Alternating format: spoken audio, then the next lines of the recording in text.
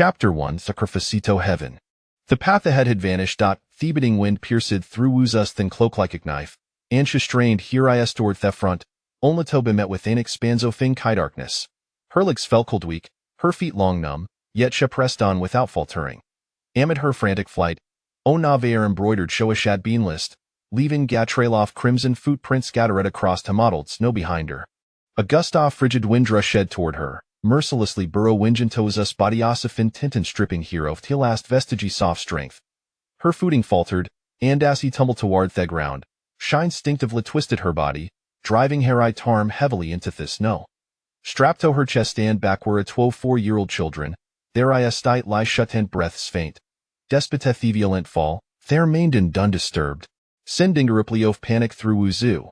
She struggled to rise, but ultimate lie grasped them in and go futter reeks hauschen she could, neither stand or run anymore. Tears streamed down her face as he gazed at the children before her, and with great fort, she lifted her head to look toward themed off the path. Ahead, at the precipicio facliff, an 8-year-old boy crouched, laboring to breathe. His legs trembled uncontrollably, and the heavy cross of 12 long sword sheaths pressed down upon him like a pair of mighty hands, seeming lie ready to push him over thiege. The boy fought with all his might to keep himself upright, feeling his shoulders sand back or numb. Thiebating wind howled, and the ground felt as if it were strewn with hard fist. Wuzu clawed her way toward the boy, inch by inch. Harai Tarm was scold, but the chill was insufficient to numb the piercing pain. She dared not call the boy Snam, for the sound of galloping hooves in the distance was drawing closer. She heard Kersisandra with the wind, along with the mina sound of unsheathing blades. Fixate on the boy's silhouette. She crawled forward with all her might, resolved to persevere even if death await her in the next moment. The boy turned back, spotting the prone Wuzu, and hurried Lai Ru shed to her side, using Gela's strength to help her up. There's a cliff ahead, he whispered as she collapsed beside her. Wuzulianet against this back, bead soft cold sweat trickling from her forehead, thesting gopher wound scoursing for other body. Gonchi, lead us wrist, she implored weakly, collapsing against a boy. Her voice trembling yet. She gazed silent lieth the vast sky above, where Periphies flicker red in her mind, watching here intent lighthouse of the old witch, her mother. Jump down, and it will down. Echo an instant voice saying here ours, chilling and insistent. Just a spreer, she had no tathermother's feet, hearing those severy words. Hirias wouldn't in horror shermother pointed toward the square furnace outside the tent. Mother! Cheslent like reed. Her mother's face glowed with brightness, her gaze piercing beneath the feathers. Standing within the billowing smoke of the sacred tent, her expression was both solemn and resolute. Flickering lights danced in the air. The Jibo couple sat silently, stroking the heads off Yingandi, their body is standing tall and unyielding. Jump down, and it will down. Her mother's voice resonate donsmer with calm finality. Wuzubo wet her head, thrice prostrating herself, weeping insolence. What is this place? You promised would survive. Gonchitternet to support Wuzu's frail shoulders. His gaze flickered to Thetwell lumbering children and thin back to Wuzu, a faint smile breaking through his steers. The sound of hooves grew over closer, and all flapped stiff wings, landing heavily up in a barren branch. In the dark of night, the cold air seemed to solidify, enveloping thwirled in a hunting stillness. Death lay in wait not for off, the old sensing its presence, its seery echoing with foreboding. Wuzurap had her arms around Gonchi's holders, her body nearly frozen, yet Shire Nedto provide Heim warm hand courage, as if to gather strength for herself. Tears swelled up, scattered bethebbeting wind across her cheeks and beneath her ears, yet she kept smiling, an unwavering smile. In the distance, a few birds sand beasts took flight, startled into a frenzied escape, their silhouettes drifting against the deep blue sky. Gonchi drew a dagger from Ishist, a fierce determination igniting his gazy shiten Wuzu slow sentence straps, standing resolutely the air coming. Header Nedto Wuzu, a bittersweet smile gracing his lips. Do not go. We must sacrificito heaven. We must wait. Don't no trust to fight. Wuzu grasped Gonchi's germin tightly, her voice low iatresolute. Shemeth's eyes, where a fierce flame began to burn, a tumult of sorrow and danger swelling within him, as if had been tempered and forged like iron. In that moment, Ash's grandparents sleep head toward the furnace. The flame cyanite in his art could never be extinguished. That tragic scene imid in jit self like a fiery swirl within him. The solemn sacrificial ceremony had lingered in Gonchi's art. Heaven and earth asked the furnace, for Gingy or borders. All things sassafrings, for ginger destiny. The prayers resounded, shaking third hand reverberating through the air. The clansmen ultinal directions, crying out in anguish, their faces marked with divine symbols, tears is streaming down in despair. His grandparents stewed before the furnace, arms raised in prayer to the heavens.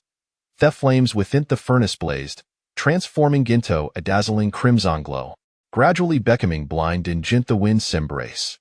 His grandfather stood unwavering, his figure radiant and majestic. He gazed at the kneeling clansmen, his arms like swords thrusting toward Thesky, casting a gentle and seek conscious grandmother, who nodded in return. Her face illuminated beneath a molten glow, a faint smile graced her lips, a share arms rose like a crescent moon.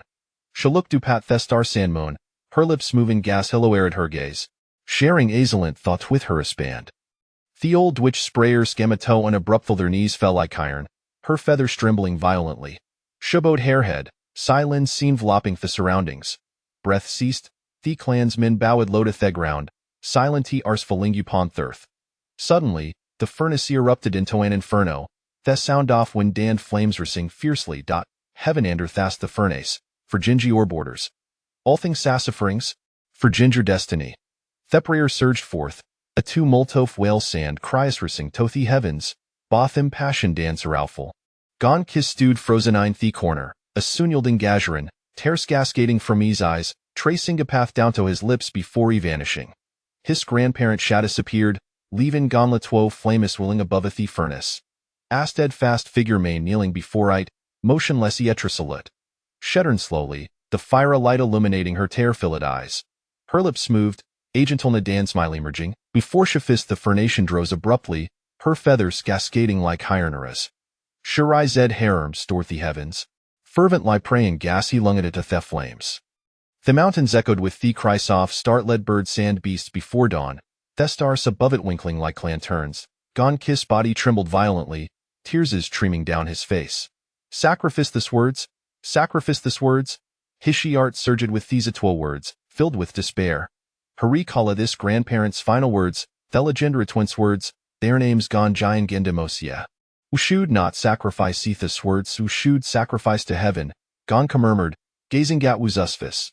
Dust, symbols, and blood-stained slayer edge upon her delicate fetchers, her cheeks like fiery coals, while Hiriesh and Ebrai tanned warm like a hot spring under the sun. Will we survive? He whispered softly.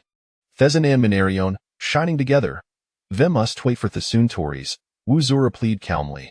Gon Kai Rizedishan stogent like Hares Wuzus disheveled hair, Afron crossing is Brabophoria soft smile broke through. He had no more eaters left. The earth seemed to murmur softly, layer soft mistrizing into the air. A faint blue light glimmer at atop the mountain, heralding the dawn. The hunters' cream shittered the tranquility, flames flickering within the shadow soft of forest, a band of fighters racing toward them. Wuzu and Gon cheeks changed an knowing smile, adjusting their garments before he embracing gas the approached the cliff. Morning mist enveloped them, swirling like an ethereal dream. The sound of hoovish chundered, de mile lights whooping past their hair, the clash of swords ringing gutinasico phony, warhorse whinny and Gon leaping, the shout soft hunter secoing in thyrarst. Gon Chai and Wuzu steaded thirsty jarring steps, resolutely moving forward, their hearts as steadfast as rock. Suddenly, a chaotic hand terrified screampier said through the fog, thwinny a softy horses fading into mournful echoes.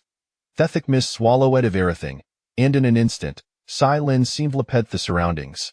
Wuzus labored breaths mingled with the dissipating fog, reaching Gon Chazursis the fierce light off dawn gradual lie illuminateth the Sezov Tetwakeldrin. Joy and tears glistened in their eyes they comprehended or the just faced, embracing tight lias they laughed and wept together. The soon climbed over the mountain top, casting the golden reg low upon the valley. Tetwakeldrin Lucadanto discover that were a standing precarious liatid Giof Teklaphonmera step would spell their dom. Gon Chai gently helped Wuzusit back away from Thebrink, swiftly loosening the straps from Yingandi, laying them flat on the ground. The little Leonis before Heimereth G. Botwins, just 4 years old, caught in themidst off this brutal hunt. Wuza was singed in sorrow, forth the little beings before your worry on Thebrink cough death. She cried out, shaking their frail bodies, hair tears cascading gonto their face and seeping into the corner soft thyrria santige soft their mouths. The frigid on of winter had frozen all, leaving Twatanis figuresel tan still. Zion fastened this garment sand pulade side the shadowy cloak, pressing a heart against thy sown. Was a sister weeping, placing against their chest to swell. Sharub Thier's malhal hands, calling out her names, yearning for them to awaken. A bright moon unquiet lying through a stern sky, silently observing the four children, appearing both where Yandam used. Thesan and Manarion, shining together. Gonza suddenly exclaimed, Hishi are tracing as say divine power certed within yim. We have arrived. We have arrived. Wuzashitet in excitement, Harayas brimming with solemn tears. Thedivine Litofta Sunan Mun Cascadi Dupont the four fragile Ekeldrin, Howariansa regarded Dasmer Klesby King Chu. Hesant pure boy sand girls, convinced that their pristine form scood forget temidius twepen synthworld. Wuzu and Gon's high warius most devout offerings high wastian lysana fis finest swordsmith, Gonjiang, while Wuzu wasti soul dautiro fiskif shaman. He disregarded Thebladan Tersoft T common folk, indulgent in his whims. And now, the Sepurekeldrin warisiate here, a thegigio for precipice, awaiting thigh offering to the heavens. Ying suddenly coughed, a kill enveloping his neck. His breathe gradually steadied. Yes appeaned, witty and hollow, two stream so fisci tears resemblings, malicicla trickling down her cheeks. Hergaze began to focus, scanning her surroundings, before Shirip Tiden to tears with Adwa. Wuzu and Gonzai wept the arse of joy, tightly embracing Yingandi, as thimmerning light cascade dupont them, warmth gradually enveloping their forms.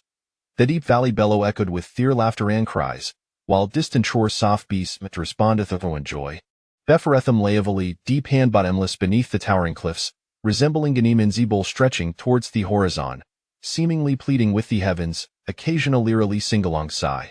The wind wailed like a mountain spirit soft murmur, and theory call soft birds pierced the air, sending chills down on a spine. The valley way Simona chromialau, with hints soft floating clouds. The Sunand moon reside in the stand west, their radiance blend in gin tune, while at Hejure sky above your main devoid of clouds, only a deep blue remained. The earth lay frozen, dotted with snow, while a tileowish grasses sand winter trees adorned the dark soil, yet the valley up here dasag gaping maw, eager to swallow everything whole. These way savily of death a leap in toy tu dreseltina shottering demise. Gonza glanced at Athel and Twizu, her small, dirty face irony and warm like feminine enthuist. He positioned Yingand yet the cliff's edge, where Thea sat quietly, towing Tai Earolds flanking Twanger children, Astilla sparrows per Chidona branch. Is this not a land of death? Gonzim braced Ying's small shoal shoulders, seemingly wanting torment wazu of something, yet a warmth through within him. Guegu, Wuj replied, Hurtenius kalmesa einless sky, ethereal land boundless. In spirit and earth, with the Sunand Munis lanterns. Pure and bright, Vuya pan sin for thiefering. The incantation rose from Wuz's lips, they golden red morning light illuminating her, radiating with brilliance Sasan overwhelming gao rajured within your brows. Yingan Jukla sped here small hands tightly together, the chilling wind owling around them, yet Tashona like fallen stars, gathering an infinite radiance. Where no taffraid, Ing declared, gripping yes small hand as hestu dreselately a the cliff's edge, asted fastest sat in a mountain peak. The sword most returned toitziath, Cyrus sit to disparate words with emphasis, not fully grasping their profound meaning, yet the stew dreselat. Four corners, four divisions, the sword most returned toitziath. Zisho ooted into Thedeps, standing tall like a mount to peak beneath thimmerning light. Behind them lay the tumultuous links of war, the deceased Canaan burning relatives. Alfred say coughed he's four children standing at the cliff's edge. Ganji, Wuzu, Ji Ing, these four children known as Spiruino stood before Guegu. The adjusted each other's garments, pressing deep kisses upon each other's foreheads, as fragiles may fly Cyatas viruses the mythical compound.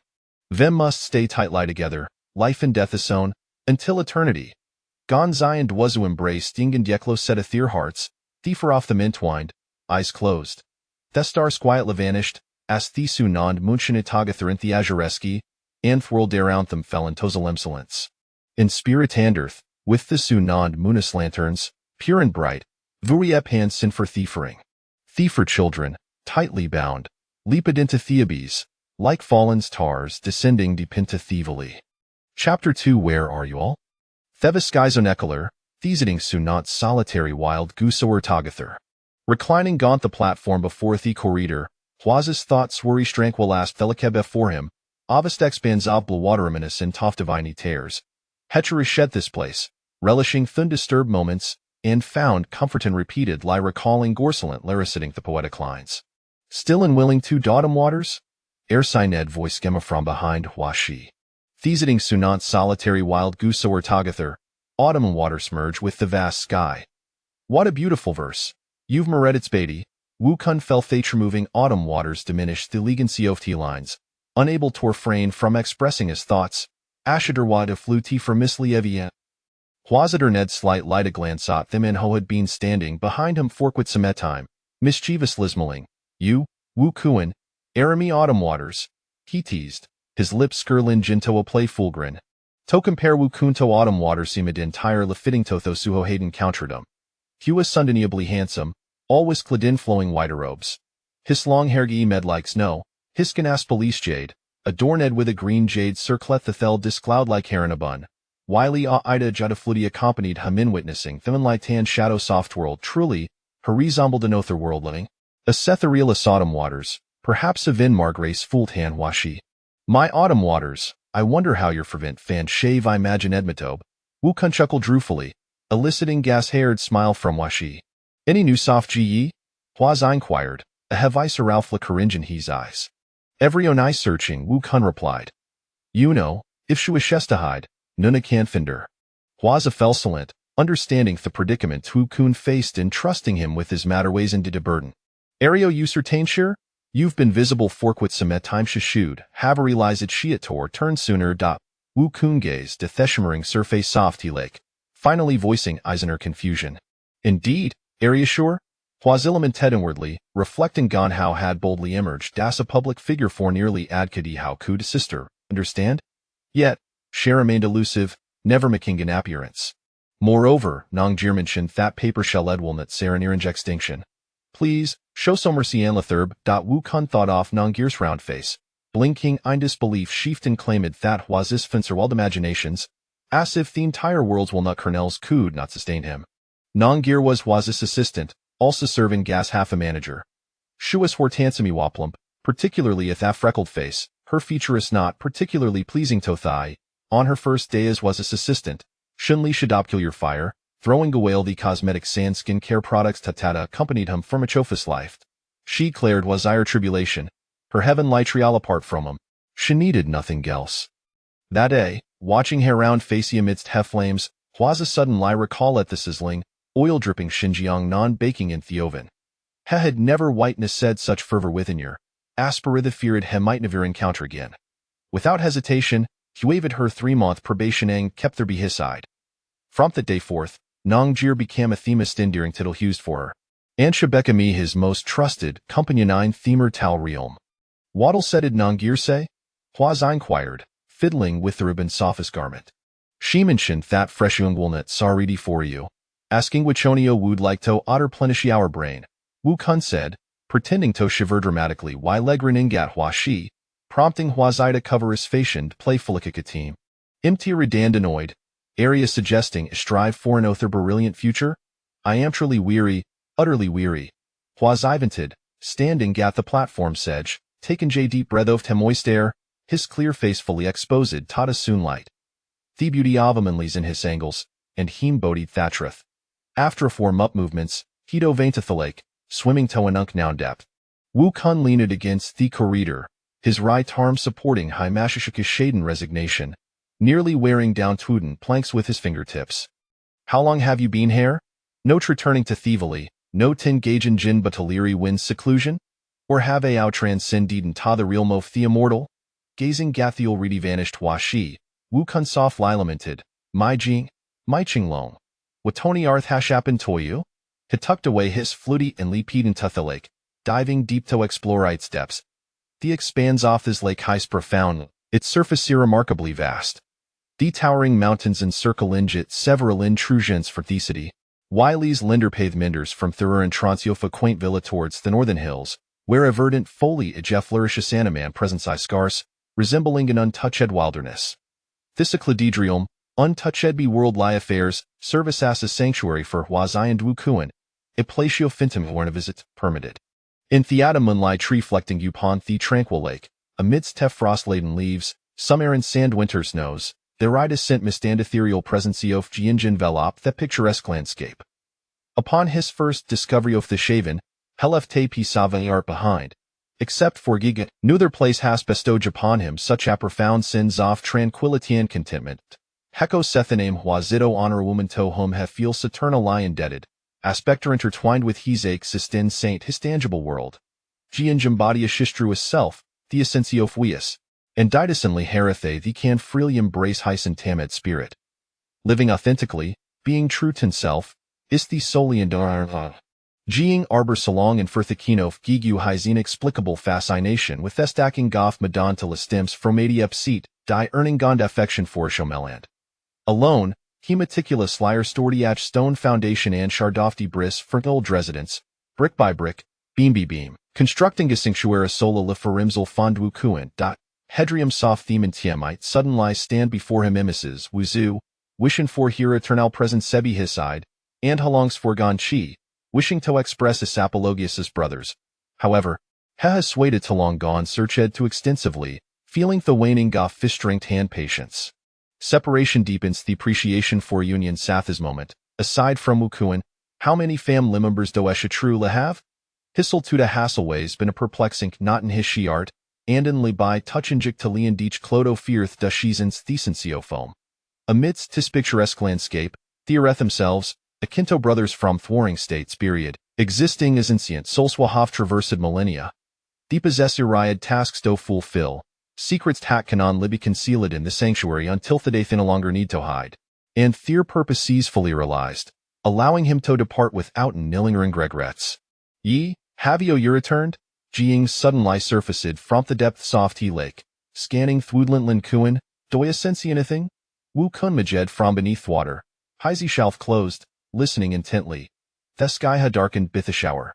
Thetris and Thecliff swayed with the wind, and Akor soft bird song filled the air.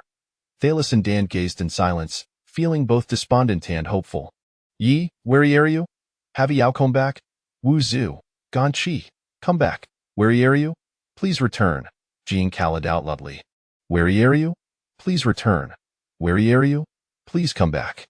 The mountains echoed with the wind's whispers, as Ying and Wu Kun stooge upon the lake surface, own lie the reverberations from the valeriaking thyrars. Chapter 3. The system task arrives upon returning home. Yibai washed the clothes that he and Lin Tian had changed out of earlier, hung them to dry, and placed them beside their pillows. After a long day of toil, it was already afternoon, and they had yet to eat lunch, while Yibai hurriedly asked Lin Tian to prepare a meal. This time, there were more dishes, so not only was there an abundance of food, but rice was also included. Unlike the previous day when Yibai, like Ruaji, failed to bring back rice, he made sure to buy some first today. After finishing their meal, Yibai assessed Lin Tian and remarked, "You are far too weak. You shall accompany me for training shortly." As soon as Lin Tian finished scraping the rice from his bowl, he heard Yibai's words and promptly agreed. All right. System task has been issued. Please check, came the notification. Why Yibai was taken aback. There are tasks in this system? He recalled his days as a mercenary, where he was inundated with endless tasks that nearly drove him to madness. The mere thought of tasks now gave him a headache. Nevertheless, he accepted it. He silently recited in his mind, check. Task 1. Assist Lin Tian in cultivating his Dao power to reach 300. Current Dao power is 14. Deadline, 2 months. Reward, training method for armament hockey from the One Piece world. Task 2. Assist Lin Tian in cultivating his Dao power to reach 1000. Current Dao power is 14. Deadline, 5 years. Reward, training method for observation hockey from the One Piece world. Task 3. Assist Lin Tian in cultivating the dual hockey. No deadline. Reward, awakening of Conqueror's hockey. This series of tasks and rewards left Yibai bewildered. He understood that he needed to guide Lin Tian in his training to achieve certain milestones. However, he was puzzled by the rewards of armament and observation hockey, as he was unfamiliar with the One Piece series and had no knowledge of what hockey entailed. Moreover, he doubted whether he would be able to teach Lin Tian effectively, even if they completed the first 2 tasks and attained hockey. Turning to Lin Tian, Yibai instructed, wash the plates and bowls. We will be leaving shortly. Understood, Lin Tian replied without any complaints and began washing the dishes. Seizing the moment while Lin Tian was occupied, Yi Bai inquired about hockey from the system. System, what is hockey? Response to the host. Hockey refers to a skill from another world that can significantly enhance one's combat power. What are the uses of these hockey? Armament hockey allows one to harden any part of their body to be as tough as steel. Observation hockey enables the user to sense nearby events, allowing them to see what lies ahead while being aware of what is behind. As for Conqueror's hockey, it is the only type among these three that cannot be acquired through training. It is said that only 1 in 10,000 possesses Conqueror's hockey. Its applications are vast. Once you obtain it, you shall comprehend its true nature. The system hastily explained the basic theories of the 3 types of hockey, indicating that these were merely their rudimentary applications, with advanced uses yet to be revealed. After approximately 20 minutes, Lin Tian completed the dishwashing, changed his clothes, and followed Yi Bai out. Suddenly, Yi Bai realized there was no suitable place for them to train in peace. Thus, he inquired, "Do you know of any underground fighting rings nearby? We should go there. That place will provide an opportunity for you to train." Lin Tian, considering Yi Bai's words and glancing at himself, replied, "Big brother, is it really feasible for me to go in this state? I am but 4 years old." Yi Bai disregarded the latter part of Lin Tian's statement. Recognizing that he indeed had high expectations for Lin Tian, he decided it was imperative to first enhance Lin Tian's foundational abilities. Dao power should reach at least 100, as the average Dao power for ordinary adults typically ranges from 20 to 40. Very well, my oversight. Are there any gyms nearby? We should head there to begin your training. Yi Bai asked Lin Tian. Lin Tian pondered for a moment before responding, "I haven't seen any. It seems there are no gyms around here." Yi Bai, upon hearing Lin Tian's words, felt the urge to curse. It was one thing that there were no eateries on this street, but how could there be no gyms either? He remembered that in his previous life, there was almost a gym on every street. Is there a deserted grove or forest nearby? Yi Bai wearily asked Lin Tian. Yes, there is. I once hid there to evade those 4 pursuers, Lin Tian added. As if recalling something, by the way, I heard a dragon's roar in that forest before. He gestured as if mimicking a dragon. Yi Bai nodded in vague understanding. All right, lead me to the forest you mentioned. We shall conduct some foundational training there. Okay. Lin Tian eagerly prepared to set off as soon as Yi Bai finished speaking. Before departing, Yi Bai reiterated his earlier inquiry. You still haven't answered me. Where is the nearest underground boxing ring? Lin Tian reflected for a moment and replied, I overheard some people say it is beneath a tavern. Having gathered this information, Yi Bai was able to piece together a rough understanding. After all, in his previous life, he had been an all-around performer within a mercenary group. With ordinary clues, he could extract the information he desired. Thus, speaking with Yi Bai was not to be taken lightly. He could deduce even the color of your underwear from a few words. After their lengthy conversation, Yi Bai and Lin Tian arrived at their destination. Upon arrival, Yi Bai wasted no time in searching for a suitable training area. Finally, he discovered an abandoned park. It appeared to have been developed at some point, but the project had ultimately been abandoned.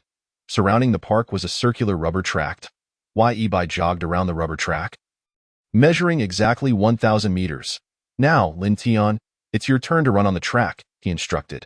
Chapter 4.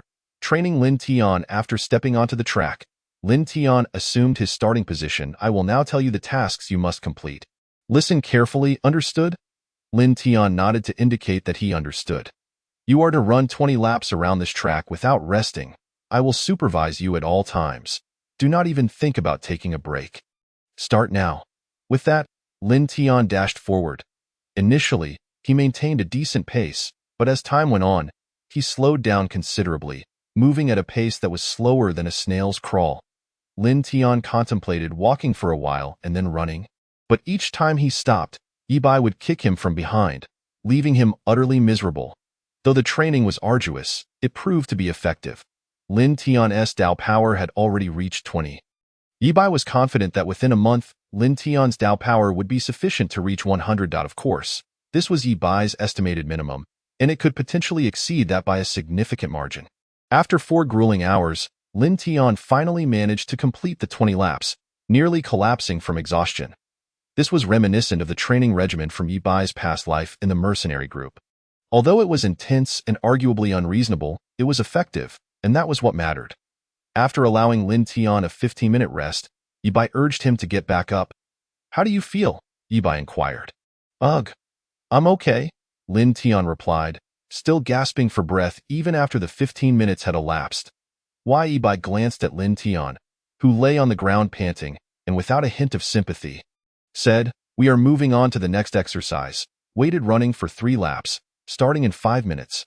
With that, Yibai tossed Lin Tian the weighted vest he had fashioned. Though it was called a weighted vest, it was essentially a crude assembly of stones wrapped in vines. "Big brother, I haven't fully recovered yet. Can I have a bit more time to rest? Please?" "No," Yibai replied without hesitation. Lin Tian, feeling desperate, exclaimed, "Big brother, I truly can't go on. Just let me rest a little longer, just a moment." He clung to Yibai's leg, pleading. Annoyed by Lin Tian's persistence, Yibai finally relented. Fine. How long do you wish to rest?" Lin Tian pondered and said, 5 hours, 5 minutes. Agreed that I will start the timer now. Yibai seemingly ignored Lin Tian's request. "Hey, big brother, I said 5 hours. I know, but I only want to give you 5 minutes. Upon hearing Yibai's words, Lin Tian sat on the ground, puffed up in indignation, glaring at Yibai while he rested. Yibai, noticing Lin Tian's irritation, remarked, "Come on, you're practically an adult. Stop acting like a child." Lin Tian, hearing Yibai's words, began to question his own hearing. "I'm only 4 years old," Yibai, recalling Lin Tian's statement, acknowledged that it was indeed true. "Oh, what if you're 4? When I was 4, I was much stronger than you." Lin Tian, refusing to back down, retorted, "How old are you? When I reach your age, I'll definitely be stronger than you." Yibai pondered for a moment before responding. "I am only 7. Are you certain you can surpass me at that age? Is this really 7? Lin Tian silently exclaimed in disbelief. After a moment of contemplation, Lin Tian prepared to voice his thoughts. Gathering his courage, he said, "Could you make it a little longer? 5 minutes is too short. 3 minutes have already passed since we started talking." Yibai, unwavering, dismissed Lin Tian's request. "Stop dawdling. Hurry up and put it on. We restarting now." Just as Lin Tian was about to retort, he was intimidated into silence by a glance from Yibai, and meekly responded, "All right, I'll go now." With Yibai's assistance, Lin Tian donned the cumbersome weighted clothing. The weight of the outfit rendered him nearly immobile, yet Yibai still urged him to run. With every step, Lin Tian gasped for breath, and before he could complete the 2 laps, he succumbed to the oppressive weight. Desperate to alleviate his burden, he looked helplessly towards Yibai, only to find the space where Yibai had stood was now devoid of his presence. Lin Tian stared incredulously at the spot where Yibai had vanished. Swallowing hard, gritting his teeth, he began to run under the weight. With each step, he felt an overwhelming pressure bearing down upon him.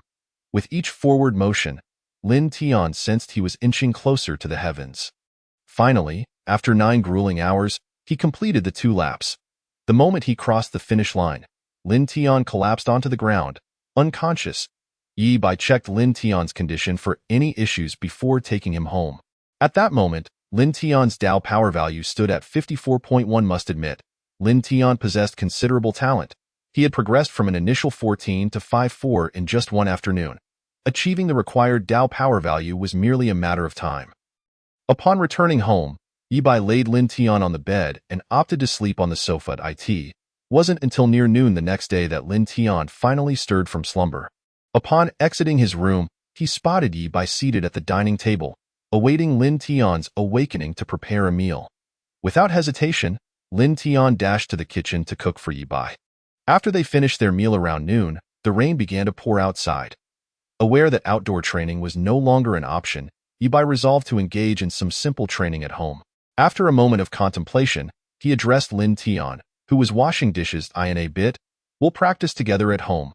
Lin Tian responded with a subdued "oh," leaving the conversation at that. Yibai then rearranged the room's layout, striving to create a more spacious environment. Once Lin Tian finished washing the dishes, Yibai had completed his modifications. After changing into appropriate attire, Lin Tian stood opposite Yibai, ready for their practice. Yibai gestured for Lin Tian to initiate the attack. After a brief test, Lin Tian threw a punch aimed at Yi Bai's face. Yi Bai deftly sidestepped to the right, evading the strike. Your punch lacks speed and decisiveness. Continue. After saying this, Yi Bai countered with a light jab. Lin Tian, unable to dodge in time, received a soft blow to his abdomen. Be mindful of your evasions. An opponent won't be as stationary as a wooden post. Wincing from the pain, Lin Tian stood up and launched another punch, this time significantly stronger than the previous, yet still insufficient. Yi Bai evaded Lin Tian's attack once more and returned a punch. Although Lin Tian failed to dodge this time, he was only grazed. Had he been a tad quicker, he could have avoided it altogether. They exchanged blows in this manner for an entire afternoon. By 3 o'clock, Lin Tian lay on the sofa, bruised and battered, nursing his wounds. Suddenly, he had a thought and said, "Big brother, I still don't know your name. Could you tell me?" He shifted from lying on the sofa to resting on his stomach. Yi Bai pondered whether to give Lin Tian a pseudonym, but ultimately decided to share his true name. Yi Bai. Lin Tian nodded, indicating he had committed it to memory. Yi Bai glanced out the window, noting the rain's intensity had only increased, showing no signs of letting up. After a moment of reflection, he said to Lin Tian, "I'm hungry again. Prepare me a meal."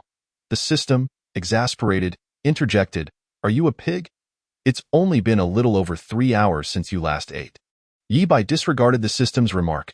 Lin Tian responded with an "oh" before rising to prepare food for Yi Bai.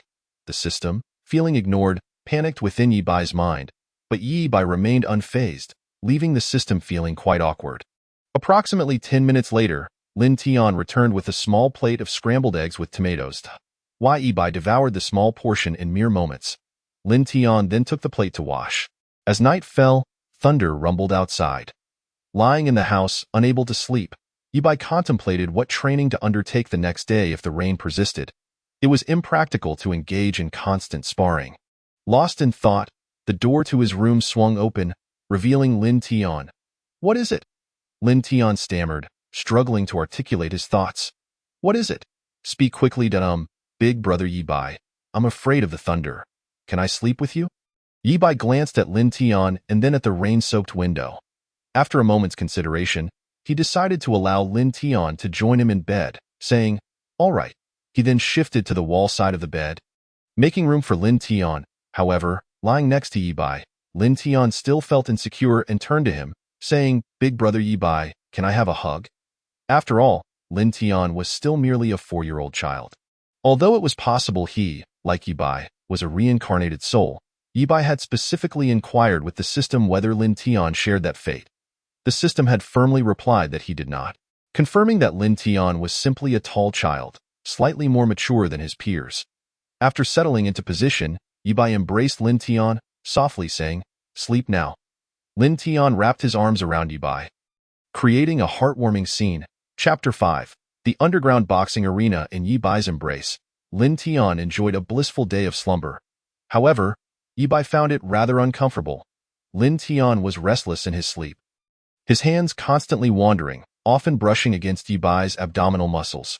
Each time, Yi Bai gently removed Lin Tian's hand, careful not to wake him. Yi Bai himself was perplexed by his patience with Lin Tian.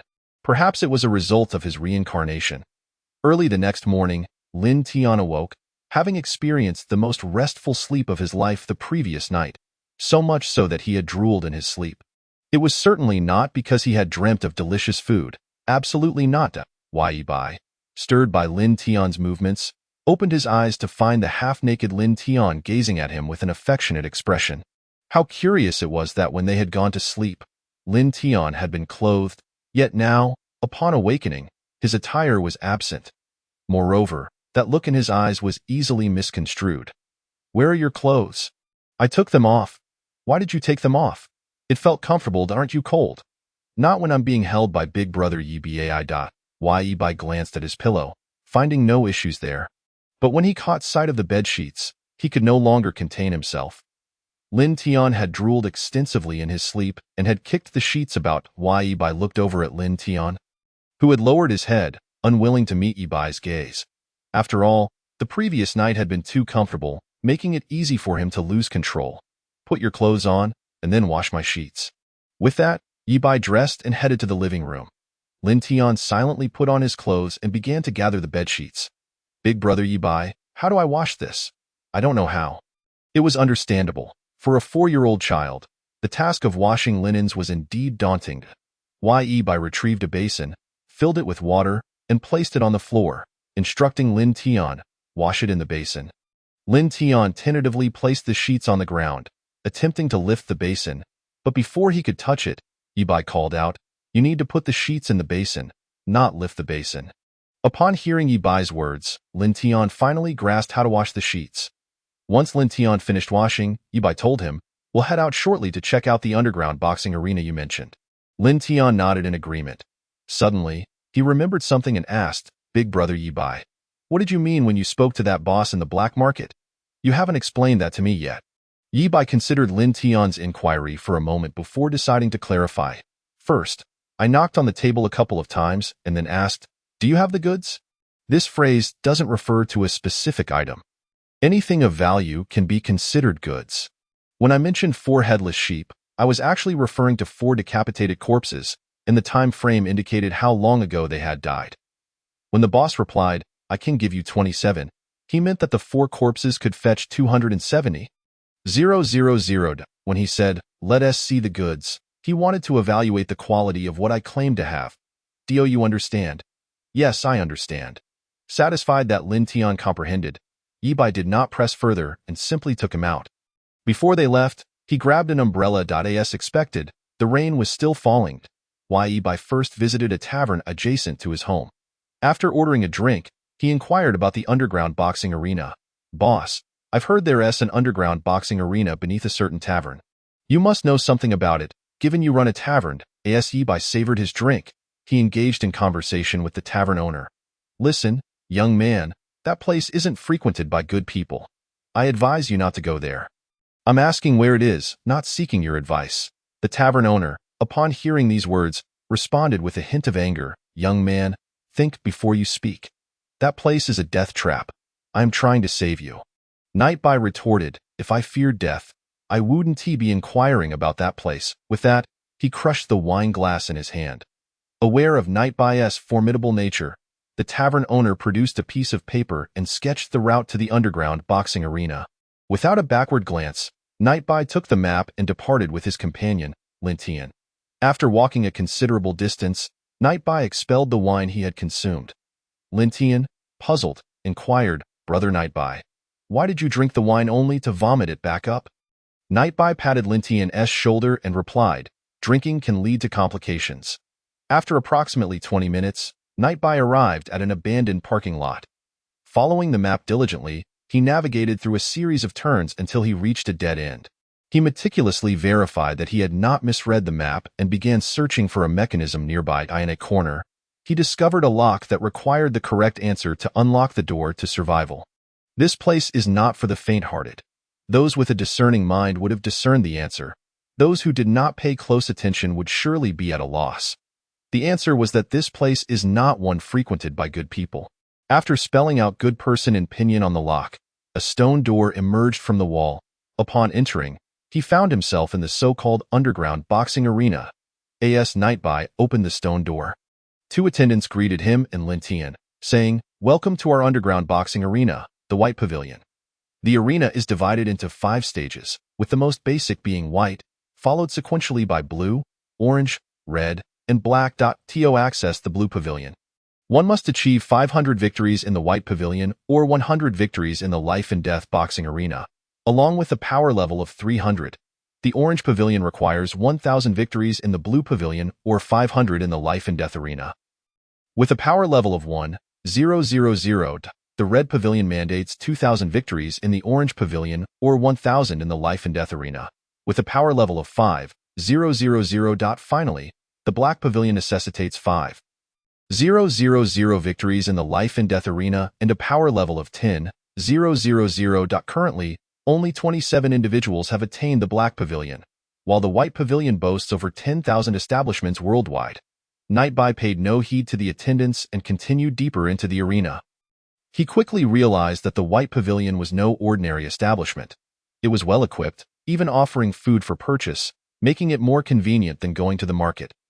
Lin Tian, eyeing the food stall with longing, tugged at Nightbai's sleeve and pointed, saying, "Brother Nightbai, can we buy something to eat? I haven't had breakfast and I'm famished." Lin Tian gazed at Nightbai with eager eyes, his stomach growling. Feeling a bit hungry himself, Nightbai replied, "All right, but we must first ensure that the food here is safe. There could be drugs mixed in, so we must be cautious." Lin Tian, though unaware of what drugs were, could tell from the name that they were likely not good. Entering the restaurant, Nightbai ordered 2 lunch boxes for himself and Lin Tian. After sniffing the contents of his box and inspecting a grain of rice for anything amiss, he confirmed that both their meals were safe, allowing Lin Tian to eat. After satisfying their hunger, the two wandered around until they found the registration desk. Nightbai noticed a board beside the registration area displaying the rules of the boxing arena. Rules of the Life and Death Boxing Arena. Rule 1. Entry requires a power level assessment with a minimum of 60 to participate. Rule 2. Victory is only attained through the death of one participant. Rule 3. Weapons are strictly prohibited. Rule 4. Once entered, withdrawal is not an option. The rules of the Life and Death Boxing Arena were straightforward, yet simplicity often belied difficulty. The second rule, which mandated the death of an opponent for victory, deterred many, for it meant that one could very well face their own demise. Nightbai turned to Lin Tian and asked, "Do you understand? Do you wish to participate?" "Me? I don't want to," Lin Tian replied. "I may not meet the power level requirement." After checking Lin Tian's power level, which stood at 89, Nightbai was impressed by how much Lin Tian had improved in just a few days of training, indicating his remarkable talent. "Your power level is certainly sufficient. I am merely asking if you wish to join." After a moment's contemplation, Lin Tian resolved to participate, determined not to bring shame to his brother, Nightbai. "Brother Nightbai, I will join." Upon hearing Lin Tian's declaration, Nightbai approached the registration attendant and stated, "He wishes to enter the Life and Death Boxing Arena. Please register him." Pointing at Lin Tian, he continued. Nightbai chose not to participate himself, as the number of contestants in the Life and Death Arena was limited. If he were to be matched against Lin Tian, it could lead to complications, so he opted for the regular boxing arena instead, where fatalities were not a given. The attendant, glancing at Lin Tian, said, "Follow me, young man. We'll first assess your power level." With that, she took Lin Tian's hand and led him to the testing area, with Nightbai following closely behind.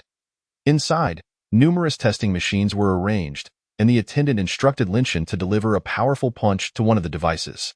Lin Tian struck the machine, registering a power level of 81. The attendant was taken aback. She had not expected such a high reading from someone so young. 2 individuals clad in black approached and asked, "What codename would you like, young man?" This scene resembled a neighborly older sister inquiring about a child's name. After pondering, Lin Tian chose a codename related to his name, saying, "Qilin." Seeing Lin Tian's impressive power level piqued Nightbai's curiosity, prompting him to ask, "May I take a test as well?" "Certainly, anyone can test." The attendant gestured invitingly as Nightbai prepared to test. Lin Tian transformed into a tiny cheerleader, urging him on. "Go, brother." The attendant was momentarily stunned. She had assumed Nightbai was merely a friend of Lin Tian's, but learning he was actually his older brother changed her perception entirely. She began to speculate about Nightbai's potential results. 100, 130. Surely not. Nightbai delivered a punch, registering an astonishing 16,347 in power level, and that was him holding back 16,000? The attendant exclaimed, unable to contain her astonishment.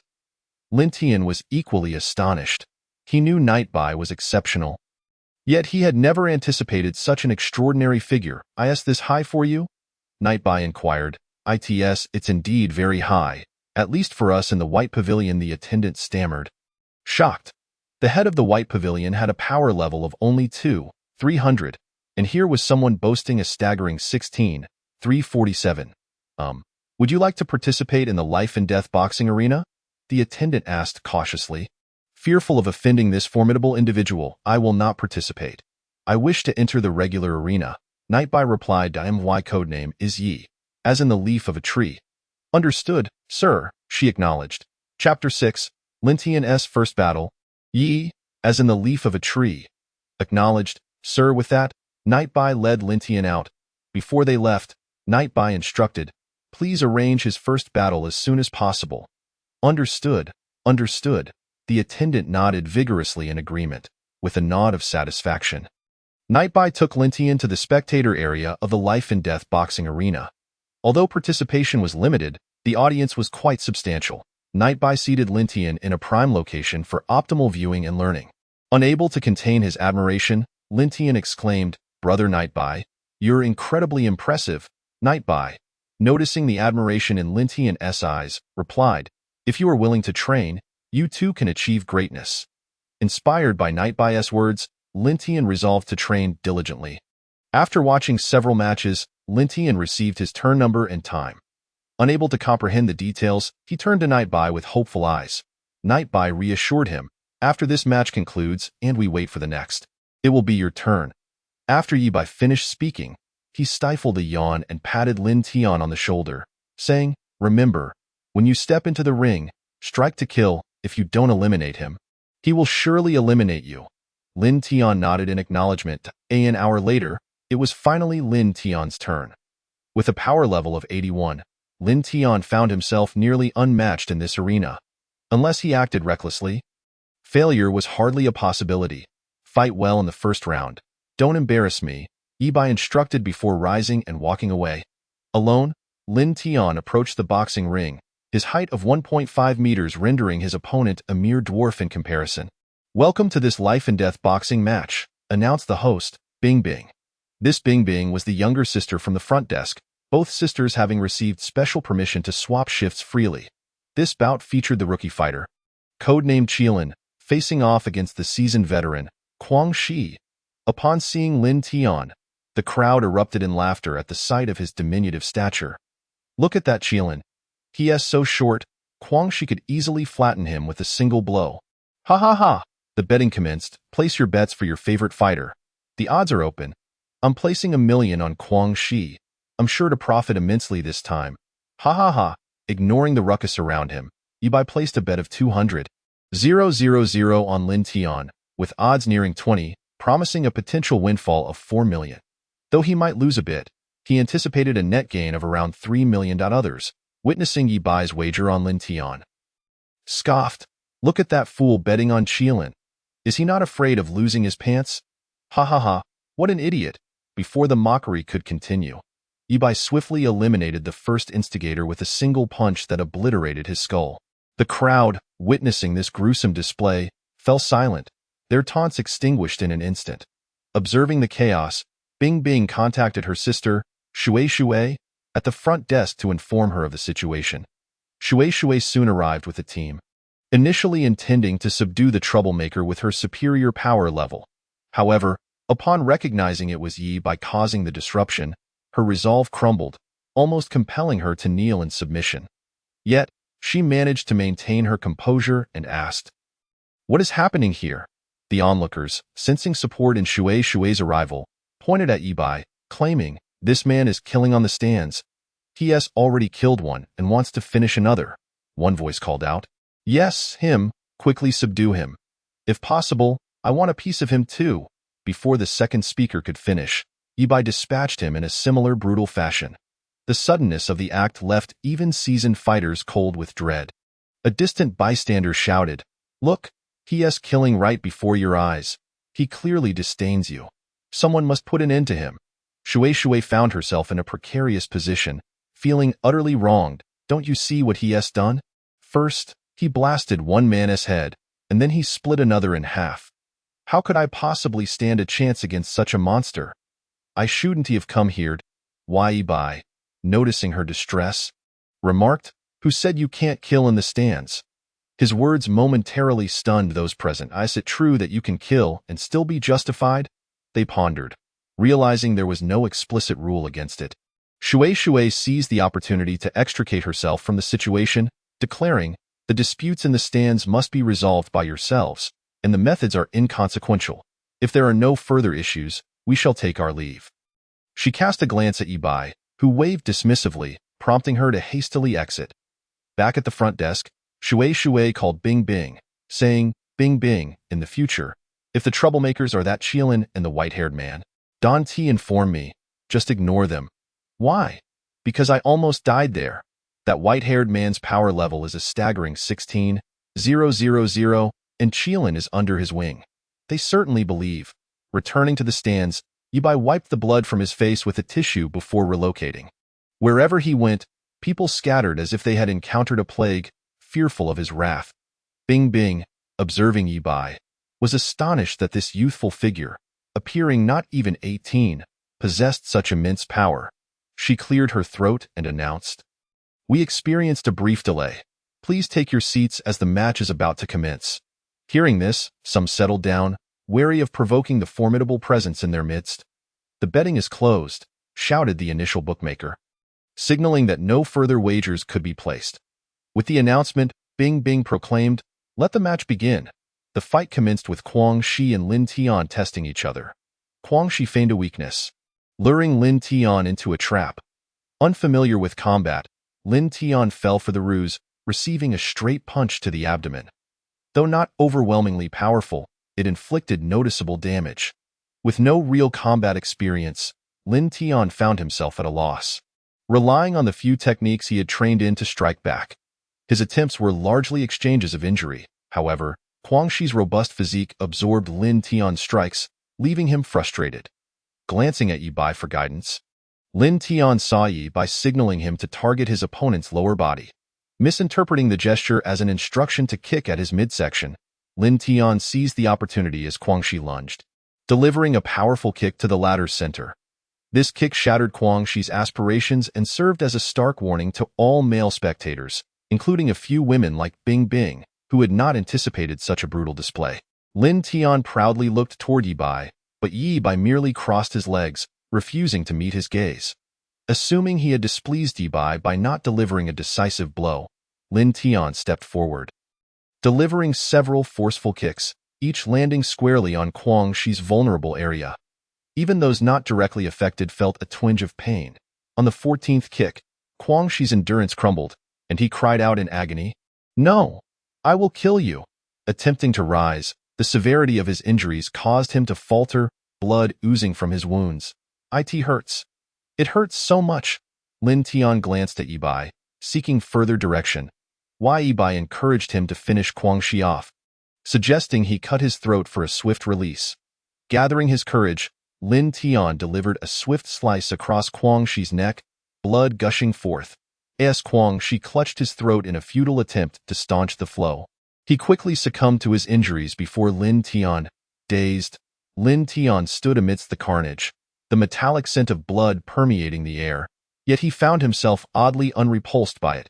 He understood he had taken a life, but he felt no remorse. The warm blood cascading down his face signaled the irrevocable path he had chosen. He realized there was no turning back, but had he ever truly had an escape route? Chapter 7. A windfall. Lin Tian gazed silently at the corpse before him, choosing to leave without a word. Upon entering the rest area, he encountered Yibai, who gestured for him to take a seat beside him. "Are you afraid?" Yibai inquired. "Not afraid," Lin Tian replied. "Why not?" "I don't know. Everyone fears killing. Dou, of course. But you displayed no emotion while killing. The more you kill, the less fear you feel. Yibai's words plunged Lin Tian into contemplation. The more you kill, the less fear you feel. 84 years old, Lin Tian had killed for the first time and had been terrified. Yet Yibai, at just 7, had already shed his fear of murder. How many lives had he taken to reach such a state? "Big brother Yibai, how many people have you killed?" Lin Tian asked. "I don't remember," came the reply. "I don't remember." The phrase echoed in Lin Tian's mind as he pondered. Just then, he felt a hand on his shoulder and turned to see Yibai. "Since you aren't afraid, stop overthinking it. This world operates on the principle of survival of the fittest. If you don't kill, you will be killed. Now, let us go collect our winnings." Having finished speaking, Yibai took Lin Tian to the location for cashing out after placing bets. The place was already teeming with people. A large crowd was wailing, desperately wanting to reclaim their money, while only a small number had placed bets with Lin Tian. They had merely wagered a few coins, and even if they won, it would yield no profit. Upon noticing Yibai and Lin Tian approaching, someone shouted loudly, "The explosive egg maniac and the murderous fiend have arrived. Everyone flee." At his words, the crowd scattered in panic, as if they had encountered something truly terrifying. Upon reaching the front desk, Yi-Bai addressed the cashier, codename Yi. "I am here to withdraw." The cashier glanced at the betting records and confirmed that there was indeed a bet placed by someone named Yi for 200,000, which had garnered a profit of 4 million. Not daring to hesitate, he promptly deducted the necessary amount and handed Yi-Bai a card containing 3,401,000. The cashier informed Yi-Bai that the card required reactivation and a password change. Consequently, he led Yi-Bai to the activation area. After inserting the card into the machine and entering the new password, Yi-Bai departed with Lin Tian. "Here, take this card. When I play, bet on my loss." "Huh? Why?" Lin Tian asked, perplexed. "I will intentionally lose this match. Many will witness my previous acts, and most will bet on my victory, resulting in a high payout. Remember to change your clothes and wear a mask." Lin Tian diligently committed Yi-Bai's words to memory. "By the way, the password for this card is..." "Remember it. I've got it," Lin Tian replied. After saying this, Yi-Bai handed the card to Lin Tian and led him to a clothing store. Remarkably, this establishment even sold clothes. Coincidentally, they encountered the sisters Bing Bing and Shui Shui. The two of them always came here to shop for outfits after every match. Upon seeing Yi-Bai, they were taken aback. Why is he here? Does he even care if his clothes are stained with blood? Yi-Bai recognized them. One was a commentator, and the other worked at the front desk. He was puzzled as to why they were here, wondering if they were not busy. Ignoring them, he proceeded to select suitable clothing and masks for himself and Lin Tian. Instead of hastily changing, they inquired of Bing Bing and Shui Shui, "Is there a place to take a shower?" Just as they intended to slip away unnoticed, they were caught by Yi-Bai. The two had barely taken a step when Yi-Bai apprehended them, leaving them in an awkward position, unsure whether to retreat or advance. "Am I frightening?" Yi-Bai asked, his expression dark. "No. No, sir, you are the gentlest of all." "Not scary at all," Shui Shui quickly replied. Yi-Bai then shifted his gaze to Bing Bing, who felt a shiver run down her spine under his scrutiny. Stammering, she said, "No, I was just exercising, stretching a bit. I had no intention of running away." Yi-Bai continued to press. "Is there a place to take a shower? Show me." "Yes, yes, yes. Please follow us," Bing Bing and Shui Shui exclaimed in unison, gesturing for him to follow. As they led the way, they introduced the facilities, stopping after a while to say, "Sir, this is the washing area for those victorious in the life and death boxing arena. You may enter to clean up as well." They gestured once more for him to proceed. Yi-Bai, disregarding them, instructed, "Wait here. Later, take me to the regular boxing arena." Without looking back, he entered with Lin Tian. Once inside, Yi-Bai and Lin Tian placed their clothes in the washing area before entering the VIP room. After all, communal washing rooms could attract those who might rob you when you were weak after a match. Yi-Bai had no desire to spill blood in the bathroom, as it would sully the water. Nor did he wish for others to witness his vulnerabilities. He seated Lin Tian beside him and squeezed some shampoo onto Lin Tian's head, washing his hair. Lin Tian, however, mischievously snatched a small glob of foam and, when Yi-Bai wasn't looking, smeared it on Yi-Bai's face. Yi-Bai retaliated, transferring the foam from Lin Tian's head to his face. The two enjoyed their playful antics inside, while outside, the sisters waited with growing frustration. An hour later, Bing Bing exclaimed, "Sister, why are those two still not out? This is such a hassle. Are they in there?" As she spoke, she gestured with her hands. Coincidentally, just as Yi-Bai and Lin Tian emerged, they overheard her words. "Sister, speak up. Why are you silent now? Gone mute?" Bing Bing waved her hand in front of Shui Shui's face, who, pale-faced, pointed behind them. Bing Bing appeared to realize something and turned to look. Her eyes widening. What I just said wasn't directed at you. Do you believe me?" Yi-Bai ignored her and directed his attention to Shui Shui. "Let us go." With that, he instructed Shui Shui and Bing Bing to walk ahead. As they traversed toward the registration area for the regular boxing arena, Bing Bing frequently glanced back at Yi-Bai's expression. Upon reaching the registration desk, Yi-Bai turned to Shui Shui, who promptly recognized the urgency and swiftly arranged a match for him. By the time they arrived at the venue, the audience was already seated and discussing the upcoming match. The Life and Death boxing arena just had a match. and now they're organizing a regular boxing match so quickly. Previously, we waited 7 or 8 hours, and now it's only been a little over an hour. Enough talk, it's about to start. Let South prepare to place our bets. I lost $1 million in the life and death arena, but I'm ready to make my fortune in the regular one. After organizing the match, Shui and Bing Bing sighed in relief. Bing Bing, you should speak less in the future. Trouble often arises from loose lips. Speaking of which, why did the boss choose you as a commentator? I fear you might say something to anger that guy during his match. Don't worry, just give me the details about that guy. ILL prepare and head over to commentate. After walking some distance, Yibai and Lin Tian parted ways. Before separating, Yibai advised, the card is registered under my name. When placing bets, use my name. And wait for a moment when no one is around. If anyone inquires while betting, promise them a share of the winnings. Understood? Understood, Lin Tian affirmed, making an okay gesture. Content, Yibai proceeded to the waiting area for the match. When he stepped onto the stage, the crowd erupted in excitement upon seeing him. He's here. Everyone bet on him to win. It's guaranteed profit. What? You don't know what he did? Let me tell you. He killed 2 people directly in the spectators' area of the life and death boxing arena. That female cashier didn't dare utter a word. With that in mind, betting on him to win is a sure thing. As the betting opened, Lin Tian did not rush to place his bet. Instead, he waited until just before the cutoff and placing a bet. Lin Tian handed the card over. This card is registered under Yi. But you are not Yi. He asked me to place the bet for him. Will he win? He'll lose. At this, the man exchanged a knowing smile with Lin Tian. What if I share this information with him? Rest assured, you won. How about a 30% cut? Better than what you'd make as a bookmaker here. Upon hearing Lin Tian's offer, the bookmaker chuckled. Place the card here, then put on gloves to enter the password. The bookmaker then presented Lin Tian with the card machine, having wiped it down beforehand. The odds for this match were an astonishing 40-fold, meaning that a stake of 341,000 could yield a staggering 136,400,000, resulting in over 100 million in hand. Once the betting closed, Lin Tian settled into a seat further back, eager to observe his brother Yibai in action. As Yibai's opponent recognized him, fear washed over him and he contemplated fleeing. However, Yibai communicated the truth to him through telepathy, promising 20,000 upon completion of the task. With that reassurance, the man felt relieved. After all, facing an actor in a one-on-one match. If he couldn't manage to win, he could always start over. Betting is closed. Upon hearing this, Bing Bing immediately began her introduction. On the left, we have the contestant codename Yi, and on the right, the contestant codename White Wolf. The match begins now.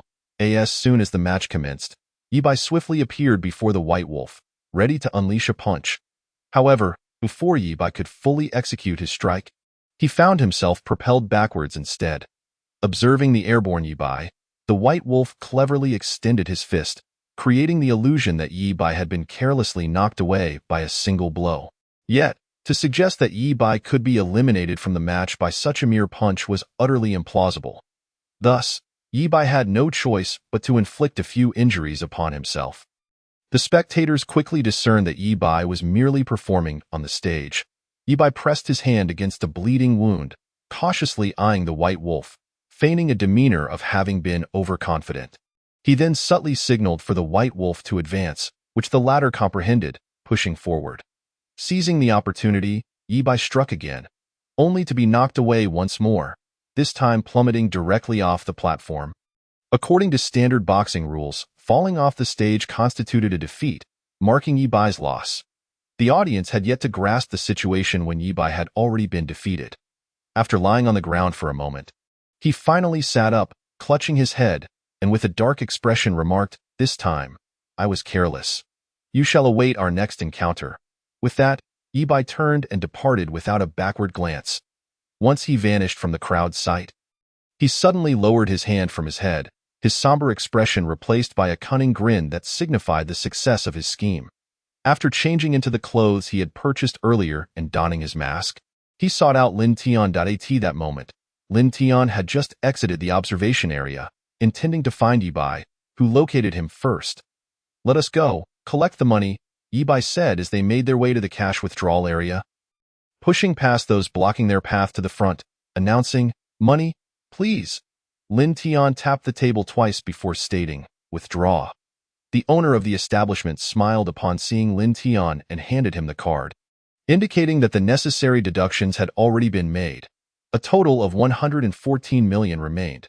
As for the 200,000 promised to the White Wolf, Yi Bai had no intention of honoring that agreement. He wished for this secret to sink into oblivion. As for confidentiality, only the dead could keep secrets, and thus the White Wolf was dispensable. That moment, the White Wolf had been waiting for a considerable time in their agreed-upon secluded location. It was a highly discreet spot, for their meeting could not afford to be witnessed. Yi Bai had chosen a particularly obscure venue for their rendezvous. After some time, he finally arrived at the designated location. The White Wolf, upon seeing Yi Bai approach, was about to speak when Yi Bai abruptly shot him in the head. After dispatching him, Yi Bai concealed the body and subsequently left with Lin Tian. Returning home, by the time they arrived home, night had already fallen. Yi Bai instructed Lin Tian to prepare dinner, and after they finished eating, he retired to bed. There was no thunder that night, and only a light drizzle fell outside. Thus, Lin Tian would not insist on sleeping together again. However, to Yi Bai's surprise, Lin Tian approached him once more. Since it's not raining today, why do you still want to sleep with me? Yi Bai asked, slightly exasperated. What if it thunders again in the middle of the night? Lin Tian replied, pouting as he lay on Yi Bai's legs, gazing up at him with wide eyes. Reluctantly, Yi Bai allowed Lin Tian to maintain the arrangement from the previous night. This time, Lin Tian removed his clothes directly, unlike the night before, when he had waited until the late hours to do so stealthily.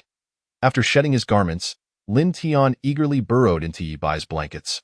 Awaiting his company, Yi Bai, with no other option, joined him beneath the covers. I want a hug, Lin Tian said, prompting Yi Bai to embrace him. However, Lin Tian's hands instinctively wandered to Yi Bai's abdominal muscles. Just as Yi Bai intended to remove Lin Tian's hand, the latter exclaimed, Big brother Yi Bai, your abs feel amazing. Can I touch them? Touch your own, Yi Bai retorted. I don't have any. I only have one. I want to touch 8. Yi Bai remained silent, tacitly consenting to Lin Tian's request. Chapter 8. The Emergence of the White Dragon. That night, Lin Tian's antics began to wear on Yi Bai's patience. Initially, Yi Bai could tolerate it, but as time passed, he found it increasingly unbearable. Lin Tian, in an unexpected turn, attempted to kiss Yi Bai. Had Yi Bai not been awake, he might have been caught off guard. Realizing he had been discovered, Lin Tian awkwardly stammered, Hey, big brother Yi Bai, you're still awake with you here. How could I possibly sleep? Yi Bai retorted, suddenly flipping over and pinning Lin Tian beneath him. Before Lin Tian could comprehend the situation, Yi Bai declared, Since you desire this, I shall oblige. With that, Yi Bai planted a kiss on Lin Tian's lips. System. Everything is a facade. The true circumstances are as follows. Hey, big brother Yi Bai, you're still awake. Yi Bai remained silent, tossing aside not only his clothes but also the blanket. Suddenly, he recalled that Lin Tian appeared not to have a blanket, and it was his own that had been discarded. However, having thrown it away, there was no retrieving it. Consequently, Yi Bai resigned himself to sleep without it. Lin Tian, ejected from the covers, refrained from attempting a second assault. When the following day approached noon, Lin Tian finally stirred from slumber. While Yi Bai had already positioned himself at Lin Tian's bedside, watching him as soon as Lin Tian opened his eyes, he locked gazes with Yi Bai. Lin Tian, with a mischievous grin, blew a kiss at Yi Bai from a distance. Wooden horse, Yi Bai exclaimed, delivering a sharp slap to Lin Tian's face. With a significant handprint now adorning his cheek, Lin Tian prepared a meal for Yi Bai, who had imposed a ban on him from partaking in lunch. Thus, Lin Tian could only watch, unable to eat, akin to someone who could only gaze without indulging. His stomach grumbled hungrily, while Yi Bai consumed a feast meant for two, having waited for Lin Tian to finish cooking before mentioning it. Sitting in a chair, Lin Tian gazed at the meal he had prepared, feeling disheartened, as he was unable to partake due to his earlier insolence. Yi Bai could excuse Lin Tian's foolishness from the previous night, but he could not tolerate the latter's audacity to annoy him upon waking. Today, you shall dispose of the corpse from last night, return to shower and change, and this afternoon, we will train together. Aren't we going to the underground boxing arena from yesterday? Lin Tian inquired, puzzled. Not yet. Your abilities are still too lacking. While you could easily handle those opponents, facing a stronger adversary would prove too much. Thus, you must focus on training first. Nodding in understanding, Lin Tian accepted Yi Bai's words. After 30 minutes, once Yi Bai had finished his meal, he led Lin Tian to a dimly lit corner not far from the black market. After ensuring their surroundings were secure, Yi Bai retrieved the corpse. He then produced a bag and placed the body within. Subsequently, he instructed Lin Tian to carry the bag to the previous night's boss for a transaction. Yi Bai thoughtfully provided Lin Tian with a mask, for he would not accompany him this time, leaving Lin Tian without anyone to cover his nose. You may wonder why Yi Bai is not going. I assure you, it is solely to train Lin Tian. Laziness is not the reason. After briefing Lin Tian, Yi Bai sent him into the black market. Lin Tian embarked on his journey, while Yi Bai watched like a mother seeing her child off to school. Entering the black market, Lin Tian relied on his previous memories to locate the former boss. The boss, engrossed in his phone while seated, was called over by Lin Tian. Boss, I have a headless sheep from last night. Upon recognizing Lin Tian as the boy who had previously accompanied Yi Bai, the boss remarked, Why didn't your elder brother come this time? You're just a little one. Let me see the goods. Lin Tian disregarded the boss's words and directly set the bag down. Opening it, he revealed the neatly folded body bag, which contained a well-preserved corpse. The boss examined it, stating, This fellow appears extraordinary. He must be a skilled fighter. I can offer you 11 for him. What do you think of that price, little one? Lin Tian was uncertain whether this price was high or low. He only knew that last time, for individuals fetched 27, and now a single one was being offered for 11, which seemed exorbitant. Yet, not wishing to be outdone, he replied, That's sufficient. Please give me the money. With that, Lin Tian extended his hand, ready to receive the payment. The boss retrieved the money, but Lin Tian realized he was unable to hold it all, prompting him to request, Put it in the bag. After the boss complied, Lin Tian prepared to leave, but just as he was about to exit, the boss called out, Aren't you taking the body bag? Do I need to bring the body bag back? Of course, I want the corpse, but I have no use for the bag. The boss then pointed to the now empty body bag. In his haste to return and report his task, Lin Tian stuffed the body bag into his backpack without even zipping it shut. Upon returning to the agreed-upon meeting place with Yi Bai, Lin Tian handed over the bag for inspection. As Yi Bai opened it, he discovered the unzipped body bag, and indeed, a small amount of blood had already soaked into the money. Yi Bai pulled out 3 bundles of cash. Waving them in front of Lin Tian, still dripping with blood. Lin Tian appeared somewhat embarrassed at the sight of the blood-stained money. After all, in his eagerness to return and submit his task, he had overlooked the unzipped body bag. Didn't notice? I'm sorry, Lin Tian said, lowering his head like a child caught in wrongdoing. No problem. Just be more attentive next time. After speaking, Yi Bai threw all the money he wouldn't need into the trash bin. Watching the wads of cash discarded, Lin Tian felt an indescribable ache in his heart. Ultimately, the only money left was 30,000. Let us head back, Yi Bai said, taking Lin Tian home with him, along with the body bag. System, what is Lin Tian's current Dao power level? Yi Bai silently inquired. Lin Tian's current Dao power level is 97, significantly inferior to the host's, so there is no need to worry about being surpassed and defeated. Ending up as the bandit's wife. Yi Bai anticipated that the system would surely tease him about yesterday's events and this morning's occurrences, so he was not surprised in the slightest. Meanwhile, Yi Bai had already devised a rigorous training regimen for Lin Tian in his mind. Unbeknownst to Lin Tian, who innocently followed behind Yi Bai, the afternoon's training would put him through a grueling experience. Upon returning home, Yi Bai instructed Lin Tian to undress for a bath, but Lin Tian replied, Brother Yi Bai, I don't know how to bathe. Please help me. He tugged at Yi Bai's clothing and gazed into his eyes. Yi Bai recalled the previous instances when he had bathed Lin Tian, acknowledging that Lin Tian indeed did not know how to bathe himself, and thus said, This will be the last time. After this, you'll do it yourself. Upon hearing Yi Bai's words, Lin Tian nodded eagerly, exclaiming, Brother Yi Bai is so kind. With that, Lin Tian led Yi Bai into the bathroom. Yi Bai sat on the edge of the bathtub, washing Lin Tian's body. Pay attention, don't look down.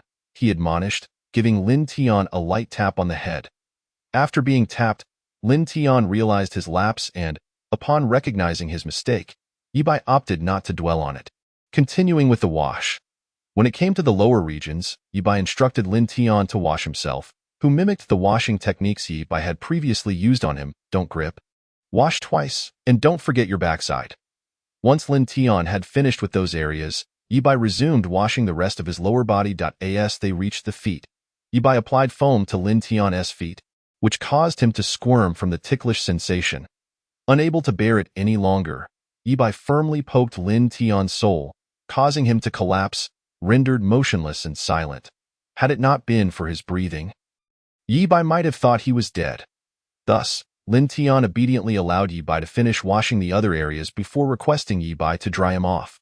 Once fully dried, Yi Bai presented Lin Tian with a new set of clothing to wear, while he donned his previous attire. After Lin Tian had changed, Yi Bai took him back outside.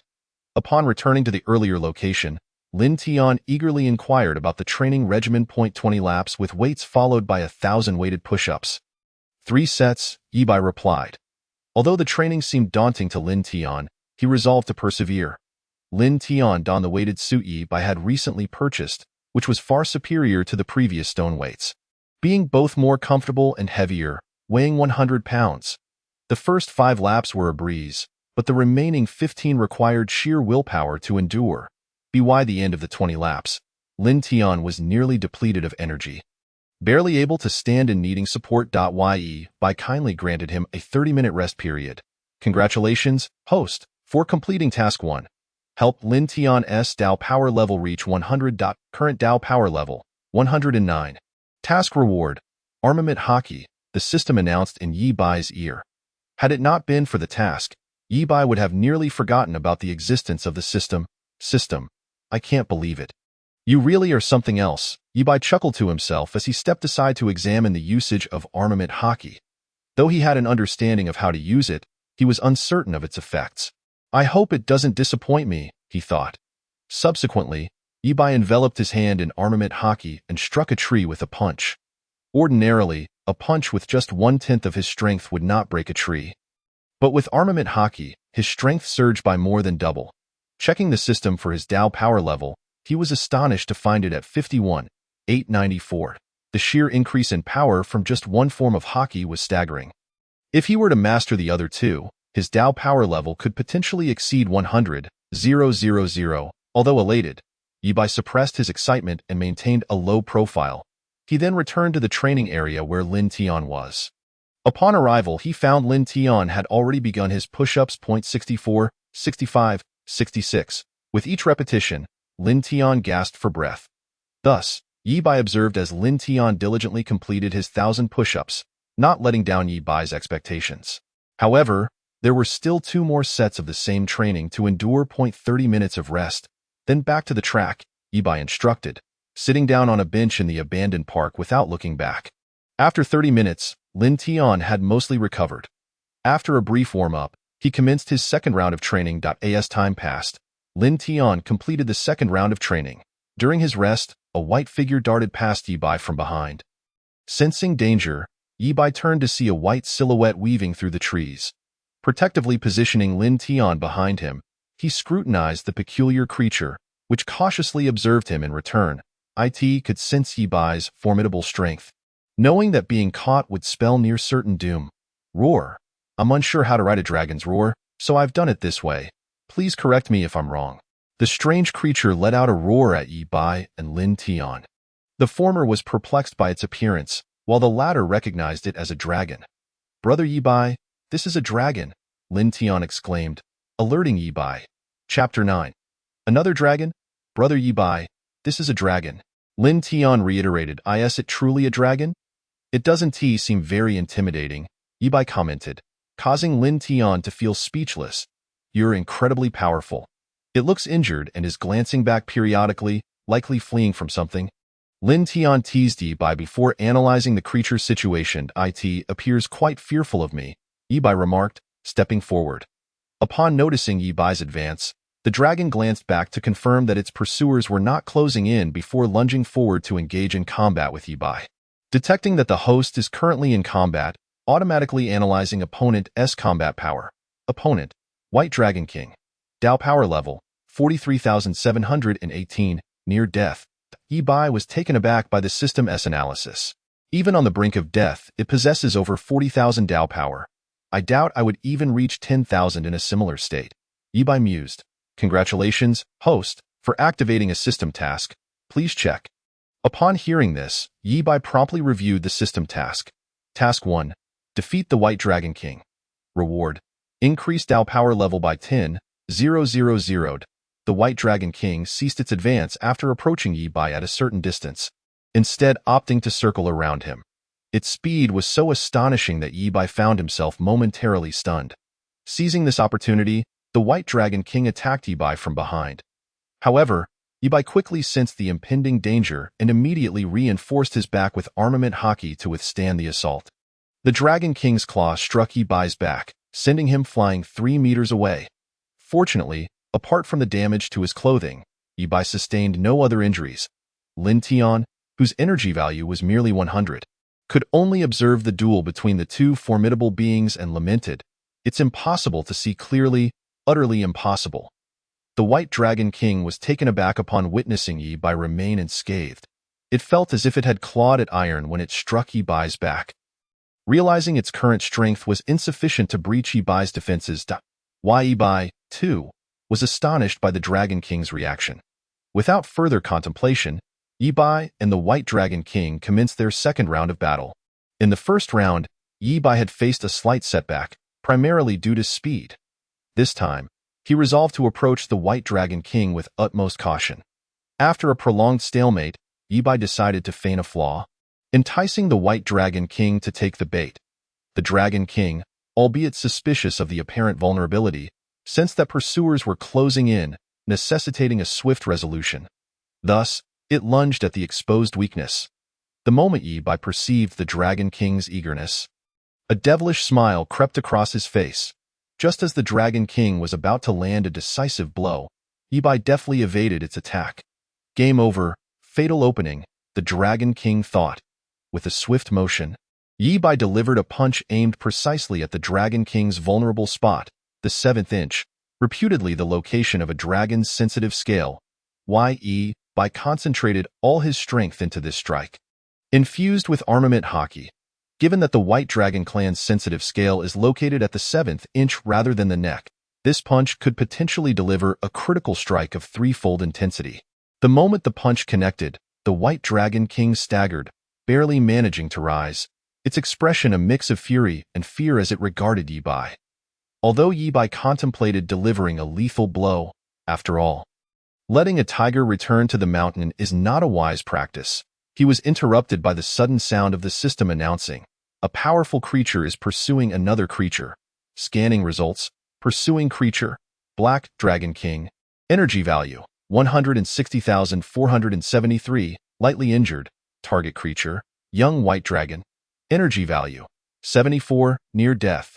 Upon receiving this alarming report, Yi Bai's heart raced. With an energy value of 160,000, he could not afford to provoke such a formidable opponent. Prompting an immediate retreat, as he prepared to leave, Lin Tian, who had been observing Yi Bai's apparent victory, was abruptly whisked away by him. Cradling Lin Tian, Yi Bai ascended into the air and claimed his mission reward. After flying a considerable distance, he gently set Lin Tian down. The moment he was released, Lin Tian inquired, "Brother Yi Bai, why did we run? Didn't we just win?" Yi Bai, listening patiently to Lin Tian's question, explained the situation. "It wasn't just that dragon. Another one appeared, and I sensed its immense power, far surpassing mine. It seems to be pursuing the White Dragon." Just as Yi Bai prepared to depart with Lin Tian, the system's voice interrupted once more, this time with a tone of foreboding. "Detection indicates the Black Dragon King is approaching the host. Please flee." Activating life-threatening mission. Task 1. Evade the pursuit of the Black Dragon King. Reward, Advanced Armament Haki Technique, Flowing Sakura Item Card. Task 2. Subdue the White Dragon. Reward, 100 submission of that White Dragon. Advanced Observation Haki Technique, Foresight Item Card. Task 3. Eliminate the Black Dragon King. The host's allies' kills will also count. This is the system's favor towards you. Hurry and comply. Reward: Advanced Conqueror's Hockey Technique, Observation Kill Item Card. Due to the excessive difficulty of this mission, the system kindly points the host towards a clear path. Your father and mother are there. Go find them quickly. Yibai had no time to scrutinize the mission details or translate the subsequent text. He had already spotted the silhouette of the Black Dragon King. He suddenly noticed a distant arrow, presumably the system's way of indicating where he needed to go.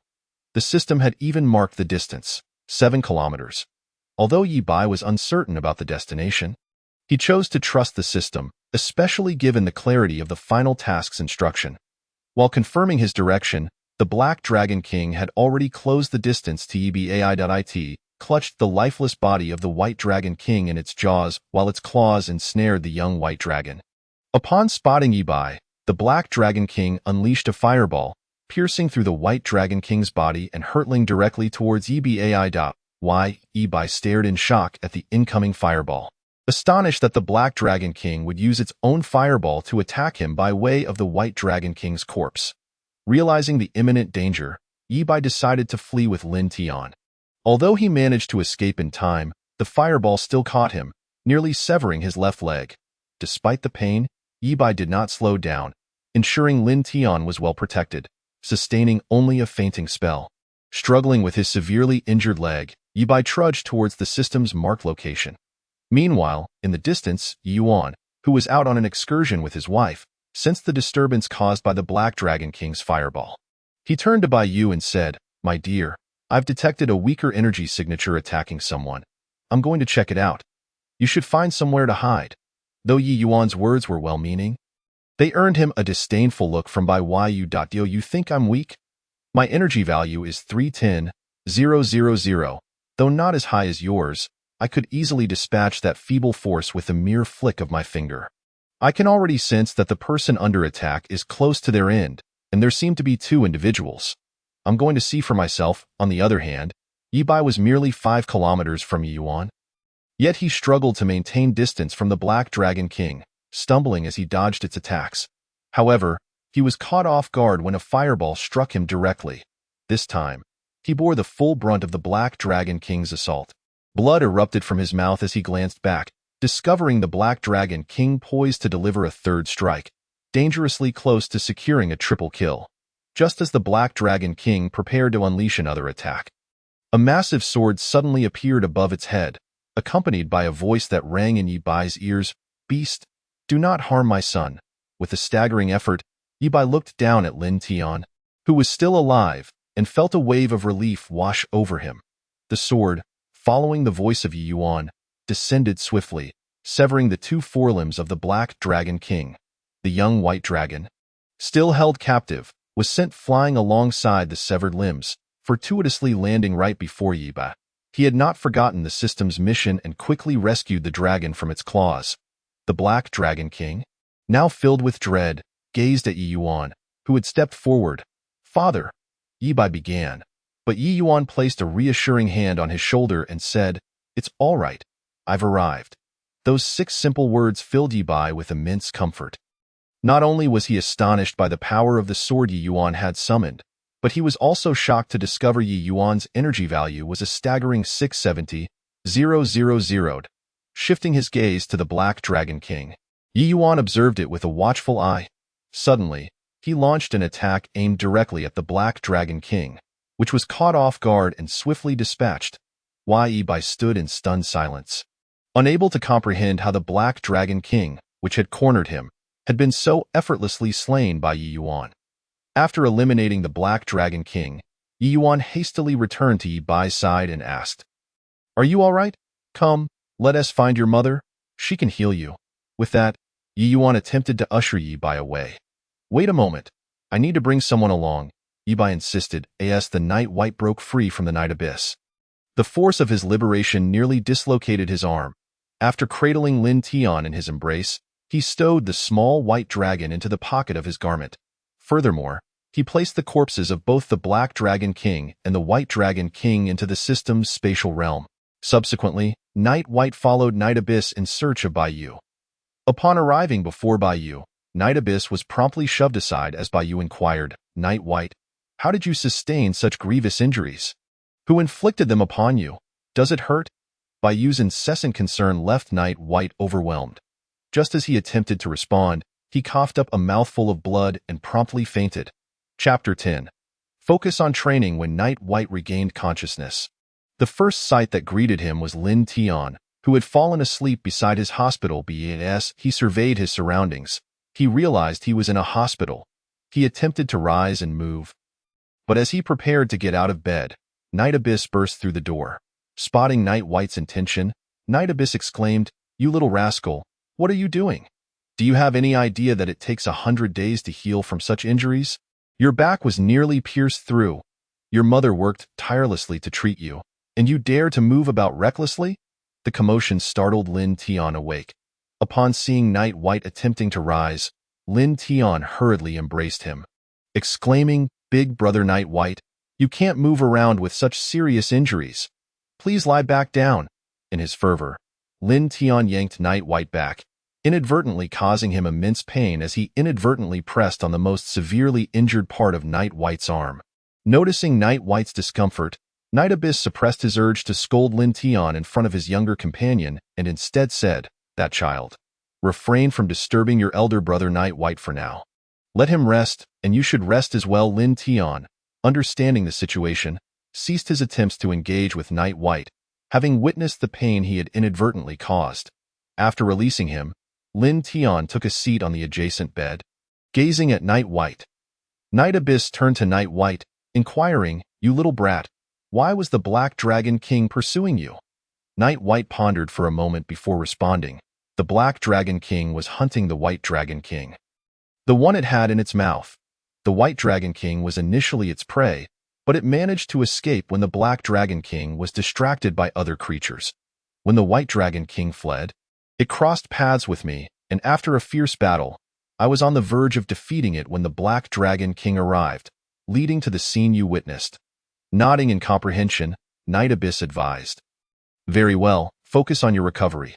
Once you have healed, return with me." To this, Night White immediately replied, "No, I will not return, at least not now."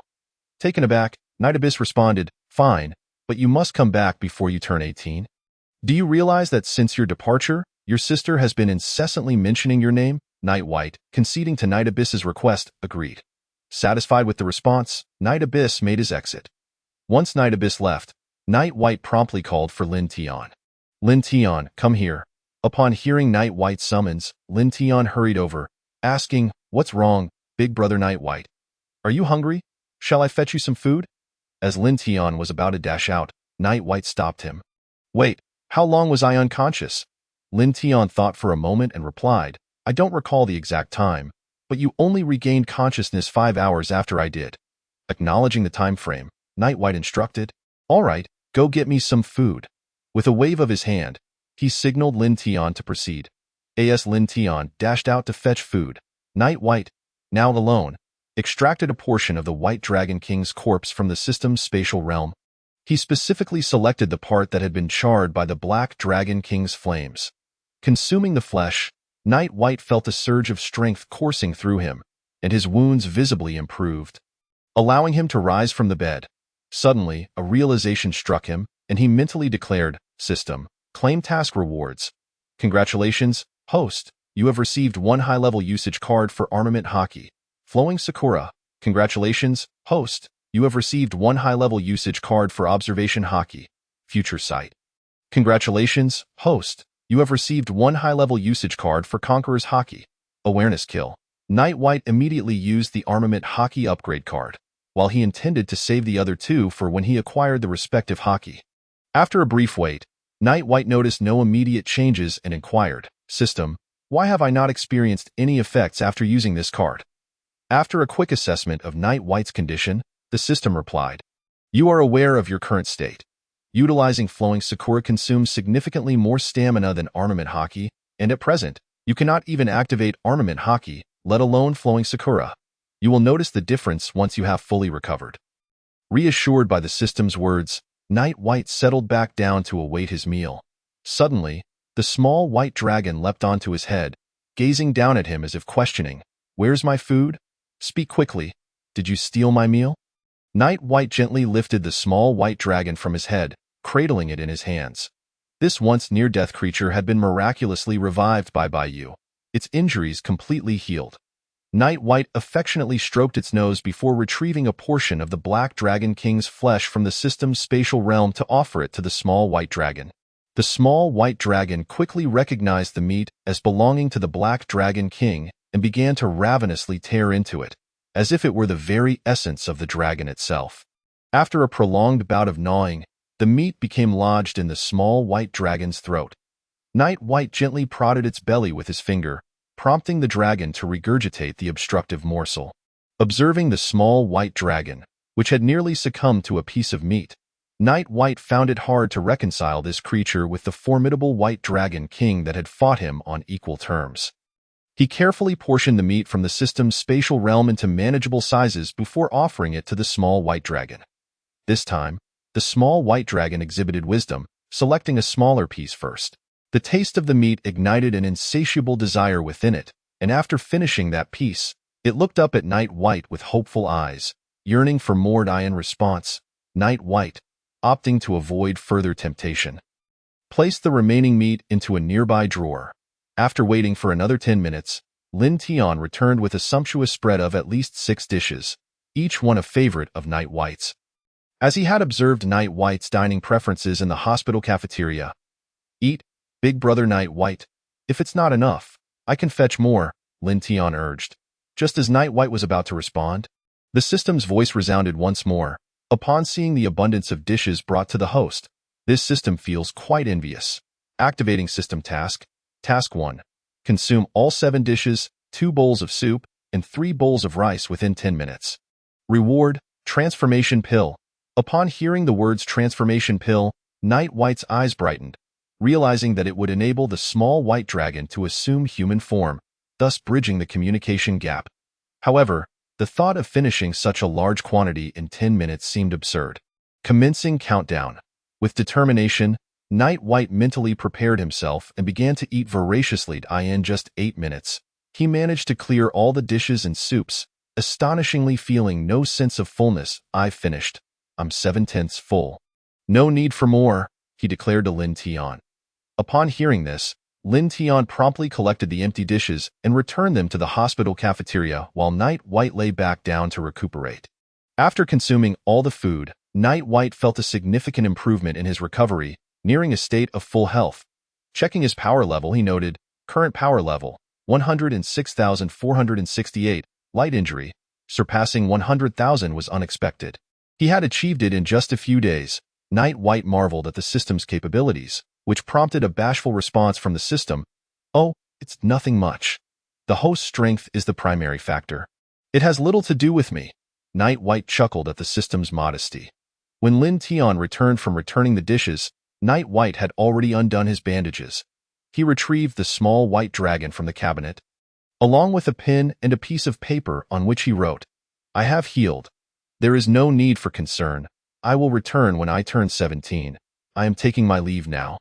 After placing the note on the table, Night White exited the room, only to encounter Night Abyss, who had just returned from his errand. Spotting the note on the table, he chuckled, tore it to shreds, and tossed it into the trash, saying, "You little rascal, what a waste of paper. Did you really need to write this for me to see?" Having distanced himself for a while, Yabai suddenly sneezed. Lin Tian, concerned, inquired, "Brother Yabai, why did you sneeze? Are you catching a cold? You must take care to keep warm. Did you throw off your blanket last night and end up freezing?" Yabai waved his hand dismissively and replied, "It's nothing. It must be someone cursing me from behind." Reflecting on recent events, Yabai realized he hadn't offended anyone lately. Those he had wronged were already deceased.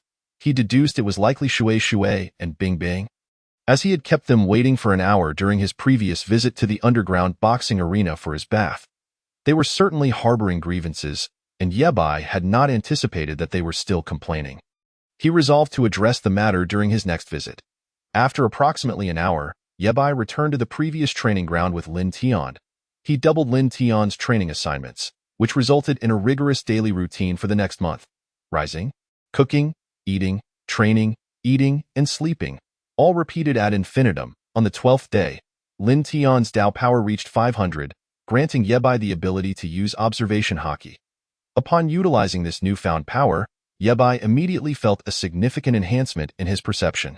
Subsequently, he also employed the card for foresight, elevating his Dao power to 140,000. By the end of the month, Lin Tian's Dao power reached 1,381, while the little white dragon's power peaked at 1,257. After consuming the transformation pill, the little white dragon could shift between human and dragon forms at will, as well as transform into any animal. Chapter 11. A return to the underground boxing arena. A duel between the Bai Pavilion. A month had passed, and both Yebai and the little white dragon had shown considerable progress, yet mastering haki still seemed a distant goal. Moreover, Lin Tian and the little white dragon often clashed, finding each other insufferable. Observing the time, Yebai rose and approached the quarreling Lin Tian and the little white dragon. With a swift punch to each, both emerged with lumps on their heads. Let us go to the underground boxing arena. Both of you must participate. Lin Tian, you are already engaged in life and death matches, while little white dragon, you will enter the regular matches. With that, Yebai led Lin Tian and the little white dragon to the entrance of the underground boxing arena. Upon entering, Yebai wasted no time and immediately sought out Shui, who was having lunch with Bing Bing and discussing Yebai. Sister, don't you find it strange that we haven't seen that person with a Dao power of 16,000 and his little lackey for a month? Do you think he might have been killed outside? Bing Bing whispered conspiratorially in Shui's ear. As Yebai approached the front desk, he used his observation haki to locate Shui, only to overhear Bing Bing speaking ill of him. Instantly, Yebai's expression darkened. Lin Tian, noticing Yebai's grim demeanor, asked with concern, "What's wrong, brother Yebai?" A month had passed, and Lin Tian had grown slightly taller, from 150 meters to 1.53 meters. Though it was subtle, he had indeed grown. It's nothing, Yebai replied, brushing off Lin Tian's inquiry as he headed towards the cafeteria. After all, they had yet to have lunch. Upon reaching the cafeteria, Yebai quickly spotted Shui and Bing Bing, who were oblivious to his presence as they continued to eat. Yebai, along with Lin Tian and the little white dragon, took a seat not far from them, instructing Lin Tian and the little white dragon to fetch their meals. After a brief wait, Lin Tian and the little white dragon returned with their food. Once they had devoured their meals, Yebai stealthily approached the two sisters from behind, just as they were discussing him. "Sister, I feel that there's something off between that Yi and the Qilin," Shui remarked, puzzled by Bing Bing's assertion. "What do you mean? What seems wrong?" Bing Bing glanced around to ensure no one was eavesdropping before whispering, "Don't you think the way that Qilin looks at Yi is strange?" Upon hearing this, Yebai discreetly turned his gaze towards Lin Tian, who offered an awkward smile in response. Moreover, just a month ago, right after the Qilin finished a match, he went to shower, and Yi accompanied him. Why he wasn't even that bloodied? I suspect something happened between them. Bing Bing raised her hands, one signaling 1, and the other 0. Bing Bing, you mentioned this a month ago, Yebai interjected. "Oh, but it's different now. I found substantial evidence," Bing Bing insisted. Yebai signaled Lin Tian to gently tap Bing Bing on the shoulder. "I'm telling you, don't touch me," Bing Bing protested, just as Lin Tian interrupted her, causing her to flinch. Yebai gestured for Lin Tian to tap her again. "Hey, do you think you have been?" Just then, Bing Bing turned around to find the very two people she had been discussing standing right behind her, accompanied by an additional person. "What a coincidence. Are you all here to eat too?" We've eaten enough. You all chat. We'll take our leave now."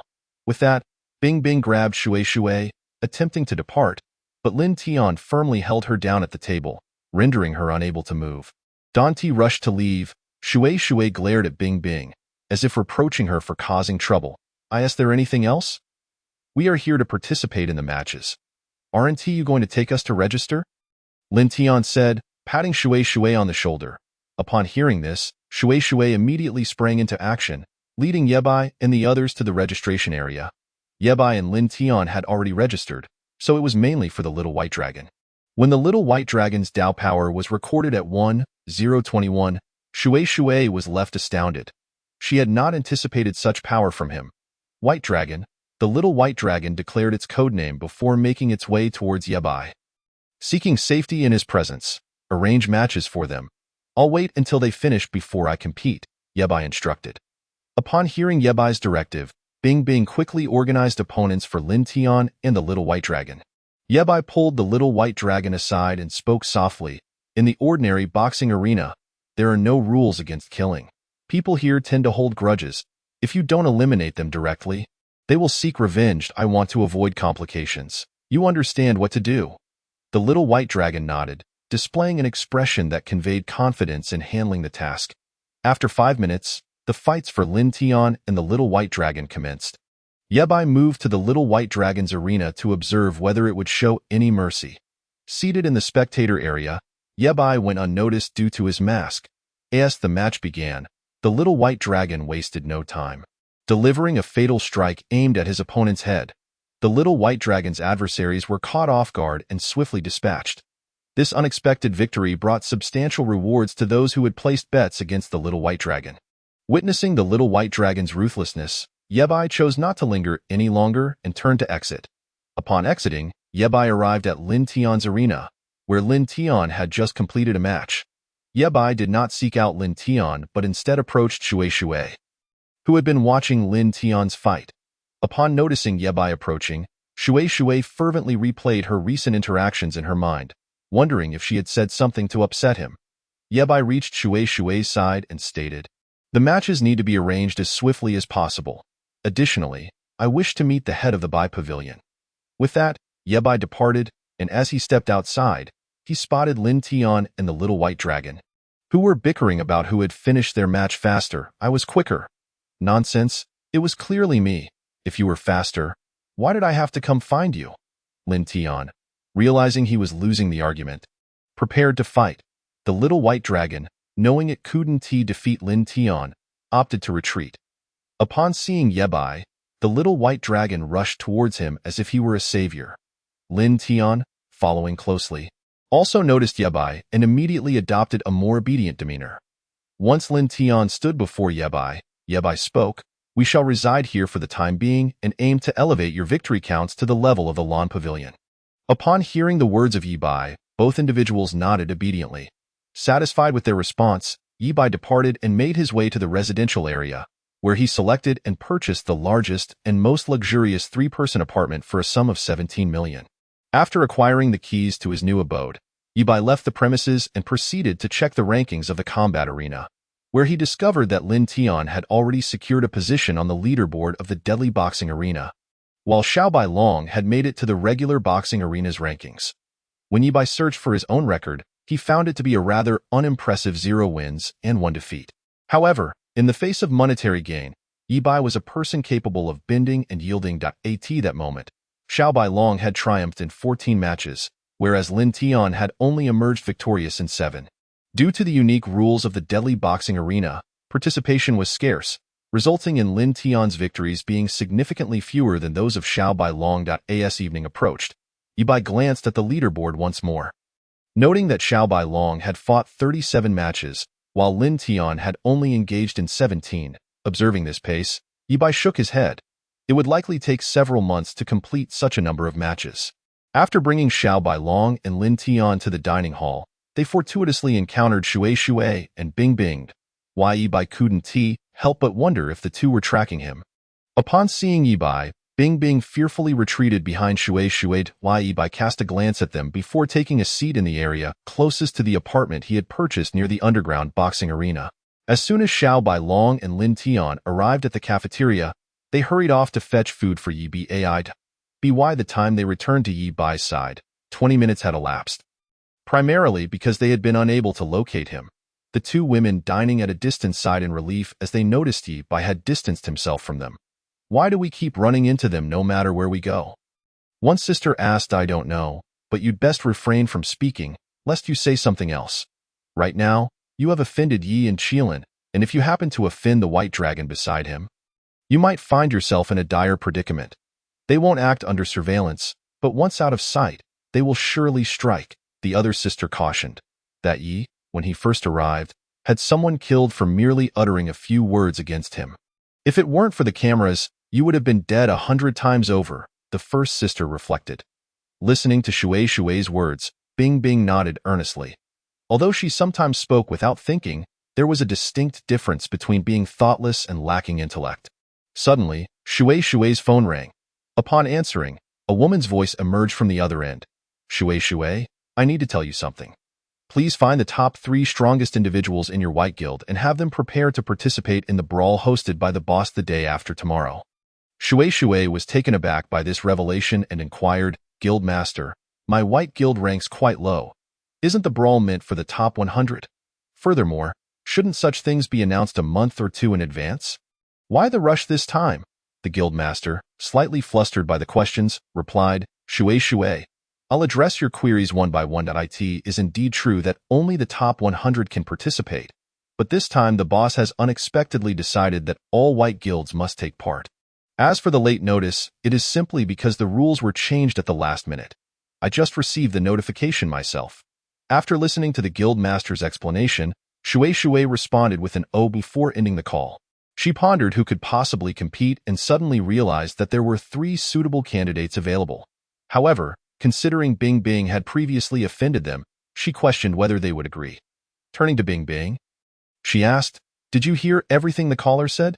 Bing Bing nodded in affirmation. Go buy some fruits to deliver to them.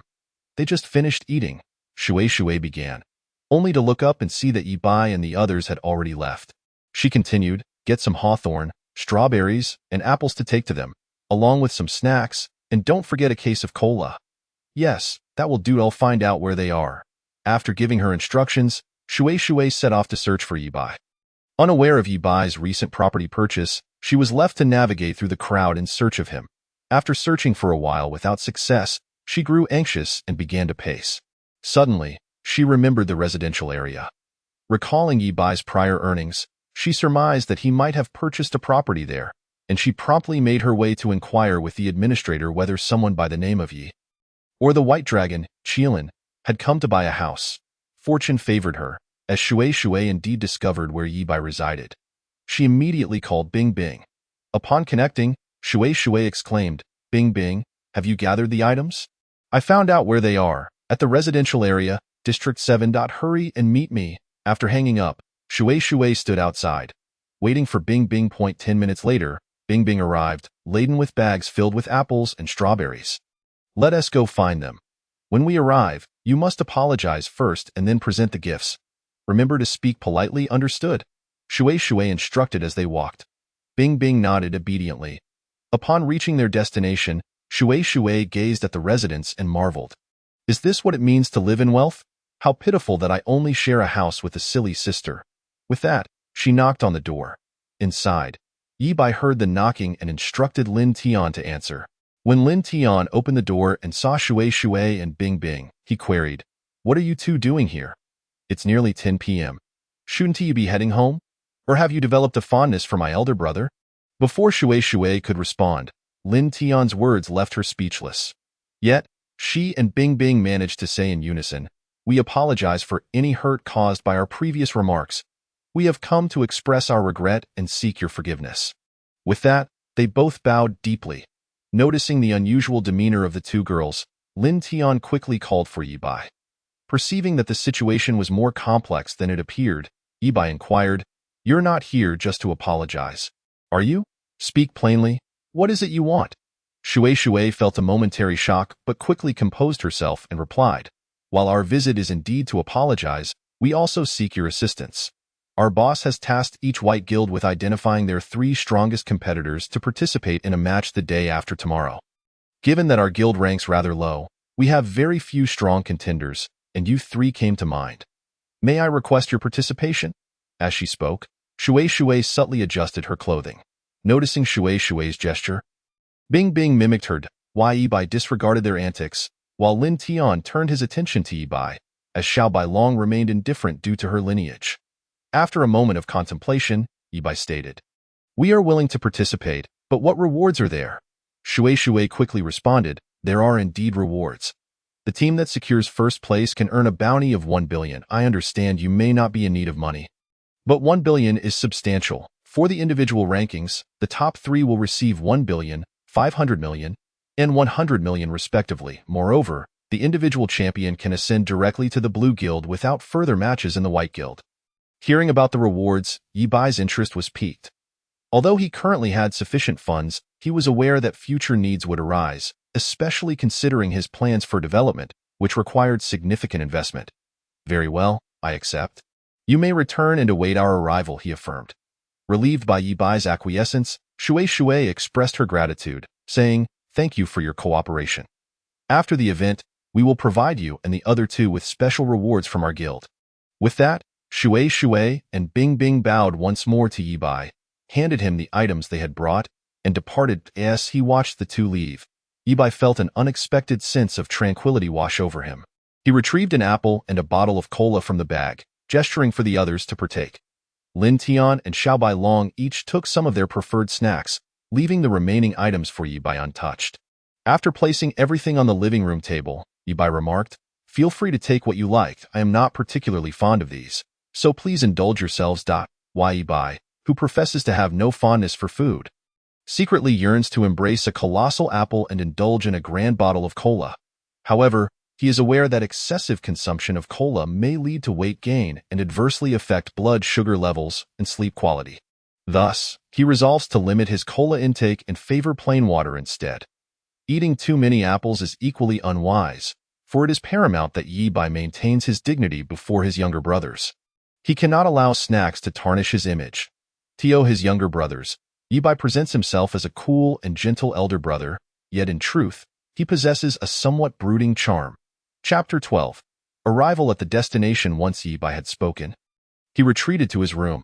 Upon hearing his words, Lin Tian gleefully snatched away all the potato chips, while Bai Long promptly claimed all the strawberries. They left the cola untouched, as Yi Bai had previously advised them to minimize their cola consumption, preferring not to drink it at all. After Lin Tian and Bai Long had fallen asleep, Yi Bai quietly ventured into the living room, chilled the cola, and then took 2 apples and some hawthorn back to his room to eat. In just 2 or 3 bites, he finished 1 apple and discarded the core into the trash. After consuming 2 pieces of hawthorn, he went to sleep. The following morning, Yi Bai awoke and devoured the remaining apple from the previous day before finishing the unfinished cola in 1 swift gulp. After letting out a burp, he stepped out of his room. Noticing the house was empty, he surmised that everyone had gone to the cafeteria, prompting him to make his way there as well. Upon arriving at the cafeteria, he encountered Shui and Bing. "Hello. Your younger brothers are already waiting for you at their seats," Shui kindly reminded him, concerned that Yi Bai might struggle to locate them. Yi Bai acknowledged her with a sound and proceeded directly to the table occupied by Bai Long and Lin Tian, where he found them already enjoying their meal. Yi Bai leisurely began to savor his breakfast. 20 minutes later, Yi Bai handed his utensils to Lin Tian, signaling him to return the tray. After Lin Tian delivered the tray, he hurried back to Yi Bai's side. Yi Bai then took Lin Tian and Bai Long to find Shui. "You continue to organize their matches. If there's nothing else, I'll be on my way." Hey, aren't you going to train them?" Shui interjected, grasping Yi Bai's arm as he attempted to leave. Yi Bai shot her a cold glance before withdrawing his hand. Realizing her faux pas, Shui apologized. "I'm sorry for my outburst." Yi Bai waved his hand, gesturing for her to continue. Shui added, "The matches at the main hall are tomorrow. Aren't you going to train them beforehand? How can they compete without practice? Isn't competing essentially a form of training?" Yi Bai replied, unfazed. Shui fell silent, realizing the limitations of their capabilities. In the competition, they will be swiftly defeated. I know you're formidable. But the other competitors are no pushovers. Their power ratings place them in the upper middle tier, she pointed out, indicating Lin Tian and Bai Long. Yi Bai remained indifferent, stating, "Regardless, I can secure the first place individually, and with me on the team, victory is assured. You underestimate them. They are not as weak as you perceive." Without waiting for Shui's retort, he departed. Upon returning to his residence at the underground boxing arena, Yi Bai checked the power ratings of Lin Tian and Bai Long, which were 1446 and 1168, respectively, significantly higher than the previous day. One, a highly gifted human youth, and the other, a remarkably talented dragon, could easily defeat opponents with power ratings of 3000. With this in mind, Yi Bai was unconcerned about their performance. The top 3 spots in the individual rankings had already been reserved for them. Meanwhile, Shui, bewildered by Yi Bai's abrupt departure, hastened to Lin Tian, and by long there are still rules I haven't mentioned. Your elder brother just left. Do you have his contact information? Please share it with me so I can add you all to a group for unified communication. Lin Tian, after rummaging through his phone, replied, here's his number, you can add him. Whether he accepts or not is up to him. He provided Shui with Yi Bai's contact information. Upon receiving it, Shui promptly sent a friend request to Yi Bai. As Yi Bai lay in bed, staring at the ceiling, he felt his phone vibrate and picked it up to see a notification. You have a friend request. Please check. Upon viewing it, he saw, this is Shui. I just started talking and you left. Please accept. I need to explain the rules. Accepted. On the other end, Shui saw that Yi Bai had accepted her request and immediately added him, Lin Tian, and Bai Long to a group chat, where she outlined the rules. The rules were as follows. Individual rules. 1. Killing opponents on the battlefield is prohibited. Only infliction of injury is allowed. 2. Use of weapons not inherently possessed is forbidden. 3. Use of restorative items is not allowed. 4. Unless one party is incapacitated or surrenders, matches cannot be concluded. 5. Each participant must engage in at least 3 matches daily, with a maximum of 5.6 after 1 month. The total number of wins minus 1.5 times the losses will determine the victor. 7. Offline killings or threats against participants are strictly prohibited, and any form of passive competition will result in disqualification. 8. Individual matches cannot be paired with teammates. Team rules. Apart from Rule 5, all other rules apply as stated. 1. Each team must engage in at least 1 match daily, with a maximum of 3. Upon reviewing these regulations, Yi Bai felt as if a peculiar force had restrained him. The prohibition of killing greatly diminished his intimidation factor, as his training primarily focused on lethal techniques rather than merely incapacitating opponents. Unless through brute force. While Yi Bai pondered how to maximize his strengths, the group chat began buzzing with activity. User ID. Kieran commented, these rules are quite restrictive. Without the ability to kill, our options are severely limited. User ID. Bai Long added, indeed, our elder brother only taught us how to kill. He never instructed us on how to incapacitate someone. User ID. You remarked, Shui, the receptionist at the Bai Hall. Why not have them arrange matches? Kieran, Bai Long. Just use brute force to incapacitate your opponents. Start the matches by incapacitating them first, then you can finish them off. Kieran and Bai Long replied, understood. Shui. Observing the conversation unfold, felt uneasy. What do you mean by incapacitating first and then killing? That's so cruel. She refrained from dwelling on it and instead focused on arranging matches for Lin Tian and Bai Long, who followed closely behind her, ready to be notified of any upcoming competitions. About 10 minutes later, Shui successfully arranged matches for both Bai Long and Lin Tian. They adhered to Yi Bai's instructions, incapacitating their opponents before delivering the final blow.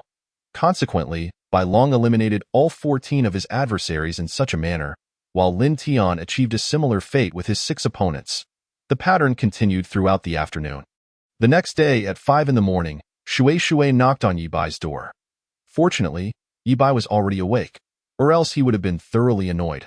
Yi Bai opened the door to find Shui and inquired, what brings you here so early? I thought you might forget about our departure, so I came to wake you all up. She explained. Yi Bai casually replied, I won't forget. He attempted to close the door, but Shui stopped him. Hey, don't shut the door. Let me in for a moment. I've never stayed in such a fancy place before. Yi Bai glanced at her and then gestured for her to enter. Shui's face lit up with delight at his consent. Yi Bai offered her a seat on the sofa and retrieved a bottle of cola from the fridge for her. Thank you. Shui said gratefully as she took a sip of the cola. Yi Bai then woke Lin Tian and Bai Long from their slumber. Duang ah. Once in the living room, Lin Tian spotted Shui sitting on the sofa and asked, what are you doing here? Shui replied, I came to check on you. Worried you might oversleep. Lin Tian regarded her with skepticism. Why are you looking at me? We need to prepare to leave shortly. Upon hearing this, Lin Tian glanced at Yi Bai. There's nothing to pack. Just bring yourselves. Hearing this, Lin Tian collapsed onto the sofa, while Bai Long, attempting to appear aloof, revealed his true nature when among friends. He lounged in a chair, legs crossed, staring at the ceiling before drifting off to sleep. Yi Bai, meanwhile, occupied himself with his phone. Shui was taken aback by their nonchalance. Two were asleep while one was engrossed in his phone. Seemingly unperturbed.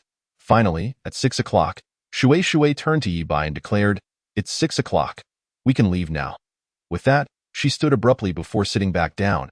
Having risen too quickly. 3 seconds later, Shui stood up. After Yi Bai helped Lin Tian and Xiao Bai Long up, he followed Shui. Lin Tian and Xiao Bai Long kept pace with Yi Bai. Upon reuniting with Bing, Shui headed towards the exit of the underground boxing arena. Once outside, Shui followed the navigation to a secluded parking area. There awaited the vehicle that Shui had arranged in advance. Upon entering the car, Shui instructed everyone to fasten their seatbelts before setting off. Bing occupied the front passenger seat, while the back row was just right for the three of them, with Yi Bai seated in the center as the prime position. After driving for 3 hours, they finally reached their destination. It took 3 hours to travel from City Z to City L, and Yi Bai silently noted this down in his mind. After disembarking, Shui led Bing and Yi Bai to submit their information. Chapter 13. The competition is about to begin. Please test your Dao force values first. As soon as they entered, someone stopped Shui and the others, speaking to them. Shui guided Yi Bai and the others to the Dao force testing area, while Bing took the opportunity to select accommodations for herself, Yi Bai, and her sister. After choosing a slightly more spacious room, Bing pointed to it and said, "This one." The staff member inspected the room and produced a form, saying, "Please sign here and leave your fingerprint." Bing picked up the pen and inscribed her name, Zhu Qi. After Shui signed, the staff handed the key to Bing. Bing then requested 4 additional keys, preparing to distribute one to each of the others. Meanwhile, the 3 individuals taken for Dao force testing, along with Shui, were observed by others who had already completed their tests. Upon seeing the newcomers, they quickly discerned that Shui was not there to compete and turned their attention to Yi Bai and the others. The highest Dao force value among them was merely 864, surpassing only 60% of the participants from the Bai Pavilion. Thus they held little hope for Yi Bai and his companions. Here, the staff indicated a target nearby, gesturing for them to take aim there. Yi Bai signaled for Xiao Bai Long to go first. Xiao Bai Long stepped up and struck with 90% of his strength. 1194. Xiao Bai Long's punch yielded the highest Dao force value thus far. Then Lin Tian stepped forward, delivering a punch that exceeded their comprehension. 1472. If Xiao Bai Long's strike shattered their expectations, Lin Tian's blow obliterated their understanding of Dao force cultivation entirely. Next, it was Yi Bai's turn. With one powerful punch, his Dao force value soared. 1000, 2000, 3000, 5000, 10,000. Ultimately, it settled at an astonishing 127,000. The staff, incredulous, glanced at Yi Bai before checking the machine to ensure it was functioning properly, then said, "Please register your code names and proceed to collect your supplies." Yi Bai wrote his code name on the form and gestured for Lin Tian and Xiao Bai Long to do the same. After they completed their registrations, they made their way inside, with Shui following closely behind, her expression one of disbelief as she regarded Yi Bai and Lin Tian. Just a month ago, their Dao force values were only in the 80s and 16,000 respectively. Now, Yi Bai had multiplied his to 127,000, while Lin Tian had more than 10-fold his. Truthfully, Shui felt a surge of ambition. Perhaps if she aligned herself with Yi Bai, she too could elevate her Dao force to 1,000. Yet, she was at a loss as to how to attach herself to Yi Bai, for resorting to charms seemed impractical, especially since Yi Bai appeared indifferent to women. Shui racked her brain. Yi Bai, noticing Shui's forlorn expression, curiously inquired, "What's wrong? Do you have something on your mind?" Disrupted from her thoughts, Shui stared blankly at Yi Bai before realizing her lapse and replied, "I was just lost in thought. My apologies." "Let us continue." Yi Bai, without further contemplation, resumed walking. After a short distance, Yi Bai arrived at the area to collect his supplies. The supplies consisted of a small box containing 60 packs of tourniquets, 30 energy bars, 30 bottles of energy drinks, and 300 yuan. Yi Bai extracted the 300 yuan and handed the box to Shui, saying, "I don't need these. Consider them a gift." Lin Tian and Xiao Bai Long echoed his sentiment. "I don't need these either." they're yours. Consequently, Shui found herself carrying 3 boxes as she trailed behind Yibai and the others. Although the boxes were not large, it was somewhat challenging for Shui to manage them alone, despite her Dao force value exceeding 100 at Hey. Could you slow down a bit? Wait for me. She called out anxiously as the distance between them widened. In her haste, she stumbled, but Yibai swiftly stepped back and caught her just in time. Thank you. Yibai paid no heed to her gratitude, instead taking the other 2 boxes and fashioning makeshift handles from them. Though the box could withstand damage from a Dao force value of less than 5,000, Yibai effortlessly tore through it with his 5 fingers. His strength was indisputably overwhelming. Yibai approached Lin Tian and Xiaobai Long, handing them their boxes. Yibai, being the ultimate slacker, wouldn't he be caught carrying boxes himself? Such tasks were best suited for his subordinates. Once they exited, they found Bingbing waiting for them. After greeting the 4, Bingbing said, "Here are the keys to the place we'll be staying for the month. I'll guide you there now." With that, Bingbing led Yibai and the others to their accommodations. Bingbing distributed the keys to the others and opened the door to the house. It was a 2-story building with 4 rooms. Yibai surveyed the premises briefly and requested the room farthest from the entrance, which happened to be the only room upstairs. Lin Tian and Xiaobai Long had no particular demands, save for wanting their rooms to be sufficiently distant from one another. Thus, they each chose the rooms at the farthest corners. This left one room available, meaning Shui and Bingbing would have to share it. They exchanged glances, both perceiving a mutual reluctance. Sister, why don't you take the sofa? Bingbing timidly suggested. What? I'm sleeping on the sofa. Why should I? If anyone should sleep there, it should be you. Shui retorted boldly. How about you share a room with one of the 3 guys? Upon hearing Bingbing's suggestion, Shui was taken aback, her mind reeling. Do you hear yourself? How could I possibly share a bed with 3 boys? Am I that kind of person? Shui pointed an accusatory finger at Bingbing. All right, no need to poke fun. I'm sorry. I'll just let you take the top bunk tonight, Bingbing said meekly. Shui felt exasperated by Bingbing's comments. Who would want to take the top bunk, or even share a room? However, she refrained from voicing these thoughts, for expressing them would jeopardize their unbreakable sisterly bond. Hearing the commotion, Lin Tian stepped out of his room and asked, "What are you 2 arguing about?" Upon seeing Lin Tian, they seemed to have found a savior, and immediately approached him, clinging to his arm. "Bro, could you possibly give up your room? There's only one left, and we really don't want to share." With that, they adopted a pleading demeanor as they looked at Lin Tian. Lin Tian saw this as an opportunity to get closer to Yibai and replied, "All right, my room isn't organized yet. Anyway, I'll just let you have it and go sleep with someone else." His generous offer instantly captivated numerous girls. "Really? That's wonderful, thank you, big brother." Lin Tian withdrew his arm and said, "Don't call me big brother. I'm not older than you. You both look at least 17." Lin Tian was correct. Shui was currently 17, and Bingbing was 15, making them quite a bit older than Lin Tian. Shui awkwardly cleared her throat and turned to Bingbing. "Which room do you want?" Bingbing contemplated for a moment and said, "I'll take the one we just mentioned. It meets my requirements." Hearing this, Shui promptly shoved Bingbing out of her room and closed the door behind her. Bingbing didn't mind Shui's actions and instead returned to the previous room. Lin Tian ascended the stairs and knocked on Yibai's door before entering. Yibai looked at Lin Tian and asked, "What do you need?" "Yibai, I've given my room to that girl from the front desk, and now there are no extra rooms left, so I had to come to you." Yibai inquired in confusion, "Why don't you go find Xiaobai Long?" Without a moment's hesitation, Lin Tian replied, "That guy wouldn't let me sleep with him." Yibai couldn't help but feel exasperated at Lin Tian's immediate refusal. He recalled the shadow of their shared experience from a month ago. That time had been due to insomnia, yet Lin Tian had plenty of opportunities this past month. Thus, Yibai declined, saying, "Go back and ask them for your room back." Upon hearing these words, Lin Tian became unwilling. "Brother Yibai, I have already promised them I cannot go back and demand it from them now. Moreover, if I were to ask for it back, it would imply that you have rejected me. How would they perceive you then? If you cannot even manage to sleep together, they would undoubtedly whisper about your incompetence behind your back." Yibai, feeling somewhat overwhelmed, replied, Fine, but do not entertain any thoughts of kissing me tonight. Nor shall you remove your clothing, drool, touch my abs, embrace me, nor shall I embrace you.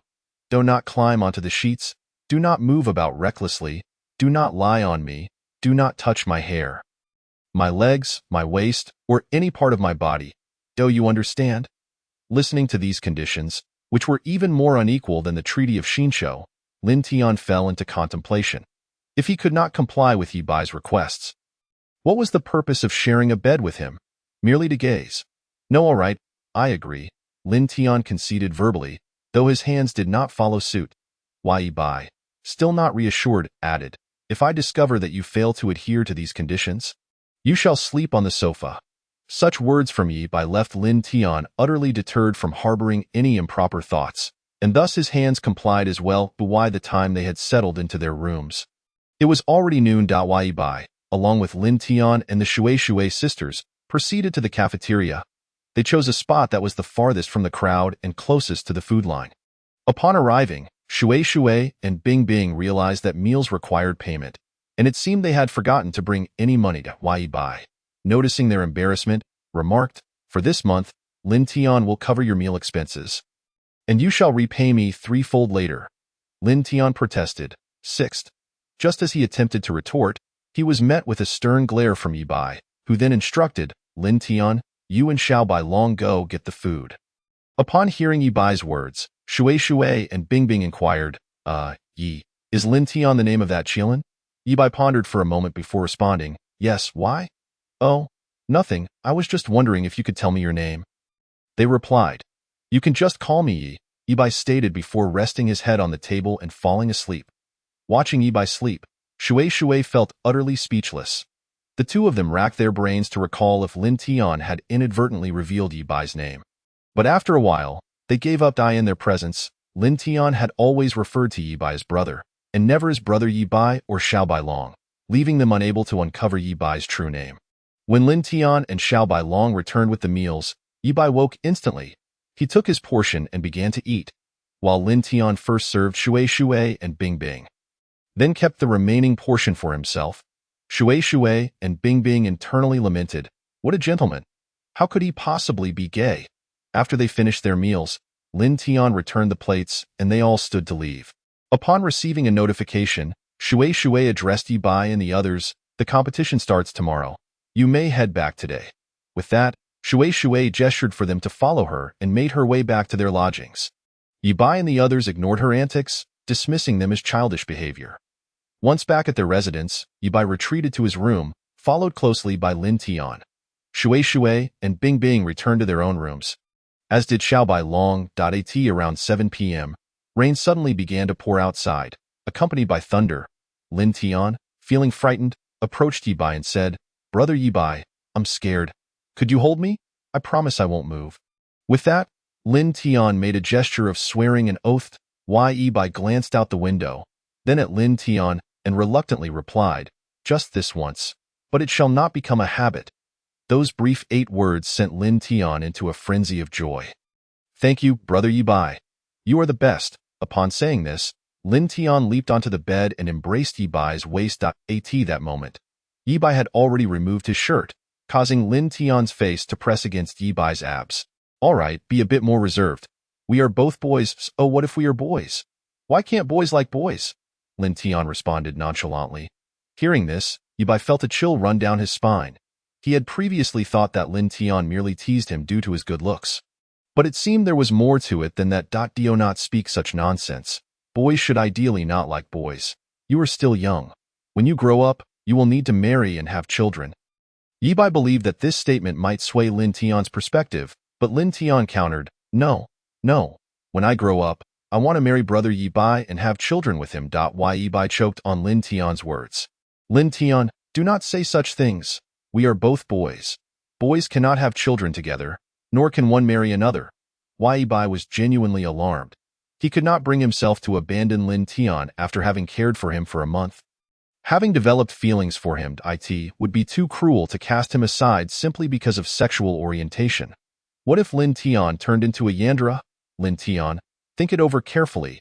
Yi Bai intended to further guide Lin Tian's thoughts. But Lin Tian continued to assert, I will not listen.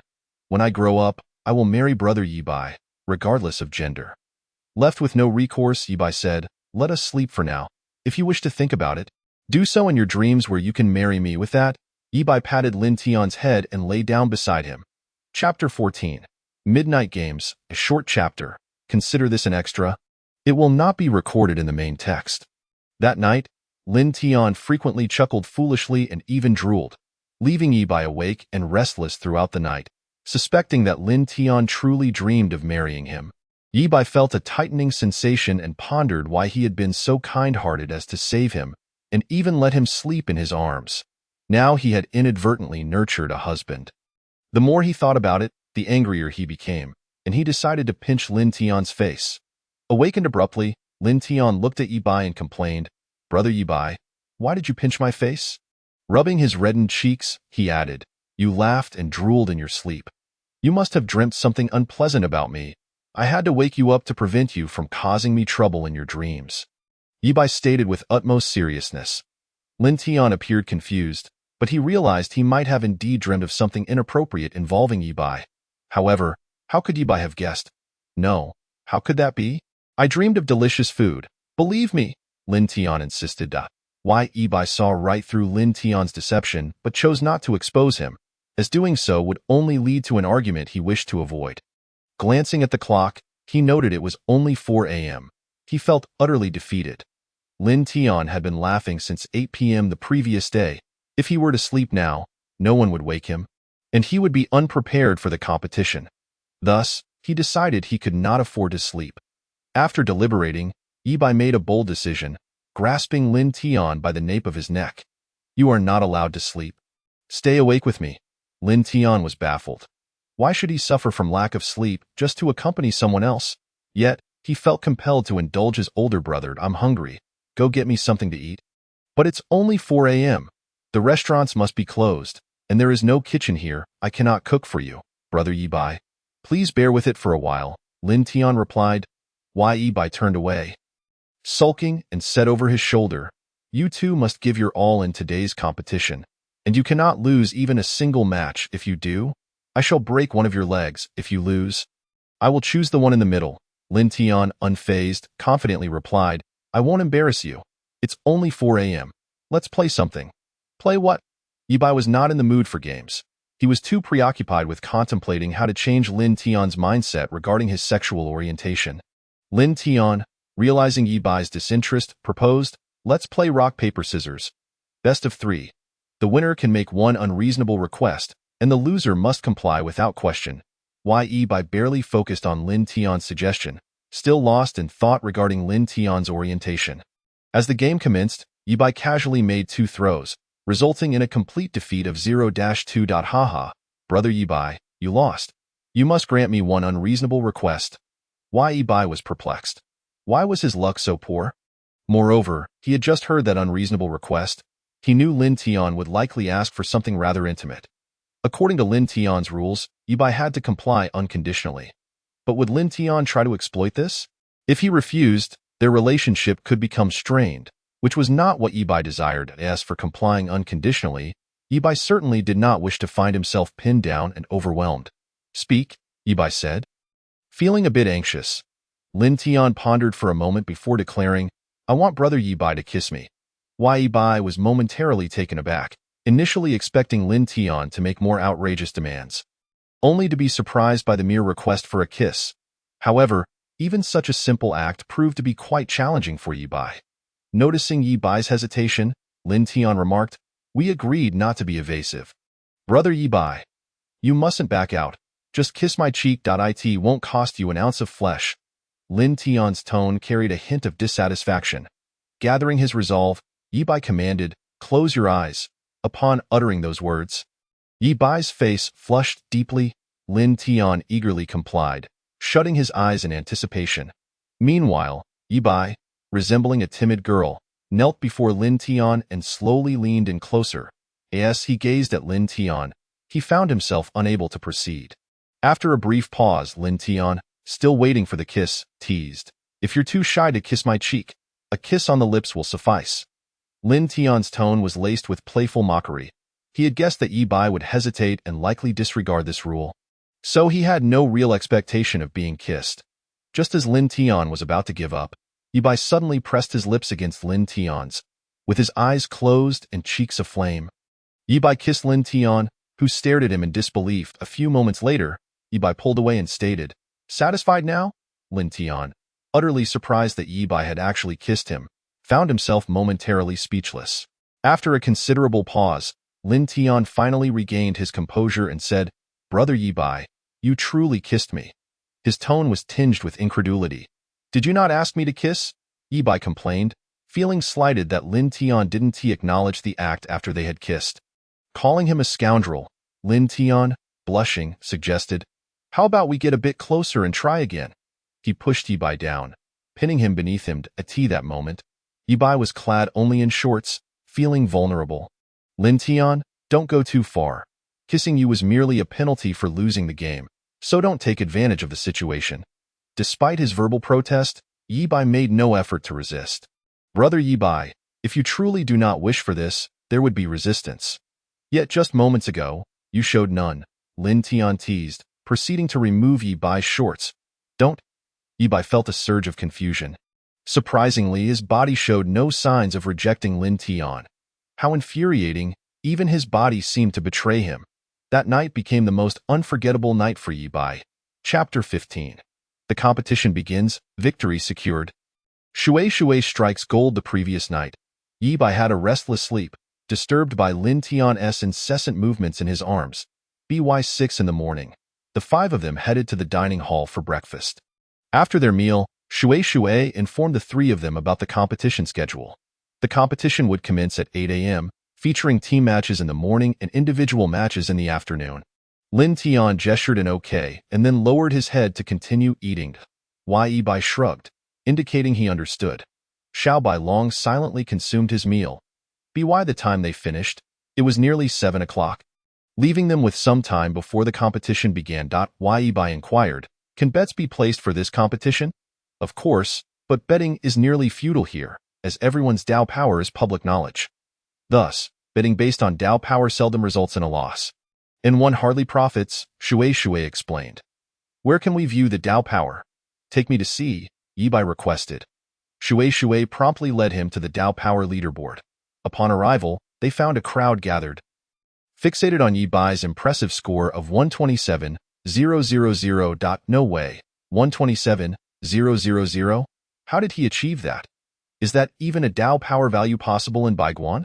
They speculated, wondering if there had been a registration error. "If you had scored 12,000, I might have been able to."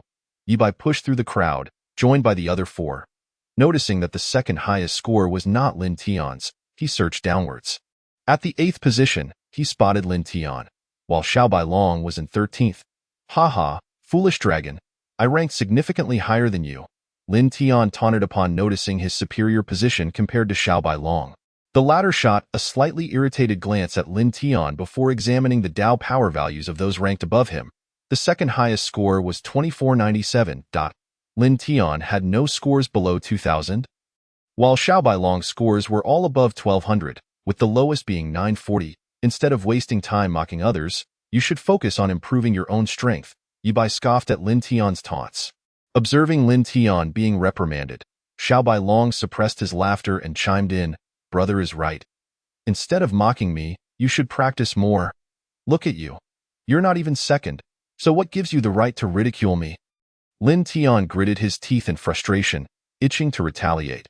Shui, observing the bickering duo, interjected, "There are others around. Is this really the time to undermine your own team?" Lin Tian and Xiao Bai Long fell silent, focusing instead on jotting down names and Dao power values. Yi Bai took a cursory glance before giving up on remembering. Confident in his ability to surpass all.as, he surveyed the Dao power leaderboard. An idea struck him, prompting him to consider the feasibility of a strategy. Shui, recalling Yi Bai's previous involvement in match fixing, leaned in and whispered, "Yi, you are not considering match fixing for profit, are you?" Yi Bai looked at Shui in surprise. "How did you know?" "I'm just pondering the practicality of this method." Upon hearing Yi Bai's response, Shui quickly cautioned, "That's not advisable. It could lead to a ruling of negative competition. Yi Bai, upon hearing this, felt conflicted.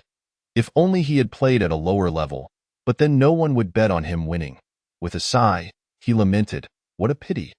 Relieved that Yi Bai had abandoned that line of thought. Shui felt a weight lift off her shoulders. She was genuinely worried that if Yi Bai engaged in match fixing, he would be penalized, and she would also face repercussions. Suddenly, Shui had a thought and pulled everyone aside, saying, "We still haven't decided on a team name. Let us brainstorm one now." Lin Tian and Xiao Bai Long turned their attention to Yi Bai, who in turn looked at Shui. Shui then glanced at Bing Bing, who directed her gaze towards Lin Tian. Breaking the stalemate, Shui suggested, "How about calling ourselves the Yi Qilong team? It incorporates all your code names."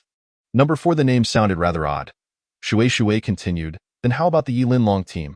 No, why must my name always come first? It sounds strange. The team name can be shortened to 2 characters. After Yi Bai's remark, Bing Bing added, "That's a good point. Perhaps a 2-character name would sound better. How about the Qilin team? Since you don't want your codename included, we can simply use the team members' codenames instead." Yi Bai shrugged, indicating his indifference. Lin Tian and Xiao Bai Long also agreed.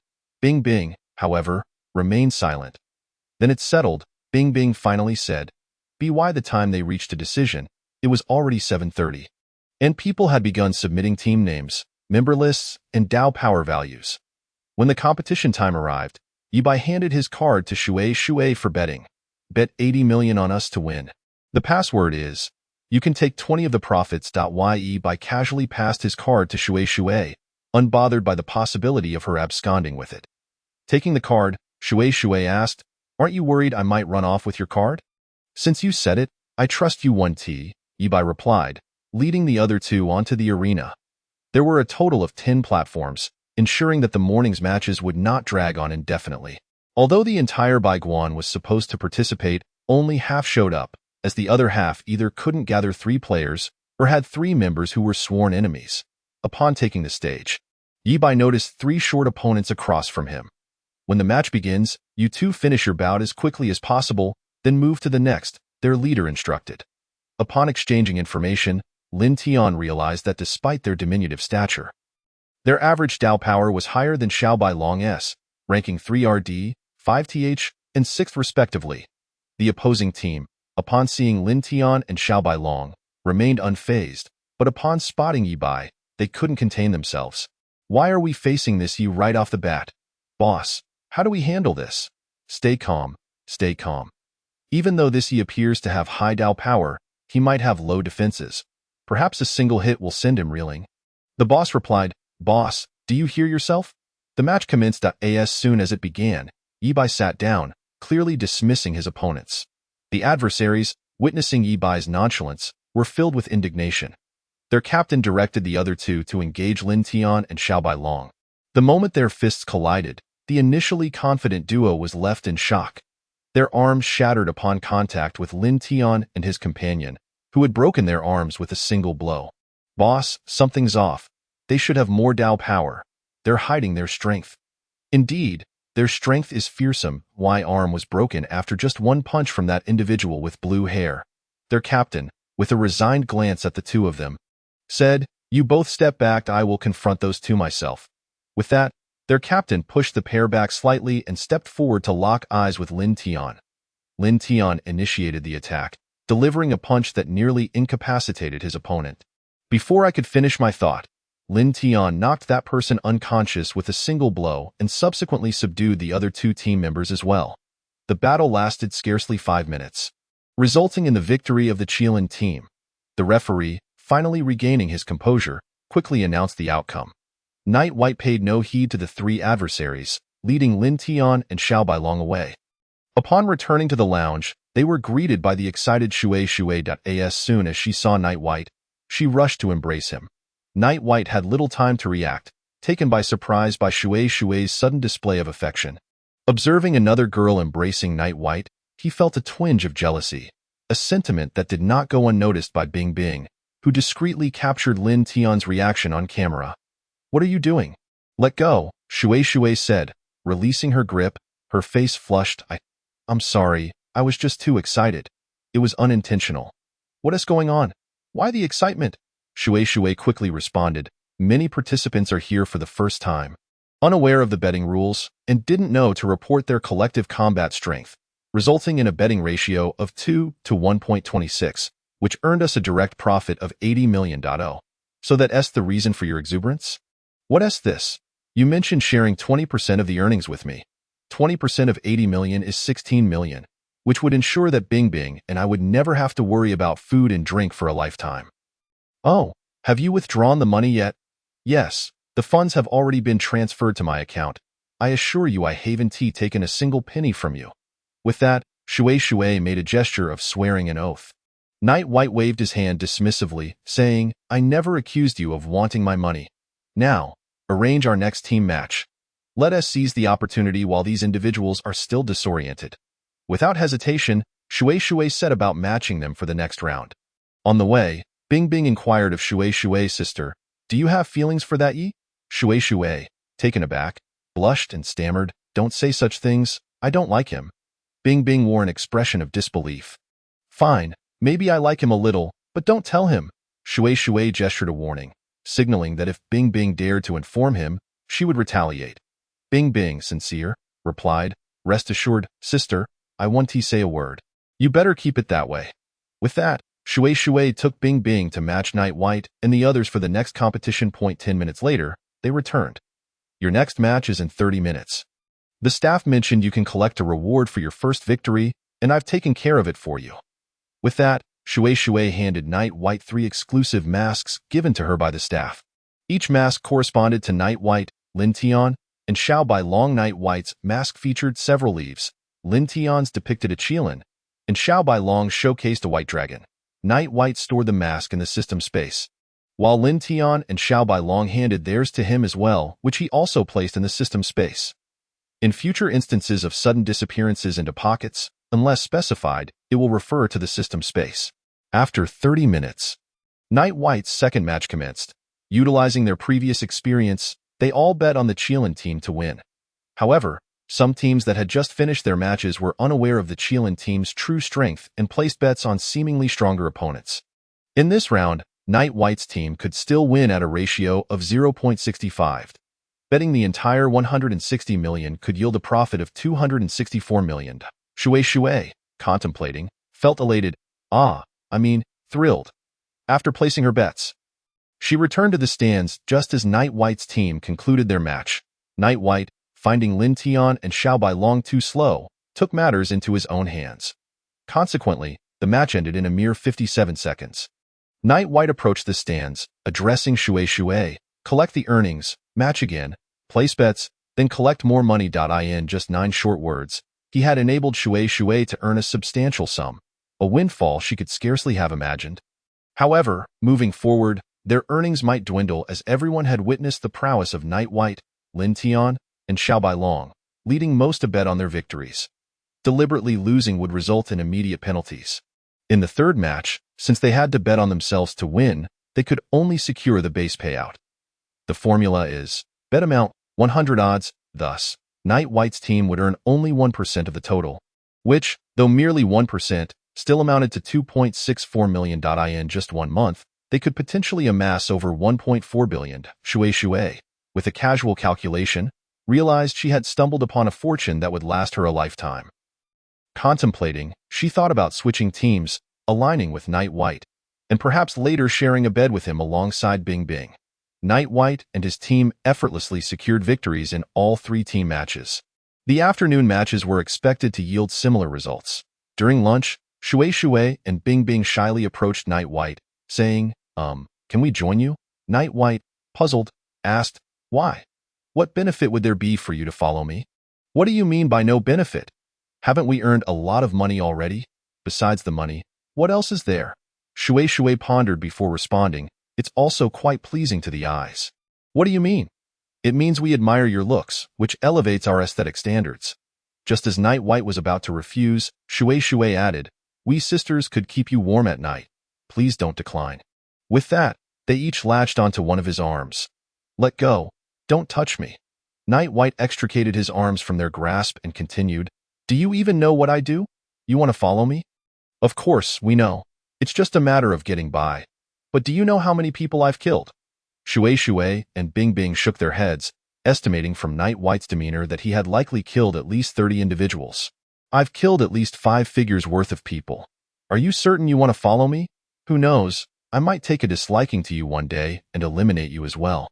Hearing that Night White had killed tens of thousands, Shui and Bing Bing's expressions shifted, yet they persisted, "We're not afraid. Besides, we've killed before. If you tell us to eliminate someone, we certainly wouldn't hesitate. What if I asked you to kill your own master? Would you agree?" Night White's question plunged Shui and Bing Bing into contemplation. Their current master had treated them quite well, even regarding them as daughters. While they had taken lives before, those were of unfamiliar individuals. Asking them to kill their master was beyond their capability. And what about Lin Tian and Bai Long? What do they do? Lin Tian is an orphan. Devoid of parents, I rescued him. Apart from me, he has no support. If he betrays me, he will face pursuit by me and my backing forces, referring to Yi Yuan and Bai Yu. Bai Long is also someone I saved. His former patron has perished, referring to the White Dragon King. Effectively at my hands, I am now his sole protector. Betraying me would bear the same consequence for him as it would for Lin Tian. However, you are different. Regardless of your parental status, the master serves as your support. If you betray me, you can seek refuge with the master, who can appeal to the headmaster, who, in turn, can reach out to the boxing arena's owner. I do not believe I can best the owner of the boxing arena. The moment you betray me, you gain a protector to shield you from my retribution and that of my allies. Thus, if you wish to follow me, you must sever all ties with your current support, which means eliminating him. Shui's complexion paled as she gazed at Night White. She yearned to accompany him to fortune and enhance her strength. Yet she found it impossible to turn against her master. Although neither she nor Bing Bing could overpower their master, Night White would undoubtedly have Lin Tian or Bai Long accompany him, leaving her with the choice to either refuse Night White's offer and wait for the events to conclude, allowing Night White to claim the top spot on the personal leaderboard and ascend to the Blue Pavilion, or to agree to Night White's demand, killing her master and thereby severing ties with the boxing arena. The death of the White Pavilion's master would not offend the boxing arena, yet it would simultaneously sever her support. Can't there be some leniency? Shui's tone carried a hint of despair. No, I will not nurture a threat. Even if I were to support someone with grand ambitions, as long as they do not betray me, I can manage. Just as Bing Bing was about to object, Shui interjected, "Fine, I will accept your terms, but we cannot defeat our master and will need assistance. All right, I will have Lin Tian and Bai Long accompany you." With that, Night White dismissed them from the room. Once outside, Bing Bing, perplexed, remarked, "Sister, why did you agree? Didn't you say that the money we earned is enough for us to live comfortably for a lifetime? Why would you still consent to his demands?" The water, cool and refreshing, spoke softly, "Bing Bing, I too harbor ambitions. I yearn to ascend the ranks. Yet, the two of us alone cannot achieve this. Why not? What grounds do we have to succeed? Given our stagnant progress in cultivation over the years, should we wait for the master to rise and elevate us? Even if the master promotes us, should they fail to secure the position of the owner, we would inevitably be cast aside. The most prudent course of action now is to align ourselves with him. I have a premonition that within 3 years, our status and worth will elevate significantly." But Bing Bing attempted to voice her thoughts but was abruptly interrupted by Shui. "And no more buts. Do you lack ambition? Do you not wish to earn more? Do you not desire admiration? If you do, then cease your hesitations. If you do not, return to the master and report to him. From that moment, let us pretend we have never met." Shui's words startled Bing Bing. Indeed, she too possessed desires and ambitions. She too was unwilling to remain stagnant. It seemed simple to sever ties with her current benefactor and seek another, but to betray the one who had nurtured them for over a decade was not a decision to be made lightly. "Sister, is this truly wise? Will there be no repercussions? Bing Bing, trust me, being with you will be 1,000 times better than remaining here." Bing Bing fell silent. She understood that aligning with you would indeed benefit her. Yet the thought of betraying the master, who had cared for them like a mother, weighed heavily on her conscience. However, in the face of desire, all morals could be cast aside. After much contemplation, Bingbing resolutely declared. I have made my decision. Let us proceed. Upon hearing Bingbing's words, Shui nodded and rapped on Yi Bai's door. Enter. Upon receiving Yi Bai's invitation, Shui ushered Bingbing into the room. Yi Bai had overheard their conversation. Having desires was advantageous, for it allowed her to manipulate them through their aspirations. Both sought wealth, power, and status. Therefore, Yi Bai would grant them money, provide methods to enhance their strength, and offer them positions of great authority. We have decided that once this matter is concluded, we will summon the master and eliminate her. Very well, Yi Bai responded. Now, let us eat. We have yet to dine. With that, Yi Bai pushed the two out and followed them to the dining hall, where they invited Lin Tian and Xiao Bai Long to join them. Upon arriving at the dining hall, Lin Tian and Xiao Bai Long served food to Yi Bai, Shui, and Bingbing. However, the two were not in the mood to eat. It took 30 minutes for Shui and Bingbing to finish their meals. Lin Tian, puzzled, asked Yi Bai, Big brother, why are they taking so long to eat? They seemed fine this morning. Do not concern yourself with that. You both are prepared for the solo competition this afternoon, correct? No problem. No problem. After finishing their meal, they returned. Yi Bai entered his room, where the long-absent system reappeared. Did you miss me? Your charming and delightful system has returned. Bringing you new tasks. Proceed. Task 1. Participate in the White Pavilion duel and secure first place on the solo leaderboard with a flawless record.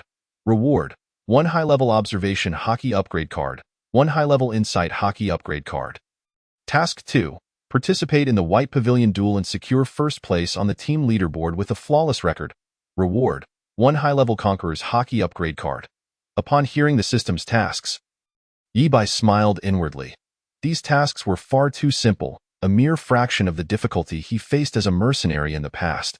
Had the system known his thoughts, it would likely have been infuriated. By nightfall, after finishing his 5 matches, Yi Bai sought out Shui and Bingbing to watch Lin Tian and Xiao Bai Long's competition. Upon seeing Yi Bai, Shui called out, Over here, big brother. Yi Bai acknowledged her with a nod and swiftly approached her side. Big brother, what is your name? Please tell us. Shui pouted playfully. Ask them. All right. Once Lin Tian completed his match, he returned to the stands, having played all his matches for the day, leaving only Xiao Bai Long yet to compete. Upon seeing Lin Tian, Shui inquired, Lin Tian, what is our big brother's name? Please tell us. Lin Tian was about to respond but then hesitated, saying, What do you mean by our big brother? He is my elder brother. Not yours. Besides, I am much younger than you, so do not call me brother. But both Bingbing and I have also allied ourselves with Big Brother, and I am addressing him by status, not age. Lin Tian cast a glance at the back of Yi Bai's head. Indeed, Yi Bai had not turned around. He was focused on watching Xiao Bai Long's match, observing as Xiao Bai Long teased his opponent. Growing bored, Xiao Bai Long swiftly incapacitated his opponent, concluding the match. Remember, our big brother's name is Yi Bai. Yi signifies night, and Bai signifies white silk. White silk.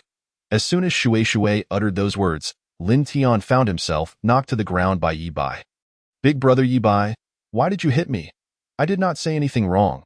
Yi Bai shot Lin Tian a sidelong glance and replied, Next time, remember to choose a different descriptor. Otherwise, it will not merely be a simple punch. Once Xiao Bai Long returned, Yi Bai instructed Shui to retrieve the betting cards. After Shui brought back the cards, Yi Bai led everyone back to their room. They had completed their matches in just 3 hours. Making it only 5 o'clock, with dinner still an hour away, Yi Bai lay in his room for an hour before taking everyone to eat.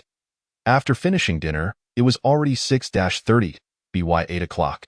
Lin Tian entered Yi Bai's room, ready to sleep. The reason for their early bedtime was to rise around 4 in the morning, a time when very few were awake. Yet some black market doors opened at that hour, making it the least risky time to venture out. Thus, they had developed the habit of sleeping by 8. Hey, big brother Yi Bai, I'm here. Let us continue the game from yesterday, Lin Tian eagerly exclaimed. Yi Bai shot him a glance, silently warning him to behave. Lin Tian, understanding the cue, obediently crawled into bed, refraining from his usual chatter. Chapter 16. The competition concludes, system rewards acquired, teaching Lin Tian and Xiao Bai Long the art of dominance that night. Lin Tian remained quiet and composed, likely aware that without the benefit of a buff, His incessant chatter would result in him being expelled. At 5 in the morning, Yibai awoke, and Lin Tian stirred as well. "Good morning, big brother Yibai," Lin Tian greeted, but Yibai ignored him. Stepping outside, he found no one else awake, so he settled onto a chair and retrieved a bottle of iced cola from the system space. Yibai then picked up his phone to play a game. As Lin Tian took out his phone, Yibai remarked, "The early bird catches the worm. Go wake up Xiao Bailong at the front desk and tell her to come out for a run." "Big brother Yibai, they have names, you know." Yibai recalled that both of their names were reduplicated, and he was disinclined to say them. Reduplicated names are bothersome. "Forget that. Go wake them up, but cover your eyes when you call them." The them he referred to were the sisters Shui Shui and Bing Bing. "Got it?" Lin Tian casually grabbed a cloth from the table and proceeded to their room. He knocked on Shui Shui's door, calling for her. Not hearing a response, he opened the door, blindfolded himself, and quietly shut the door behind him. Lin Tian fumbled to turn on the light and called out again, "Wake up! Stop sleeping. It's almost 8. This tactic proved effective, as Shui Shui stirred at the sound, but merely stirred. Not hearing a verbal reply, Lin Tian raised his voice, "Get up! Stop sleeping!" With a firm shout, Shui Shui sprang from her bed. However, as she had a habit of sleeping in the nude, she was currently without clothing. Upon seeing Lin Tian, she quickly covered herself with the blanket and said, "Lin Tian, what are you doing in my room?" "Big brother Yibai told me to wake you up." "Are you dressed?" "Wait a moment. I'm not dressed.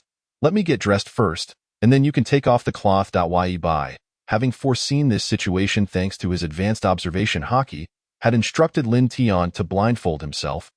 "All right, you can remove the cloth now." Upon hearing this, Lin Tian lifted the cloth. Shui Shui had dressed by then and appeared freshly awakened, with tears of sleep still lingering in her eyes. "Go wake your sister up.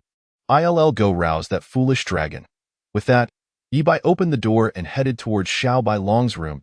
As he entered, he found Xiao Bailong sprawled across the bed. Lin Tian, noticing that Xiao Bailong was not wearing a top, hesitated to pull back the blanket, fearing he might see something unsightly.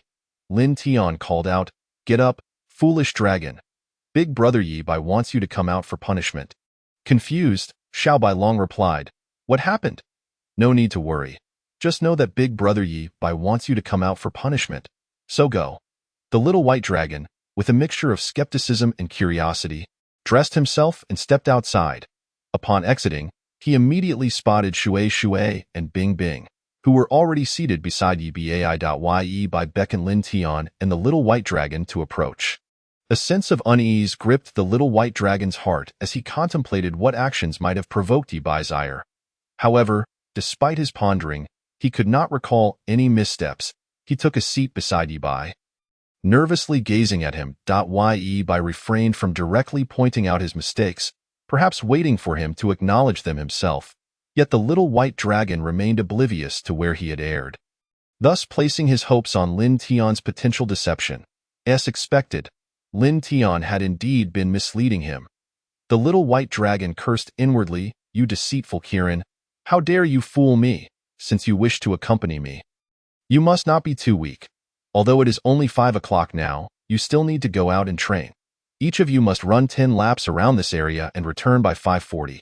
With that, Yibai retreated indoors, leaving the 4 of them to exchange glances. 10 laps?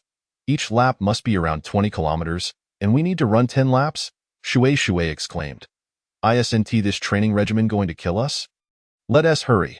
With the 2 of us leading, you might fare better. It's already 5:10, which gives us only 30 minutes. We need to run at a pace of 7 kilometers per minute to finish on time. Which means we'd have to run over 100 meters per second, Lin Tian lamented, feeling overwhelmed. Upon hearing Lin Tian's words, Shui Shui and Bing Bing also felt a wave of dread, questioning whether this was indeed a monster's training method.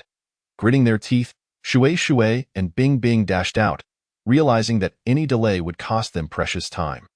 Observing their sudden departure, Lin Tian and the little white dragon followed suit. At Lin Tian's pace, running at 130 meters per second was no issue. However, his endurance was lacking, and he likely wouldn't last more than 20 minutes, perhaps a maximum of 17, before collapsing. The little white dragon, while slightly slower than Lin Tian, possessed greater stamina typical of his dragon lineage.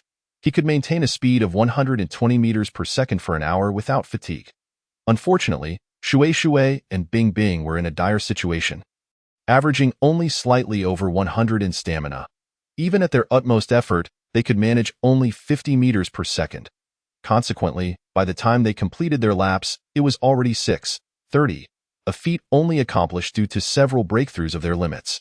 Exhausted, they collapsed at the doorstep. Yi handed each of them an energy bar, and upon consuming it, they felt revitalized. It must be noted that the energy bars in this world truly replenish lost energy.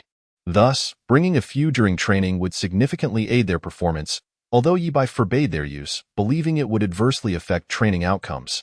"How are you feeling now?" Yi inquired as he stood before them.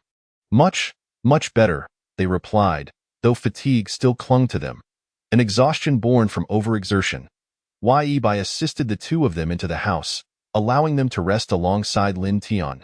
At this moment, apart from Yi and the little white dragon, the other three lay sprawled on the sofa like lifeless dogs.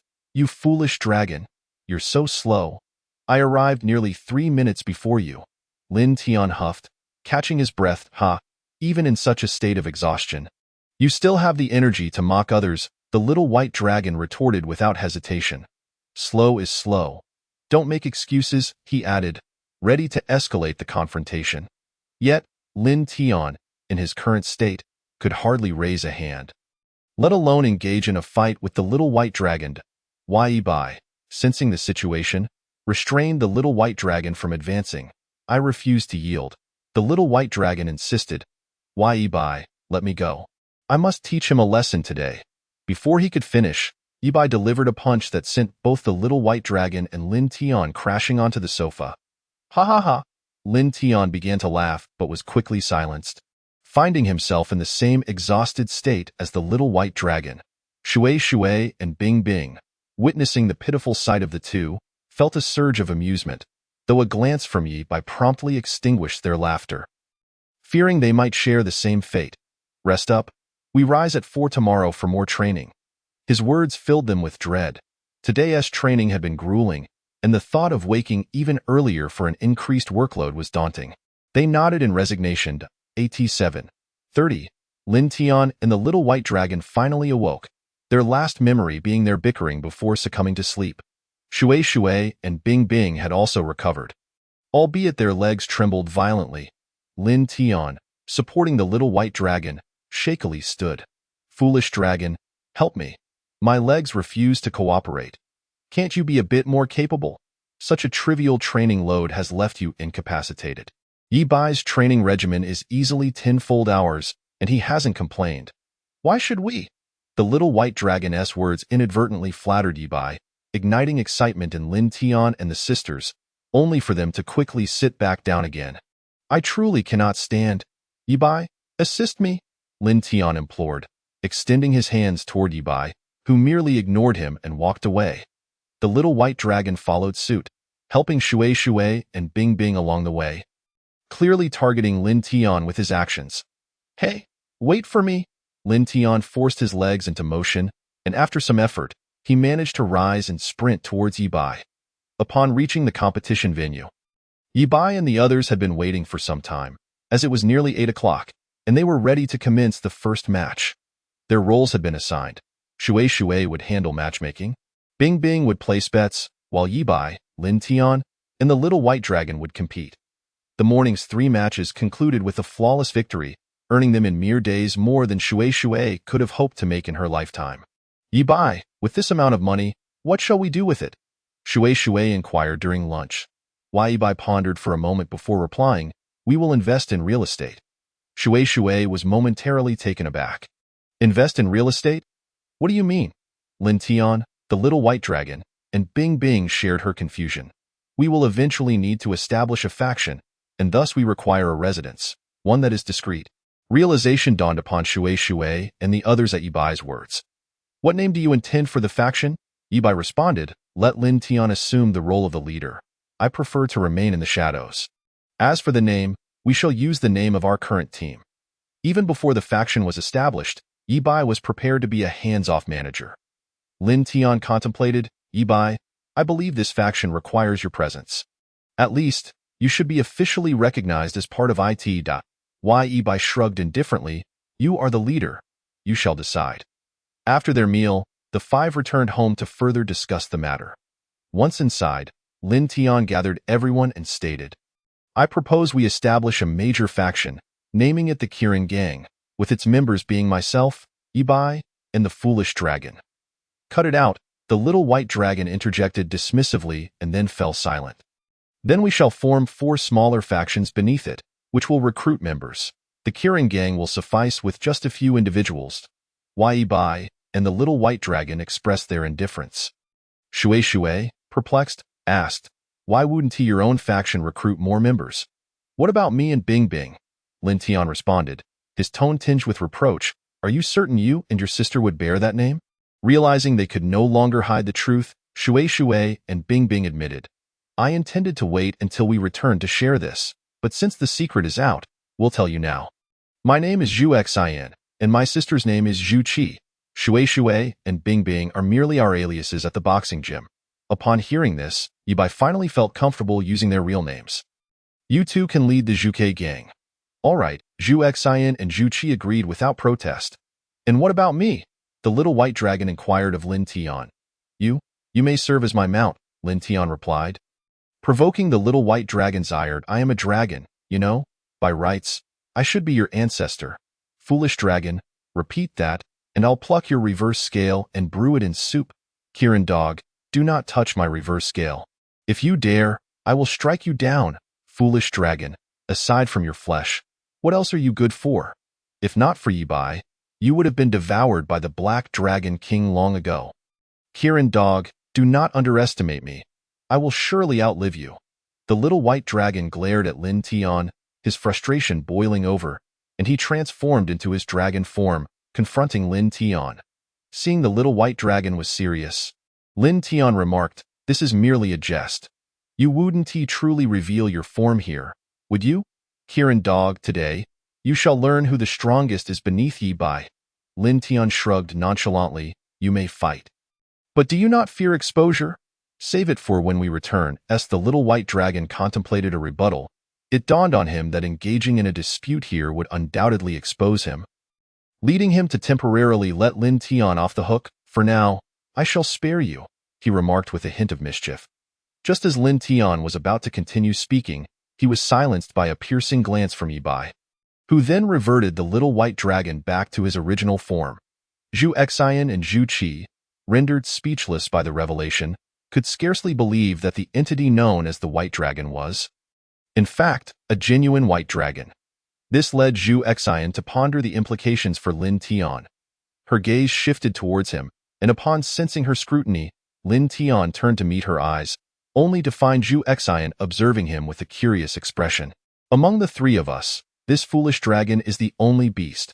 Both I and Brother Yi are human, Lin Tian quipped, though he mused that this might not hold true in the future. Zhu Xian nodded in agreement. The most astonishing revelation for her was that Yi could actually reign in the little white dragon, particularly considering that Yi had previously claimed to have eliminated the little white dragon's former protector. This implied that he had effectively slain a dragon king. The power of a dragon king could be quantified at approximately 300,000 in terms of Dao force. I shall return to my quarters, Yi declared, finding the proceedings rather uninteresting. The others followed suit, retreating to their rooms. As the afternoon approached, the competition commenced. The individual matches involving Yi, Lin Tian, and the little white dragon concluded with remarkable ease. For the subsequent month, they adhered to a rigorous routine, rising at 4 each morning to run, followed by matches, before retiring to bed by 8. Thus, a month passed in this manner. After Yi dispatched his final opponent, the competition came to an end. Once the staff organized the rankings, they announced, the top team is the Qilin team, having achieved victory in every match, earning a prize of 1 billion. With that, the staff member handed a card to Yi, who accepted it without further acknowledgement. The staff member then proceeded to distribute the prizes for the 2nd and 3rd place teams. The individual champion was revealed to be Yi, awarded 10 billion and a direct pass to the Blue Pavilion. The staff member presented Yi with the pass and subsequently gave him another card. Following this, the staff member continued to distribute the prizes for the second and third places. After obtaining what he desired, Yi Bai departed with his companions. Upon leaving, he entered the vehicle that Zhu Xian had prepared in advance, returning to the White Pavilion. Upon arriving, Zhu Xian intended to call the pavilion master, only to discover that the master was already awaiting her return. Shui, Bing Bing, you're back. Was the journey arduous? The pavilion master, a middle-aged woman with a soothing voice, exuded a calming presence. Master, allow me to introduce our team members who participated in the competition, Zhu Xian began. But the master interjected, no need, I am already aware. The Grand Pavilion Master has inundated me with calls. I came today specifically to meet the three of you. At that moment, the White Pavilion was devoid of any other occupants. As the doors remained closed due to the competition, Master, let us take a seat. It wouldn't do to stand after such a long journey, Zhu Xian suggested. Indeed, I should have considered that, the master acknowledged, leading Yi Bai and the others to her office. The office was modest, lacking surveillance. Shui, Bing Bing, you have shattered your bottlenecks, the master exclaimed with palpable excitement, having never anticipated that two individuals, previously stagnant in their Dao force for years, would achieve breakthroughs after visiting the 100 pavilions for a duel. This is largely thanks to Mr. Yi, the master added, bowing slightly towards Yi Bai before rising to pour him tea. As she did so, her back was turned to the others in a swift motion. Lin Tian approached from behind and struck the master, rendering her unconscious. This maneuver was executed with remarkable ease, a testament to the arduous training Lin Tian had undergone. He tossed a knife to Zhu Xian and Zhu Qi, commanding, you must be the ones to finish her off. Despite their initial resolve, both Zhu Xian and Zhu Qi hesitated at this critical juncture. Zhu Xian clutched the knife tightly, grappling internally with her conscience. The voices of the devil and the angel echoed in her mind. Kill her, and you shall attain unparalleled power, far superior to remaining under her thumb. The devil urged, you cannot. She has cared for you and your sister for over a decade. Even without merit, her sacrifices count. Are you truly willing to take the life of someone who has nurtured you for so long for the sake of an uncertain alliance? Countered the angel. Ultimately, Zhu Xian chose to prioritize her own interests, wielding the knife and plunging it into the master's body, while Zhu Qi extracted the blade and delivered a fatal thrust to her heart. Upon witnessing the master's demise, Yi Bai retrieved paper and pen from her office and inscribed a message. I have slain the master of this White Pavilion. I trust you will not sever ties with me over the death of a single pavilion master. I shall not disclose the reasons for my actions, but I intend to take two individuals with me. Yi Bai. After placing the note in the master's hand, he declared, let us depart. Our business here is concluded. With that, Yi Bai led the remaining four out of the premises. While Yi Bai initially considered returning home, he soon realized that his modest abode contained but a single bedroom. Consequently, he sought to purchase a villa nestled against the mountains, the very mountains where Lin Tian and the others had trained, and where the Black Dragon King had pursued him. Zhu Xian and Zhu Qi were left astounded by Yi Bai's extravagant display of wealth. Is this what it means to be affluent? They mused. You may select your rooms. There are 5 available, and I shall take the remaining one, Yi Bai gestured, encouraging them to choose. Without further ado, the 4 promptly began selecting their preferred chambers. Ultimately, Yi Bai was left with a room that was neither too large nor too small, but just right. During the month spent preparing for the duel at the White Pavilion, Lin Tian's Dao force had risen to 2149, while the Little White Dragon lagged behind at 1794. Although the Little White Dragon belonged to the dragon race, his innate talents were not on par with Lin Tian's, and he was even somewhat inferior to Yi Bai, who, however, possessed an advantage, his system. Indeed, I am referring to this very system, it chimed in. Despite the Little White Dragon's Dao force being just 1794, he was now ready to learn the art of Hakai.as for Zhu Xian and Zhu Qi. They still had some distance to cover, their Dao forces hovering around 700. Their potential was promising, yet their misguided training methods had hindered their progress. After a month with Yi Bai, their Dao forces had multiplied 7-fold. Lin Tian, Little White Dragon, come with me to the back mountain. Zhu Xian, Zhu Qi? You are welcome to join us if you wish, Yi Bai announced, rising to head towards the rear mountain.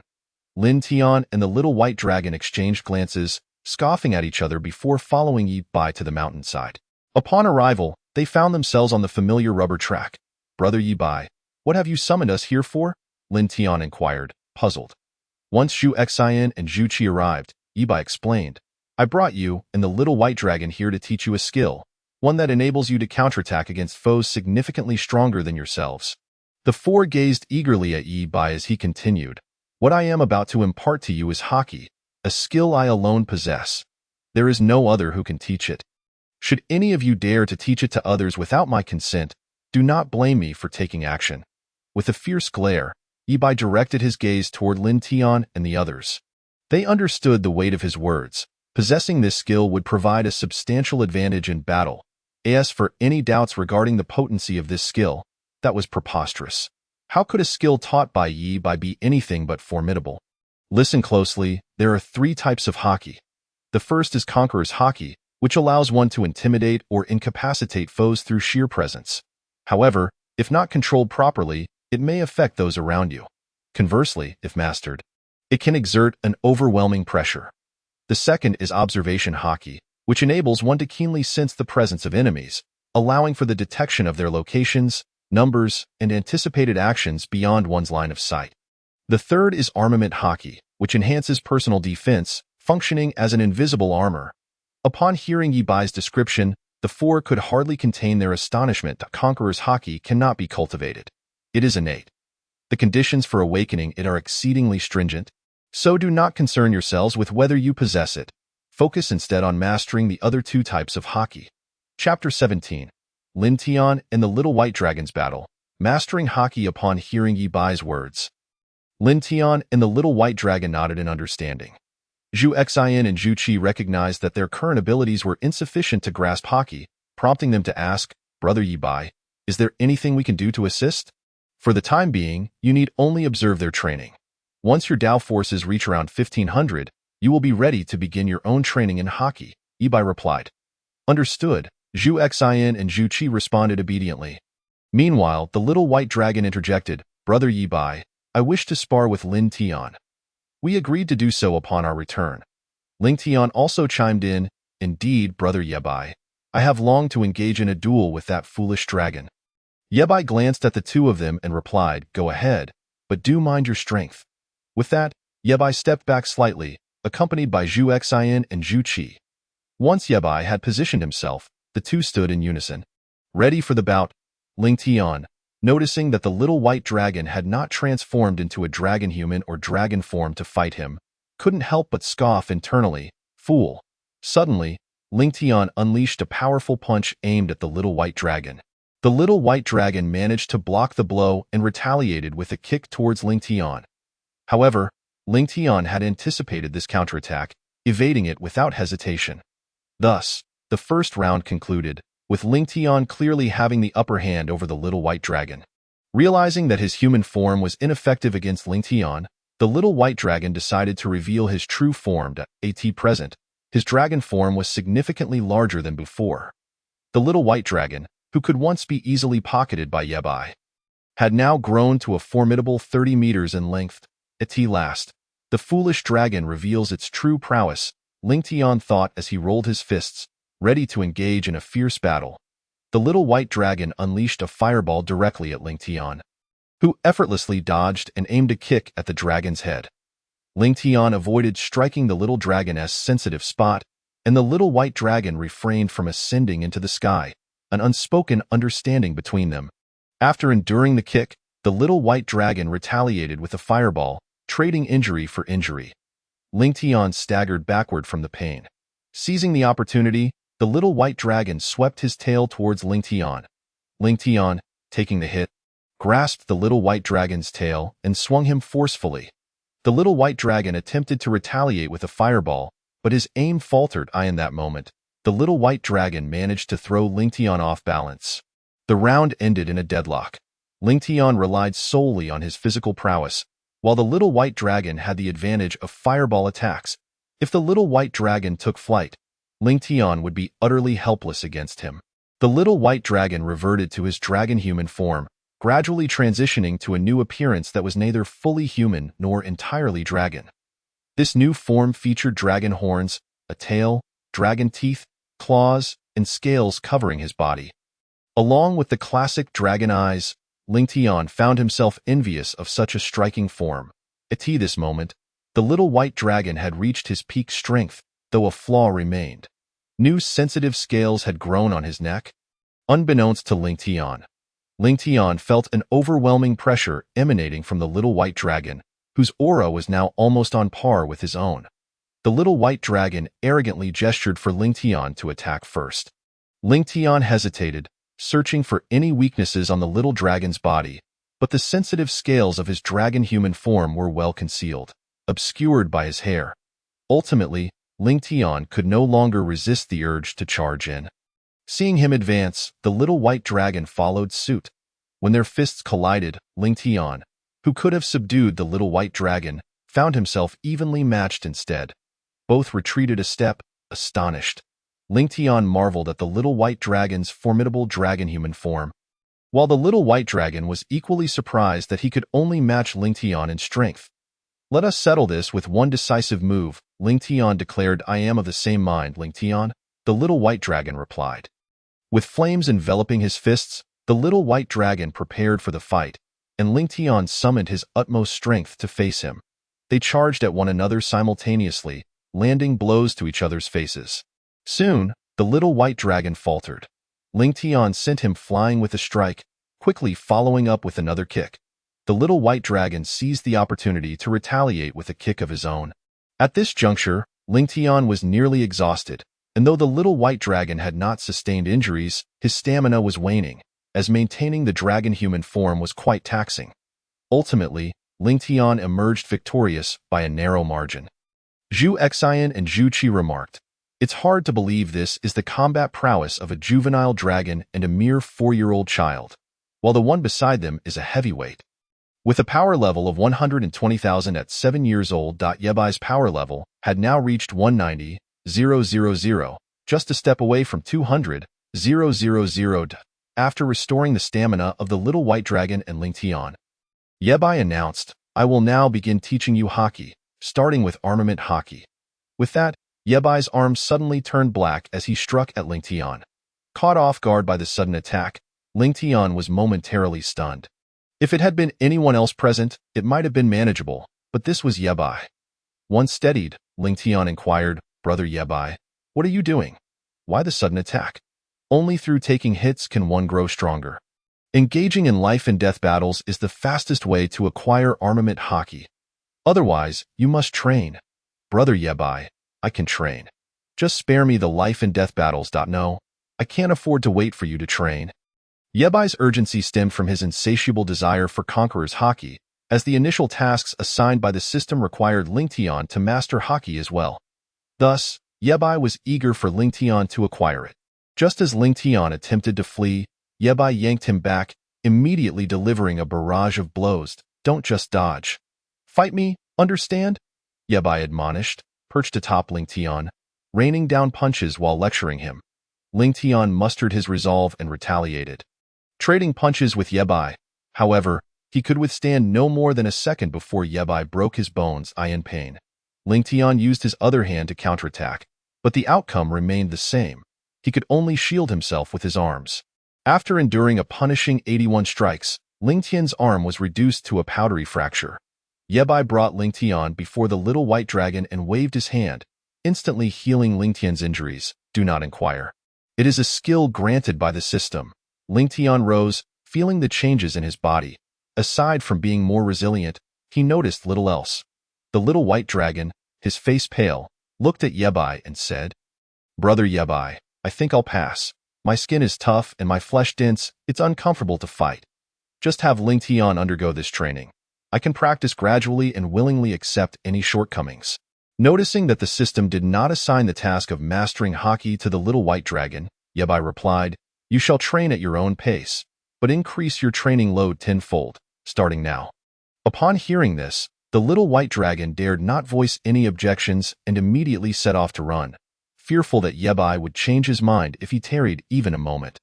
After allowing Ling Tian a brief respite, Yebai led him back into the grove. By nightfall, Lingtian and Yebai concluded their training. At this point, Zhu Xian and Zhu Qi had already returned home, and the little white dragon had completed his training and departed as well. The three of them now sat at the dining table, pondering what to eat, as none of them could cook, and they had no desire to dine out.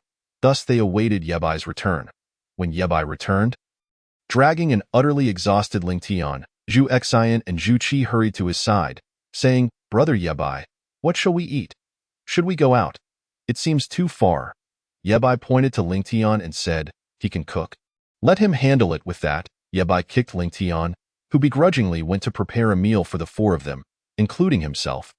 Cooking for five was no small task, and though it was not physically taxing, it was a mental ordeal.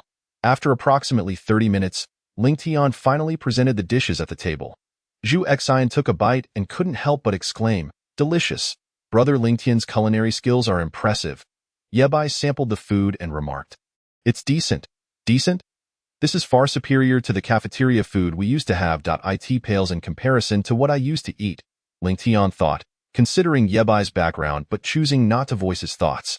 Zhu Xian and Zhu Qi, unaware of Yebai's history, asked, "Brother Yebai, what did you used to eat?" "Food," he replied succinctly, causing both to momentarily short-circuit. Seizing the opportunity while they were stunned, Yebai polished off the rice in his bowl and stealthily snatched the chicken leg that Lingtian was about to grab. In mere moments, he finished his meal, tossing the chicken bone into the trash. After 20 minutes, once everyone had finished eating, they all retreated to their rooms to sleep. Although they no longer needed to rise early, their biological clocks were set. Lingtian finally awoke at 6 in the morning, having been utterly exhausted from the previous day's training with Yebai. At this moment, aside from him and Yebai, the house was empty. As everyone else had already left for training, Lingtian knocked on Yebai's door. "Come in." Hearing Yebai's voice, Lingtian entered the room and immediately lay on Yebai, asking, "Brother Yebai, I'm feeling unwell today. Can we skip training?" Reflecting on the training methods from yesterday, Lingtian felt a shiver down his spine. In a way, there's no room for negotiation, and get off me at that moment. It appeared as though Lingtian had pinned Yebai on the bed, as if preparing to kiss him any second. Yebai could have easily escaped Lingtian's grasp, yet he chose to remain still, surrendering to Lingtian's hold. "Brother Yebai, don't you think this feels rather intimate?" After speaking, Lingtian lowered his head slightly, while Yebai was pinned to the bed, leaving him unable to lower his head any further.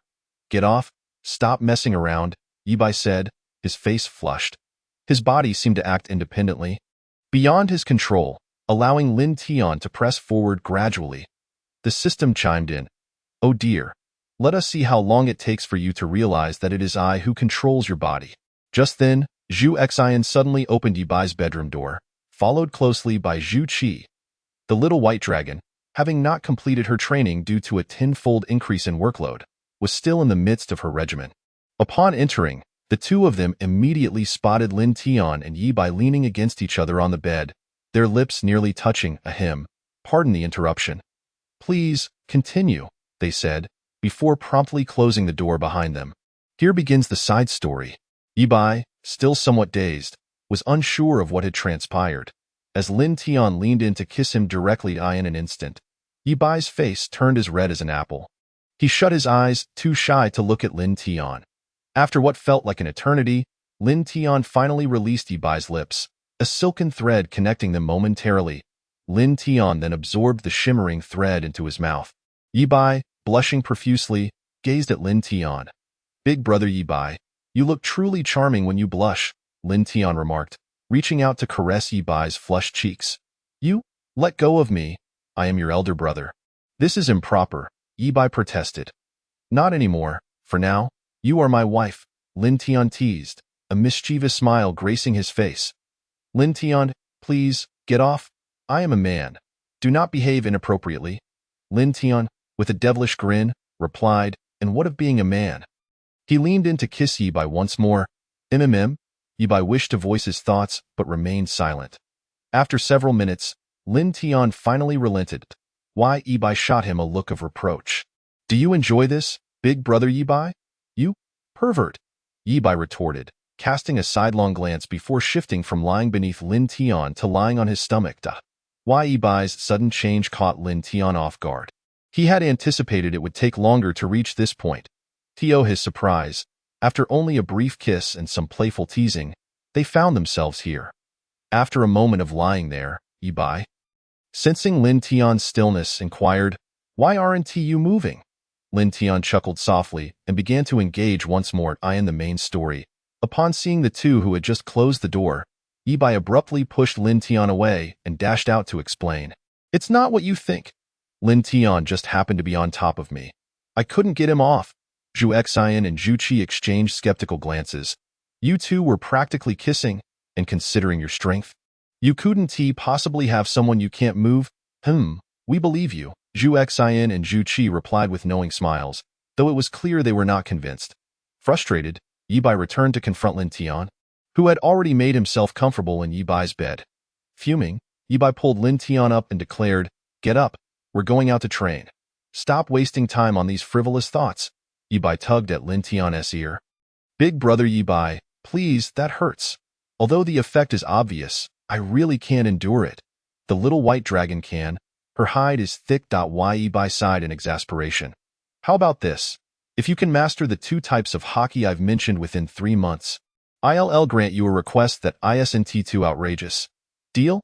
Lin Tian pondered for a moment before agreeing. "Sure, it's a deal." "Absolutely, no backing out," Yi Bai asserted, skeptical that Lin Tian could truly master 2 forms of hockey in just 3 months. As soon as Lin Tian dashed out, he began training fervently, not pausing until lunchtime. "Is Lin Tian still training? Is he pushing himself too hard?"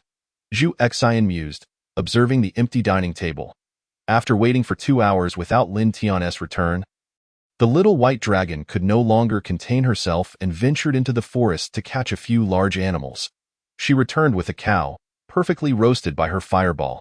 Upon dragging the cow inside, she took up a knife and began distributing the meat. Yi Bai consumed 2/5, while Zhu Xian and Zhu Qi shared 1/5, leaving another 2/5 for Lin Tian. By afternoon, Lin Tian still had not returned, and the others continued their training. It wasn't until nighttime that Lin Tian, along with the little white dragon, returned. Yi Bai chose not to eat dinner and instead lay down to prepare for sleep. Upon entering, Lin Tian rushed to Yi Bai's room to share his joy. "Big brother Yi Bai, look!" Lin Tian exclaimed, raising his arm to reveal that his formerly pale skin had turned a deep shade of black. After a moment of shock, Yi Bai stuttered, You learned it already?" Yi Bai recalled the request he had promised Lin Tian, which he had interpreted as not being too excessive. "Anything except that, big brother Yi Bai.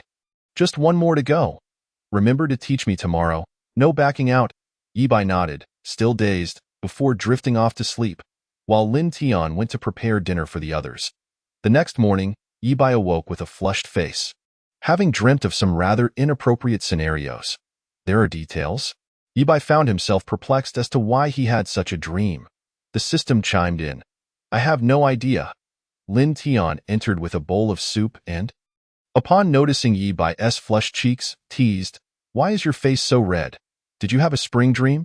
"No," Yi Bai quickly denied, but the immediacy of his response confirmed Lin Tian's suspicion. All right, no more about that. Your meal is here. I'm off to train. How do you practice observation hockey? Please, enlighten me. Yi Bai considered for a moment and replied, "You'll need to cover your eyes with an opaque cloth and have Zhu Xian or Zhu Qi strike you from behind. You must find a way to evade them, and after a few months, you should improve." With this newfound method, Lin Tian hurriedly descended to find Zhu Xian.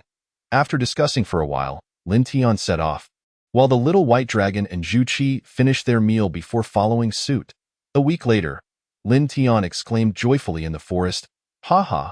I've finally mastered it." He had already devised plans to entertain Yi Bai once he returned. Chapter 18. Lin Tian's request. Once Lin Tian fully mastered observation hockey, he rushed back to find Yi Bai, who was increasingly anxious about what request Lin Tian might make. He had abandoned all hope of Lin Tian failing to learn within the stipulated time and was now solely focused on how to respond to Lin Tian's demands. If Lin Tian's request was for a kiss, it would be quite the disadvantage for Yi Bai, as he would have elevated Lin Tian's strength while gaining nothing in return. Yi Bai pondered this. Lin Tian burst into the room. Big brother Yibai, I've learned the 2 types of hockey you mentioned, Yibai sighed, feeling resigned. All right, what do you wish to ask? Just don't be unreasonable. Lin Tian cast a sly glance at Yibai's lower half. Yibai quickly covered himself, exclaiming, that is out of the question. Absolutely not. Lin Tian contemplated for a moment before suggesting, kiss me for 10 minutes. Are you insane? 10 minutes? One till you suffocate? And where exactly? You already said it. What did I say? Yibai thought back to his previous words and suddenly realized, not the lips, that's my first kiss.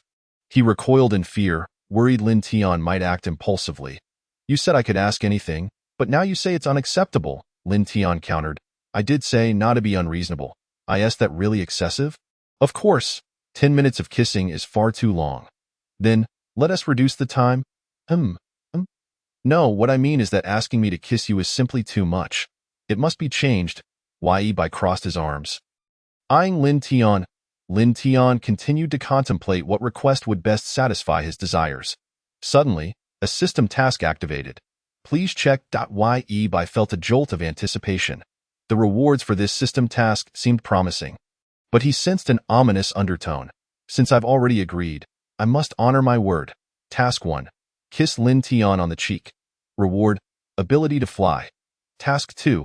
Kiss Lin Tian on the lips. Reward, ability to fly, iron body. Task 3. Kiss Lin Tian on the lips for 10 minutes. Reward, ability to fly, iron body, unlimited stamina, underwater breathing. Only one task can be completed. Please proceed with caution. Having made up his mind, Yibai steeled himself. Kissing you for 10 minutes, right? Lock the door behind you. Lin Tian was aware that Yibai had agreed to his request, and thus he joyfully went to lock the door. At that moment, the room was occupied solely by Yibai and Lin Tian, with the curtains tightly drawn. Just as Yibai was about to speak, his mouth was suddenly silenced. Before Yibai could prepare himself, Lin Tian pressed him down and kissed him. As the seconds ticked away, Yibai gradually relaxed, for these rewards were far more valuable than his mere 10 minutes. When the clock hit 9 minutes and 30 seconds, Lin Tian was ready to release him. However, Yibai promptly pulled Lin Tian back down before he could rise. Initially, there was a slight distance between them, but with Yibai's action, their bodies were pressed together. Feeling the warmth emanating from Lin Tian, Yibai's heart began to race uncontrollably. Lin Tian, undeterred, wrapped his arms around Yibai's waist.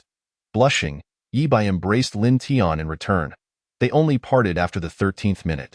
Yibai noticed the lingering resentment in Lin Tian's eyes, unable to conceal it any longer. What was promised to be 10 minutes had turned into 13. Task accomplished. The system detected that the host had exceeded the task requirements, granting an additional reward, photographic memory. With this extra reward, Yibai felt somewhat relieved, realizing those 3 minutes had not been in vain. That should suffice, Yibai said, blushing as he addressed Lin Tian. Fearing that Lin Tian, still unsatisfied, might suddenly make another advance, especially since Yibai had already succumbed to Lin Tian's whims. Enough, replied Lin Tian, his face betraying no hint of embarrassment. A quintessential rogue. Then you should get off me. At that moment, Lin Tian still lay atop Yibai. Should Lin Tian entertain any wicked thoughts, Yibai would be powerless to resist. I shall rise now. With that, Lin Tian got up from atop Yibai. Yibai immediately issued an eviction order. All right then. Lin Tian dashed away without a backward glance. Watching Lin Tian retreat into the distance, Yibai felt a surge of anger. After such an extensive kiss, he simply walked away. What a scoundrel! Yibai glanced in the mirror, deciding to alter his appearance, for he currently resembled a girl far too closely. Refer to the cover. After briefly consulting the system for advice, he adjusted his hairstyle. Once completed, Yibai no longer appeared so girlish. Much better. Although his hair remained white and his face unchanged, it was a significant improvement. Subsequently, Yibai exited the room. Upon descending the stairs, he found all 4 individuals seated, seemingly awaiting him to speak. Upon noticing the flush on Yibai's face, Zhu Qi suspected that something had transpired inside. The more she pondered, the more absurd her thoughts became, ultimately causing her own face to redden. Now, let each of you share your Dao power levels for this week. Zhu Xian spoke first. Zhu Xin, 1349. Zhu Qi, 1324. Little White Dragon, 4836. Lin Tian chuckled. With my dual-colored domineering, my Dao power level has reached 14629. Upon saying this, Lin Tian wore a proud expression, as if he were invincible. Yet, Yi Bai's next words plunged Lin Tian into despair. My current Dao power level is already 320,000. Having merged the rewards from the previous and current system tasks, Yi Bai's strength had more than doubled. His raw power was now sufficient to single-handedly take on opponents with a Dao power level of 40. Upon hearing Yi Bai's statement, Lin Tian slumped onto the table. You three can also learn domineering. I don't expect you to master it within a specific time frame, but you must at least learn one. Understood. Understood. Point 3. Lin Tian, take them out for training. With that, Yi Bai returned to his room. Lin Tian wasted no time and led the three out for training. Chapter 19. Mastering Domineering, the Kirin Gang established. Alright, let's pause here. Upon hearing Lin Tian's words, the three came to a stop. First, let's learn the armament haki. It's relatively easy to grasp. Point 3. Intensive training combined with receiving blows will enable you to master it. Little White Dragon showed no reaction to this, but Zhu Xin and Zhu Qi were terrified at the mention of being hit. Getting struck by Lin Tian could take away half my life. Your training volume will increase tenfold. After completing the training, you will spar with me. Little White Dragon will fight with Yi Bai, as I cannot hold back against you. No. I believe you've become quite formidable. Yi Bai doesn't need to assist anymore. I can manage using only my human form. You can take me on. This was indeed true, as Yi Bai, without the use of haki, could easily incapacitate Little White Dragon with a single punch. Initially, Little White Dragon had fought Yi Bai numerous times, each encounter ending in defeat. Very well, I shall not trouble Yi Bai any further. Little White Dragon sighed in relief upon hearing Lin Tian's words. Let us begin training. Upon Lin Tian's command, the trio commenced their training. After several hours, Little White Dragon was the first to complete her training and began sparring with Lin Tian. Little White Dragon's training volume had been increased tenfold and then yet again, which was quite taxing even for her. Consequently, during her battle with Lin Tian, she found herself on the receiving end of the blows until she ultimately collapsed. Shortly after, Little White Dragon fell to the ground. Zhu Xin and Zhu Qi completed their training as well. The two of them gulped upon seeing Little White Dragon lying on the ground. Come on with that, Lin Tian engaged in battle with the two. They managed to endure for even less time than Little White Dragon. After a while, all three regained consciousness simultaneously. As soon as she awoke, Little White Dragon sensed a change within her body. She raised her arm, feeling the transformation inside her. Suddenly, her arm turned black. Seeing Little White Dragon awaken her armament haki, Lin Tian felt an uncomfortable pang in his heart. This meant he could no longer rely on moves she was incapable of performing to defeat her. Ha! I did it! Little White Dragon exclaimed joyfully, leaping into the air. Zhu Xin and Zhu Qi gazed enviously at Little White Dragon's now pitch-black arm. Congratulations, Brother White Dragon!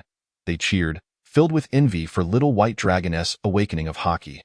Observing their envy, Lin Tian remarked, You need not feel jealous. Soon, you will also master this haki. Upon hearing Lin Tian's words, Zhu Xin and Zhu Qi instantly brightened, shedding their previous dispirited expressions. Little White Dragon joined their training session. And while they engaged in regular training, Lin Tian assisted Little White Dragon in learning observation haki. Thus, 3 months later, Little White Dragon raised her Dao power level to 23,000, mastering the dual-colored haki. Lin Tian increased his Dao power level to 39,000, mastering the dual-colored haki and subtly grasping advanced techniques of armament haki. Zhu Qi and Zhu Xin reached levels of 13,000 and 15,000 respectively, both also mastering the dual-colored haki. As of now, Lin Tian remained the strongest under Yi Bai's command. Yi Bai summoned everyone to the first floor for a grand assembly. You all have now mastered dual-colored haki, and your Dao power levels have surpassed 10,000. You are fully capable of establishing a gang. Lin Tian, please take care of this now. The budget is 1 billion. Make it good. Little White Dragon will assist, while Zhu Xin and Zhu Qi will be in charge of selecting a location. Yi Bai's words resonated in everyone's ears, prompting them to contemplate thoughtfully. Lin Tian was the first to break the silence. Brother Yi Bai, where can we register a gang? I've heard that it's possible. Is it true? After a moment of thought, Yi Bai replied, I'm not sure about that. You can just ask anyone. When it comes time to register, just use our code names. With a wave of his hand, Yi Bai dismissed Lin Tian. Lin Tian, visibly dissatisfied, nodded and trudged out. After leaving, Lin Tian ventured to the nearby black market and casually approached the leader of that area. Don't be nervous. I'm just here to ask you something. The gang leader trembled slightly. Sir, please feel free to ask. I will cooperate fully. Hearing this, Lin Tian inquired, I heard that gangs can be registered. Is that correct? Yes. You can now register a gang at a place called the Gang Registration Center, where you can fill out the information for your new gang. Where is that place? It's located in the city center. Upon receiving this useful information, Lin Tian promptly eliminated everyone present. Leave no traces, as Yi Bai would say, but Lin Tian interpreted it differently. Leaving a street soaked in blood hardly constituted leaving no traces. Perhaps Lin Tian believed that with no witnesses, there would be no evidence of his actions. Upon arriving at the city center, Lin Tian quickly spotted the enormous building, stretching endlessly before him. He entered the structure, where a staff member approached him immediately upon his entrance. Sir, are you here to register a gang? Please, follow me. Lin Tian has yet to comprehend why she immediately recognized him as a registrant rather than someone with other intentions. Especially considering that apart from registering gangs, there are various other activities available here. However, upon noticing the blood on himself, everything fell into place. He followed the staff to the registration area. The man seated in the office chair handed Lin Tian a form, requesting him to fill in the name of his gang, whether he had any affiliated gangs, and the name or alias of the gang leader. Yi Bai had advised Lin Tian to use their aliases when filling out the names. Gang name, Qilin Gang leader, Qilin main members, Bailong affiliated gangs, Qinglong Gang, Zhuke Gang, Xianwu Gang, Baihu Gang leader of Qinglong Gang, Nun Gang leader of Zhuke Gang, Zhu Xian main members, Zhu Qi Gang leader of Baihu Gang, Nun Gang leader of Xianwu Gang. None when asked if there were any backing forces. Lin Tian indicated that there were and noted Yi Bai's alias. After completing the form, Lin Tian handed it to the person across from him. The individual briefly glanced at it before instructing Lin Tian to place his handprint. Subsequently registering the gang leader's power level, only the leader's was recorded.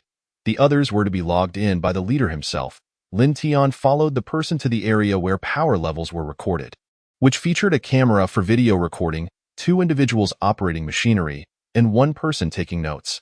Lin Tian unleashed a powerful punch, augmenting it with armed color and even a temporary breakthrough, adding internal destruction as well. With that single blow, Lin Tian's power level surged past 50,000, reaching 53,469, preliminarily categorizing him as a mid to high potential gang member. Your gang has been successfully registered. We will promptly publish the information about your gang, the staff member declared. After nodding, Lin Tian departed. Subsequently, Lin Tian indulged in some snacks, having been restricted from eating freely at home under Yi Bai's supervision. Now that he was out, he intended to avoid returning home as a 200-pound glutton. Lin Tian had brought along 100 million, as registering did not require a substantial sum. In fact, he did not spend a single penny during the registration. Meanwhile, Bailong was temporarily assigned elsewhere, summoned by Yi Bai to serve as the mount for Zhu Xian and Zhu Qi. Tasked with flying them above to better scout suitable territories. A day later, Zhu Xian and Zhu Qi returned with their selected locations. Upon opening his phone, Yi Bai saw a message from Zhu Xian. We have found a suitable place. Should we purchase a house here or have someone build it? After a moment's contemplation, Yi Bai replied, You decide. With that, Yi Bai disregarded further messages from Zhu Xian. No matter how many times Zhu Xian messaged him, Yi Bai chose to ignore them. Zhu Xian, feeling helpless, glanced at Zhu Qi and the little Bailong, her eyes reflecting her frustration. After a brief discussion among the three, they resolved to purchase a house nearby for the time being and later construct a dedicated residence when they had the opportunity. Once Zhu Xian acquired the property, she instructed Bailong to clear the area of any dissenters, eliminating those who refused to comply. Thus, the Qilin Gang was officially established. Chapter 20. Lin Tian's unexpected delight in the aftermath of the Qilin Gang's establishment. Lin Tian did not rush home. Instead, he spent the evening enjoying himself outdoors. Back at home, Yibai clenched his fists involuntarily, growing increasingly anxious as Lin Tian had yet to return. Meanwhile, Lin Tian was reveling in the city center, shopping and having a splendid time. He initially intended to find a place to stay for the night and return in the morning, but just as he was about to leave, he heard a faint cry for help. Though the voice was subtle and would typically go unnoticed, Lin Tian, possessing keen observation, discerned the plea for assistance. He followed the sound, leading him to an alley where he witnessed several individuals surrounding two others, one male and one female. Appearing to be siblings, the boy, seemingly around 11 years old, stood protectively in front of the girl, shielding her from the blows of their assailants. Ha ha ha, what right do two orphans have to attend my father's school? They should take a good look in the mirror, one of the attackers jeered. Lin Tian had initially intended to ignore the situation, but upon seeing one of them brandish a knife, he quickly approached and disarmed the assailant. It is worth noting that Lin Tian had experienced rapid growth over the past few months and now stood at 1.7 meters, while the attackers were only about 1.4 meters tall. Thus, he swiftly honed in on the knife wielder. "Who do you think you are, meddling in my affairs? Are you looking to die?" he retorted. Before the words left his mouth, he struck, causing the assailant's head to explode, blood splattering across the faces of the onlookers. The attackers were taken aback, never expecting that the boy they had underestimated would so effortlessly eliminate their leader. "Do you have any idea who you just killed? He's the son of Xiao Hongtian. You won't escape his wrath." One of them stammered, but his words were cut short as Lin Tian silenced him as well in the blink of an eye. Lin Tian dispatched all witnesses present, leaving only the bullied siblings behind. Blood pooled around their feet. After shaking the blood from his hands, Lin Tian crouched before them and inquired, "What are your names?" The boy pondered for a moment before replying, "I am Qing Su." "Why were they attacking you?" "They disdain us for being orphans, for having a mother who bore us but did not nurture us. They believe we do not deserve to attend the same school as them." After speaking, Qing Su turned to glance at his sister, who was sobbing uncontrollably. "If you are orphans, how can you attend school? Are you paying your own tuition? Our parents died shielding the principal of this school from gunfire, which is why we were admitted despite our circumstances. However, the principal has no intention of supporting us. He merely placed us in a substandard class, sending his son to coerce us into voluntarily withdrawing." Listening to Qing Su's account, a murderous intent flickered in Lin Tian's eyes. "Come with me. I can protect you," he stated. Qing Su was taken aback by Lin Tian's offer, his voice brimming with excitement as he asked, "Really? Are you truly willing to take in my sister and me?" "Of course. Are you hungry? I will buy you something to eat."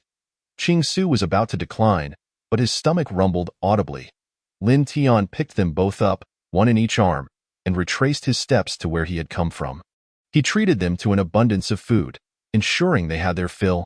Afterward, Lin Tian found a decent hotel and checked them in. The siblings were awestruck by the lavish decor upon entering the room. Standing frozen in place, fearful of damaging anything.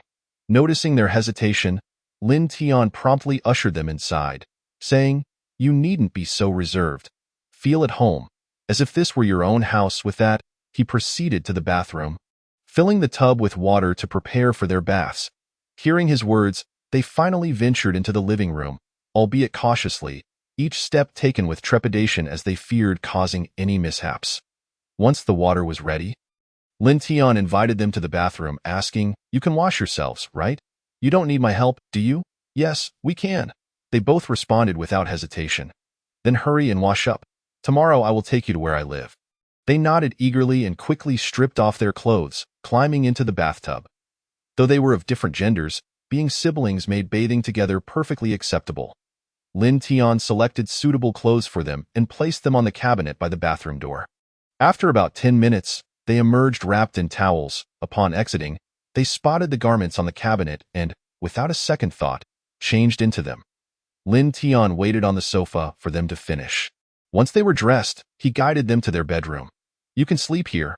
We'll rise early tomorrow." Having given his instructions, he retreated to his own room. Lin Tian opened his phone and messaged Yibai, "Big brother Yibai, I saved 2 people today and I took the liberty of taking them in. Please don't be mad at me. Sells cuteness, JPG on the other end. Yi-Bai read Lin Tian's message and replied, taking them in is your choice, not mine. Whatever arrangements you make for them are your own business. There's no room at home for them, and we'll be moving soon. I could have them stay in the gang by Long secured. They have the surname Qing, so they can reside in the Qing Long gang. Even if their combat power isn't sufficient, they can serve as minor soldiers, do as you see fit. Once you have sorted these matters, I will prepare to return home. Big brother Yi-Bai, do you still have a home? Lin Tian realized he had misspoken and quickly retracted his message, adding, I'm sorry, I didn't mean it that way. Please forgive me, pleading. JPG Yi-Bai did not directly respond to Lin Tian's comments, but instead messaged, bring them back in the morning, and then you all should promptly move into the gang. Lin Tian then recalled something and said, all right, by the way, big brother Yi-Bai, I killed a person named Xiao Hongtian's son. He might come looking for trouble, so I need some time to address this. Understood. Once you have dealt with these affairs, take care of it. After sending the message, Yi-Bai lay down on his bed and fell asleep. Lin Tian, feeling reassured after receiving Yi-Bai's reply, also lay down to rest. At 5 o'clock the following morning, Lin Tian rose from his slumber. Upon stepping outside, he was greeted by the sight of the Qingshu siblings standing at the entrance. You're up so early? Aren't you tired? He inquired. Not at all, they replied in unison. Well, since you're not tired, come with me. Lin Tian took out his phone and opened the map, navigating to the location that Zhu Exine had found. The distance was neither too far nor too close. Lin Tian estimated they would arrive in about 50 minutes. After leading the siblings outside, he took one of each of their hands and ran back. Meanwhile, at a school, the number of students absent the next morning had surprisingly reached 16, including the principal's son. Given the principal's previous actions, the teacher couldn't help but speculate that the principal's son had been eliminated. He promptly sent this information to the principal. Upon receiving the news, the principal disdainfully responded, that's my son. Who on this street would dare harm him? They probably just had too much fun last night and will be back this afternoon. Xiao Hongtian dismissed the teacher's concerns and returned to his work. On the other side, Lin Tian ran alongside the Qingshu siblings until they reached their destination, at which point he finally came to a halt. After setting them down, both siblings swayed slightly before regaining their balance. Lin Tian then took them to find eBai.at that moment. Yi-Bai had donned a specially designed mask from the system, which not only prevented others from using observation hockey to detect him, but also did not obstruct his vision and altered his voice. Brother Yi-Bai, Lin Tian called out, waving from a distance. Yi-Bai glanced at Lin Tian before turning away, adopting an expression that suggested he did not recognize him. Lin Tian quickly approached Yi-Bai with the Qingshu siblings in tow. Brother Yi-Bai, these are the two I mentioned to you. Could you assess their talents and see if they have the potential to awaken hockey? Yi-Bai turned to them and remarked. Their potential is fairly decent, though not exceptional. With proper training, they could awaken 2 types of hockey, and with a stroke of luck, perhaps even more. The system had swiftly analyzed the potential of Qingshu and his sister with just a cursory glance. Truly impressive. What are your names? Yi-Bai inquired. I am Qingshu, replied the brother. I am Qingzi, chimed the sister. After nodding in acknowledgement, Yi-Bai addressed Lin Tian. Take them to the dormitory of the Qinglong gang and let them stay there. For the time being, you will oversee their training. Understood, Lin Tian replied before leading the siblings to their new residence. Upon arriving at the dormitory, Lin Tian directed Qingshu to the male dorm and Qingzi to the female dorm before departing. After leaving, Lin Tian immediately found Yi-Bai and embraced him.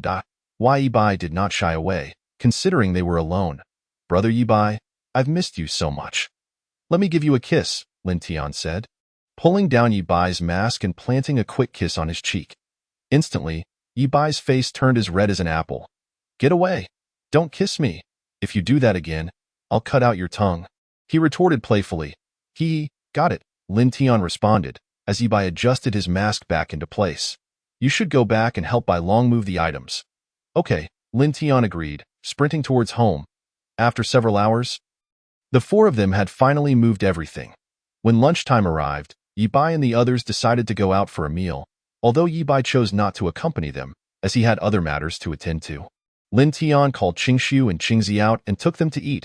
Upon returning, Yi-Bai had been waiting for quite some time, still wearing the specially designed mask. You 4 should go recruit members for the gang. Defeat the nearby gangs to establish our reputation, he instructed. Yes, they all affirmed. Over the following months, Lin Tian and the others systematically took down the notable gangs in the vicinity. Those willing to surrender were spared, while those who resisted met their demise.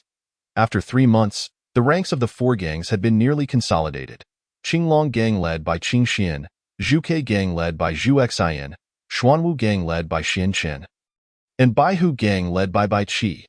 The reputation of the Qilin gang had been established, attracting hundreds of individuals daily seeking to join. Yet none were deemed qualified. Yi Bai, from his residence, messaged Lin Tian, stating, "You may now instruct those with a power level exceeding 1300 to learn hockey." Brother Yi Bai, what if someone leaks the training methods? Lin Tian inquired. These individuals were chosen by you personally. I trust your judgment, Yi Bai replied. All right, I'll call them and have Bai Long join as well. With that, Lin Tian summoned Bai Long. What do you want? Bai Long asked impatiently. Brother Yi Bai wants us to teach those with a power level of 1300 hockey. What does that have to do with me? Bai Long retorted. It concerns you too. You must teach as well, or why would I have called you? Lin Tian insisted. Bai Long rolled his eyes before adding, by the way, the leaders of the other 3 gangs also have power levels around 8,000. Should they come too? Bring them all. Have Zhu Xian and Zhu Qi assist in notifying them. Got it? Bai Long replied, heading to the Zhuke gang to find Zhu Xian and Zhu Qi. Upon his arrival, he found them supervising their disciples' training. Seeing Bai Long, they stood up and asked, What brings you here? Brother Bai Long, Lin Tian asked me to gather everyone with a power level of 1500 to learn hockey. Zhu Xian pondered for a moment and said, Brother Bai Long, we can teach them ourselves. There's no need to trouble Lin Tian. After a moment's consideration, Bai Long responded, Then please notify the 3 leaders. Sure, Zhu Xian replied, sending messages to the 3 leaders. Received, they acknowledged in unison. Bai Long returned directly to the Qilin gang. After waiting for 30 minutes, the 3 leaders arrived at the entrance of the Qilin gang. Lin Tian looked at them and said, I will now teach you a technique that can enhance your strength. What I teach you must not be disclosed.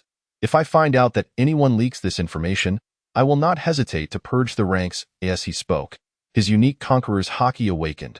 Bai Long glanced at Lin Tian in surprise, thinking to himself, Damn it, why can this sycophant awaken conqueror's hockey? The gathered members felt the overwhelming power emanating from him, sweating nervously as they declared, We dare not. In the following 8 months, the 3 gang leaders learned to wield dual hockey. 3 years later, the Qilin gang was renamed the 5 Saints Gang, boasting a total of 6,000 disciples, with most members mastering at least one form of hockey. 7 years later, Yi Bai returned to his home. While Bai Long went back to the seaside forest where he first met Yi Bai, Lin Tian had matured significantly during this time and had successfully managed the 5 Saints Gang. However, a regrettable flaw was that the training methods for hockey had been leaked. In a fit of rage, Lin Tian chased half a city in pursuit of the person responsible to exact vengeance. Lin Tian, Bai Long, and the leaders of the 4 gangs fiercely monopolized information, yet numerous families and gang leaders still acquired the methods for hockey training. Lin Tian contemplated confessing to Yi Bai. But before he could send the message, Yi Bai reached out first, saying, I am already aware of the situation. I do not blame you in any case. It won't be long before these individuals gradually master hockey. It merely means they will begin training a bit earlier. There is no need to worry. Upon reading Yi Bai's message, Lin Tian was overcome with emotion, nearly breaking down in tears. Yi Bai then sent another message. I plan to return home. I do not wish to see the gang members bullying the weak or engaging in unscrupulous activities. Understood, Lin Tian replied, after which Yi Bai turned off his phone and navigated back to his home. Chapter 21. Departing young, returning elder. After walking for a while, Yi Bai arrived at a home that felt somewhat unfamiliar. He knocked on the door, and a girl's voice came from within. Who is it? Yi Bai remained silent and knocked again. When the girl opened the door, she was greeted by the sight of Yi Bai, now with white hair. Although Yi Bai's appearance had changed significantly since he left home, Bai Xian instantly recognized him. Brother, you're back? I missed you so much, she exclaimed, rushing to embrace him. Yes, I'm home, Yi Bai replied. Are you leaving again? Bai Xian asked, gazing at Yi Bai with eager eyes. I don't think so. He assured her, good. After Bai Xian welcomed Yi Bai into their home, she proceeded to introduce him to the changes that had transpired over the years. After a brief acceptance, Yibai discerned that little had altered. Upon entering his former room, he was struck by how immaculately it had been cleaned, devoid of even a speck of dust. "Brother, your room was tidied by Mom." "Where are Mom and Dad?" Yibai inquired suddenly, a thought striking him. "They went out to buy groceries," came the reply. Yibai settled onto the sofa and turned on the television, watching it while awaiting the return of Yi Yuan and Bai Yu. Half an hour later, Yi Yuan and Bai Yu returned home, and upon entering, they spotted Yi Bai lounging on the sofa, engrossed in the TV. Neither Yi Yuan nor Bai Yu exhibited much excitement, as they were already aware that Yi Bai would be returning on the 17th. They went to find Bai Xin and informed her, "Bai Xin, your study abroad application has been approved, and you can depart in a month. Make sure to enjoy this month with your brother. Otherwise, the next time you meet will be 3 years later." Upon hearing this, Bai Xion's face lit up with joy as she replied, "Got it?" With that, Bai Xion hurriedly put on her shoes and dashed out to find Yi Bai. "Brother, will you accompany me to play?" Yi Bai, unable to refuse the eager plea from his sister, agreed. "Sure, where shall we go?" "Yay, you're the best, brother. I want to go to the amusement park." "All right, let's go." And with that, Yi Bai took Bai Xion out. Once outside, Yi Bai realized he had forgotten to bring money, so he messaged Lin Tian, saying, "I didn't bring any money. Could you transfer me some?"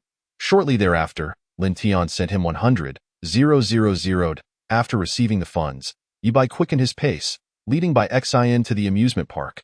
Upon arrival, they first rode the Ferris wheel, a quintessential attraction for couples. They then enjoyed the roller coaster, the swinging ship, and bumper cars. Eventually, they tried their hand at balloon darts. Initially, Bai Xion only managed to pop 3 balloons, but then her eyes gleamed with a desire to have Yi Bai retrieve the large bunny plushie perched atop the stack. Taking the dart gun from her, Yi Bai effortlessly knocked down the plushie. After handing it to Bai Xion, he took her around the park, buying an array of items. "Thank you, brother." At that moment, Bai Xion felt elated, reveling in the joy of having such a doting brother. Upon returning home, night had already fallen. Bai Xion placed her treasures in her bedroom and smiled at Yi Bai. "Why are you looking at me like that?" Yi Bai questioned, puzzled by her gaze. "Brother, you are truly wonderful to me." Initially, Bai Xion had worried that her presence might be a nuisance to Yi Bai, but today she realized that his departure had not been due to her. This revelation eased her heart. "You are my sister. Who else should I treat well?" she giggled, snuggling into Yi Bai's embrace. Thus, during that month, Bai Xion and Yi Bai spent time together, marking the happiest days she had experienced in years. However, today was the day Bai Xion was to embark on her studies abroad. Reluctantly, she gazed at Yi Bai before boarding the plane under the watchful eyes of the 2 others. Once Bai Xion had completely boarded, Yi Bai felt a sense of relief wash over him. Upon returning home, Yi Yuan summoned Yi Bai to his and Bai Yu's room. "Kid, I heard a few months ago that a remarkable cultivation method was circulating from your 5 Saints gang. One that can awaken some kind of domineering aura. Is it true?" Yi Yuan scrutinized Yi Bai as if trying to peer into his very essence. "Indeed. What's the matter? Teach us both." Why? Yi Bai shot Yi Yuan an incredulous glance. "You're already at such a high level. There are hardly any who surpass you. Now you want me to teach you? Figure it out yourself." Yi Yuan, unfazed by Yi Bai's response, suggested they practice together. Yi Bai could hardly refuse, as he too was eager to gauge the extent of his prowess compared to a top-tier opponent. The 2 ascended a nearby hill, locking eyes, as their fists collided. A resounding crack echoed, as if the mountain itself had succumbed to a terrifying assault. At that moment, Yi Bai's power level had reached an impressive 500,000, but Yi Yuan had also made significant progress. Boasting a formidable 800,000, the 300,000 difference was not merely numerical. It represented a staggering gap. Yi Bai sighed, resigned to the realization of what it meant to be a top talent. Detecting that the host is engaged in combat with an insurmountable opponent. The system task has been activated. Task 1. Endure for 10 minutes against Yi Yuan. Reward. Create a unique domineering aura. Task 2. Endure for 30 minutes against Yi Yuan. Reward.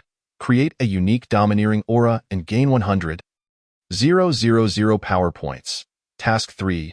Defeat Yi Yuan. reward, ancient secret art evil god summoning. Though Yi Bai aspired to accomplish all three tasks, he doubted he could even complete the first, fixating on the reward of creating a unique, domineering aura.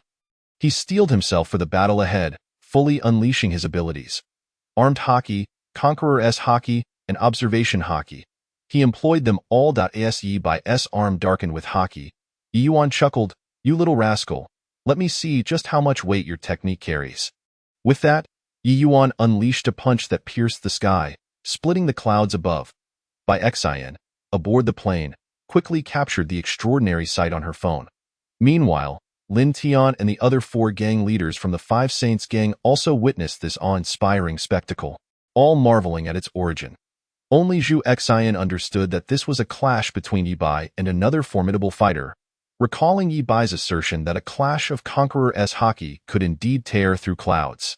Initially skeptical, they were now believers. Conqueror's Haki inherently exerts pressure on animals, which meant that the white dragon felt a greater weight than anyone present. Lin Tian, however, was unconcerned for Yi Bai's safety, knowing he had returned home and was aware of the strength of the one who resided there. This battle was likely a sparring match with that individual. With that thought, Lin Tian's worries dissipated entirely. The skirmish was brief. In merely 13 minutes, Yi Bai was bested by Yi Yuan. Nevertheless, Yi Bai would undoubtedly surpass Yi Yuan in due time. After all, this year, Yi Yuan was 38. While Yi Bai was merely 17. In 10 years, Yi Bai's cultivation would accumulate to nearly the same amount as Yi Yuan's over 2 decades. Once Yi Bai claimed his system rewards, he set off to create his unique domineering aura. Chapter 22. Creating a unique domineering aura. Upon returning to his room, Yi Bai secured all doors and windows. He briefly reviewed the description for creating a unique domineering aura, the ability to invent a domineering aura tailored to one's own needs, the strength of which correlates to the creator's power level. Once created, the aura can be fully mastered by the creator and passed on to others, but it can only be taught at the owner's discretion and cannot be learned through observation. Yi Bai contemplated what he currently lacked. Realizing there were numerous gaps, he lacked healing techniques, methods for short-term power enhancement, and the means for distant location tracking, none of which even a heart network could accomplish. After a moment of reflection, he resolved to create a unique aura called Illusion. As its name suggests, Illusion would allow him to bring forth the abilities or objects he envisioned into reality. However, the limitations were significant. It could not amplify his power from 1 to 100 million, only up to a maximum of 30. The energy consumption was considerable. Although Yi Bai possessed boundless stamina, this aura would still deplete it. In essence, Yi Bai's boundless stamina allowed him to rapidly replenish expended energy, rather than rendering the energy used for the technique negligible. Using this aura would inhibit the recovery of his stamina, making his infinite stamina ineffective against it. Despite this, Yi Bai felt elated, for he prioritized the creation of his unique aura over the mere depletion of stamina. This unique aura creation is splendid. Yi Bai thought to himself, reveling in the joy it brought him. Realizing that he ought to give back to the system, he pondered what offerings he might provide. Upon hearing the voice of the system, Yi Bai's joyous mood was abruptly extinguished. Each time he found himself in high spirits, the system would invariably emerge to annoy him. Yet, Yi Bai refrained from directly criticizing others. After all, it is said that one should not bite the hand that feeds them. Having received so many benefits from others, it would be hypocritical to turn around and berate them. This would be the epitome of a petty individual. Far away in the beautiful country, Bai Xian entered the campus smoothly upon her arrival. No one dared to obstruct her, for Yi Yuan had personally visited this place, and those with high prowess in the beautiful country were akin to mere paper in Yi Yuan's presence. The highest among them barely reached 600,000, comparable to Yi Bai, but Yi Bai was far superior. Consequently, Bai Xian faced no teachers willing to give her trouble, nor any students brave enough to insult her, as the teachers had long made their expectations clear. Nevertheless, there were still audacious individuals who sought to provoke Bai Xian. Although she was a gifted yet underdeveloped ordinary person, the bodyguards assigned to her by the school principal were no ordinary folk. Whenever someone attempted to approach Bai Xian, they would step in to thwart the effort, though Bai Xian remained oblivious to these interventions. Returning to Yi Bai's side, by the time he stepped outside, Night had already fallen. Despite claiming to have mastered it completely, Yi Bai took some time to fully harness the power of his dominance due to its intensity. He unlatched the sealed windows and doors. Then upon stepping outside, noticed a meal left for him on the table. Without hesitation, he devoured the food. After finishing his meal, Yi Bai found himself with nothing to do and decided to take a leisurely stroll. Unconsciously, he wandered to the very spot where he had once rescued Lin Tian. Now, that former blind spot had been entirely covered by surveillance. A nearby plot of land, long abandoned, had been redeveloped into a school. And Yi Bai could sense a profound yearning for education within himself. He aspired to create a genuine school, not one that merely paraded the slogan of benefiting students while forcing them to rise at 5 a.m., sleep at 11 p.m., and endure weekends devoid of respite, with no entertainment during winter and summer breaks. An oppressive prison of relentless studying and assignments, a school should exist for the enlightenment of students.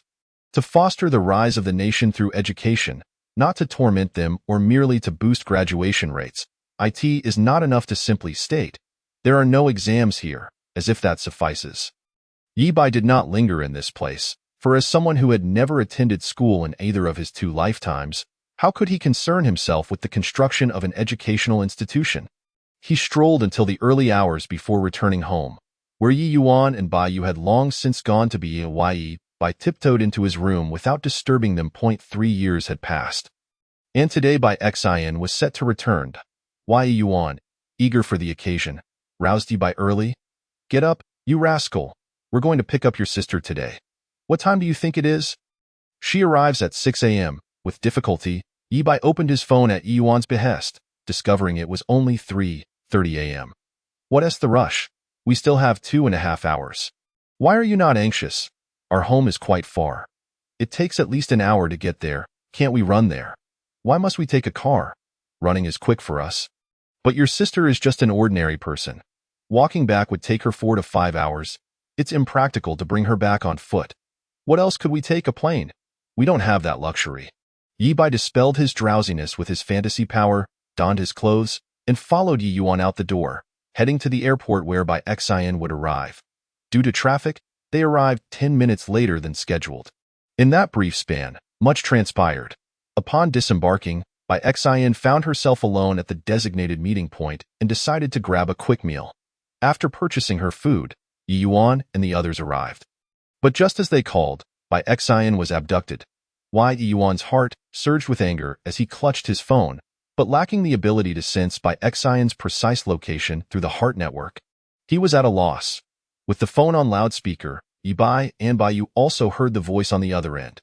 Before Bai Yu could react, Yi Bai activated the heart network and his fantasy powers, teleporting to the scene to rescue her. Not far from there, on Pingyang Street, Bai Xian was bound. Yi Bai arrived at the entrance and kicked the door open.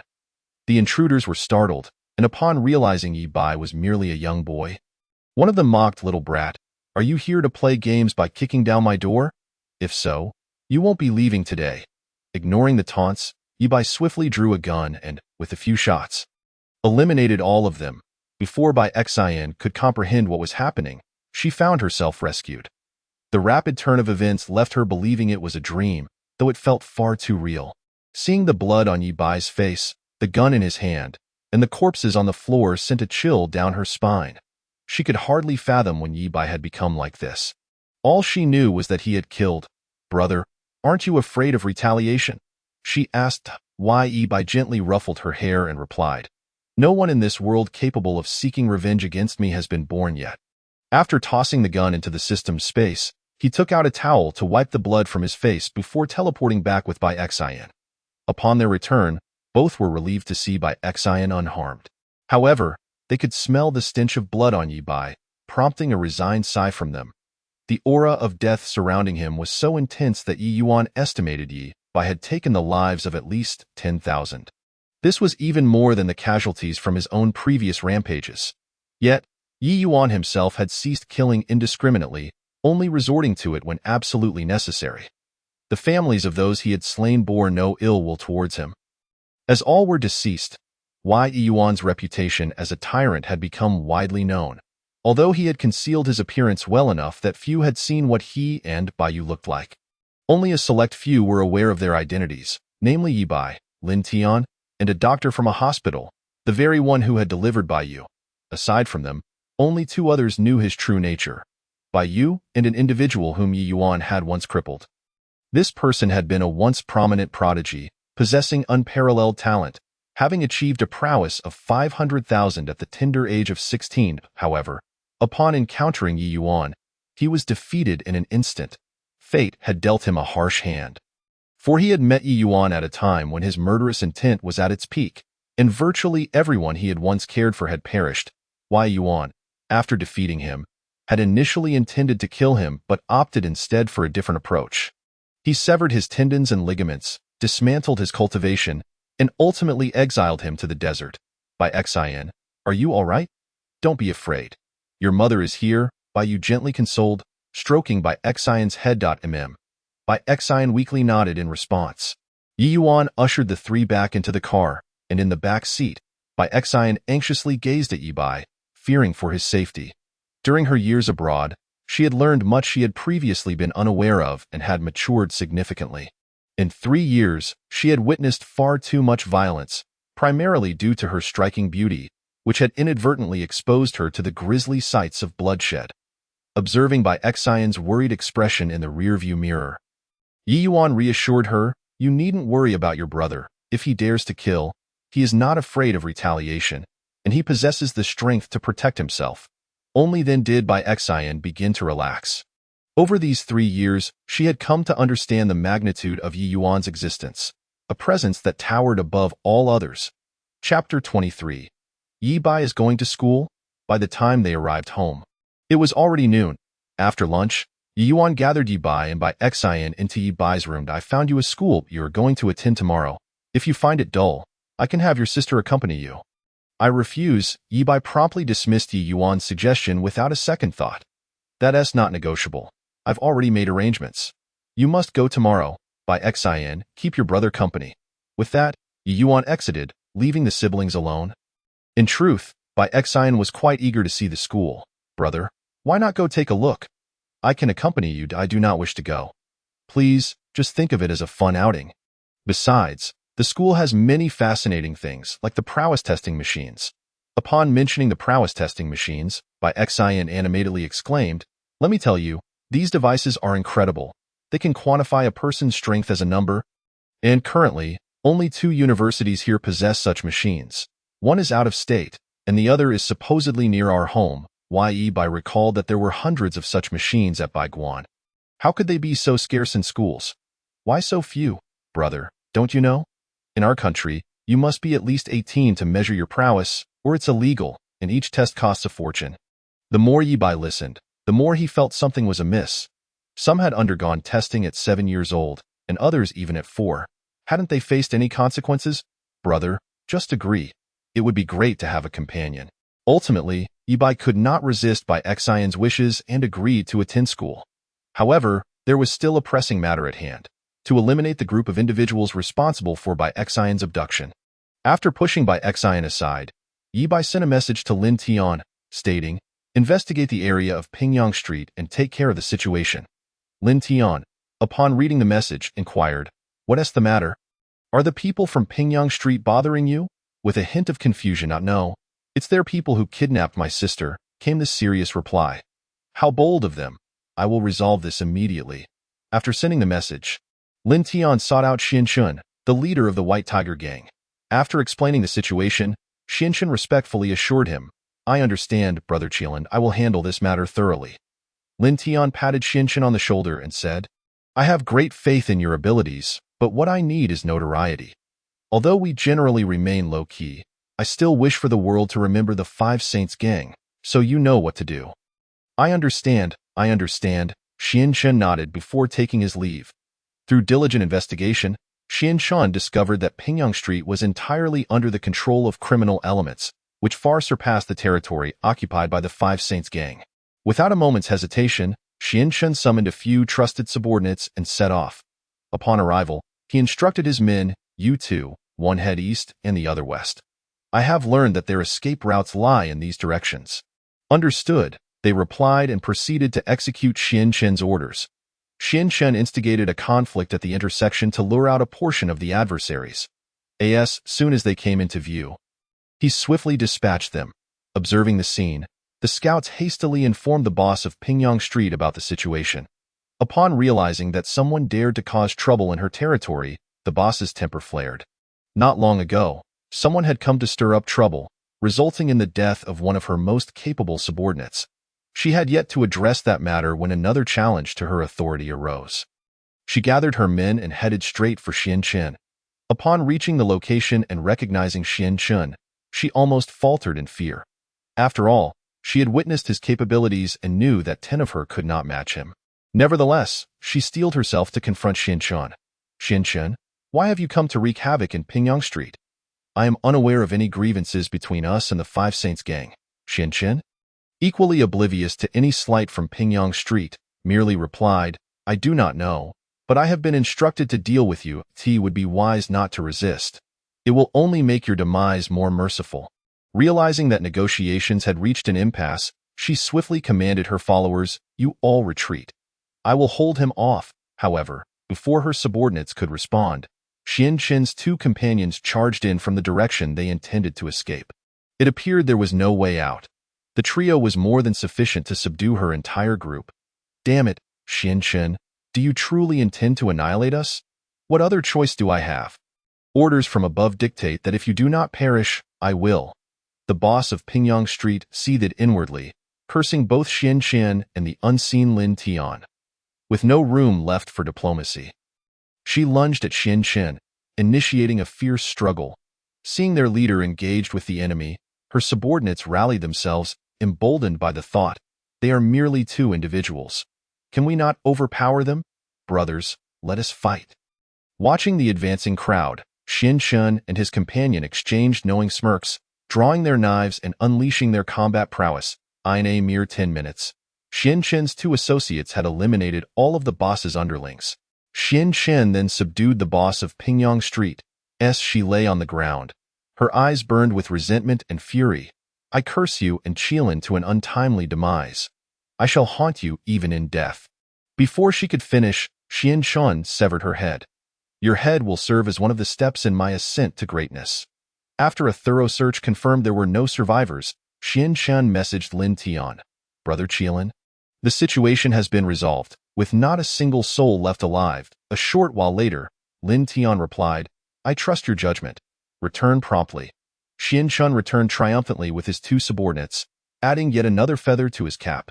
Meanwhile, Yi Bai was resting in bed, suppressing all his internal power. Gradually, he sensed that this body was struggling to withstand his strength. Yi Bai's perception was keen. A human body could only endure up to 600,000 units of power. Excluding Yi Yuan, whose physique had been enhanced by the divine and could withstand up to 2 million units. The vibration of his phone disrupted Yi Bai's meditative state. He opened it to find a message from Lin Tian. Brother Yi Bai, the task is complete. Not a single survivor left. Yay, replied Yi Bai. Brother Yi Bai, aren't you going to praise me a bit more? A hint of disappointment crept into the message. Yi Bai felt overwhelmed by the weight of it all. You are the best. He, just average. As Yi Bai returned to reality, he realized it was already evening. Where had the time gone? Stepping out of his room, he found the living room empty. The 3 had already retreated to their rooms for the night. Upon entering the kitchen, he discovered they had left no food for him. How inconsiderate! Yi Bai cursed silently, contemplating how to satisfy his hunger. Should he go out to eat? The distance to the city was somewhat daunting. Perhaps he could mooch off Lin Tian? No, that would compromise his dignity as an elder brother. After much deliberation, Yi Bai decided to cook for himself. He retrieved a beginner's cooking tutorial from the system space. After a brief glance, he grasped the essential techniques. He then pulled out a recipe to prepare the simplest dish, scrambled eggs with tomatoes. Following this, he turned to the page on how to cook rice. After a quick study, he felt confident. After 7 unfortunate incidents of crushing eggs, 6 mishaps of burning tomatoes, and turning rice into maltose, Yi Bai finally managed to produce a concoction of scrambled eggs with tomato peels and rice that had merely been dipped in water. Staring at the inedible results, he resolutely discarded them into the system space, converting them all into organic material. As the clock struck midnight, Ibai realized he had spent 3 hours without producing a single edible dish. Exiting the kitchen, he unexpectedly encountered Bai Xian, who was out for a midnight bathroom break. "Brother, are you still awake? We need to report to school at 7 a.m. tomorrow. You mustn't oversleep." "Yes, I haven't eaten yet. I was just checking for food." Bai Xian pondered for a moment, recalling how she had called for Ibai multiple times during breakfast at 7 a.m., but he had not responded. They assumed he might have been in the midst of a trial, so they refrained from disturbing him and left no food, considering the trial could take longer than expected, and any leftovers might go to waste. "Brother, Mom and Dad didn't leave you any food. If it's really dire, you can come to my room for some snacks." Little did Ibai know that the one who assumed he was undergoing a trial was none other than Bai Xian. "No need. You keep your snacks for yourself," he replied, deciding to stockpile some boxed meals in the system space after tomorrow. The system space possesses a time pause feature, meaning time does not flow within it, and thus it cannot contain living beings, nor will the food spoil. "All right then, brother. Get some rest. I'll head back to sleep. Good night, good night." Chapter 24. Is there a kidnapper at the school gate? The next day at 6 a.m., Bai Xian began banging on Yibai's door. Yibai, bleary-eyed, rose from bed and rubbed his hair before opening the door. As the door swung open, Bai Xian, unable to control her momentum, collided with Yibai's abs. The gentle force felt no different than a feather's touch. Seeing Yibai's physique, Bai Xian's mouth watered uncontrollably, but recalling that he was her brother, she quickly swallowed it back. "Brother, it's 6 a.m. Come out for breakfast." After saying this, she couldn't resist giving Yibai's abs another playful poke before reluctantly heading downstairs to eat. Yibai, still in a daze, took a moment to recover, realizing that he had just been taken advantage of by his sister. However, he dismissed it. After all, if his sister were to touch him, could that truly be considered taking advantage? It was merely a loving gesture. Dressed, Yibai finally went downstairs for breakfast. After eating, he noted that it was already 6:20 a.m. If it were just him, he could instantly teleport to school the moment the gate opened. However, Bai Xian was merely an ordinary person, so they needed to set off early. "Mom, Dad, we're leaving, be careful on the way." After exchanging greetings, Bai Xian guided Yibai towards their destination following the navigation. As they traversed the gradually familiar streets, Yibai realized that this was the very place where he had once saved Lin Tian. The school before them was the same one he had previously observed, and the principal was the individual who once yearned for educational advancements. This location was a gathering place for many like-minded individuals. Additionally, nearby lay the resting place of the White Dragon, who was currently slumbering beneath a cliff not far away. Upon arriving, they discovered that there was still some time before the doors would open. Yibai decided to have the White Dragon accompany them. After all, he and Bai Xian might not end up in the same class. So bringing the White Dragon provided an extra layer of assurance. "You stay here and buy something to eat. I have some matters to attend to." Bai Xian agreed without hesitation. "All right, be quick and return. The school gates will open soon." Understood. Upon reaching the cliff's edge, Yibai stomped his foot, causing a small tsunami that roused the sleeping White Dragon. The startled creature paid no attention to the source of the disturbance and shot out of the water, unleashing a fireball at Yibai. After deflecting the fireball, Yibai's Conqueror's Haki enveloped the White Dragon. The aura of a king erupted forth, and since Yibai had never truly unleashed his full power, he seized this opportunity to test the extent of his Conqueror's Haki. Unfortunately, the hapless White Dragon became the subject of this experiment. The White Dragon knelt before Yibai, repeatedly apologizing. "I'm sorry. Brother Yibai, it was unintentional. Please forgive me this time." He continued to utter apologies. "Get up." Upon hearing these two words, the White Dragon felt a wave of relief. After all, Yibai's temperament was known to change with his words. "Brother Yibai, did you come to see me for something?" The White Dragon inquired cautiously, fearful of saying something amiss that might provoke Yibai. "Yes, you need to transform into a cat and follow my sister to ensure her safety." "No problem, Brother Yibai." With that, the White Dragon utilized a transformation elixir to change into a cat.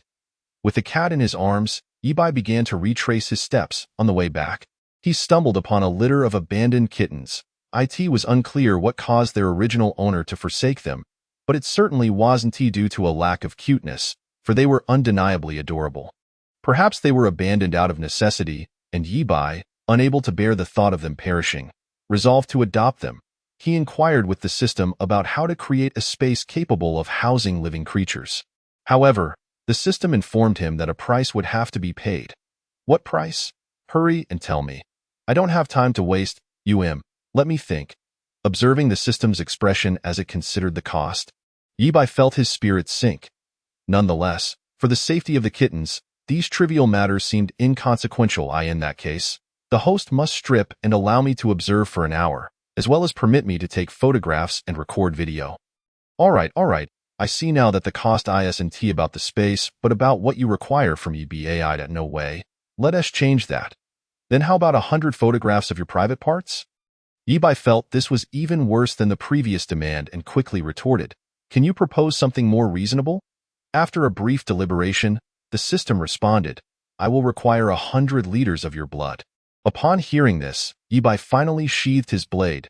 He sliced his wrist, allowing blood to flow, but instead of trickling down his arm, the blood rapidly vanished. After several minutes, the sacrifice of 100 liters of blood was completed. Once the kittens were safely placed in the pet space, Yibai returned along the path he had come. In the meantime, significant events had transpired on Bai Xin's end. After Yibai's departure, Bai Xin purchased a cup of milk tea and waited for his return. However, instead of Yibai, she encountered a group of ruffians. They parked their vehicle at the school gate, surveying the area for attractive girls. Unbeknownst to Bai Xin, danger was looming. The leader of the ruffians spotted Bai Xin and his eyes widened with desire.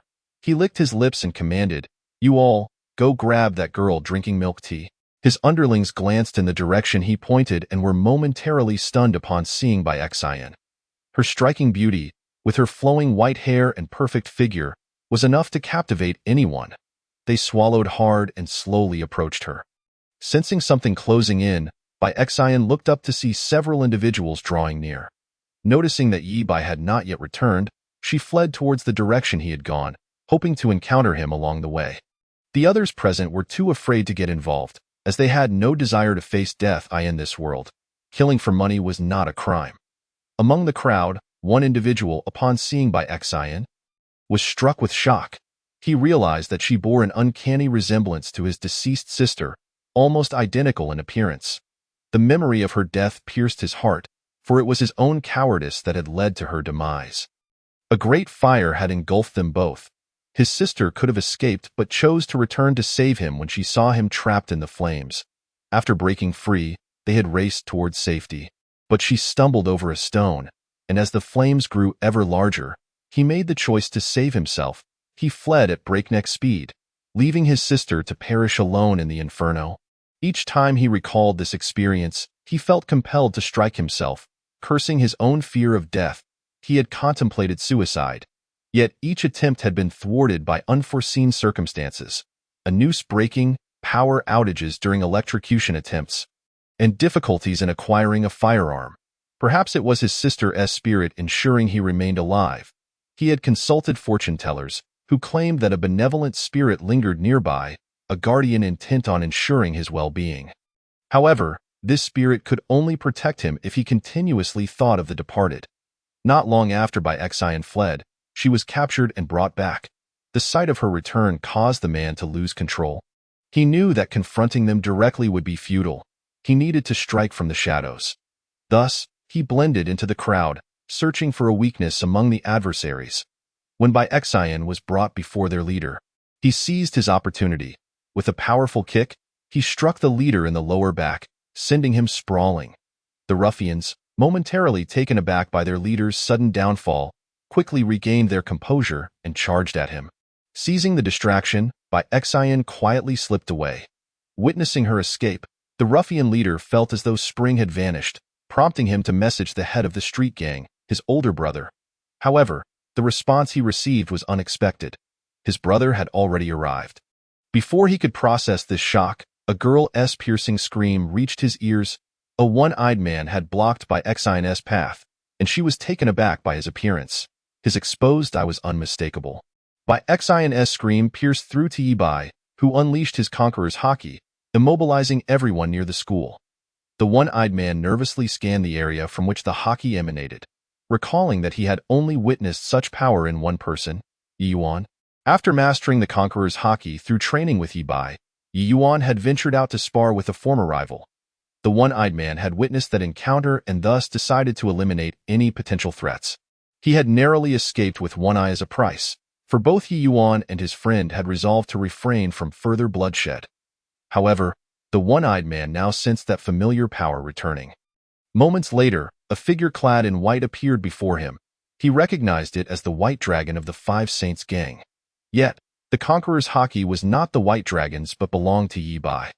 The sight of the White Dragon sent the one-eyed man into a panic, for he was acutely aware of the Five Saints gang's modus operandi. They never left survivors. But why was the White Dragon here? Was it connected to the girl in front of him? Had he known this would happen, he would never have intervened so recklessly. "You have crossed a line," the White Dragon declared, pointing a claw at the one-eyed man. The one-eyed man stepped back from Bai Xian and stammered, "I had no idea of your connection. I didn't mean any harm. I merely obstructed her path momentarily. It was one of my underlings who intended to harm her." He recounted his underling's intentions in detail. The White Dragon positioned itself protectively in front of Bai Xian, ensuring she remained unharmed. After all, for every injury Bai Xian endured, Yi Bai would retaliate with a vengeance. "You have frightened the young lady, and for that, you must pay." The White Dragon, standing still, suddenly unleashed a fireball that shot directly towards the Cyclops. Aware that evasion was futile, the Cyclops braced himself for impact. But to no avail, he was swiftly dispatched. Observing the Cyclops' subordinates, along with the dazed man beside them, the latter's gaze towards the White Dragon revealed his realization that he was perceived as an enemy. Hastily, he gestured to indicate his status as an upstanding citizen. With utmost caution, Bai Xian gently tapped the White Dragon's back, causing the previously arrogant creature to soften its demeanor. "What troubles you, miss?" it inquired. That person in blue over there is my protector. Could you perhaps spare him?" Following Bai Xian's, the White Dragon spotted the man distancing himself from the Cyclops' lackeys. "Very well, I understand," it replied, withdrawing its tail. The White Dragon approached the Cyclops' subordinates, who, paralyzed by fear, dared not move. After eliminating them one by one, the White Dragon returned to Bai Xian's side, awaiting further instructions. As for Yi Bai, he remained preoccupied. Engaged in a heated exchange with the system. Each 100 units of health could only provide 1 day of usage for the pet space. To utilize it without cost, an upgrade of the system was necessary, requiring materials extracted from Yi Bai's own body, quite literally with no hidden meanings. "You bastard! How can I possibly give you my body?" "I don't care. That's the price. You'll have to figure it out." The system retorted. Yi Bai decided to approach the situation with a calm demeanor, setting aside his anger to inquire, "What do you need my body for?"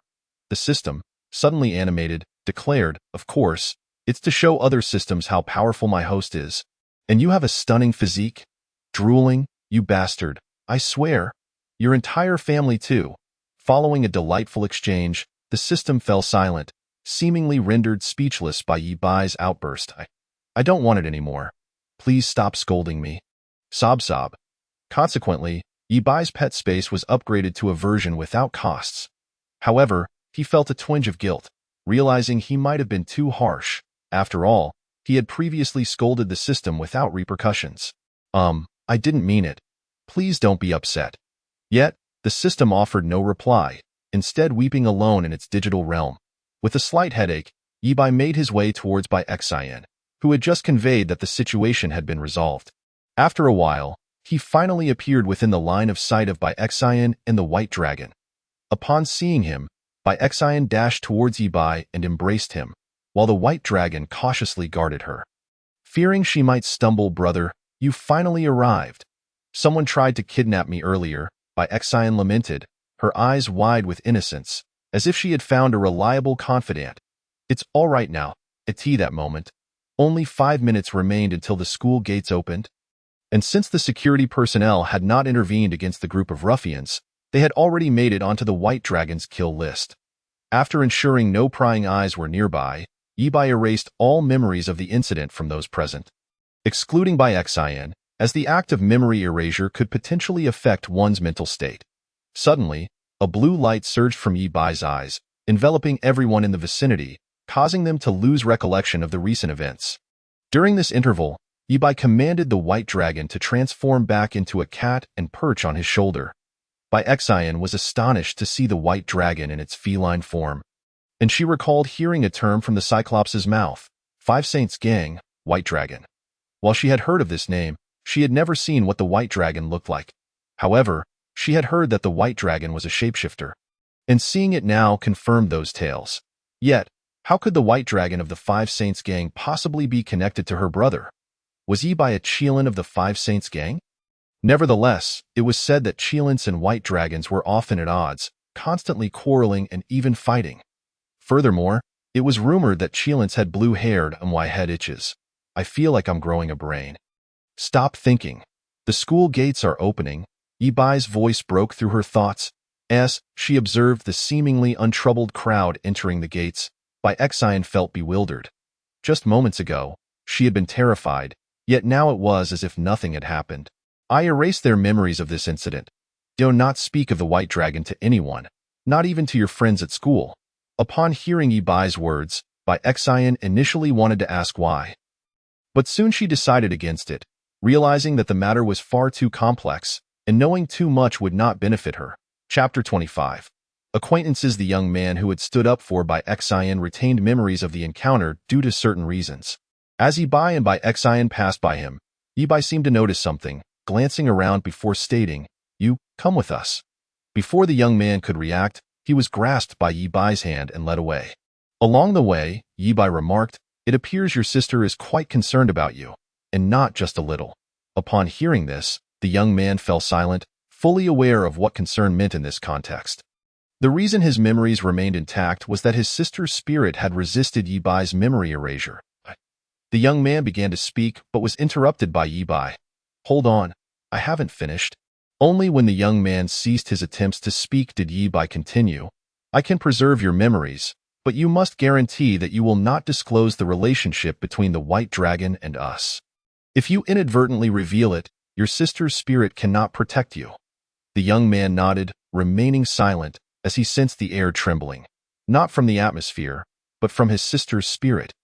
Just as Yibai was about to depart, the young man called out to him, My name is Cho Tian. What are your names?" After a moment's thought, Yibai replied, "Yibai, Bai Xian." Having gathered the information he needed, Cho Tian proceeded to register himself. Being of the same age as Bai Xian, on their way to the registration area, Bai Xian could not contain her curiosity any longer. "Brother, what exactly is your relationship with the Five Saints Gang?" Yibai pondered for a moment before responding, "Do you know the code name Yi?" Upon hearing the name Yi, Bai Xian recalled overhearing a conversation during an outing, where some people mentioned that Yi had killed someone, allegedly a government official. However, the slain man's superior did not intervene, leading to rumors that he was too weak to confront Yi. The deceased had worked in a place known as an underground boxing arena. Bai Xian was uncertain about the influence and power of the underground boxing arena, so she did not pay much attention. However, she had heard that Ye's combat prowess had reached an astounding level of 800,000, and that he was the backing of the Five Saints Gang. If he wished, he could easily oust the Qilin from power at any moment. "Dio, you have a connection with that person?" "Yes, but it's a complicated matter. Just know that Yi and I are friends." Bai Xian nodded thoughtfully. However, it seemed that the white dragon's attitude towards Yi Bai was somewhat off, almost as if it were a subordinate addressing a superior. Surely, mere friendship would not warrant such deference. Hearing Bai Xian's unspoken thoughts, Yibai felt it necessary to have Yi make an appearance after reconciling with the system. Knowing too much too soon would not benefit Bai Xian. Only harm could come from it. Upon reaching the registration area, Yibai led Bai Xian through the crowd in search of their respective classes. After a short while, Bai Xian exclaimed, "Brother, I'm in class 10 on the 3rd floor. I'm in class 5 on the 2nd floor. In the upper reaches of the Yebai building lies Baixin's class, where students can freely ascend or descend to converse with one another during breaks." Upon returning to their respective classrooms, however, starkly different events unfolded. Upon entering the classroom, Yabai first located his seat on the seating chart at the door, only to find the room empty. After all, he and his companions had arrived early. Consequently, Yabai settled into his chair and succumbed to slumber. In contrast, Bai Xin, upon finding the classroom deserted, took it upon herself to memorize the names associated with each seat to facilitate future interactions. Possessing an extraordinary photographic memory, a gift inherited from Bai Xin contrasted sharply with Yabai, who inherited no special talents from Yun. Meanwhile, the white dragon perched upon Yabai's shoulder retreated into his desk drawer. As the classroom gradually filled with students, the dragon roused Yabai from his slumber. Observing the arrival of his classmates, Yabai deemed it unwise to continue sleeping. After all, maintaining a favorable impression was essential. Yabai's deskmate, a charming girl named Yuqian, with her striking blue hair, added to the aesthetic of the fourth major group. Seated in the fourth row against the wall, the seating arrangement would be determined by group points accrued over the week. Each group comprised 4 members, with points awarded for participation, 5 points for answering questions in class, 10 for being featured on the honor roll, and 15, or 10 points for the top 3 positions in the class, respectively. Conversely, points would be deducted for poor performance, with 15, and 10 points deducted for the bottom 3. Nevertheless, Yabai remained indifferent to the point system, unperturbed by its implications. Once everyone had gathered, discussions among the groups commenced, with introductions being made.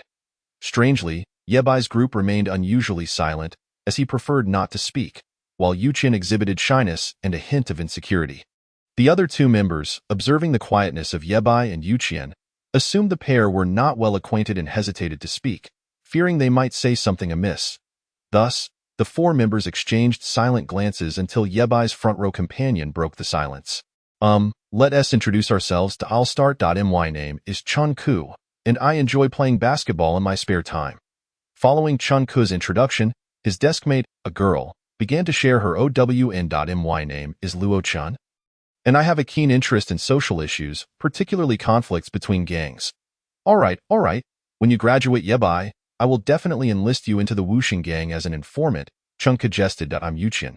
I don't usually enjoy speaking much and don't have any particular hobbies. Her introduction was modest and straightforward. Yabai's contribution was exceedingly brief. I just took the back door in. His response was mumbled, as he was unaware of his academic ranking. Wait, what? Came the chorus of surprise from his groupmates. Brother Yabai, you managed to get in through connections? Your family must be quite wealthy. Make sure to share the wealth. The group's funds will rely on you. My family insists that I earn my own money while studying, and they will only support me after I graduate. With that, Chun Ku adopted a comical begging posture to elicit sympathy from Yabai, considering that Yabai must have ample funds to spare. Sure, Yabai acquiesced, prompting an expression of elation from Chun Ku. From now on, brother Yabai, you are like my own brother. If anything happens out in society, just let me know. I'll definitely help you. Luo Chen chimed in. Thank you. My family is quite well off, and my monthly allowance is sufficient for my needs. If I truly require assistance, I will reach out. Luo Chen smiled at Yabai. No need. Thank you. Yuqian shyly declined, hesitant to accept Yabai's generosity. Feeling unworthy of his assistance, if you ever need anything, just let me know. Repayment is not an issue, Yabai reassured, not wishing to pressure anyone into accepting his charity, as he feared it might come across as ostentatious. After becoming acquainted with the group members, they unanimously agreed that Yuqian should serve as the group leader, although she cast her vote for Luo Chen, believing her to be more suited for the role. I can't do it. Let Luo Chen be the leader, Yuqian said, somewhat insecurely. Yuqian, you must believe in yourself. Don't be so self-deprecating, urged her peers. Indeed, Yuqian is the most suitable candidate for this role given her academic prowess. They echoed in agreement. Thank you, I will try my best, Yuqian replied, albeit hesitantly. After their mutual introductions, the instructor entered the classroom to deliver her opening remarks. I am Lian, your advisor for this semester. You may also refer to me as Sister Lian. I am quite amiable and enjoy browsing the internet in my free time. This university stands apart from others, as each teacher is exceptionally talented and possesses a captivating speaking style. The instructional format mirrors that of high school, with minimal alterations. The advisor also serves as the homeroom teacher and engages in direct instruction. I would like to invite a few students to share their thoughts on the new school and any suggestions they might have. With that, Lien produced a list and began calling names. Luo Chun, please stand and share your thoughts on the school along with any suggestions. After a moment of contemplation, Luo Chun spoke. Upon my first arrival at this campus, I felt immense excitement and joy. As I had gained admission to my desired university, I am thoroughly satisfied with all aspects of the school and have no suggestions to offer. Her eloquent remarks were met with applause from the class. An excellent statement, however. I would still like to hear the students' suggestions, as the school values your feedback to enhance your experience and facilitate a smoother integration into campus life. At this point, Chanku raised his hand, eager to contribute. Lien gestured for him to speak. My suggestion for the school is to relocate the cafeteria closer to the teaching building. This morning, I noticed the cafeteria is quite distant from our classrooms, which I believe warrants consideration. His suggestion garnered admiration from the class. Excluding Yebai and Yuqian, I will forward this request to the school. However, it may take until the next semester to implement. In the meantime, I can arrange for meals to be brought into the classroom for distribution, ensuring it does not disrupt your mealtime. Lien's response elicited cheers from the majority of the class. Long live Sister Lien. Once one student initiated the chant, nearly the entire class joined in, establishing a sibling-like rapport between students and teacher. All right, everyone please settle down. You now have the freedom to discuss amongst yourselves. 9 o'clock. There will be an hour of free activity time, during which you may explore the campus or visit various clubs. After Lien finished speaking, she sat on the podium, engrossed in her phone, chatting with her close friend. Lien, sister, what are you up to? Zhu Xian. I just finished training with my sister. Now I'm taking a shower. Lien. Let me see. Zhu Xian. Image.jpg Lien. So big. I'm envious. Zhu Xian. My sister's is even bigger than mine. Lien. I really don't understand how you and your sister grew to be so large. Unlike me, I have only a little. Zhu Xian. Let's not talk about that. How's your role as a counselor lately? Lien. Pretty good. The new students are all quite unique. Dio, you want me to take a picture for you? Zhu Xian. No need. I'll visit your school in person when I have time. Lien. Can you even get in? Zhu Xian. I am the leader of the Zhuke gang. If I want to go, it's not a problem. Lien. All right, I know you're impressive, but isn't it a bit inappropriate for you to come to school as the leader of the Zhuke gang? Zhu Xian. Then I'll just come as a friend to visit. Lien. Okay, I'll let you know when the time comes. Let's stop chatting now. You can get back to your tasks. Zhu Xian. Yeah? Just now I was assigned a task to deal with a group causing trouble near your school, so I can check in on you. After their conversation, Lien stretched and observed the students getting to know one another. Pondering what they might be discussing. Brother, what do you usually do? I enjoy playing basketball, singing, dancing, and I dabble in rap as well. You remind me a bit of a dear friend from my past. Really? On the other side, Chunku was engaged in lively conversation with his deskmate, while Luo-chan was chatting amiably with those around her. Weibai and Yuqian, however, lacked common topics. Weibai was preoccupied with thoughts on how to appease the system and enhance his physical strength, while Yuqian pondered when her father would return. Her father was a scientist who had left when she was very young, leaving behind a substantial sum of money. Despite her father's absence, Yuqian's mother remained devoted solely to him, never seeking companionship elsewhere. The same was true for Yuqian's father. His heart remained with her mother.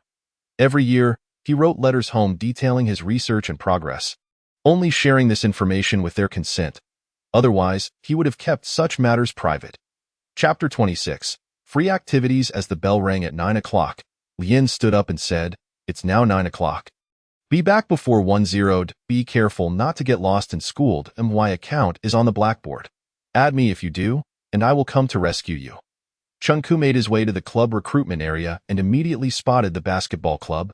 Quickly heading over to join, Luo-chan found the Black Society, which indeed had a club, as there were those who would be eliminated and needed a place to belong. Thus, this society taught others how to join them.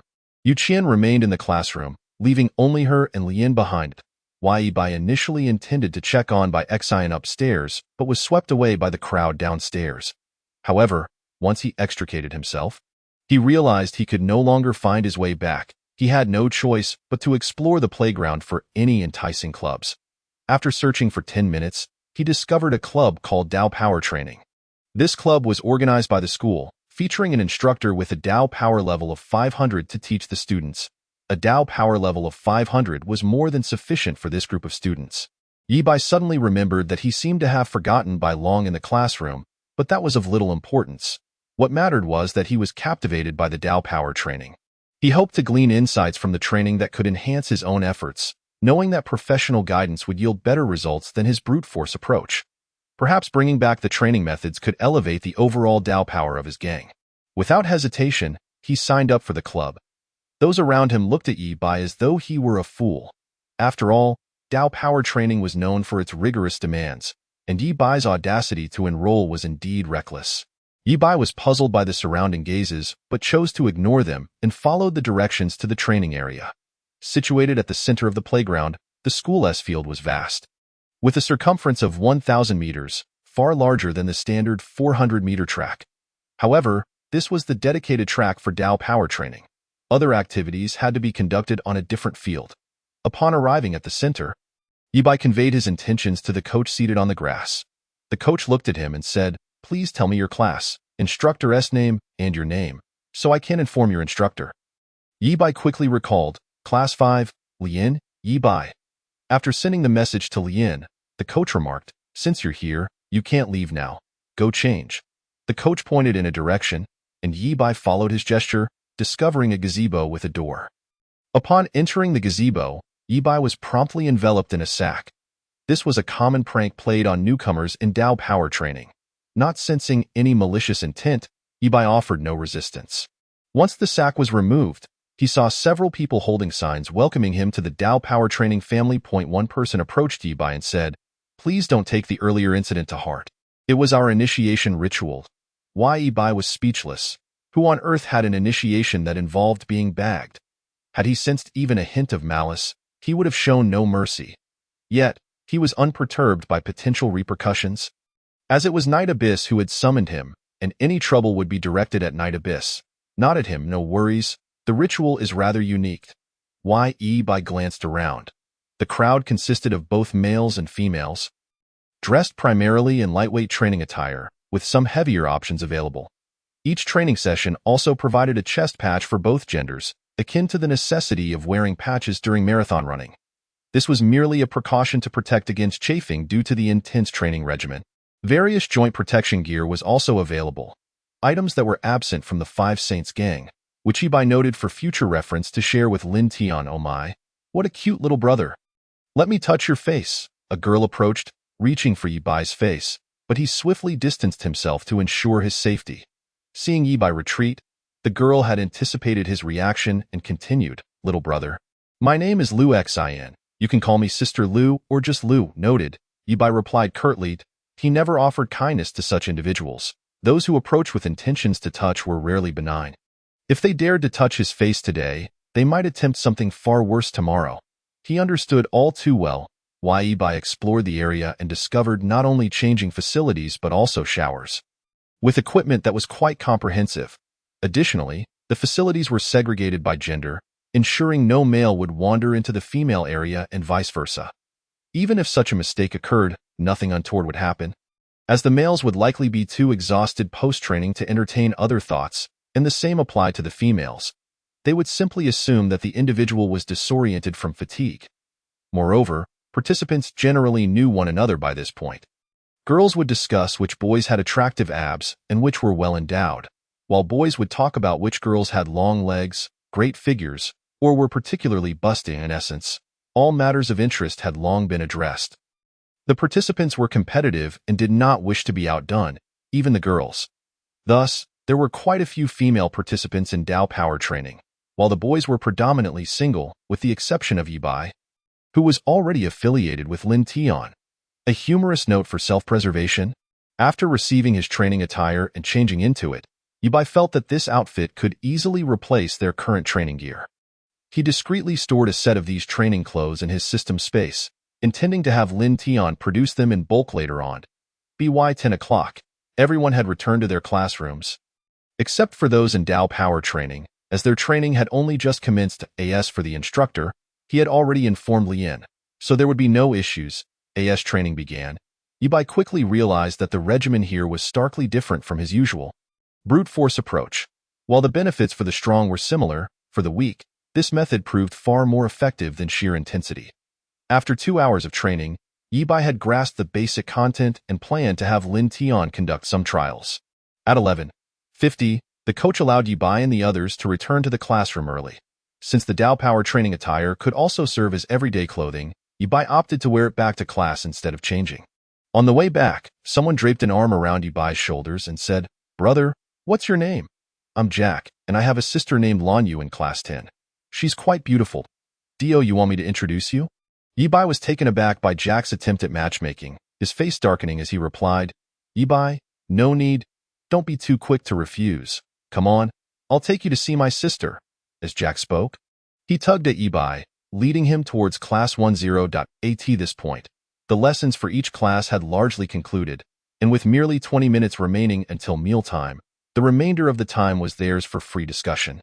Jack, pulling an exceedingly reluctant Yibai, shouted towards the window of class 5, "You air, do you like this?" The moment Blue Moon, who was engaged in gossip within the classroom, heard Jack's call, her expression darkened. Following the direction of Jack's voice, she spotted him grinning widely at her. Whiteheart, who was discussing gossip with Blue Moon, also turned to see Jack with his arm draped around Yibai's shoulders, waving, while Yibai appeared impatient to escape. Whiteheart was on the verge of laughter but had to suppress it. Unable to endure any longer, Yibai broke free from Jack and headed upstairs. Realizing that continuing this way was impolite, Jack returned to his class. Watching the two depart, Blue Moon and Whiteheart both sighed in relief. "Whiteheart, let me tell you, my brother is such a fool. He isn't shy, but I am." Whiteheart comforted her.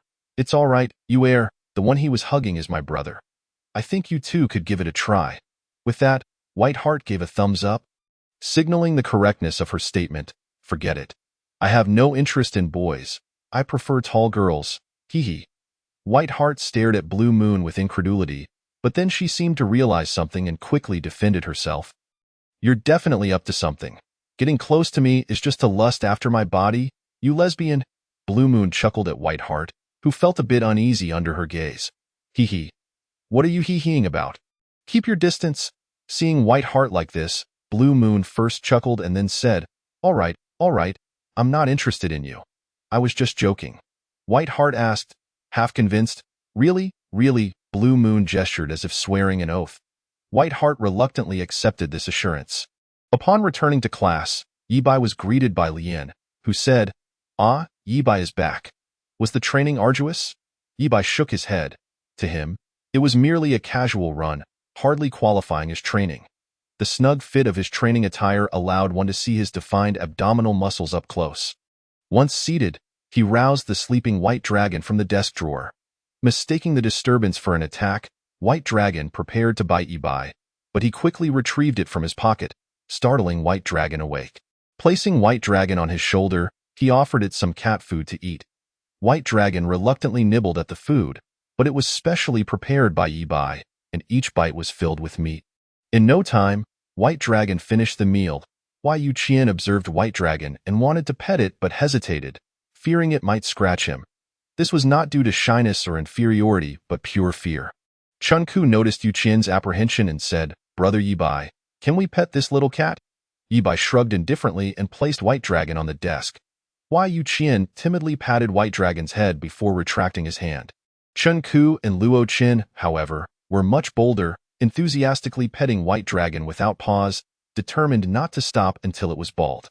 Yet, even after several minutes, not a single hair was shed. "Brother Yibai, what breed is your cat?" "It doesn't shed at all." "Yeah, my cat sheds a lot." "Yours doesn't lose a single hair." "Just a joke. The cat in its feline form corresponds to the dragon scales in its dragon form." "So how could it shed?" "Found it, I suppose." This was not incorrect. White Dragon was indeed picked up by Yibai from the Black Dragon King. As time passed, Chunku and Luo Chun kept attempting to pluck White Dragon's fur. But by the time mealtime arrived, they had yet to succeed. As soon as the bell rang, most of the class rushed outside, with Yibai leading the charge.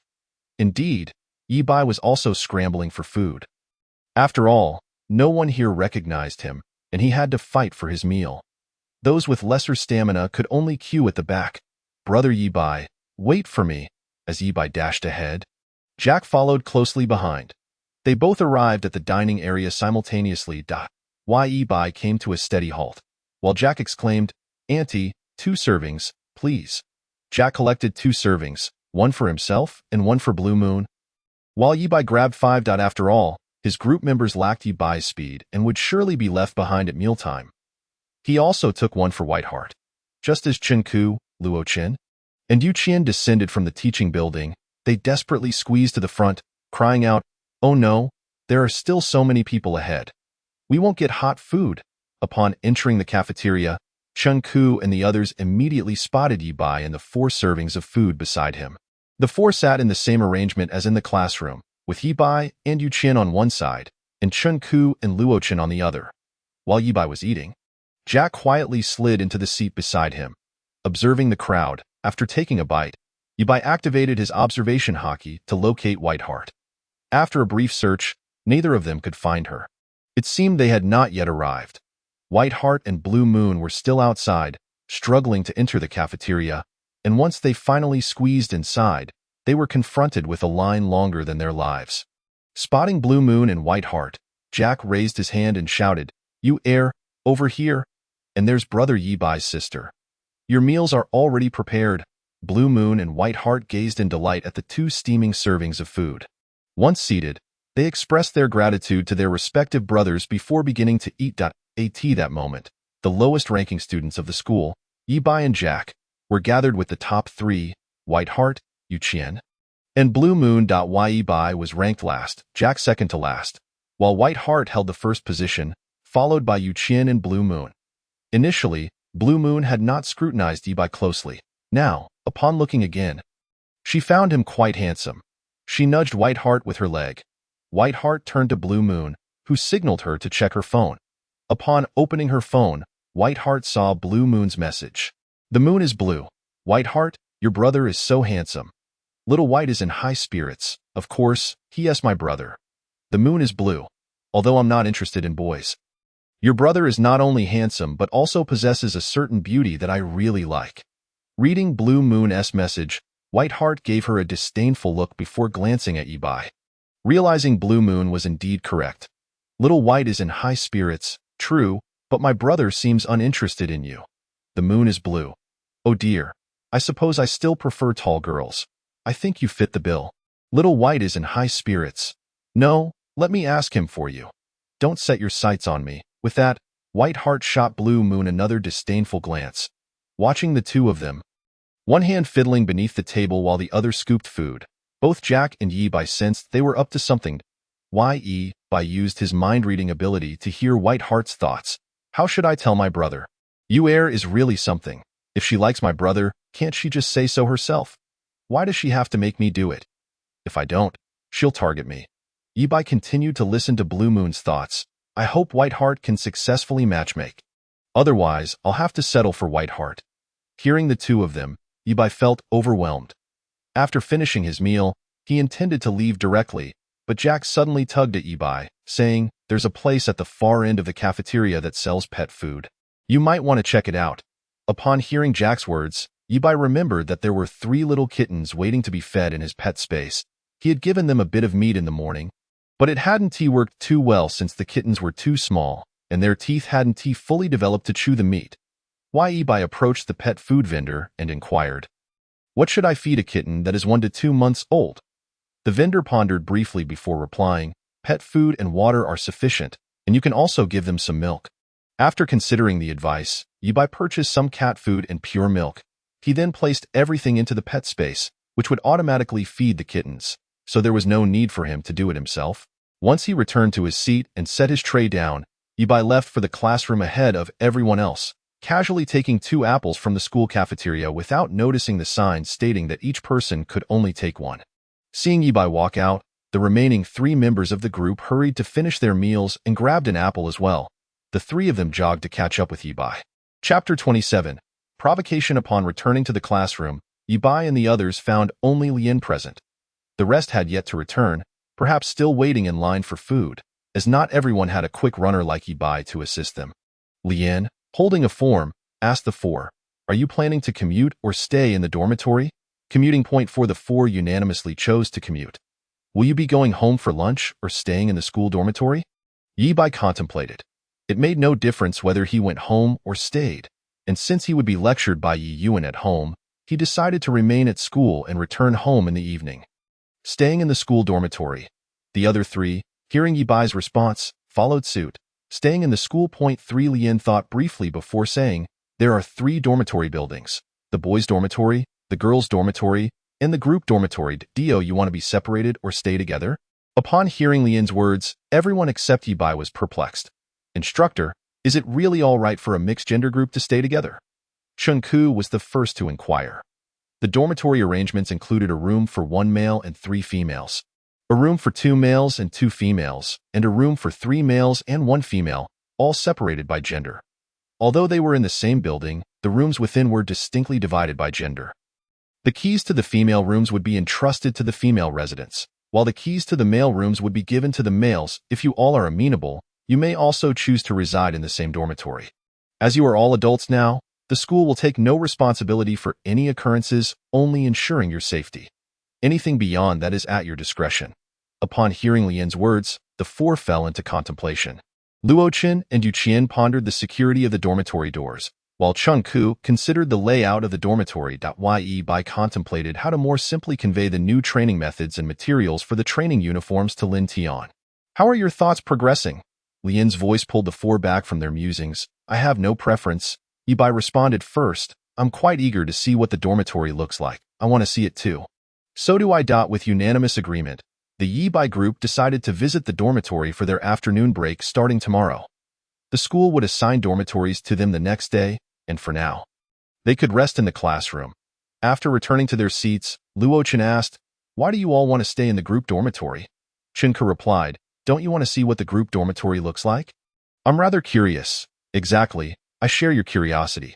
With that, the two turned their gazes towards Yi Bai and the others. "I'm fine with going anywhere. I'll follow your lead." The main leaders of the Yi Bai group were Chun Ku and Luo Chen, with Yu Qian operating behind the scenes, while Yi Bai acted as the muscle. In simple terms, Chun Ku and Luo Chen were responsible for proposing ideas, Yu Qian executed or supplemented them, and Yi Bai assisted with the meals. "I just realized, why do you have 2 apples? I wanted to grab 2, but the lady serving food took them back from me," Chun Ke remarked, eyeing the 2 apples in Yi Bai's hand. "They didn't stop me," Yi Bai replied. "Didn't stop you? More like they couldn't stop you. You just took 2 and left without giving them a chance to react. Being connected has its perks." "We can't even grab 2 apples," Chun Ku said enviously. Yi Bai scratched his head, puzzled by the benefits of connections. In truth, without relying on Yi Yuan, Yi Bai could even attend kindergarten if he wished. After all, once the Five Saints gang was mentioned, no one would dare to disregard it. "Let us each share our experiences in the club," Luo Chen suggested to Yi Bai and the others. "I have no objections. It's beneficial to discuss," Chun Ku concurred. Yi Bai and Yu Qian indicated their agreement. "I'll go first." Luo Chen began. In the club, I learned many names of influential gang leaders, among which the most powerful and largest gang is the Five Saints gang. Just as Luo Chen mentioned the Five Saints gang, Yi Bai was about to speak, but Luo Chen interrupted him. "Do you know more about the Five Saints gang than I do? Be quiet and listen to me." Yi Bai's attempt to contribute was abruptly silenced by Luo Chen. "Let me tell you. My brother is the leader of the White Tiger gang. You mustn't share this with anyone else. I'm only telling you," Luo Chen whispered to Yi Bai and the others. Yi Bai nodded to indicate he understood and thought about providing special care when he returned.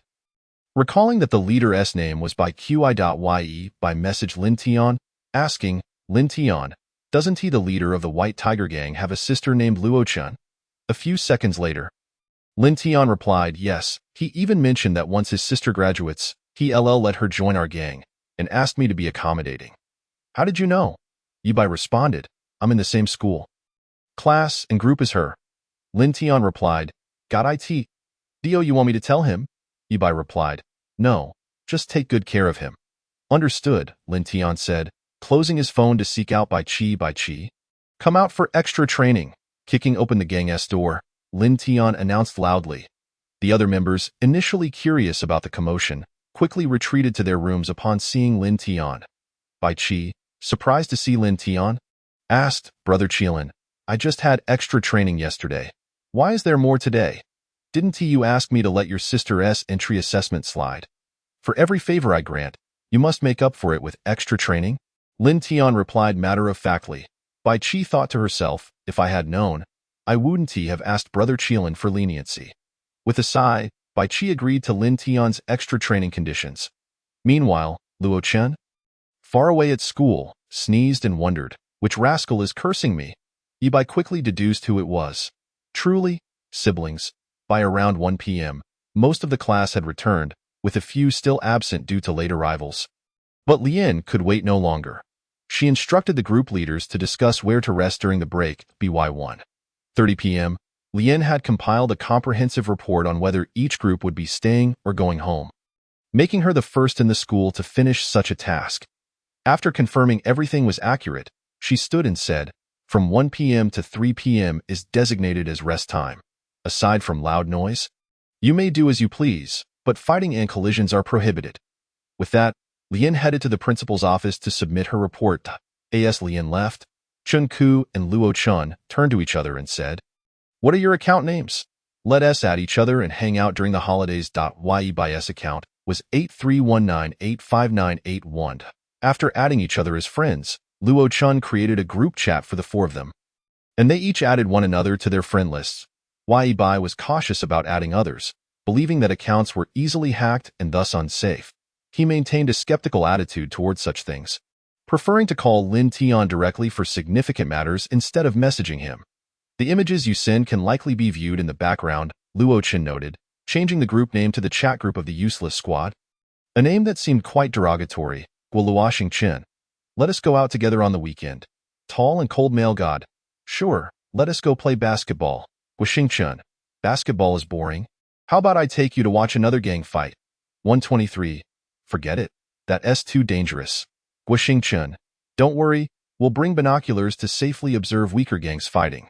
They won't be able to find us." 123. "I still think it's unsafe. If we get caught, we're done for." Tall and cold male god. "I think it would be cool to watch. If we're discovered, we can just run. I can help you escape." Bai found their conversation amusing. Watching gang fights isn't as simple as just observing. If they get caught, they won't be able to run away. Two foolish individuals. Bai intended to end the chat but hadn't typed the message when Lin Tian sent a message.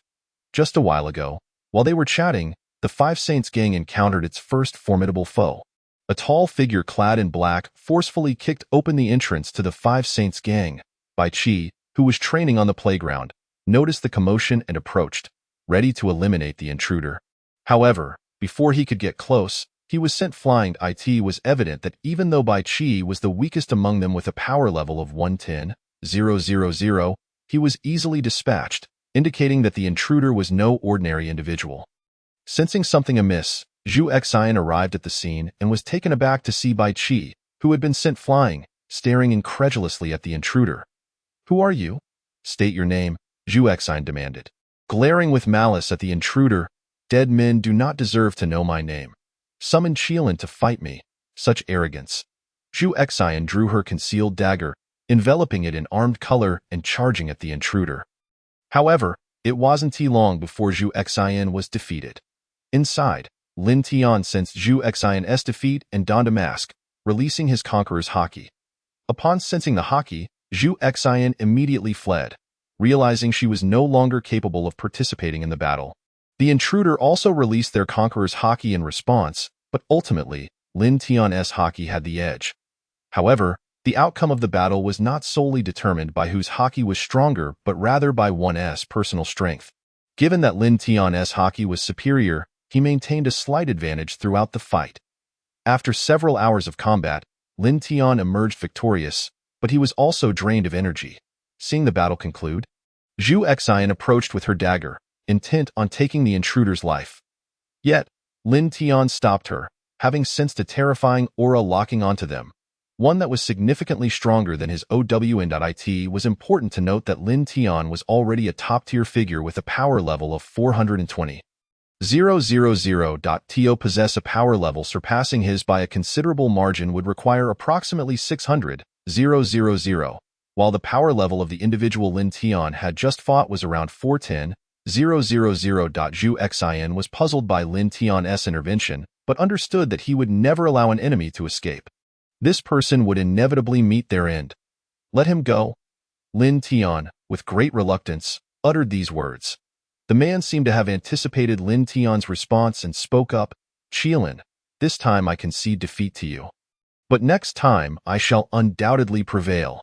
Await my return to topple you from your pedestal." With that, he was enveloped in a cloud of black smoke, and when it dissipated, he had vanished without a trace.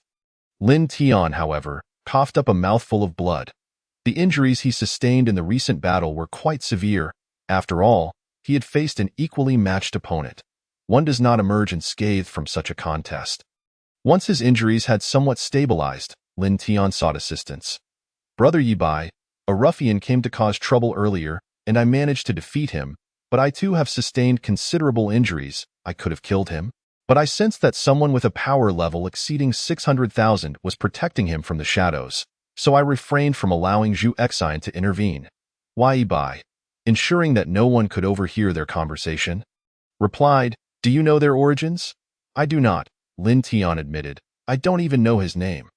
The man was clad in black, and his protector remained hidden, leaving me with no leads.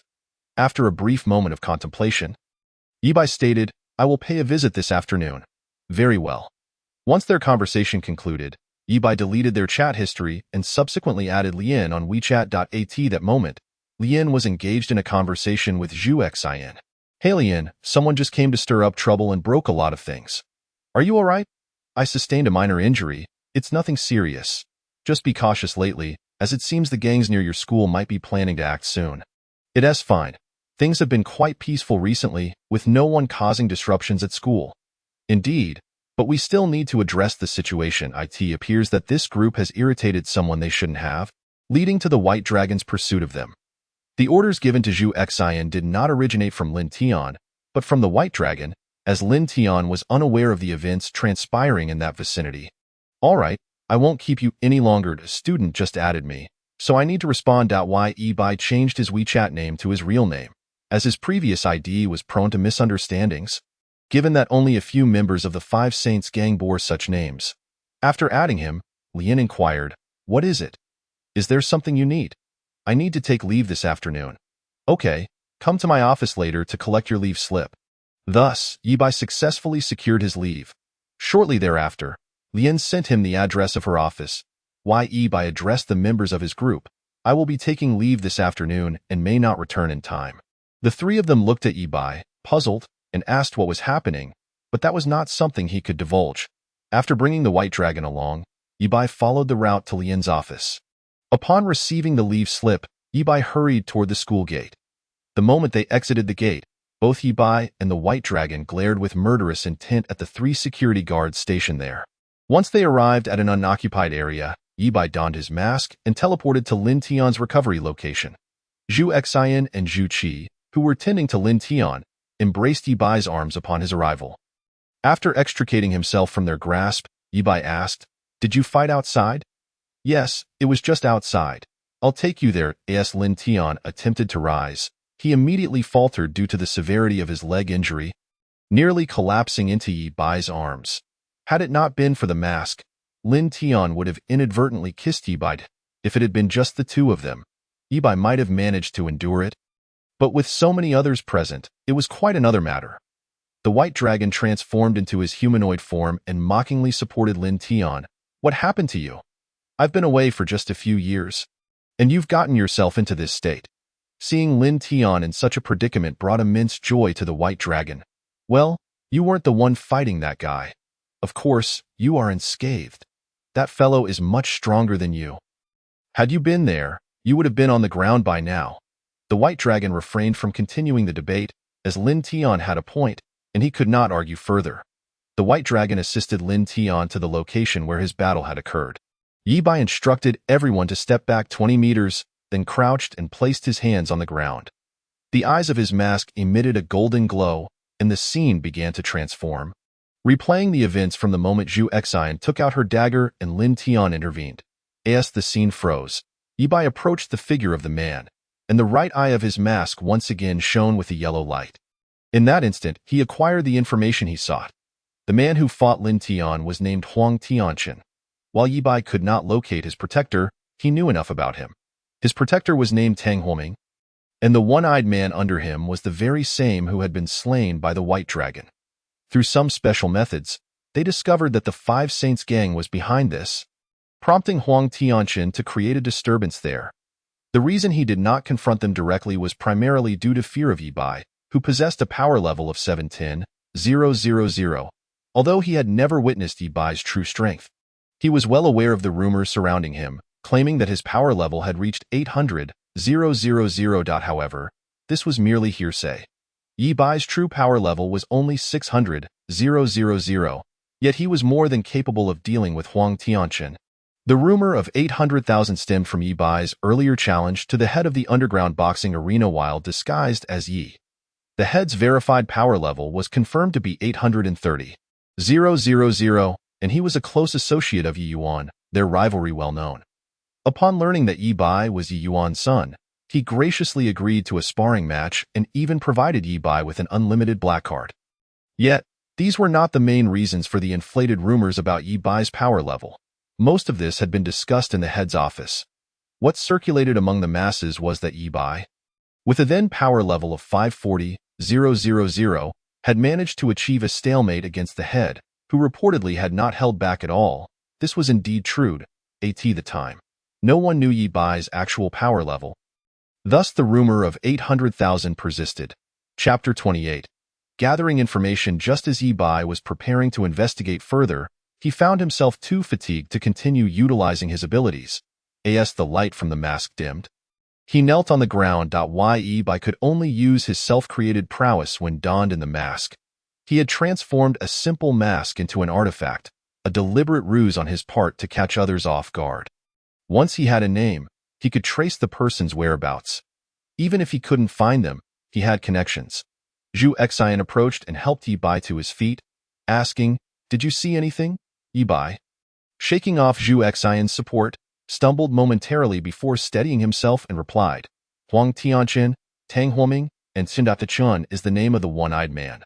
Though he is already deceased," Yi Bai added, "Sichuan is tied to this matter."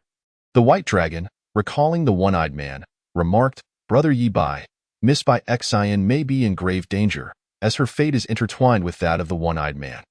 Although we do not know how they acquired this intelligence, it would be prudent to ensure her protection." Yi Bai recognized the validity of the White Dragon's assertion, but then considered that the protective umbrella over this school seemed rather formidable. So he chose not to intervene, reasoning that their reach was limited and no need. Their influence does not extend that far. Investigate Tang Huoming's territory discreetly and do not expose yourselves. I'll cover any necessary expenses.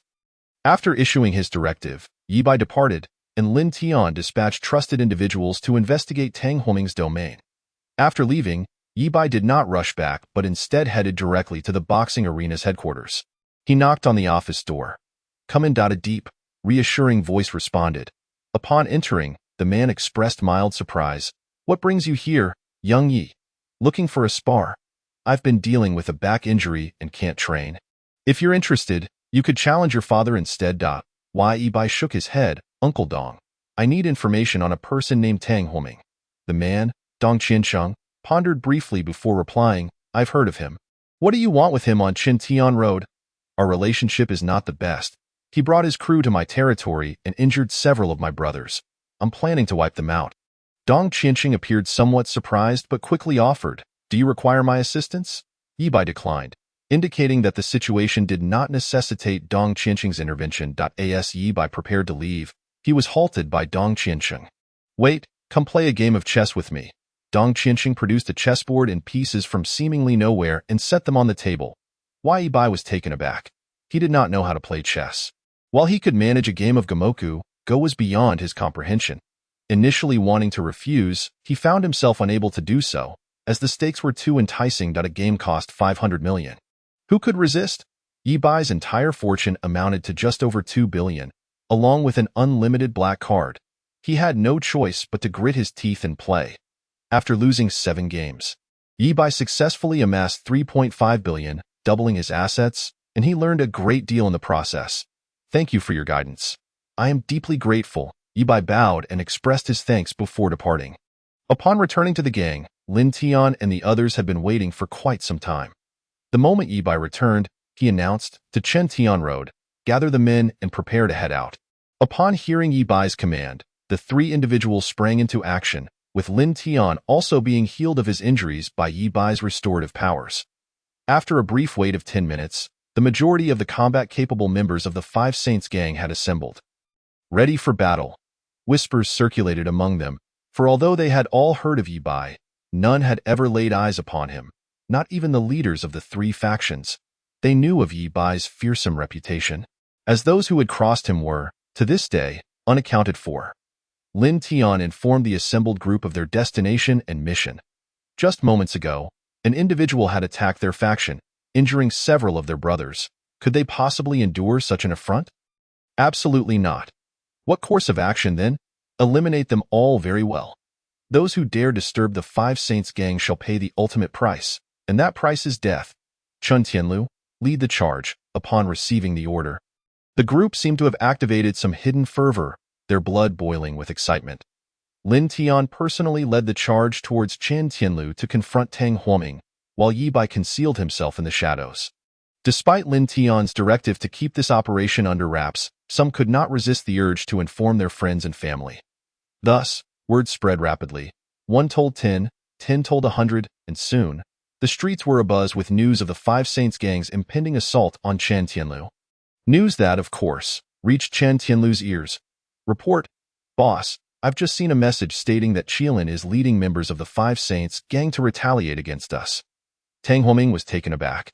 He did not expect their retribution to come so swiftly. He immediately inquired, is he also involved?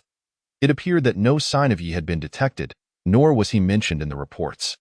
Tang Huoming's doubts lingered. After all, those who spread this information must have done so in secrecy. He had heard that Yi was a decisive figure, one who would impose severe penalties for anything detrimental to the gang.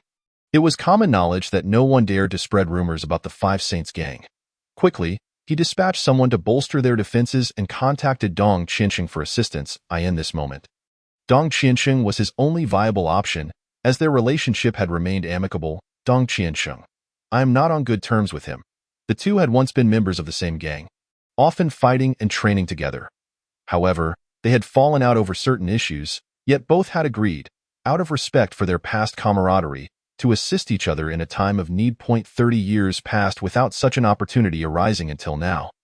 When Tang Huoming found himself at death's door without Dong Qiansheng's help. Meanwhile, Dong Qiansheng spoke to his assistant, I'm stepping out to handle some matters. If anyone calls, tell them I'm in a contract negotiation and won't be available for a day, regardless of who it is. Even if it's Yi Yuan personally. The assistant nodded and stood by. Dong Qiansheng then returned to his quarters to rest. After Tang Huoming placed a call, he was informed that Dong Qiansheng was tied up in negotiations and would be unavailable for a day, causing him to exhale a heavy sigh of frustration. He had entertained the notion that perhaps Dong Qiansheng was fearful of Ye's retribution, thus hesitant to wade into murky waters. However, upon further reflection, Tang Huoming dismissed this thought. If anyone knew Dong Qiansheng well, it was likely himself. Even after their falling out, Dong Qiansheng would never stand idly by while an old friend was in peril, unless he had been bribed. Yet, to his knowledge, the Five Saints gang's assets were worth but a few billion. How could they possibly afford to sway Dong Qiansheng? Thus, he concluded that Dong Qiansheng was indeed preoccupied with legitimate business. Tang Huoming cursed his misfortune under his breath, hoping the rumors were unfounded. He had not fought Dong Qiansheng to a standstill, nor did he possess an adequate level of power. Meanwhile, far away at school, Luo Qin and her companions came across the news. What a shock! The Five Saints gang is set to confront Chen Tianlu? How could Chen Tianlu have provoked the Five Saints gang, especially with Qilin leading the charge alongside the 4 major factions? Luo Chun felt utterly incredulous. Typically, those who crossed the Five Saints gang faced retaliation from 1 or 2 members at most, but never had she seen all 4 gang leaders alongside Qilin and by long mobilized at once. Yet, She couldn't shake her concern for her brother's safety. Thus, she sent a message to Bai Qi, stating, "Brother, someone has leaked your whereabouts, and now many people are aware. Please be cautious." Upon feeling her phone vibrate, Bai Qi opened the message from his sister. After a moment of hesitation, he felt a surge of anger. He showed the message to Lin Tian, who erupted with fury. However, now was not the time for reckoning. They could settle accounts after the battle. In the shadows, Yibai felt his phone vibrate and noticed Luochun was tagging him in a message. Luochun wrote, "Yibai, did you know? The Five Saints gang is going to assault Qin Tianlu. Unfortunately, I am not on site. I wish I could witness it firsthand." She continued, "I want my brother to record a video for me, but I'm also afraid he might get hurt." Chengku interjected, "I suggest you refrain from sending that for now. I need to sleep, and the phone's vibrations are disturbing." Chengku kicked Luochun's chair playfully in the office. Lian observed this and sent a message to Zhu Xian. Echoing the sentiments of Luochun's earlier message to Bai Qi, upon seeing the message from his sister, was momentarily stunned. His sister implored, "Brother, could you record a video for me? I want to see the battle." Bai Qi's lips twitched in irritation. Though his mask concealed it well initially, he intended to refuse outright, but then reconsidered.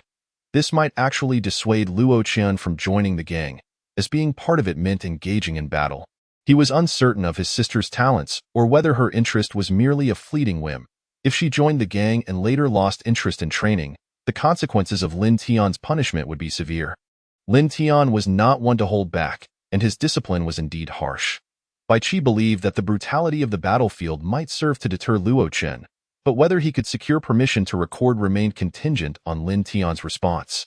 After informing Lin Tian, the latter displayed a conflicted expression, as he could not unilaterally decide this matter. He turned to the concealed Yibai, who eventually revealed himself, stating, "If you wish to record, then do so. No one will obstruct you. However, should this lead to subpar performance, you shall face 3 hours of water torture." Yibai then turned and added, "Anyone who leaked our movements will face 10 minutes of water torture." Initially unaware that their plans had been compromised, Yibai was alerted by Luochun's message. "Understood," he replied before returning to the shadows, as he had received no indication of exposure. If he remained concealed, he might catch the enemy off guard. Bai Qi messaged Luochun, saying, "You may proceed, but it would be wise to keep it from others, as it could be quite gruesome." Luochun responded, "No problem." After sending her reply, Bai Qi activated his phone's screen recording and secured it to his waist, ensuring it wouldn't fall unexpectedly. After walking for several minutes, Lin Tian spotted a sign that read, 500 meters to Qin Tianlu. Informing everyone that they were a mere 500 meters from their destination, he remained vigilant, suspecting that the enemy might have prepared an ambush in the interim. Lin Tian was correct in his assumption. Yet he failed to consider that Yibai remained in the shadows, having already dealt with those who were watching. Upon fully entering Qin Tianlu, Lin Tian quickly sensed his aura being suppressed, a power reserved for those of high status. However, the suppression was minimal, only deducting a few thousand points of power, which was not significantly impactful. Suddenly, a breathtaking wave of Conqueror's Haki pushed back Tang Huoming's suppression, emanating from Yibai unleashed his Conqueror's Haki without restraint, the effects rippling all the way to the school and Dong Qiansheng. Dong Qiansheng marveled at the sheer strength of this aura, realizing that such formidable power had been conjured by Yibai. Meanwhile, at the school, Luochun and her friends, waiting for Bai Qi to send a video, were left speechless by the overwhelming presence of the Conqueror's Haki. Even Chengku, who had been sleeping, was abruptly awakened by the force of the aura. Yu Qian, feeling frightened, instinctively moved closer to Yibai's desk, as if seeking solace in his presence. "It should have already begun," Luochun murmured, her voice slightly trembling. She pondered if this was indeed the Conqueror's Haki of the Five Saints gang. Suspecting it might belong to Qilin, considering that Qin Tianlu was over 10 kilometers away, the fact that the Conqueror's Haki could reach this far spoke volumes of Lin Tian's strength. However, Lin Tian's Conqueror's Haki could barely extend to the school, where the occupants merely felt a chilling breeze. Close to Yibai, Lin Tian and his companions were intentionally shielded from the full force of the aura, yet they were still left in awe. The intensity of Yibai's Conqueror's Haki was so formidable, so terrifying, that it seemed beyond the capabilities of an ordinary human. Not far off, Tang Huoming felt the pressure of the conqueror's haki and was similarly startled. Though he too possessed this power, it paled in comparison to Yi Bai's. Damn it, is this the level of haki mastery achieved by its creator? Tang Huoming's words dripped with a mix of disbelief and resentment. Furthermore, he realized that his observation haki had inexplicably ceased to function, leaving him puzzled. Soon, Lin Tian and his forces faced off against Tang Huoming's men. However, rather than immediately engaging in combat, they exchanged pleasantries first. "How has your health been of late, Tang?" "Quite well, and how has Lin been faring?" "Everything is quite well, but a few hours ago, someone came here to cause trouble, injuring me. I am unsure if that person is with you." "Tang Lauren." Lin Tian's words were laced with a pungent air of hostility, clearly expressing his dissatisfaction with Tang Huoming. "The person is with me, but I cannot hand him over to you," Lin Tian snorted coldly. "Old Deng, refrain from saying such futile things. This time next year will mark your day of reckoning." With that, Lin Tian unleashed his conqueror's haki.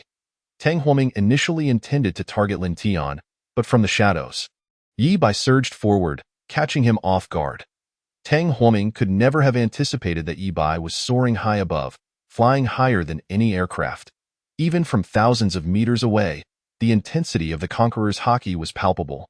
Yi Bai's fists, infused with the power of flowing cherry blossoms, struck Tang Huoming's face repeatedly, yet Tang Huoming was not one to be easily trifled with.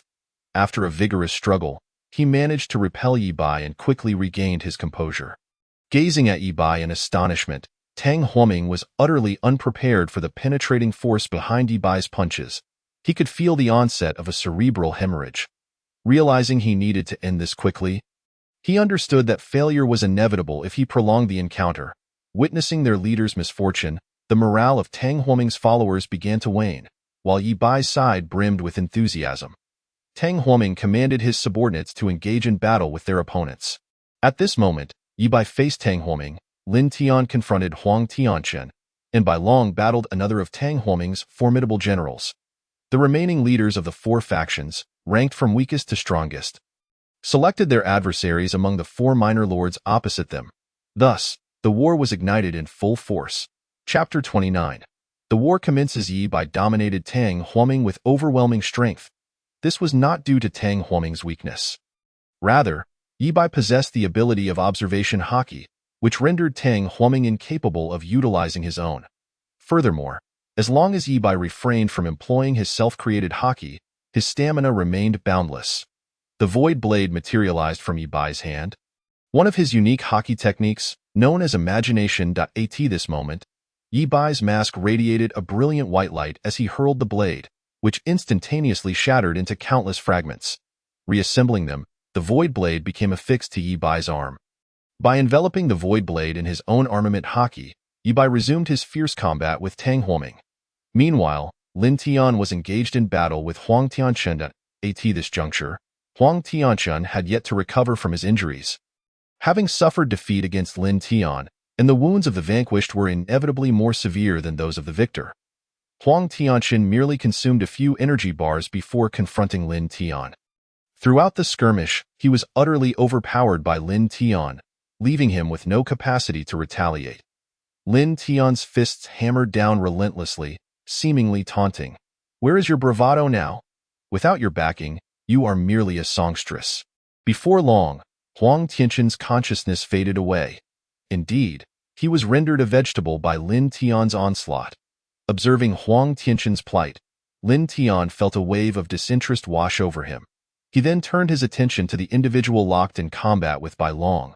Channeling his haki into his fist, Lin Tian unleashed a powerful energy wave, sending both Bai Long and his opponent soaring through the air.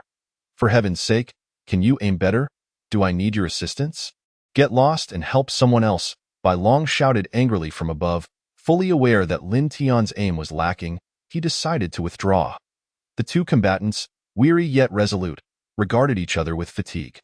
Bai Long's power level in his dragon form stood at 390,000, while his opponent was not significantly lower, hovering around 370,000. Their battle was fiercely contested, and notably, Bai Long's opponent was a woman. During the fray, she managed to knock off Bai Long's mask, and upon catching sight of his handsome visage, she momentarily froze, lamenting, "What a shame that such a handsome individual is on the opposing side. If I were to betray my allies and join you, would we have a chance?" Just as Bai Long was about to erupt in fury, he reconsidered upon witnessing her earnest demeanor. He was torn, for Yi Bai had previously advised him that if a formidable enemy sought to surrender, it was prudent to spare their life and assess their sincerity after the battle concluded. However, this was a battlefield. A formidable adversary with a substantial power level posed a significant risk if left unchecked. Maintaining vigil over her would mean sacrificing one combatant on Yi Bai's side. Even if the opposing faction also lost one, it still represented a disadvantage for Yi Bai. This moment, Bai Long found himself in a dilemma.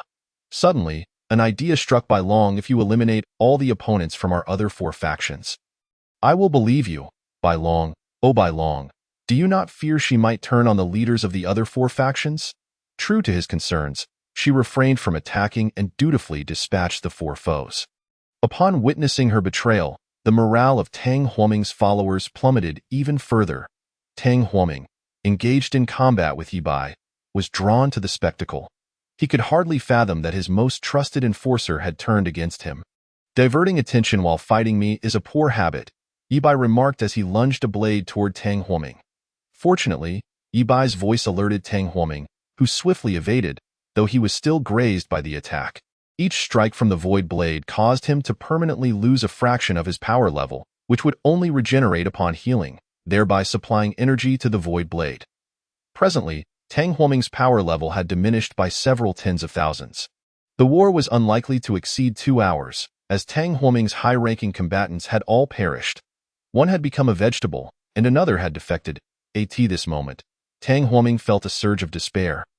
Yet he still retained a shred of dignity. "Do you regret standing up for that one-eyed fool?" he mused. I, Tang Huoming, have never been one to regret my decisions. If you wish to kill me, then by all means try. With that declaration, Tang Huoming unleashed the full extent of his power level. Yi Bai understood. Tang Huoming was preparing to self-destruct. "Everyone, retreat!" Yi Bai shouted urgently to his comrades. It was too late. Before his words could fully register, the sound of an explosion reverberated in Yi Bai's ears. He quickly summoned his stamina and haki, causing the mask on his face to emanate a kaleidoscope of colors. The energy emanating from the explosion abruptly ceased, or rather, it was as if the explosion had been halted by Yi Bai. Moments later, the explosion's energy flowed back into Tang Huoming's body, while the architect of this chaos, Tang Huoming, gazed at Yi Bai in disbelief, muttering, "Impossible." The power of the gods, Tang Huoming completely relinquished his will to fight. The ability to warp time and reverse it in a specific area could only belong to a deity. In the realm of the evil god, a pair of eyes illuminated the dark mist, murmuring, "After 100 years, someone has finally reached this level. I have waited far too long." With that, the entity closed its eyes once more. Yi Bai did not grant Tang Huoming the opportunity for another self-detonation, for he had exhausted his stamina and could not wield that power again. He watched Tang Huoming's head roll to the ground. Yi Bai finally sank to the ground, gasping for breath. The onlookers were utterly bewildered by this turn of events. The manipulation of time was clearly beyond human capability, and at that moment, they looked at Yi Bai with reverence. They had not anticipated that their leader was, in fact, a god.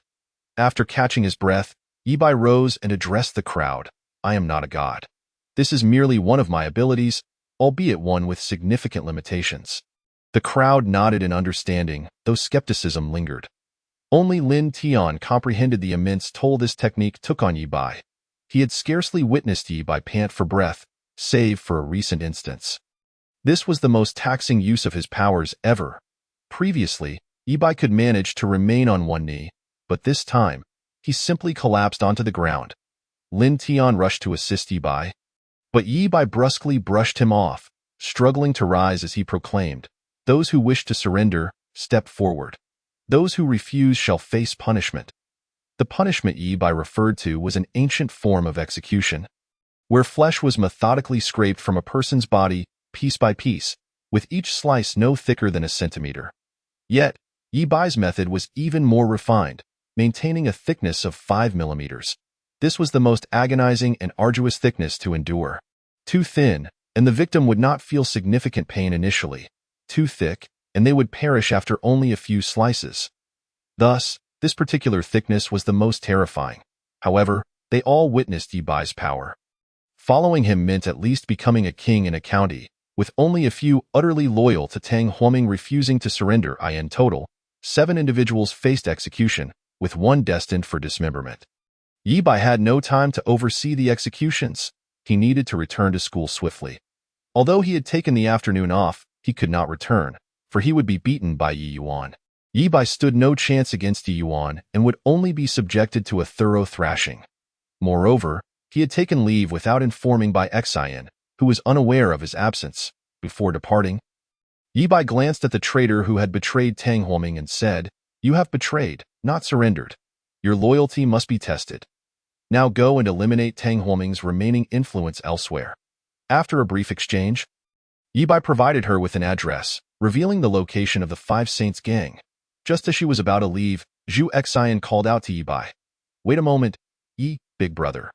Bai Long asked me to deal with a local force near a school, and I need to take care of it. Additionally, I would like to visit my friend's school." Yi Bai acquiesced to Zhu Xian's request, as he was no longer inclined to squander time. With one hand, he lifted Bai Long and teleported away. Yi Bai stood at 1 meter 80, while Bai Long, in his dragon form, measured 2 meters. However, he had reverted to his human form, standing at just 1 meter 70. Thus, Yi Bai was still able to lift him in the darkness. Bai Long transformed into a cat and nestled on Yi Bai's shoulder, while Yi Bai stored his mask in the system space.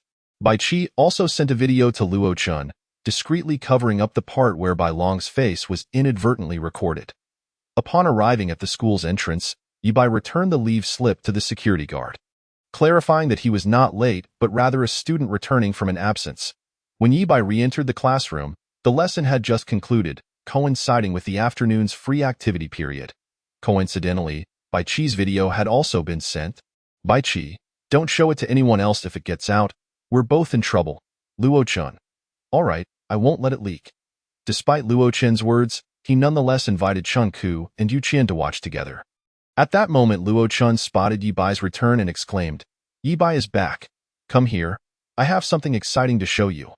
Luo Chun, with an air of mystery, beckoned Yi Bai over, and Yi Bai realized that the intriguing item mentioned by Luo Chun was likely the video sent by Bai Qi.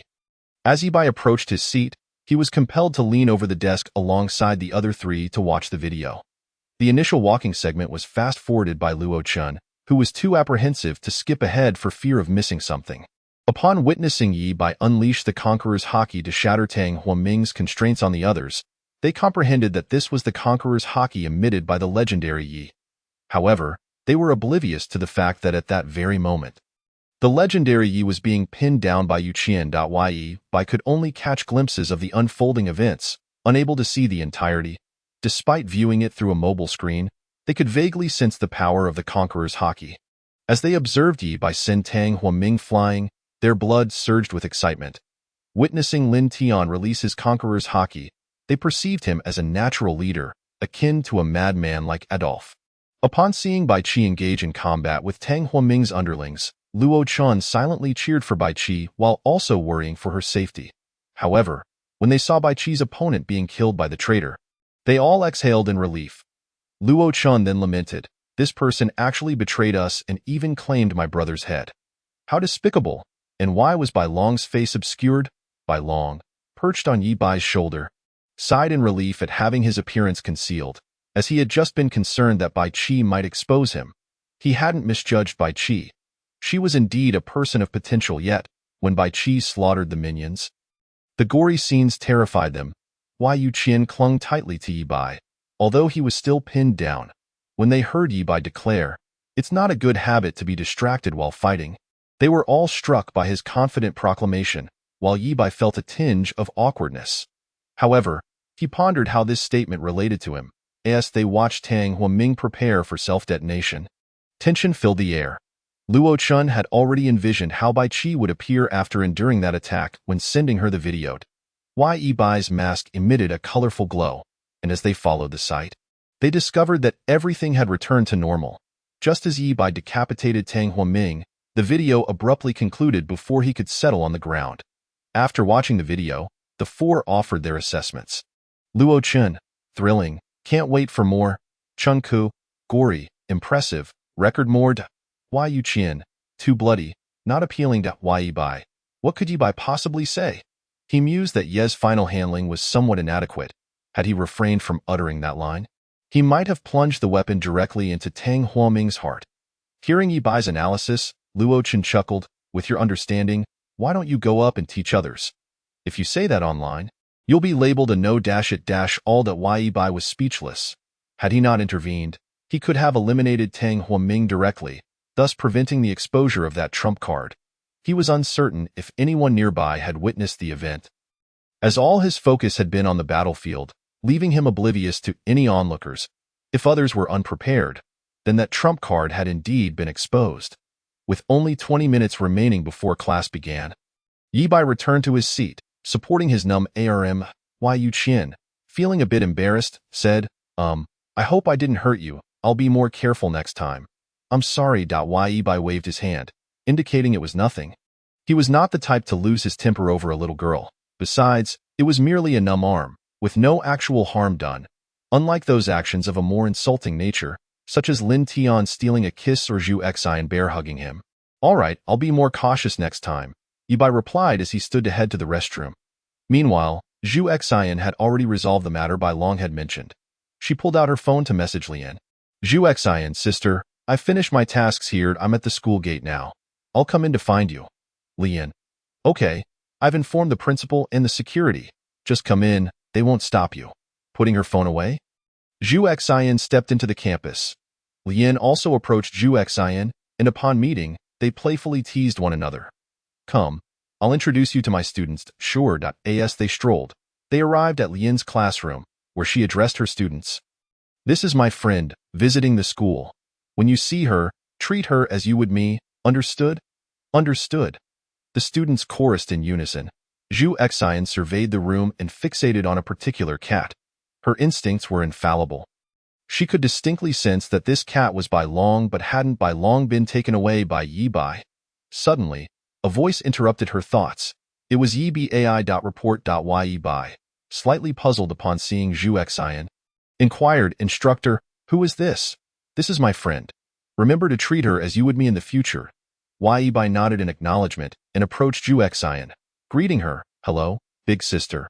Upon hearing Yi Bai address her this way, Zhu Xian felt a wave of emotion, knowing that Yi Bai would surely retaliate later that evening. Lian awkwardly remarked, is that how I usually have you all address me? The entire class nodded in unison, affirming, yes, don't take it to heart. Would you like to sit in my office for a moment? Zhu Xian shook her head, her mind preoccupied with thoughts of how to mitigate her punishment later. Chapter 30. The evening's punishment. Lian seemed to notice Zhu Xian's discomfort and quickly asked, is something bothering you? Zhu Xian swiftly shook her head. No, just a bit hungry. I haven't eaten since lunch. Our school doesn't serve food until 5 o'clock. Would you like me to order takeout for you? Zhu Xian declined, saying no need. I can wait. Wai Yi Bai returned to his seat, and Bai Long transmitted a message. Yi Bai, do you want me to teach this foolish woman a lesson? It was no wonder she felt aggrieved. She had seen Yi Bai take Bai Long away, and now he appeared as a cat. Anyone with keen insight could deduce that Yi Bai was also present. And as a student no less. There's no need.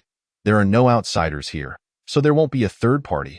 Yi Bai trailed off, suddenly glancing at Bai Long. Indeed, apart from him and Zhu Xian, there was also Bai Long. If that were the case, Bai Long could very well spill the beans. At this thought, the void blade slowly materialized in Yi Bai's hand.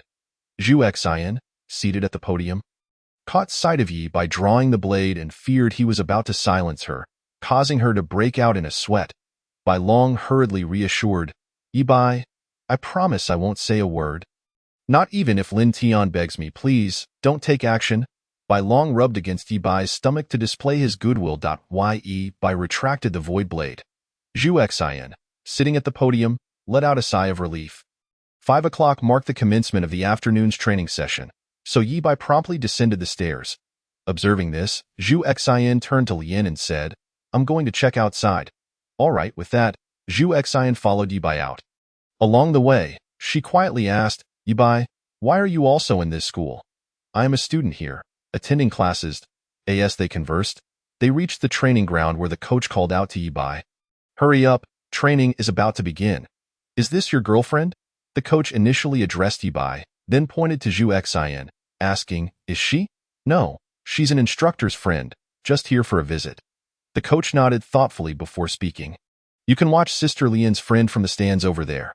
If you feel thirsty, there's a cooler nearby. The coach gestured towards the stands and then pointed to the cooler beside them. Thank you, Zhu Xian replied, moving away from Yibai and settling into the stands to observe his training closely. Suddenly, rain began to fall during the training session. Upon noticing this, Zhu Xian changed her viewing location to a sheltered area. The male trainees, with the exception of Yibai, had mostly removed their shirts, revealing impressive abdominal muscles. Zhu Xian, not spotting Yibai's abs, muttered to herself, what a pity not to see brother Yibai's abs. It seemed Yibai had heard her.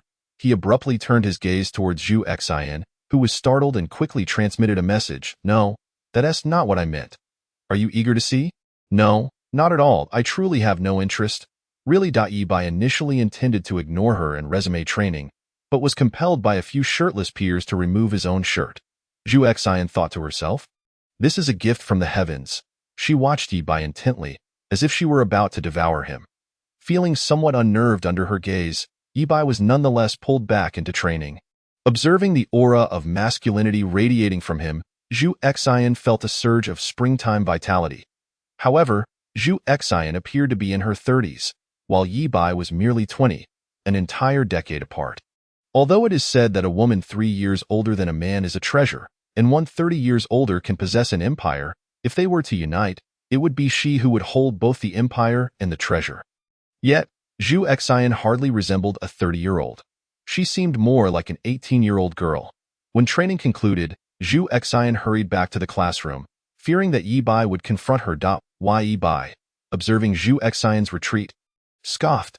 She could not escape him now. As he prepared to dress, Jack suddenly wrapped an arm around him, saying, Don't rush to put on your clothes. Don't you want those girls to see your abs? They're perfect. Yibai scowled, replying, No need. He was wary of being drained dry. Don't be shy. Let's go, Jack insisted, pulling Yibai's shoulder as they headed toward the teaching building. Typically, they lacked such opportunities, but on this rainy day, they could flaunt their abs to attract attention. Upon returning to class, the girls in the room fixated on Yibai, including Lian and Zhu Xian. Yibai felt increasingly uncomfortable under their scrutiny. Once seated, he feigned retrieving a towel from his desk to wipe his body before putting on a shirt. This tactic preserved his dignity. Otherwise, he would have undoubtedly been drained dry. Luo Qian stared at Yibai in a daze. Although she knew he had a great physique, she had not anticipated it to be this impressive. Yu Qian, on the other hand, watched Yibai with slightly flushed cheeks. The time was now 5:40 p.m. and the school day would end at 6:30 p.m., meaning there were still 50 minutes until dismissal. Lian encouraged each student to briefly recount their day, and soon enough, the 50 minutes slipped away. However, Luo Qian sensed something was amiss as she observed Zhu Xian. She discreetly opened her phone and discovered that Zhu Xian and Bai Qi had matching hair colors and clothing styles.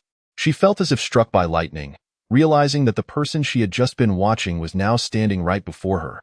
Yet, she dismissed the thought, considering it merely a coincidence, especially since Chan Tianlu was over 10 kilometers away and could not arrive so quickly.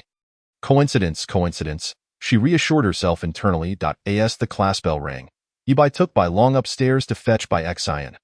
Zhu Xian walked alongside Lian, yet she could not fathom why Bai Qi was also at the school gate.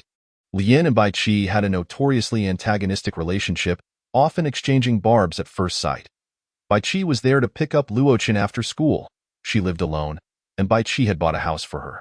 He was only responsible for picking her up, not dropping her off, as Luo Qian insisted that this would demonstrate her independence.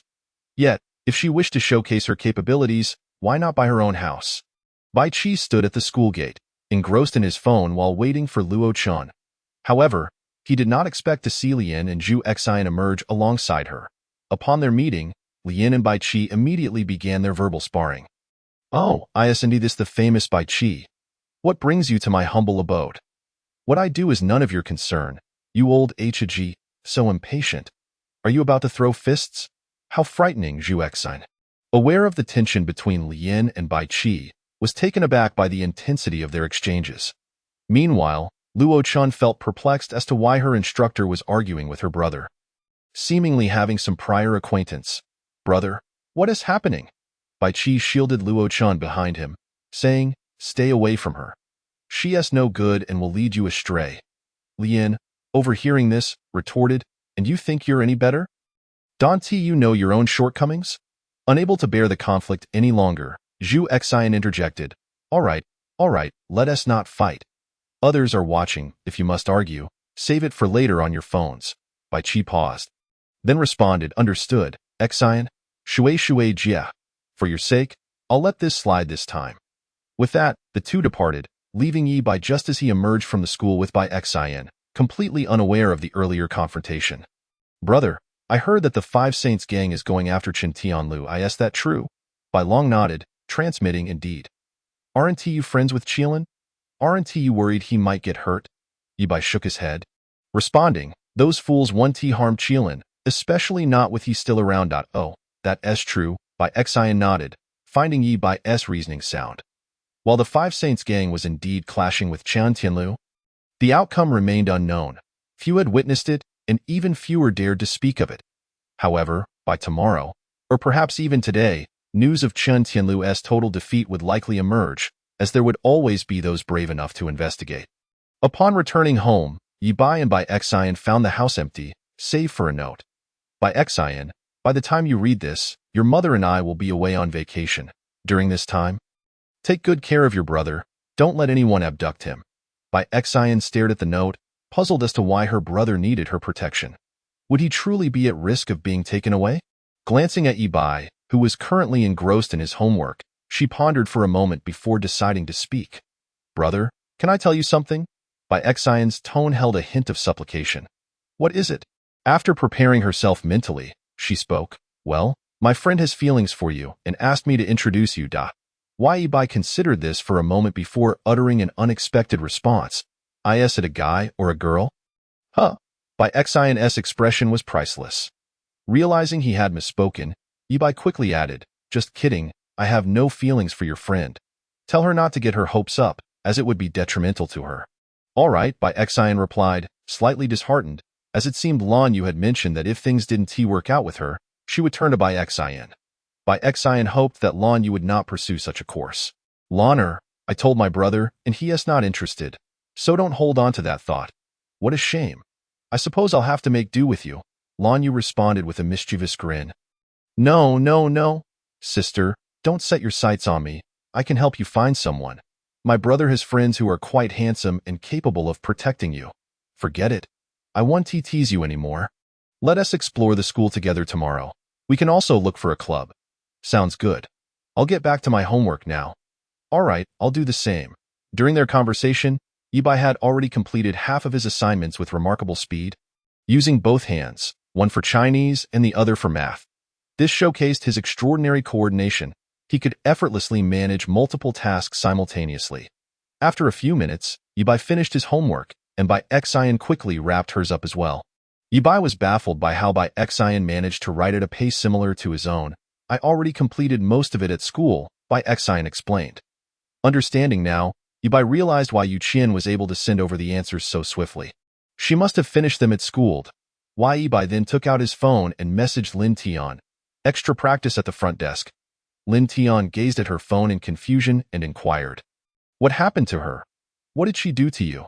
"Forget about it. If she needs extra training, let her have it. No need for so much chatter." "All right, I shall go find her now."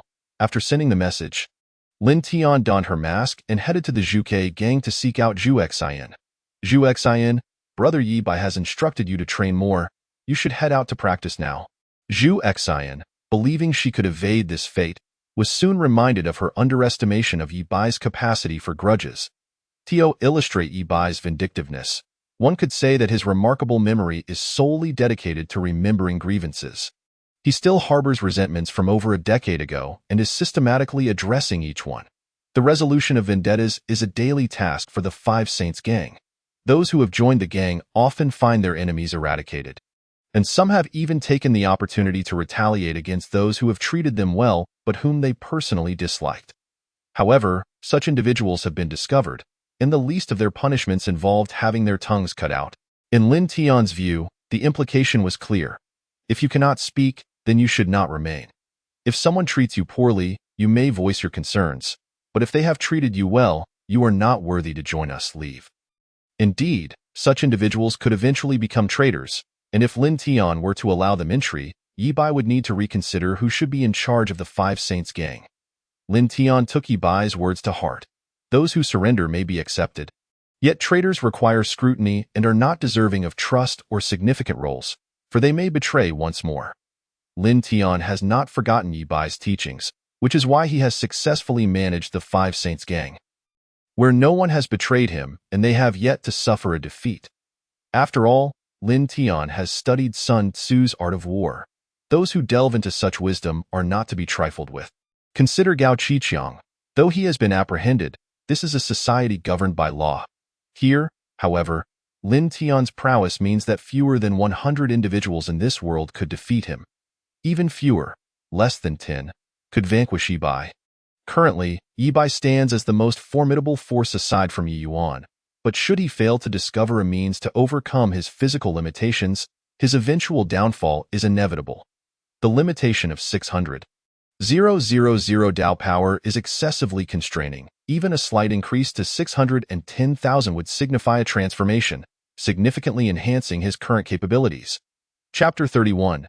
Dao Power Test. One evening, with nothing to occupy him, Yi Bai opened his phone to seek out some amusement. Soon enough, he stumbled upon a conversation between Luo Chen and Chen Ku, who appeared to be in a heated exchange. Luo Chen proclaimed, "I assure you, in the Dao Power Test the day after tomorrow, I will undoubtedly score the highest, apart from Yi Bai." Chen Ku retorted, "Ha! I will surely outdo you. Care to wager?" Luo Chen replied, "All right, let's bet." "What shall we wager?" Chen Ku suggested. "The loser shall endure a punishment of my choosing." "I can handle anything," Luo Chen responded. "Fine. Whoever loses must add Gorgia to the end of the other's name for an entire week." Chen Ku agreed. "Deal. Prepare to lose." Yi Bai was somewhat bewildered. From where did they acquire this information? "Where did you hear about all this?" he asked. Luo Chen responded, "Their SA class group chat." "Weren't you added?" Yi Bai replied, "I wasn't." Luo Chen sent him an invitation to join the group. Once inside, Yi Bai inquired, "By the way, what is this Dao Power Test you mentioned?" Luo Chen explained, "It's a test for all students to evaluate who falls short in Dao Power. Those who do not meet the standard will need to train more, or they may face issues later on." Yi Bai questioned, "What kind of issues?" Luo Chen answered, "I can't say." Yi Bai was at a loss. It seemed that having a lower Dao power value wouldn't have much impact. After all, Lin Tian had a Dao power value of only 14 back then, and it hadn't significantly affected his life. Yi Bai seemed to forget that Lin Tian had been merely 4 years old at that time. Although a value of 14 is not particularly high for a child of that age, it still falls within the normal range. Is there any benefit to being first?" Yi Bai asked. Luo Chen replied, "None, but your name will be remembered throughout the school." Chen Ku added, "It's useless." Nevertheless, Yi Bai was determined to secure first place, primarily for the sake of pride and to impress his sister. After closing his phone, Luo Chen messaged her brother, "Bai Qi, brother, the day after tomorrow, our school will hold a Dao Power Test. I bet my classmates that I will achieve the highest score. Do you have any tips to share?" Bai Qi, currently supervising Zhu Xian's additional training, felt his phone vibrate and saw Luo Chen's message. After a moment of thought, he replied, "Practice more. Tomorrow you can train with your school's training team. It will be better than not practicing at all." Luo Chen agreed. "Okay." As Luo Chen blinked, morning arrived. As usual, she bought a bun at the breakfast shop on her way to school. However, she arrived earlier than usual and coincidentally encountered Yi Bai and Bai Xian. From a distance, Luo Chen waved at Yi Bai, but he turned his head, ignoring her. As long as he didn't look at her, the awkwardness was hers to bear. Running up to Yi Bai, she spoke, "Why are you ignoring me? How embarrassing." Luo Chen felt speechless. Was greeting someone really that humiliating? While her greeting might have been a bit unconventional, it hardly warranted such embarrassment. After the school gate opened, Luo Chen, Yi Bai, and Bai Xian walked together to their class. Bai Xian went upstairs to class 10, while Yi Bai and Luo Chen proceeded to class 5. Upon entering the classroom, they found only a handful of students present. So Yi Bai took a seat and began to play with his phone. Before long, Yi Bai received a shocking message. Shocking! The outcome of the Five Saints Gang's campaign against Chen Tianlu is actually like this. Another read, shocking. The reason behind the Five Saints Gang's attack on Chen Tianlu is... Yet another exclaimed, shocking. The leader of the Five Saints Gang, Qilin, is actually involved with her. And finally, shocking. Chen Tianlu was utterly annihilated. One must admit, the editors certainly knew how to stir up topics. They recognized the explosive nature of the news surrounding the Five Saints Gang's conflict with Chen Tianlu and thus continued to release such sensational headlines. Yi Bai clicked through the articles, only to realize that they were nothing more than absurd fabrications. The purported reasons for the Five Saints Gang's actions were traced back to information he received from a distant source. According to my understanding, the Five Saints Gang targeted Chen Tianlu because the leader, Tang Huoming, and Qilin, the head of the Five Saints Gang, both fell in love with the same woman, leading to a rivalry over love, which ultimately saw Qilin gaining the upper hand. Yi Bai, expressionless, finished reading all the content and subsequently forwarded the video to Lin Tian. However, Lin Tian was still asleep. Typically, he would slumber until nearly noon unless there was a particularly special occasion that required him to wake up early. Yi Bai then clicked on the video titled Shocking. The leader of the Five Saints Gang, Qilin, is actually involved with her.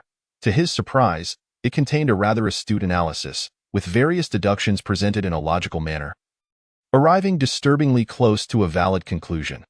The narrator speculated that Qilin had been in a romantic relationship with a woman who showed him little affection, leaving him to ponder over her photograph daily. Yi Bai was uncertain if Lin Tian kept his picture, but he was aware of Lin Tian's fondness for him, albeit without any romantic involvement. From the limited information, a relatively accurate conclusion had been drawn. What if it were to unravel the plans and traps of enemies? Yi Bai sent the video to Lin Tian along with the message. After watching the second video, go train more and try to locate her. If we can win her over, that would be ideal. Yi Bai did not believe that the individual behind the video was merely an ordinary content creator. It was highly likely they were an insider within a gang, possibly even holding a strategist role. However, Yi Bai's immediate concern was addressing his system, which had fallen silent for an entire day. System, please respond. I will find a way to make amends. Do not be upset. I did not mean to insult you. My apologies. This was the first time Yi Bai genuinely apologized, without ulterior motives, only sincerity. Yet the system remained unresponsive, leaving Yi Bai in a state of distress. Did he truly have to utter that humiliating phrase for the system to acknowledge him? Yi Bai mused to himself. He refrained from dwelling on it or speaking excessively, recognizing that the system might simply not wish to converse at the moment. Thus, he decided not to disturb it. High emotional intelligence. Refrain from disturbance. Low emotional intelligence. No longer wish to placate. Before long, the classroom filled with students, yet Chun Ku and Luo Chun exchanged disdainful glances. While Yu Qian cast worried looks at Yi Bai, concerned that he might not pass the Dao power test. Why are you looking at me? Yi Bai queried, perplexed by Yu Qian's gaze. What's so interesting about me? Nothing, Yu Qian mumbled, lowering her head and ceasing to look at him. Yi Bai was somewhat baffled by Yu Qian's behavior. She could gaze at him if she wished. He could not understand why she appeared as if she had been caught doing something wrong. As Lian entered the classroom, silence enveloped the room as everyone awaited her instructions. Once she observed the class quieting down, Lian addressed them. Did you all read the message I sent last night? For those who missed it, I will repeat it. Tomorrow, from morning until afternoon, there will be a Dao power test for all students.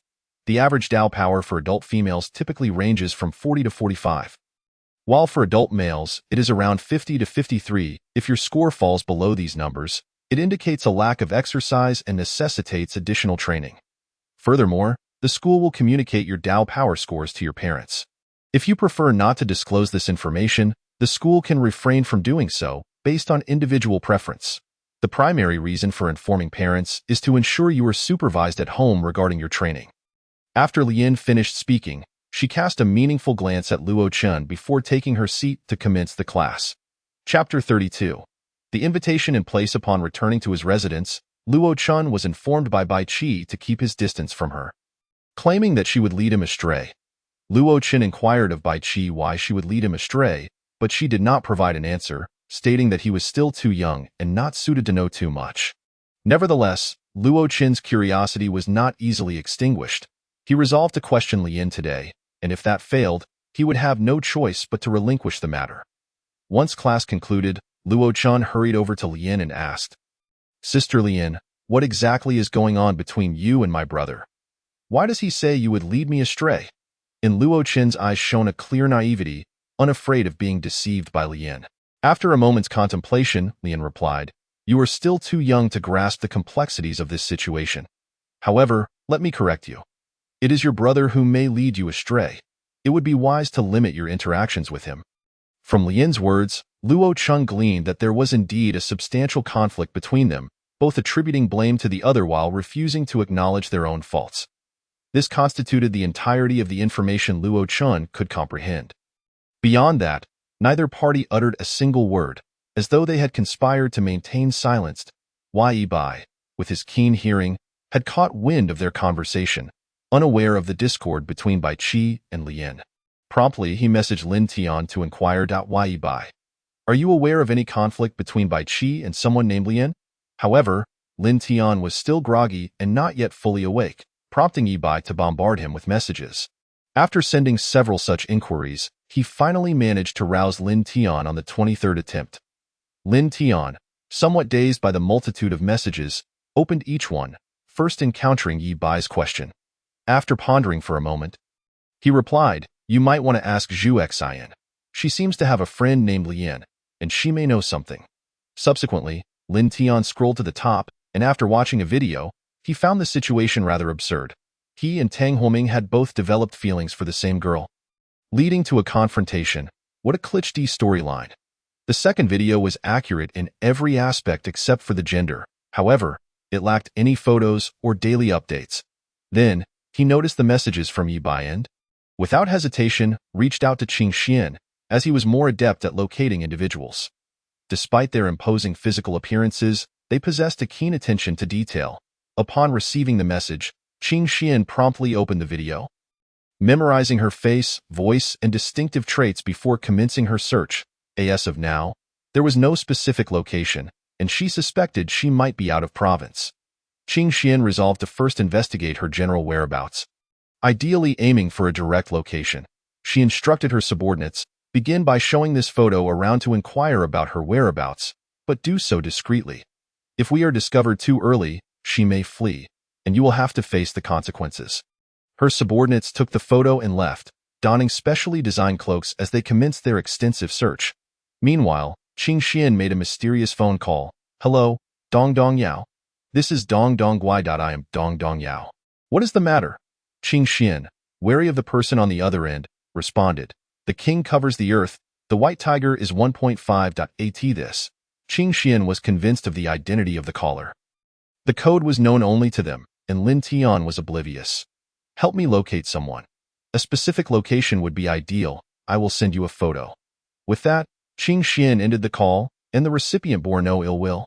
Understanding that this was simply Qing Xian's nature, she patiently awaited the photo, and after several minutes, upon receiving it, she commenced her search. Before long, she had unearthed the individual's location. Name: Xiamu Bei. Gender: female. Age: 17. Residence: H Province, Z City, Xiaoshan County, Banyang Road, Number 7 Community, Unit 5, 10th floor, Door 1006. Her daily routine was roughly waking at 6 a.m. and sleeping at 11 p.m., exhibiting a stable schedule. Primarily engaged in video production, she had left her parents at the age of 14 to work, yet by 16, her earnings were meager, prompting her to explore the realm of social media. This was during the peak of the internet era, which offered considerable promise. With her striking appearance and exceptional reasoning skills, she garnered a significant following. However, it was not long before such reasoning-based content was eclipsed by gaming and entertainment videos. She contemplated a career shift but felt that doing so would mean abandoning her only viable skill. Thus, she devised a solution. She could create gaming videos with reasoning elements and commentaries on ongoing anime, making predictions. As anticipated, her videos attracted considerable attention at the time. Being the first to release such content, her earnings were disappointingly scant, lacking advertisements, contracts, or capital support. Her editing lacked creativity and standout features, leading her to be quickly overshadowed. Although she continued producing videos, the enthusiasm she once felt for social media had waned. In reality, she often juggled multiple jobs just to make ends meet, sending half of her earnings to her parents and keeping the other half for sustenance. It seemed she might be suffering from cancer. Though she had yet to visit a hospital for a diagnosis, possibly having only a few years left to live. This was the entirety of the information Qing Xian had gathered regarding Xiaomu Bei. Well, you've laid bare her entire background. Why not reveal the details of her birth while you're at it? I understand, Qing Xian replied, forwarding the unaltered content to Lin Tian. At that moment, Lin Tian was engaged in extra training, perplexed as to why a mere conjecture about someone prompted him to intensify his regimen. Yet, neglecting his training was not an option. The consequences would be dire. Upon completing his additional training, Lin Tian discovered that Qing Xian had sent him all the information regarding the individual he sought. After a cursory glance, he replied, "Well done. It's quite detailed." Lin Tian was well aware of why Yi Bai sought to recruit her. Her exceptional reasoning abilities alone were more than sufficient justification. Additionally, she possessed a profound sense of filial piety, alleviating any concerns regarding her potential betrayal. As long as her parents were kept under control, she would remain loyal. Lin Tian harbored no fear of her parents suddenly meeting an untimely demise. Even in such a dire scenario, he had the means to resurrect them, but of course, this was merely a precautionary measure. For Lin Tian did not genuinely believe she would betray him. After all, her current livelihood was precarious enough, and with a stable income, food, and shelter, why would she risk her life for treachery? However, Xiaomu Bei lacked any backing force. She was simply an ordinary video producer, a miscalculation on Yi Bai's part. Not lingering on the matter, Lin Tian promptly forwarded this information to Yi Bai before preparing to personally recruit Xiaomu Bei. Concealing his identity behind a mask, he was confident that no one would fail to recognize him, especially since Xiaomu Bei had previously posted several videos referencing the Wuxing gang and himself. Thus, he had no apprehension about her failing to identify him. After inputting the location into his map, Lin Tian set off to find her, although at that moment, Xiaomu Bei was likely still working outside. Lin Tian moved swiftly, and the distance was not too far, merely a county away, so he would arrive in no time. Upon reaching her residential complex, Lin Tian employed the lockpicking skills he had honed over 2.5 days to gain entry into her home. His proficiency in lockpicking stemmed from an incident when he and Yi Bai had forgotten their keys while living in a cramped space with only a single bed. Unable to enter their home with the windows securely locked, Lin Tian was compelled to learn the art of unlocking doors. Fortunately, his innate talent allowed him to succeed, and he successfully opened the door. Once inside Xiaomu Bei's residence, Lin Tian closed the door behind him, oblivious to the small piece of paper that had slipped from the doorframe as he entered, which he failed to notice. This oversight was rather careless. He should have anticipated that she might take precautions. Yet he neglected to verify, not even activating his observation hockey. Comfortably settling onto Xiaomu Bei's sofa, he poured himself a glass of water and awaited her return. Meanwhile, Xiaomu Bei was outside distributing flyers when she was accidentally bumped into by someone, causing all her flyers to scatter in the wind, resulting in her dismissal from her job. Dejected, she trudged home, the midday sun beating down on her, obscuring her view of the path ahead. As she entered the elevator, Lin Tian sensed her return. He turned off the lights and awaited her arrival on the sofa. Upon reaching the corridor, Xiaomu Bei discovered the piece of paper on the floor and realized that someone might have invaded her home, possibly lurking inside, waiting for her return. Such intruders were often dangerous, either intent on causing harm or committing theft. She retrieved a utility knife from her belongings and knocked on the doors of all the nearby apartments. But no one answered. She could only hope the intruder had already left. Searching for help downstairs was not an option, as calling the police would undoubtedly alert the person inside. The proximity to the ground floor meant that someone with good eyesight could easily see what was happening downstairs. If the intruder possessed high combat skills, a leap from the building would result in minimal injury, perhaps just a broken leg, making capture unlikely, and she would be left vulnerable to retaliation without relocating. Summoning her courage, she cautiously opened her door, flicked on the light, but did not immediately notice Lin Tian on the sofa. Her gaze instinctively darted toward her money storage area. Lin Tian felt a surge of frustration at her lack of awareness. After swiftly closing the door behind her, he addressed the silver-haired girl before him. "Young lady, I harbor no ill intentions. I'm here merely to discuss a matter with you. If you decline, I shall leave immediately." Startled by the sudden voice, Xiaomu Bei instinctively lunged at Lin Tian with her utility knife. Lin Tian made no attempt to defend himself. The blade shattered upon impact with his body. Observing the broken knife, Xiaomu Bei's last glimmer of hope was extinguished. She had not even seen her assailant, and now her escape route was severed. Her eyes flickered toward the sofa, where Lin Tian could very well be hiding. But she had prioritized her money over assessing the situation. The doors and windows were tightly secured, and the soundproofing in her apartment was excellent. As a video creator often working late into the night, she had invested in substantial soundproofing to avoid disturbing her neighbors. Little did she know that this very soundproofing would now betray her. Instinctively, she wanted to kneel and plead for mercy, but before she could, Lin Tian lifted her back onto her feet. "I'll repeat myself. I mean you no harm. I simply wish to discuss a matter with you. If my unannounced entry into your home frightens you, I sincerely apologize. Your home has sustained no damage, barring those 2 glasses of water." Upon hearing Lin Tian's words, Xiaomu Bei felt a flicker of relief but remained apprehensive. Who could truly know his intentions? "You needn't be anxious. Allow me to introduce myself. I am Qilin of the Wuxing Gang. You have featured videos about me, so you should recognize me." As Xiaomu Bei looked at Lin Tian, she confirmed that he resembled Qilin, and recognition dawned upon her. However, this realization only deepened her fear, for it was said that Qilin was ruthless and merciless. Could those few videos have drawn her into mortal peril? Panic surged through her, and she felt the urge to collapse. But Lin Tian caught her before she could fall. "I assure you, I harbor no ill will. Please, do not be afraid. Hey, don't faint on me." Lin Tian was taken aback by Xiaomu Bei's extreme fragility. After all, encountering a cold-blooded killer unexpectedly in one's home, with no means of escape or assistance, would instill fear in anyone. Lin Tian gently placed her on the sofa and waited for her to regain consciousness. Several hours later, Xiaomu Bei slowly roused from her slumber on the sofa. Was it a dream? This thought crossed her mind. "You're awake. I must reiterate, I truly bear you no malice. If I intended to harm you, I would have done so long before your return home. I could have acted on the street without hesitation. Thus, there is no need to fear. I am here solely to discuss a matter with you." Hearing Lin Tian's words, Xiaomu Bei's racing heart began to calm, though not entirely. Who could know what lay beneath his facade?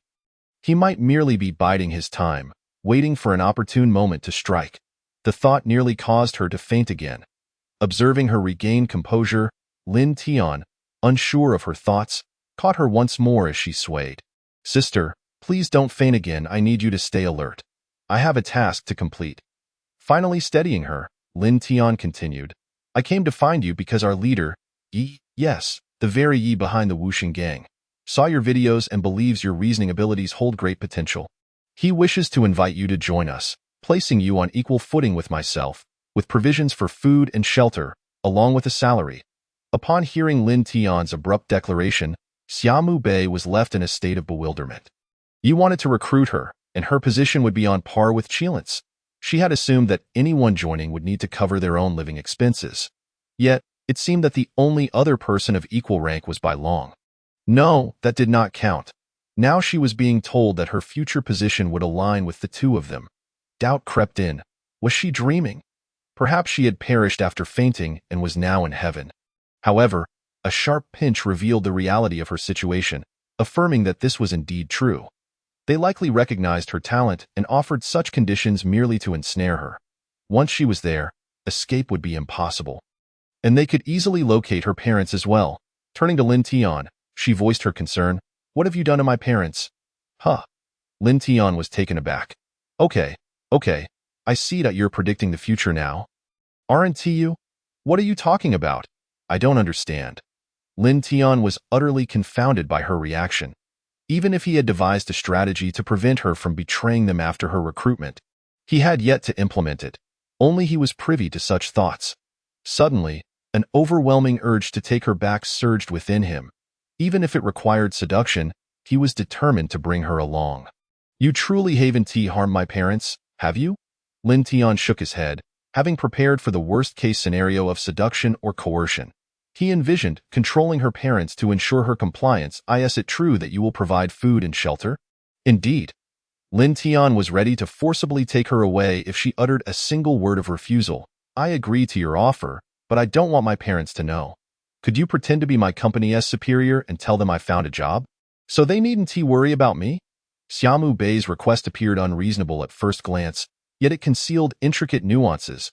If her parents were to disapprove of her joining the Five Saints gang, unbeknownst to her, she would still proceed with her decision. Should her actions be discovered, the outcome of whether she would remain or depart remained uncertain. Thus, it was imperative to convince her parents that their daughter was employed at a reputable company. Alleviating their concerns and preventing Lin Tian from resorting to the worst-case scenario due to parental objections. Very well, but I shall need a few days to have a tailored suit made. Lin Tian remarked he believed that only those donned in suits could truly be perceived as the owners of a company, dismissing any other attire as inadequate. Moreover, it had to be bespoke. All right, what should I do now? Do you see anything I need to bring? If not, we can set off immediately. The distance to the Five Saints gang is quite substantial, requiring us to cross county lines. Xiaomu Bei was taken aback by the considerable distance and promptly began gathering her belongings in preparation for departure. Lin Tian removed his mask and, utilizing its power, altered the color of his hair from blue to black. When he turned to Xiaomu Bei, he found her eyes covered, clearly fearful of witnessing something that might lead to punishment. Lin Tian was at a loss for words. Although he typically wore a mask, it did not imply that his appearance warranted silencing. The disparity was too great. Only Yi Bai would react in such a manner. After all, he still had school and other matters to attend to.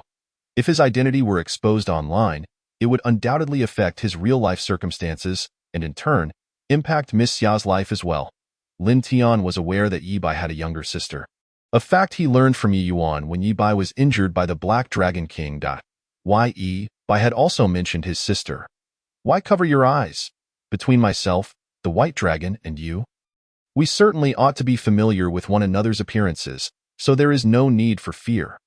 Even if you were to see my face, I would not silence you. Many have seen my visage, yet they have not dared to speak of it. Only brother you would resort to such measures, but you are undoubtedly acquainted with him. After all, you are the one he specifically requested. I have not received such treatment. I had to beg him to let me join him. Lin Tian spoke. An air of melancholy enveloped him as he cast a sidelong glance at Xiaomu Bei. He could not comprehend why he had to plead with Yi Bai. While she was directly chosen by him, and the same applied to the White Dragon, who was also brought in with ease, Lin Tian had nearly sacrificed his innocence to join Yi Bai. It was infuriating. Chapter 33. Training with new recruits. After securing the train tickets, Lin Tian escorted Xiaomu Bei on their journey home. Were it not for Xiaomu Bei's delicate constitution, Lin Tian would have considered carrying her back. Meanwhile, Yi Bai was not in a rush to inquire about Zhu Xian's whereabouts, as he intended to wait until the weekend to address the matter directly under the guise of Yi. As the time for training approached, Yi Bai rose to descend for practice, but Luo Chen suddenly grasped his arm. Wait a moment. Could you take me along to training? I will speak to Sister Lien about it. Can you please mention it to your coach? Luo Chen's wide-eyed gaze was filled with Navi determination, completely unaware of the grueling nature of the training he wished to join. If you fear falling short in the tests, you can merely do some push-ups. That will suffice. After all, even if the intensity increased over the coming days, it would not escalate rapidly. Lin Tian was an exception. He was rather unique, as those with naturally colored hair tended to be exceptional. Yi Bai had white hair. The White Dragon also had white hair. Lin Tian had blue hair. Bai Xian had white hair. Yi Yuan had a shade of white tinged with crimson. Bai Yu was white. And Xiaomu Bei had gray hair. Zhu Xian and Zhu Ke both possessed a reddish-blue hue. The more vivid the color, the more distinctive the individual. Among them, Yi Bai, by Xian, and Lin Tian's hair colors were pure, devoid of any impurities. Observing the earnest plea from Luo Chun, Yi Bai relented. All right, but if you tire yourself out, do not hold me responsible. Seeing Luo Chen's scheme succeed, Chun Ke quickly chimed in, me too. Take me along as well. I'm exceptionally fast. Yi Bai was speechless. It seemed they were all seeking punishment. Individuals with a combat power rating below 55 were not suited for rigorous training, at the very least. One should possess a foundation in physical fitness. Chun Ke had some semblance of it, but Luo Chun had none, which could only be described as self-sabotage. All right, whatever you say, as long as you can persuade our instructor. Sister Lien, it's fine. Yi Bai had intended to call her instructor directly, yet he managed to hold back and refer to her as Sister Lien instead. Enough, we've discussed this. Let us be on our way. Just moments ago, Luo Chun had been pulling him along, and now she practically shoved him forward, eager to get moving. Upon arriving at the training grounds, the coach was already informed of Yi Bai's intention to bring two individuals along. As Lien had communicated this to him, it wasn't solely Yi Bai. Many others had brought companions as well, so it was not unexpected. Originally, our training sessions do not include non-team members, but today is a special occasion. So we will make an exception for you to join. However, if you cannot keep up with the training, I will impose penalties on you as well. Understood. The coach's authority, emanating from his combat power rating of 500, was enough to intimidate everyone present, except for Yi Bai. Luo Chun was taken aback. If someone with a power rating of 500 was this formidable, how powerful must the rumored Yi, with a combat power rating of 800, be? Just the ability to reverse time would surpass 99 of individuals. Yi Bai led the two to the inner chamber to gather the necessary equipment. After explaining how to utilize the gear, Chun Ke completed the protective measures and stepped outside to wait for Luo Chun. Yi Bai instructed Luo Chun on how to don the protective suit while hydrating himself. Once the protective gear was fully donned, Luo Chun began applying adhesive patches. Before Yi Bai had a chance to avert his gaze, Luo Chun proceeded without hesitation, resulting in Yi Bai catching sight of her. Nonetheless, he quickly redirected his attention, ensuring he did not gaze too long, at least not at the areas needing coverage. To Luo Chun, it was inconsequential. She considered it a reward for Yi Bai if she were to replace Yi Bai with someone else. No matter how close their relationship, she would never have granted such a reward. This was a unique form of trust directed toward Yi Bai. After affixing the patches, Luo Chun patted Yi Bai on the shoulder and remarked, "All right, don't block my view. It's nothing to be concerned about. It's not that impressive. Who are you to say it's not impressive? It's clearly quite substantial, at least more so than Yu Qian's. If you continue like this, I'll inform your brother." Luo Chun, puzzled, inquired, "You know my brother?" Realizing he had inadvertently revealed too much, Yi Bai quickly froze time around them. Checking Luo Chun's memories, he discovered that Bai Qi would come to pick her up after school, and he returned to his original state. Unfreezing time, "Doesn't your brother come to fetch you after school? I could easily go find him." Luo Chun panicked and quickly replied, "All right, just don't mention this to my brother. If he finds out, he'll definitely scold me. How could you still be acting like this knowing he would say something?" Yi Bai was utterly befuddled by Luo Chun's antics. She knew Bai Qi would reprimand her. Yet she continued to act foolishly. "It was a reward for you." Feeling somewhat embarrassed, Luo Chun chuckled, realizing her joke had gone too far. "I don't need your rewards. If I want a reward, I can seek someone else. I don't need you." Yi Bai spoke the truth. If she genuinely desired attention, she could easily choose between Zhu Xian and Zhu Qi. Although they were slightly older, they were undeniably more attractive than Luo Chun, who had yet to fully mature.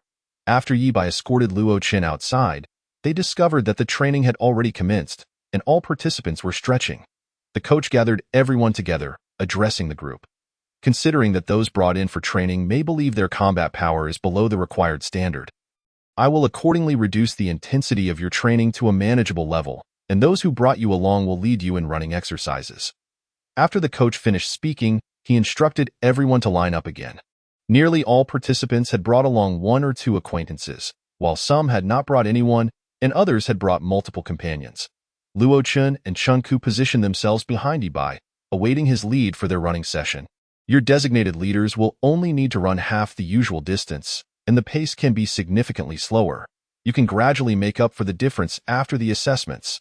Upon hearing the first half of the statement, some team members felt a sense of relief, but the latter part plunged them into despair, for they knew they had to return to the task at hand. Among them, the one who exhibited the least emotional fluctuation was Yibai. For him, whether there was an increase or decrease mattered little, even less than the energy expended in a simple breath. As training commenced, others visibly slowed down, yet Yibai's speed remained almost unchanged, maintaining the pace he had set in previous training sessions. Observing Yibai, who was enhancing his performance, Chun-Ku and Luo Chen inwardly cursed him as the sixth man before pushing themselves to keep up with him.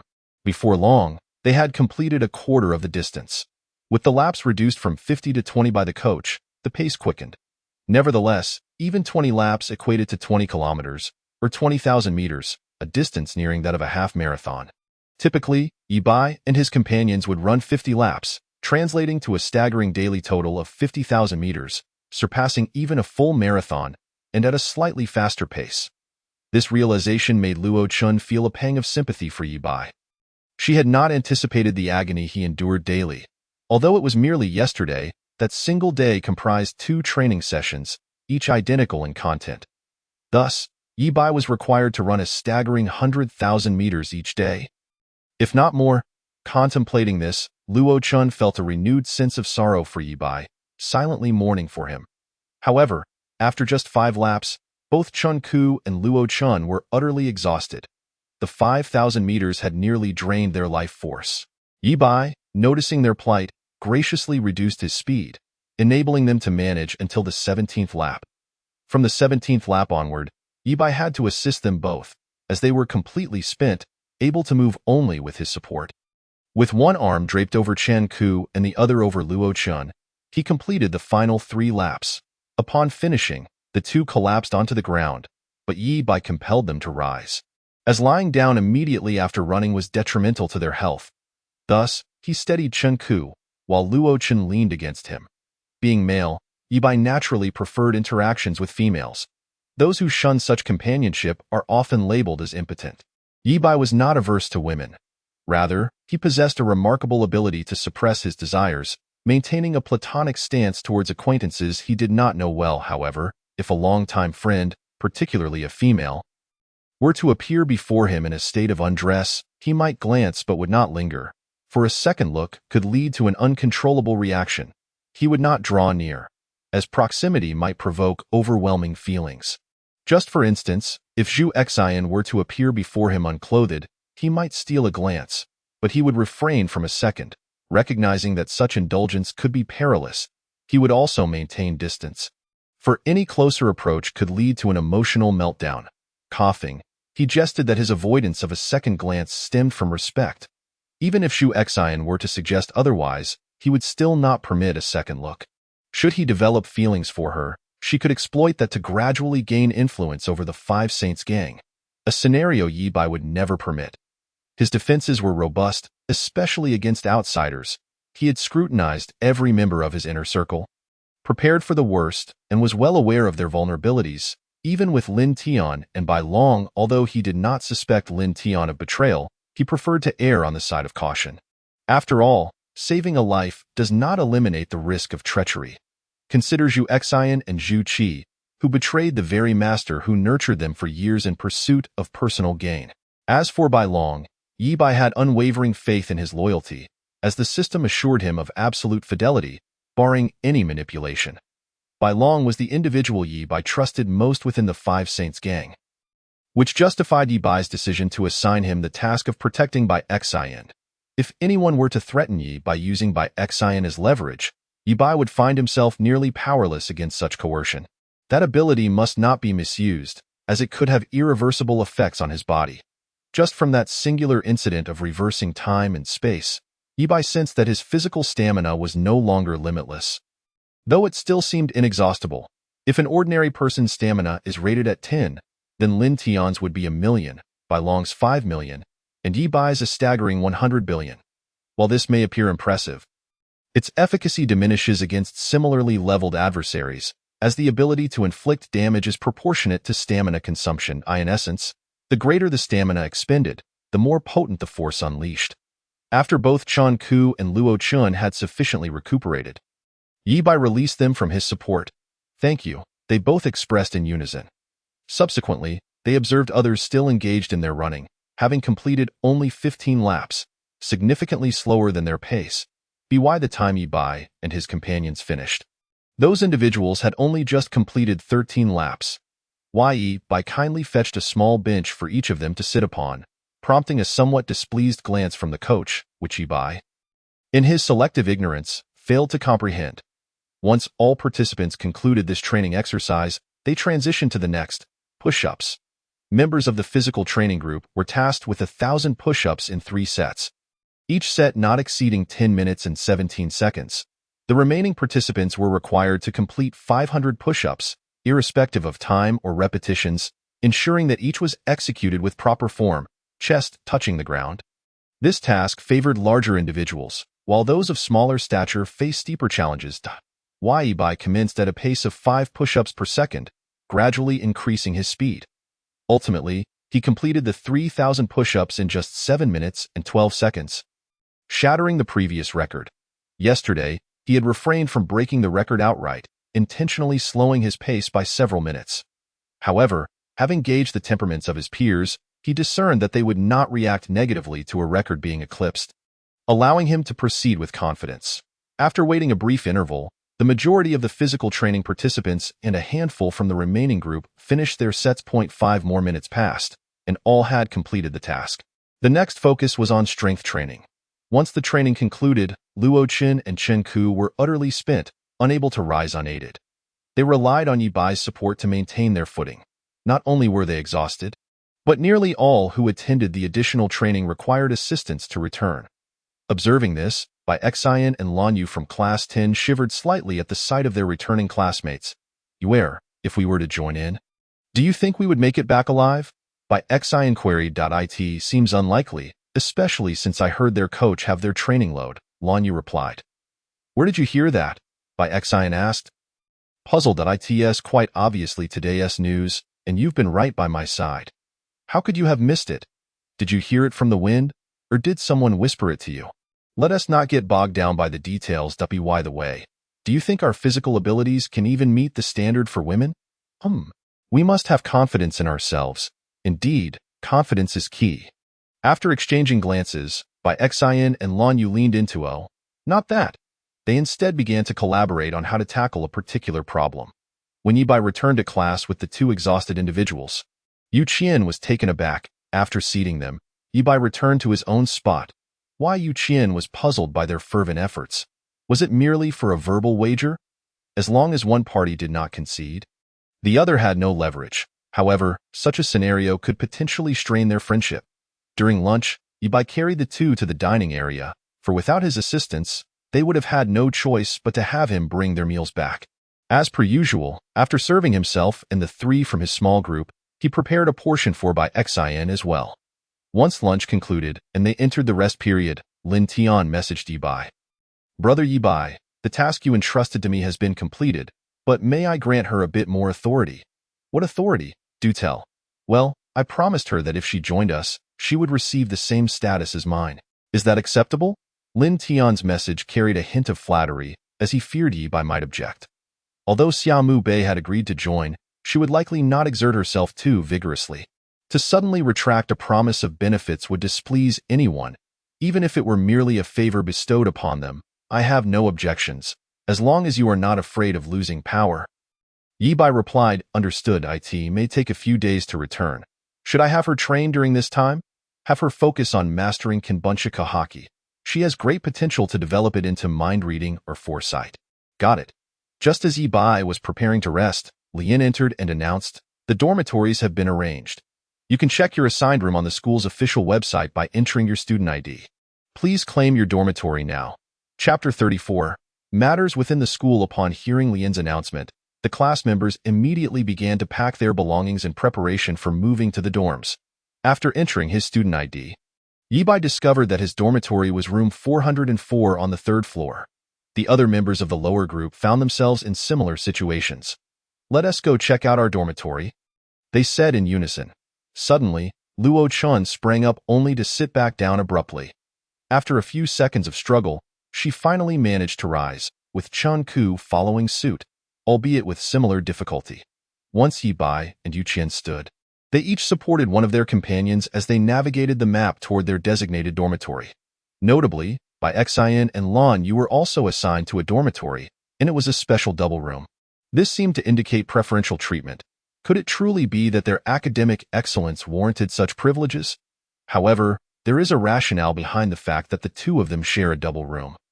They are collaborating on a research paper concerning domineering behavior, and to ensure they are not disturbed, the school has specially approved their accommodation in a twin room.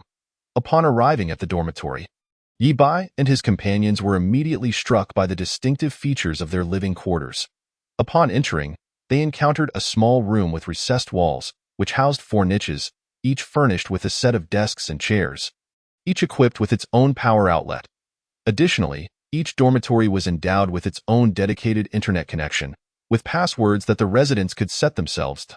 To the left and right upon entry were the respective dormitory quarters, the boys to the left and the girls to the right. Though exchanges were possible, albeit cumbersome, as the signs were secured, making unauthorized swaps nearly impossible without proper justification. The boys' and girls' dormitories mirrored each other, each containing 2 beds. Aside from that, there was nothing particularly notable. Each bed was accompanied by a nightstand for personal items and toiletries. Thoughtfully, both the boys' and girls' beds were provisioned with 2 rolls of toilet paper, seemingly anticipating the needs of the students, considering that girls might require it during their monthly cycles. While boys, well, they understood. Once inside the room, Yi Bai briefly surveyed his surroundings and employed his observation skills to detect any surveillance or recording devices. After a thorough inspection, he concluded that there were none, which eased his mind. However, he was soon reminded of the girls' dormitory and promptly exited to knock on the door of his neighbor. When Luo Chun opened the door and saw Yi Bai, she inquired, "What's the matter?" "Check for any surveillance or recording devices," he replied, disregarding her as he entered. After a meticulous search, Yi Bai found not a single electronic device in their dormitory, save for their mobile phones. There was not even a stray hair. It appeared that the individual from earlier had indeed accomplished his intentions, not having betrayed his initial resolve.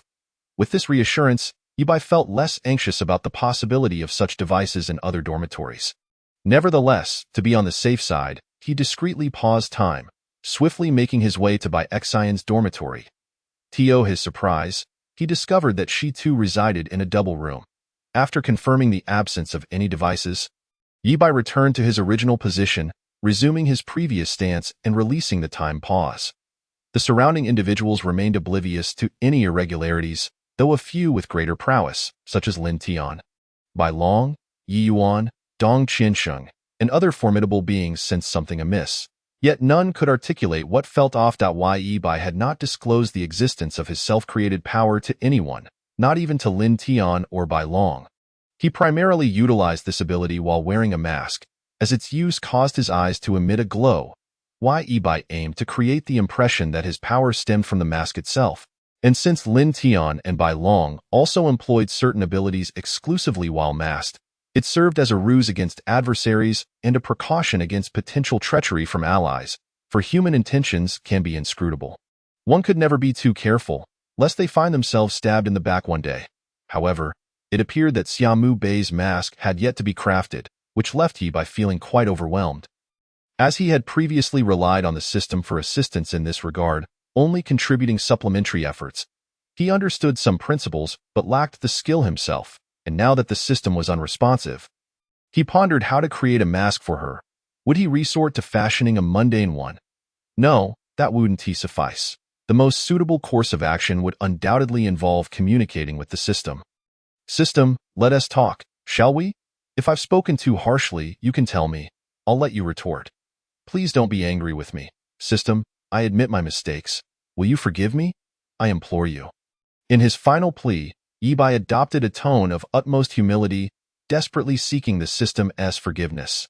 After his relentless entreaties, the system finally responded, I can forgive you, but you must agree to my conditions.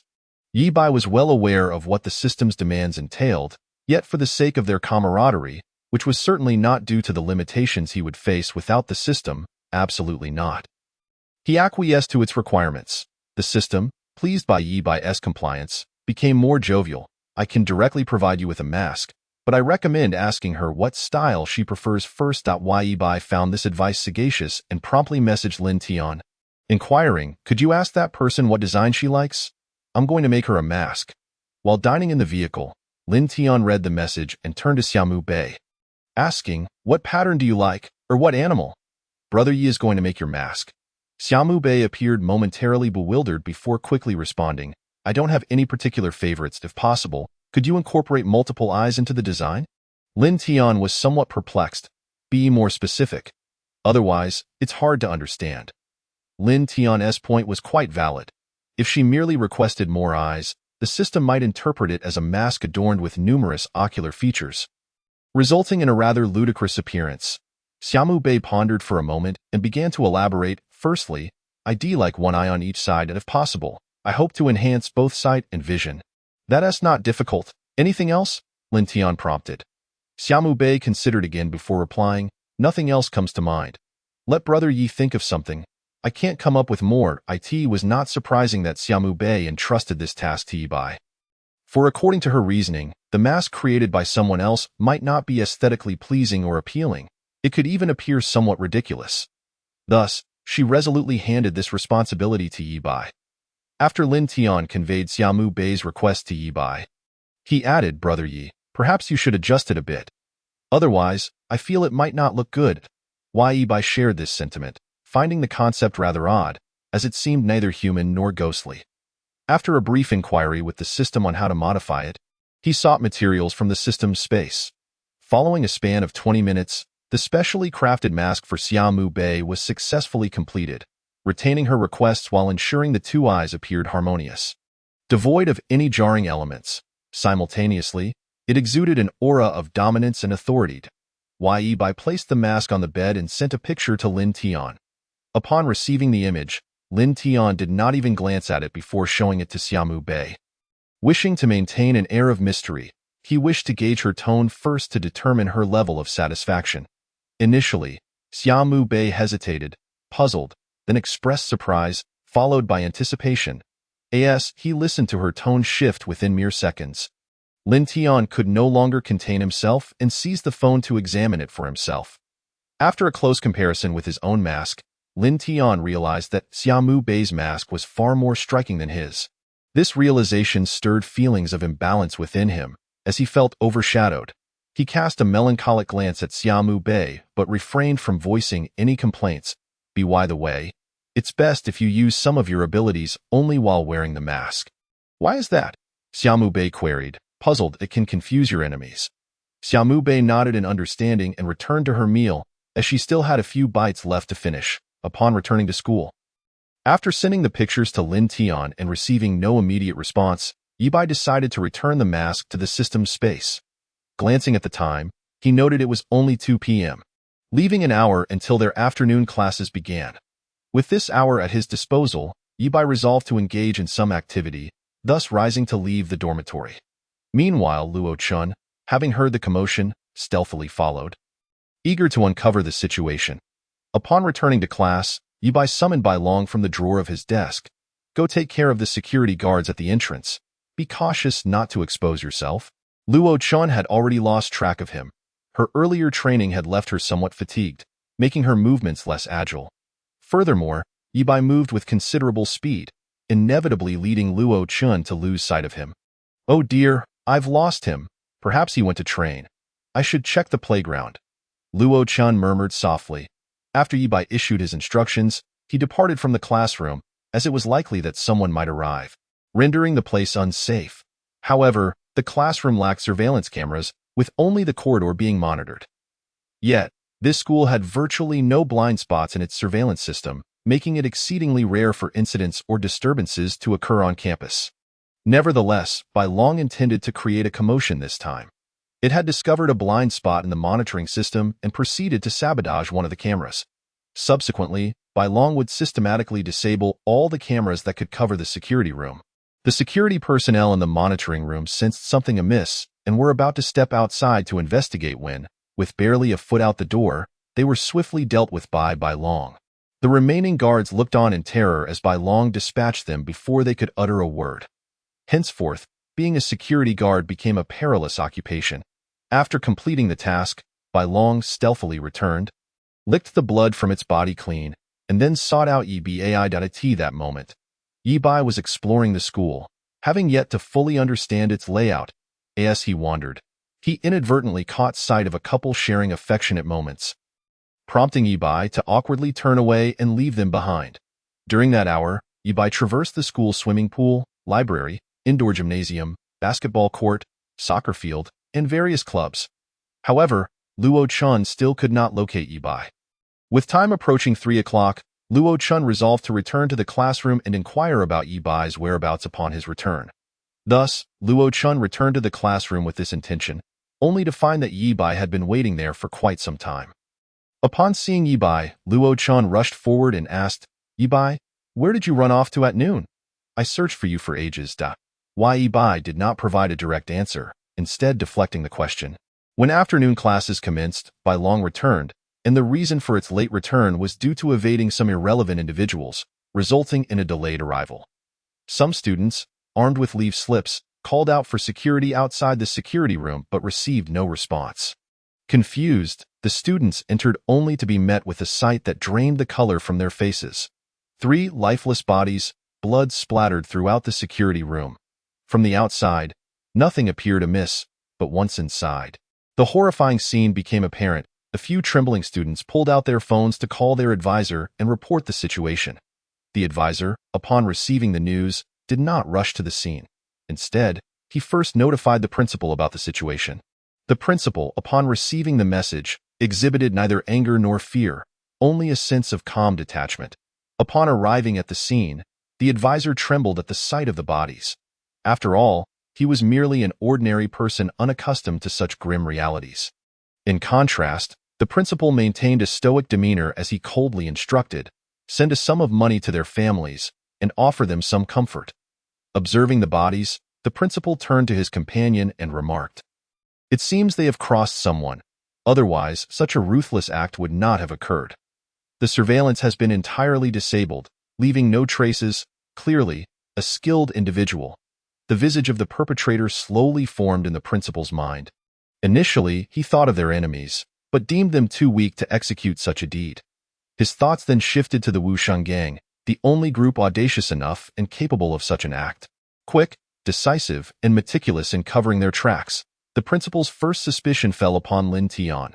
However, he recalled reports stating that Lin Tian was currently away. Thus, his thoughts turned to Long, who fit the profile perfectly. The principal could not fathom how they had provoked Long, yet he did not dwell on it. The incident had already transpired, and he lacked the means to confront the Wusheng Gang. After ensuring the security room was cleaned up, the principal returned to his office. To avoid inciting panic, the school chose not to disseminate information about the incident. After all, the sudden murder of a security guard posed a potential threat to students, which could lead to a significant drop in enrollment. If the situation could be contained, it would be best. If it was merely an act of revenge, that would be preferable. Otherwise, the school would struggle to continue operating. Meanwhile, within Yibai's desk drawer, Long sneezed and continued its slumber, completely unaware of its exposure, while Yibai remained oblivious to the unfolding chaos. Feeling rather bored in class, at last, Yibai successfully endured until the end of the school day. After school, upon meeting Xian, Yibai promptly took her home. On the way, Xian appeared somewhat anxious about the forthcoming Dao power test, fearing she might not pass. "Brother, I'm worried that my Dao power might be insufficient for tomorrow's test. What should I do?" Yibai contemplated for a moment before responding, "Rest well today. You'll perform better tomorrow." From the system's prompt, Yibai noted that Xian's Dao power was only 34, far below the normal standard for females, likely due to her meager diet and lack of exercise. "All right," Xian replied cheerfully. Once home, Yibai immediately changed and lay on his bed, indifferent to the world outside. He pondered for a moment and decided to send a message to Lin Tian. "Yibai, where are you? How soon can you return? If you can't make it back by noon tomorrow, just bring her back with you. Don't take public transport." while engaged in a game of poker with Xiaomu Bei. Lin Tian felt his phone vibrate and pulled it out to respond to Yi Bai's message. After reading the message, Lin Tian summoned a flight attendant to inquire about the quickest arrival time. The attendant replied, "The fastest will be no more than a day and a half. You can expect to arrive by noon the day after tomorrow." Upon hearing this, Lin Tian replied to Yi Bai, "The earliest will be noon the day after tomorrow. Her physique is fragile. If I want to bring her back in one piece, rather than missing something, I'll need to delay a bit." Lin Tian had grown audacious, feeling bold enough to speak to Yi Bai in such a manner. Consequently, Yi Bai decided not to wait any longer and resolved to fetch her himself, intending to confront Lin Tian. "Why, Yi Bai? Just wait. I'm coming over to deal with you now." After delivering this ominous message, Yi Bai activated his observation haki. After a brief search, he pinpointed the location of the high-speed train. Donning a mask that emitted a faint blue glow, Yi Bai's figure suddenly appeared before Lin Tian and Xiaomu Bei. Lin Tian looked at Yi Bai with a hint of trepidation, while Xiaomu Bei was oblivious to who he was. After Lin Tian explained, Xiaomu Bei realized that this was the elusive figure behind the Wushang gang. Instantly, she felt intimidated, retreating behind Lin Tian and avoiding eye contact with Yi Bai. Another burst of blue light enveloped them, and when Xiaomu Bei opened her eyes again, they had arrived at the Wushang gang's headquarters. Lin Tian marveled at Yi Bai's extraordinary abilities. Yi Bai retrieved the mask from the system space and handed it to Xiaomu Bei. "Use this well. You'll find it indispensable. If you don't perform adequately, I'll replace you." After putting on the mask, Xiaomu Bei nodded and began to explore its features. She discovered that the mask, which had fit perfectly, did not obstruct her vision in the slightest. It was as though she had vanished. Yet, she could still feel it when touched. Moreover, her field of vision had expanded. If her previous range was 180 degrees, it was now 280 degrees, allowing her to see enemies behind her. The mask also boasted a voice modulation feature, capable of transforming male voices into female ones and vice versa, even mimicking and simulating animal sounds. These capabilities were custom designed for Xiaomu Bei, as none of the other masks possessed such functionalities. They merely allowed for voice changes and unobstructed vision. This clearly indicated Yi Bai's special consideration for Xiaomu Bei. Yi Bai removed the mask, revealing his true appearance, youthful and no older than 22. Xiaomu Bei had not anticipated that Yi Bai would be so young. Chapter 35. "What are you doing? Your name is Xiaomu Bei, isn't it?" "Yes, brother Yi." Yi Bai nodded and continued, "From now on, you can call me Yi Bai in private. That is my name. I in the presence of outsiders refer to me as Yi." "Understood, brother Yi Bai." Xiaomu Bei replied with anod. Yi Bai then addressed Lin Tian. "You, come with me. Lin Tian's face displayed reluctance, but he realized that refusing Yi Bai would lead to severe consequences. Thus, he reluctantly followed. Xiaomu Bei trailed behind them, curious about the unfolding events, which he anticipated would be quite interesting. At that moment, Zhu Xian and Zhu Qi happened to encounter Yi Bai, Lin Tian, and Xiaomu Bei. Neither Yi Bai nor Lin Tian wore masks, but Xiaomu Bei did. They were unaware of Xiaomu Bei's identity, as only a select few were privy to this information. "Brother Yi, what brings you here?"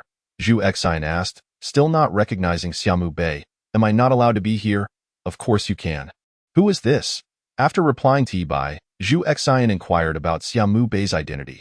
"She is now your superior, on par with Lin Tian," and by long Zhu Xian and Zhu Qi gazed at Xiaomu Bei in astonishment.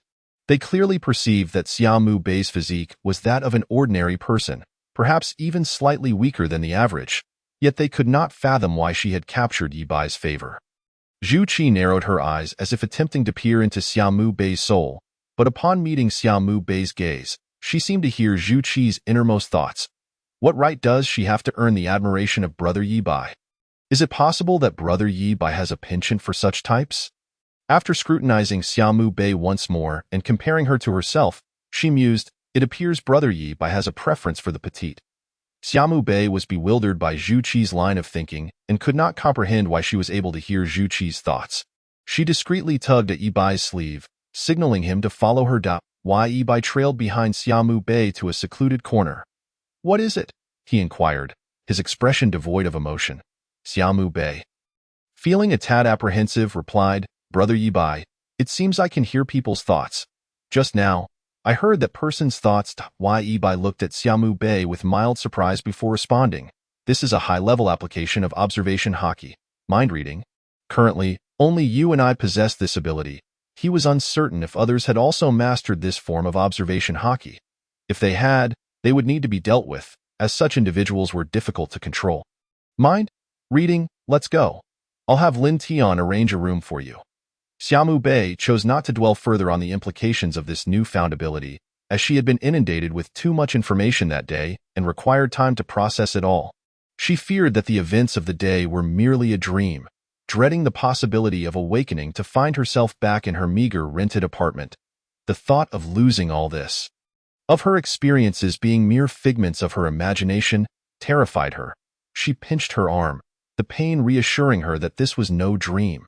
It was real.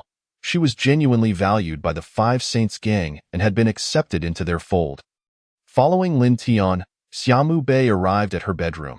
She was situated next to Lin Tian's room. Upon entering, she was greeted by an opulence she had never dared to envision. While this might not be considered lavish by the standards of the affluent, to Xiaomu Bei, who often struggled to afford her next meal, it represented the epitome of luxury. This was beyond anything she had ever imagined. She hurriedly took several photos to save on her outdated phone, a relic from years past. She used this very phone for video editing and filming, and even watching videos on it was a struggle due to its sluggishness.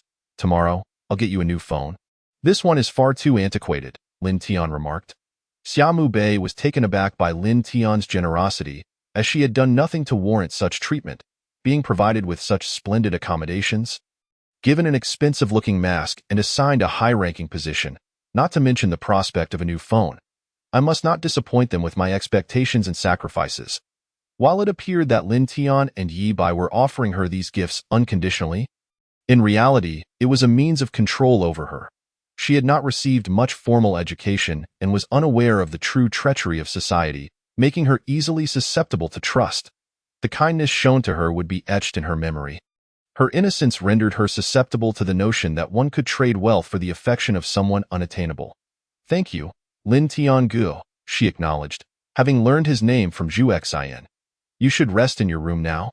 The key is on your bedside table. If you get hungry, feel free to grab something from the fridge, or head to the cafeteria if you prefer. Lin Tian produced a meal card from his pocket and continued. This is your meal card. You can use it to get food at the cafeteria. The Five Saints gang's cafeteria does not require money. Just this card will suffice. Anyone who joins the Five Saints gang receives one, regardless of their role. This card originally belonged to Lin Tian, but he never needed it because his mask served as the best proof of his identity. So, he decided to pass it on to Xiaomu Bei. Before departing, Lin Tian suddenly recalled something and said, "Oh, and make sure to wake up early tomorrow. Brother Yi Bai intends to conduct some training with you. You cannot remain weak."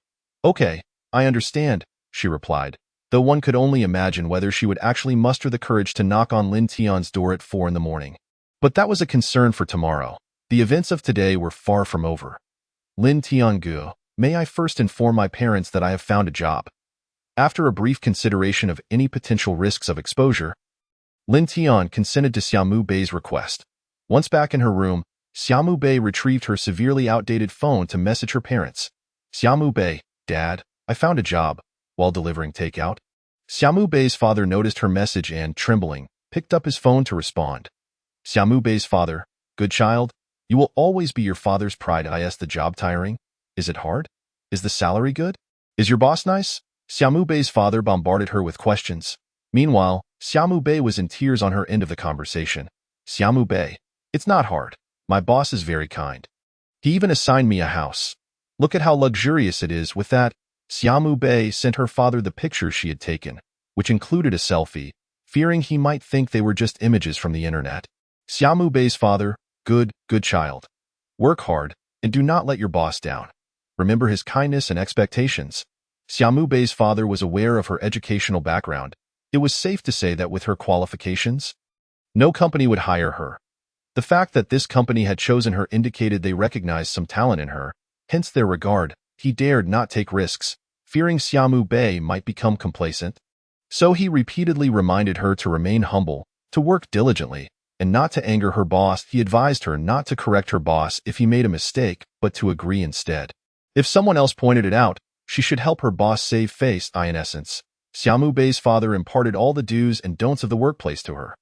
Xiaomu Bei, meanwhile, patiently read through the messages her father sent her.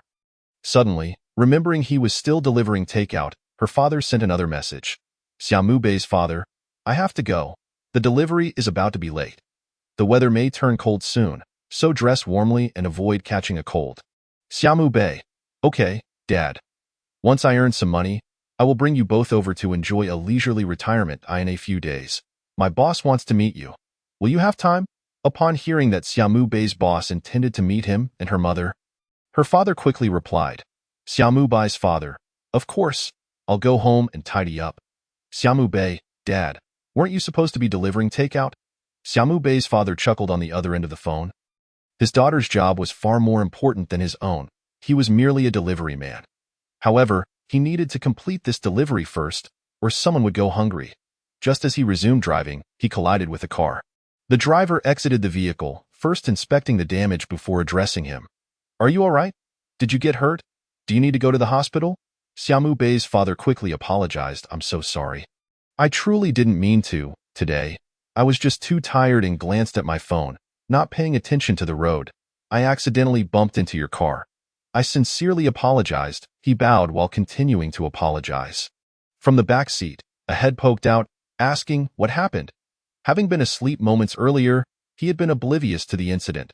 Brother Xianshun, this person accidentally crashed into your car. What should we do? This vehicle belonged to Xianshun of the Five Saints gang.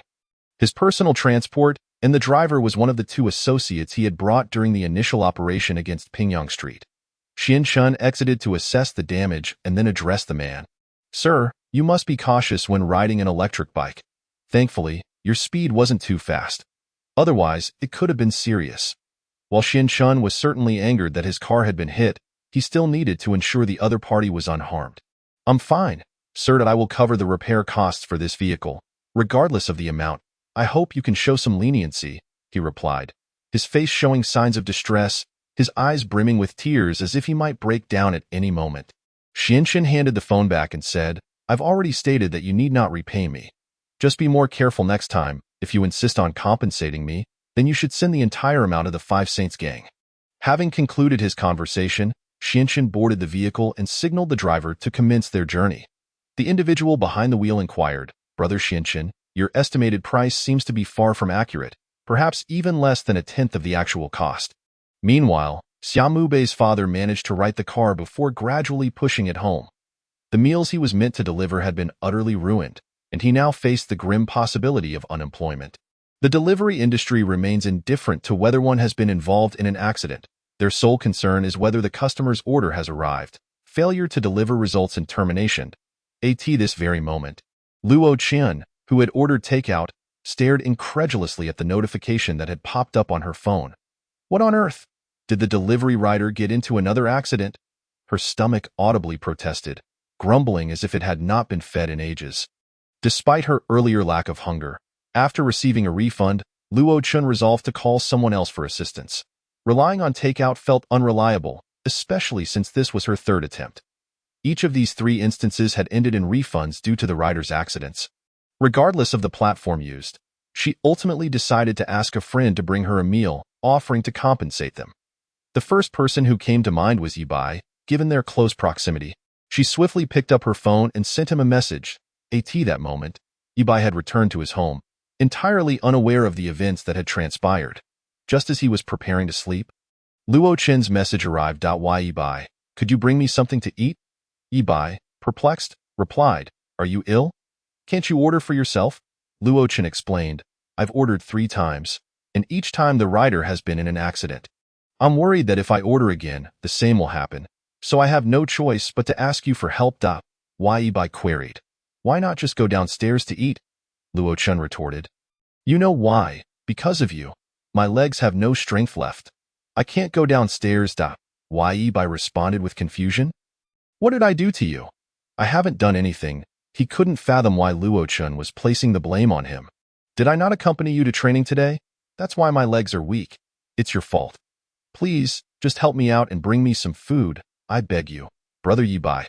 Initially, Yibai grasped what she was saying, but chose to ignore the latter part. Fine. What do you want to eat? Luo Chun pondered for a moment before replying.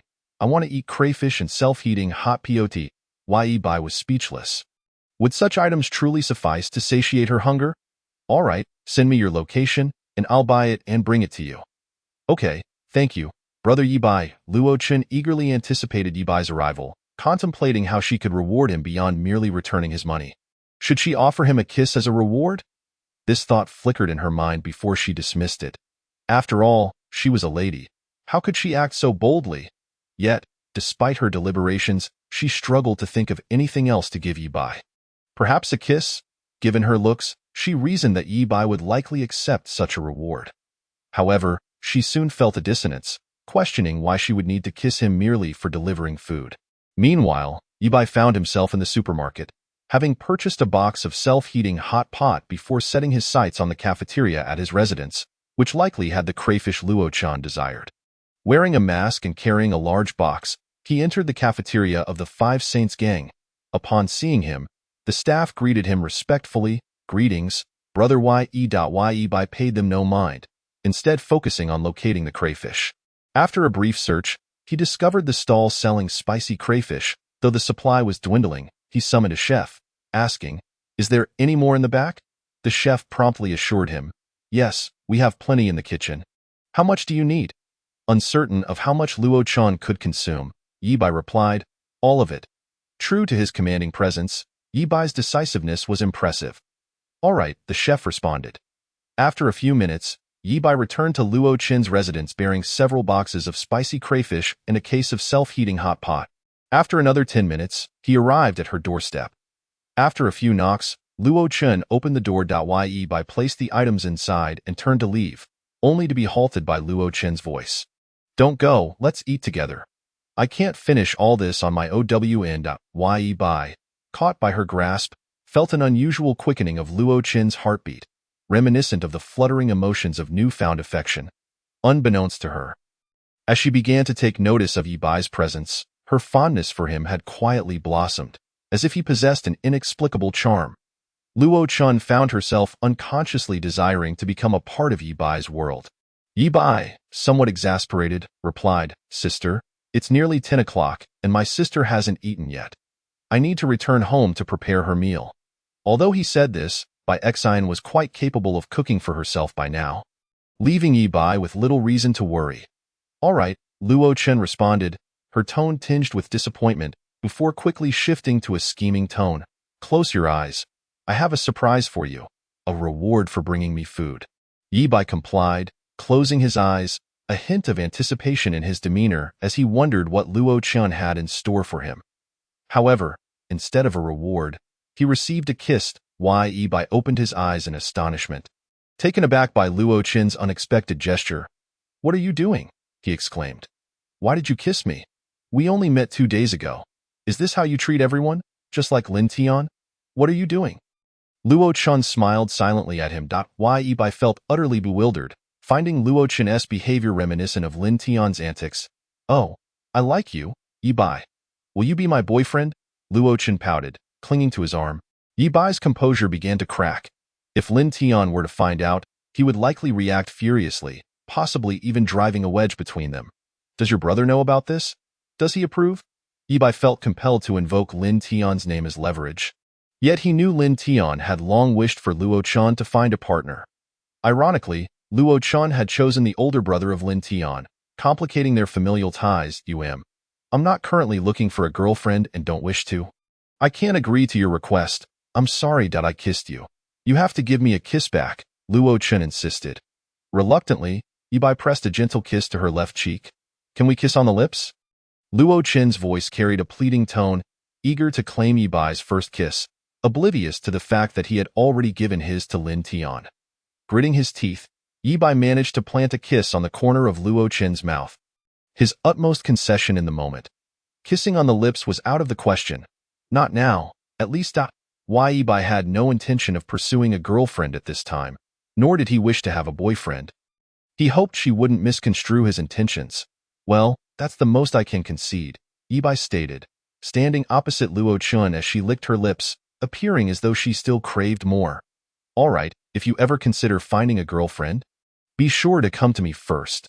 After a brief exchange of nods, Yibai departed. Back at home, he settled into the warmth of his bed, fully aware that Bai Xian had already eaten and required no assistance from him. She was perfectly capable of handling her own meals. Now, Yibai redirected his focus towards Xiamu Bei, intent on nurturing her into a formidable individual, one who could rival Lin Tian's stature in the dead of night. Bai Xian found herself unable to sleep. She stealthily opened Yibai's door and slipped under the covers beside him. As she observed him closely, she realized just how handsome he truly was. Gradually, Bai Xian became entranced by Yibai's appearance, as if she were on the verge of crossing a line with him. She traced her fingers over his abdominal muscles, bewildered by her own actions. Memories of Yibai's tender care during their childhood flooded her mind. Those moments had been the happiest of her life. Yet, when he left, she felt as though her world had crumbled. She yearned for him to remain by her side forever. It is said that the darkest hours of the night can awaken feelings of depression, and the usually vibrant Bai Xian found herself enveloped in despair. Was this normal? Clearly not. Her emotions transcended mere melancholy, morphing into an overwhelming desire, an affection for her brother, amplified to the point of motivating her to crawl into his bed in the middle of the night. All of this unfolded as part of a sinister plot orchestrated by a singular entity, or perhaps a demon. In the depths of darkness, a figure knelt before an otherworldly being, seemingly engaged in a dialogue. Esteemed demon lord, your plan is on the verge of success. The seeds of desire have been sown. What shall be your next move? Please enlighten your devoted follower. The kneeling figure was none other than the embodiment of desire itself, Planaris. This being, a near-divine demon, renounced its demonic identity, aspiring instead to attain godhood. He has spent nearly 10,000 years spreading his followers to every corner of the world. With but a single opportunity or an object, he could ascend to true divinity. This opportunity lies in the sacrifice of the most formidable human in existence. In other words, Planaris requires the offering of Yeyuan to attain godhood, yet this endeavor is destined to fail. For Yeyuan is a being under divine scrutiny, clearly beyond the reach of a demigod or a false deity like him. Realizing he cannot manipulate Yeyuan, he shifts his gaze to Bai Xian. Bai Xian has yet to be touched by a god, only catching the attention of an evil deity. However, such attention pales in comparison to Planaris's insatiable desires. Naturally, he would not be foolish enough to attempt a direct sacrifice of Bai Xian, for the deity observing her would undoubtedly intervene.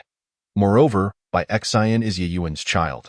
Should Yeyuan take action, it would signify that the divine power behind Yeyuan would also be compelled to act. Thus, he turns his attention to another individual.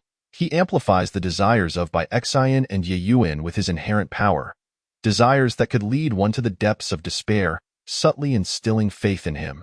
Should Bai Xian succeed in believing in him, Planaris would officially become one with her, an entity no less powerful than a god. However, Bai Xian possesses no such desires. Only her affection for Yeyuan is affected. She yearns to merge with Yeyuan, hoping to be wholly accepted, wishing to transform herself into Yeyuan's very essence. These desires, now magnified, stem from her original, innocent affection for Yeyuan. Even the mere act of gazing upon him brings her joy. Yet, these desires have drawn the attention of Planaris, leading to the imminent battle of divine slaying instigated by Yeyuan. Bai Xian, influenced by this force, is on the verge of stripping Yeyuan and pressing herself upon him. But Yeyuan quickly senses something amiss. Upon opening his eyes, he finds Bai Xian's pupils transformed into heart shapes, an evident sign of abnormality. Confused as to why Bai Xian has changed, he nonetheless perceives her odd behavior. He calls forth the system, inquiring, "System, what has happened to her?"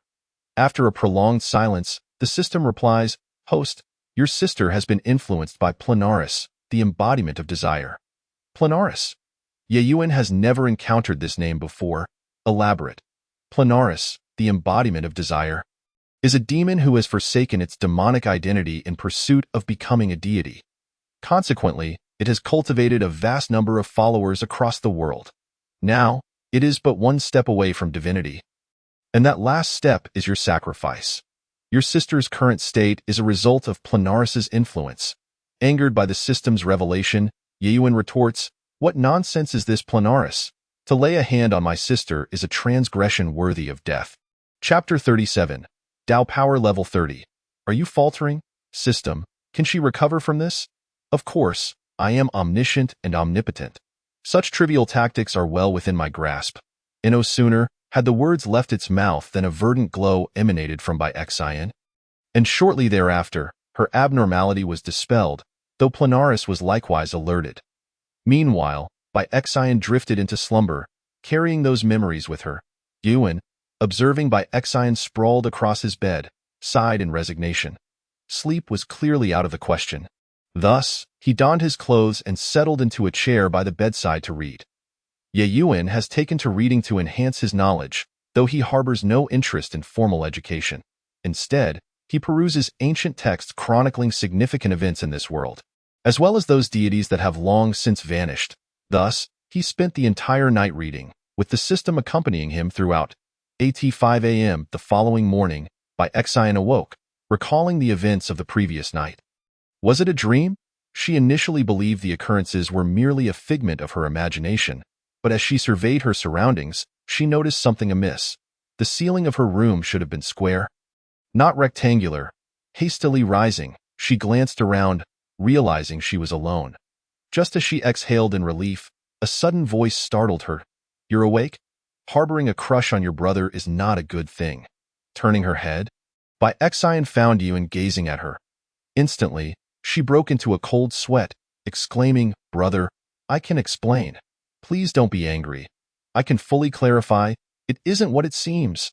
Bai Xian appeared flustered, but Yuan remained unperturbed. "It's all right, I understand, but I hope you can let go of such thoughts. I am your brother after all." Yuan exhibited an unprecedented gentleness. Had it been Lin Tian in Bai Xian's place, Yuan would have unhesitatingly struck him, forcing him to confront reality. Yet, Bai Xian was different.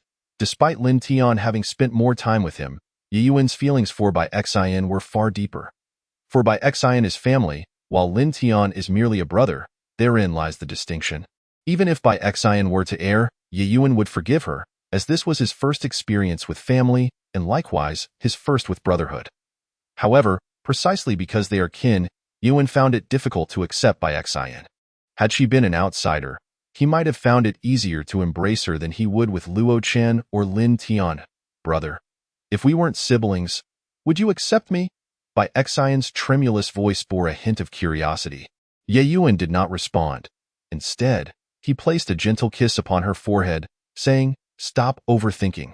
It's time for school, so let's focus on that." Bai Xian touched the spot where Yuan had kissed her, feeling the warmth of the love she craved. This was the kind of affection that acknowledges one's feelings, encourages, and comforts during times of wrongdoing, a love known as familial love. Bai Xian yearned for such love. Although Yuan and Bai Yu also treated her with similar care, Bai Xian always sensed that Yuan was more attentive. This disparity gradually warped Bai Xian's psyche after Yuan's departure. Yuan refrained from mending these distortions. Unless absolutely necessary, he would not employ such fundamentally damaging abilities to heal others. The harm inflicted would not only affect himself but also the one being healed. Upon arriving at school, Yuan and Bai Xian parted ways to their respective classes. Once all students were seated, the instructors began organizing the students into lines to descend the stairs. Each class queued according to their student numbers, with those participating in Tao power training forming a line for their assessment. Yuan walked alone onto the playground, where he discovered the coach already awaiting them. The coach beckoned Yuan over. After a brief wait, all participants had assembled. The Tao power test commenced with those in training testing first, followed by the order of entry. Naturally, Yuan was the last. The first was Jack, the earliest to join the Tao power training, and thus, his power level was expectedly high. Bang. He struck, registering a power level of 106. Jack's power level is 106. Excellent. Next, the subsequent participants failed to surpass 100, the highest being a mere 99 at alas, a power level of 99. So close to breaking the 100. The individual who achieved 99 was the same person who had once pinched Yuan's cheek. Now, only Yuan remained. Approaching the machine, he placed his hand upon it and delivered a strike. Bang! 10, 50, 70, 100, 150, 200. Ultimately, his power level settled at 212, precisely double that of Jack's. Ye Yuan had not intended to strike so forcefully. It was merely a matter of losing control. Ye Yuan's power level is 212. Excellent. Next, we shall begin testing the students from each class, starting with classes 1 and 2. Once the Dao Power training students completed their assessments, it was time for the ordinary students to be tested, with the trained members assisting the teachers. Ye Yuan and Jack were assigned to assist with Class 10. Standing to the side, Jack could not help but exclaim, "Wow, Ye Yuan, you're impressive.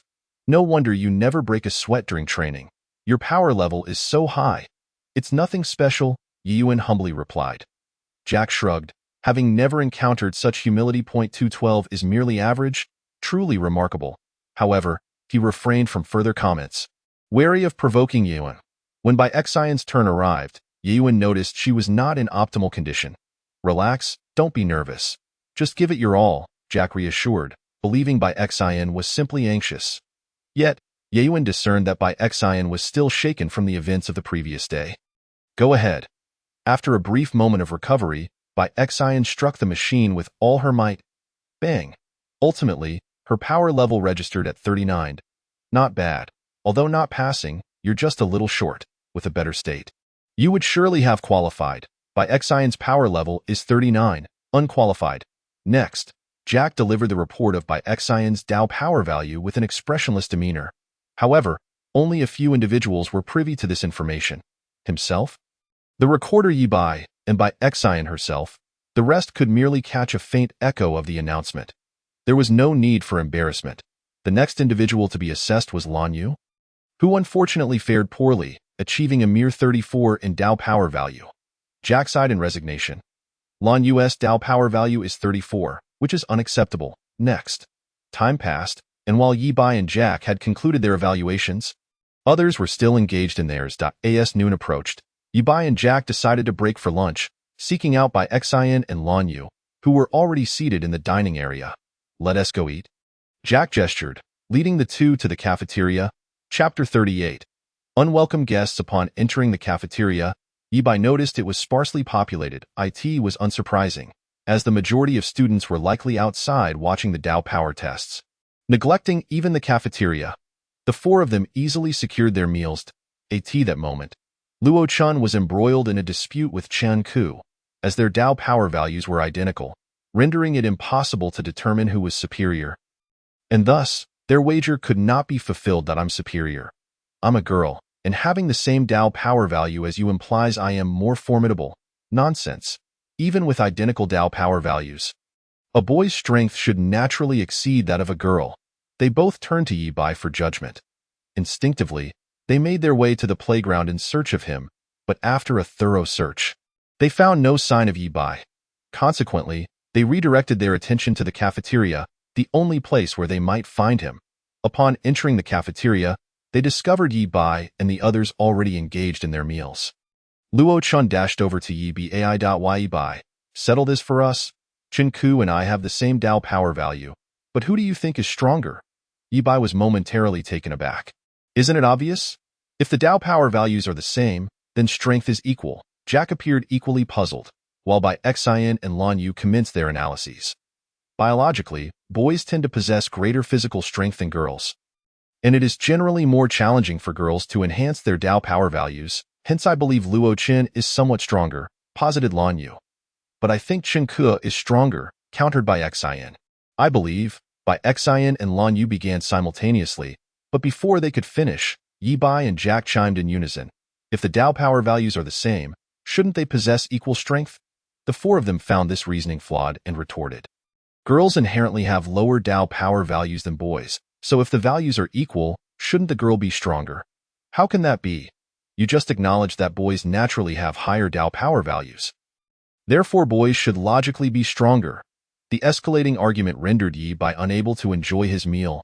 "Silence," he called out, and once assured of their quietude, he continued, "If both a boy and a girl perform 10 push-ups, should the girl's performance be deemed inferior? It is a matter of innate talent. Your equal Dao power values indicate that Luo Chun possesses a higher aptitude.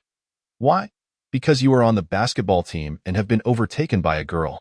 Upon hearing this, Chun Ku fell silent, as he was indeed part of the basketball team and trained daily, yet here he was, tied with someone who had evidently trained less.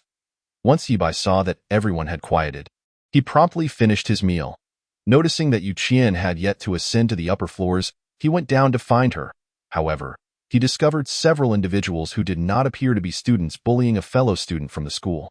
Rather than intervening immediately, he opted to observe the situation first. "Kid, do you know who we are?" "And no, I don't. This is a school. How did you get in here?" The bullied male student looked around helplessly. But no one dared to intervene. The assailants were gang members, and while the school could typically handle ordinary gangs, these were from the notorious Wushang gang.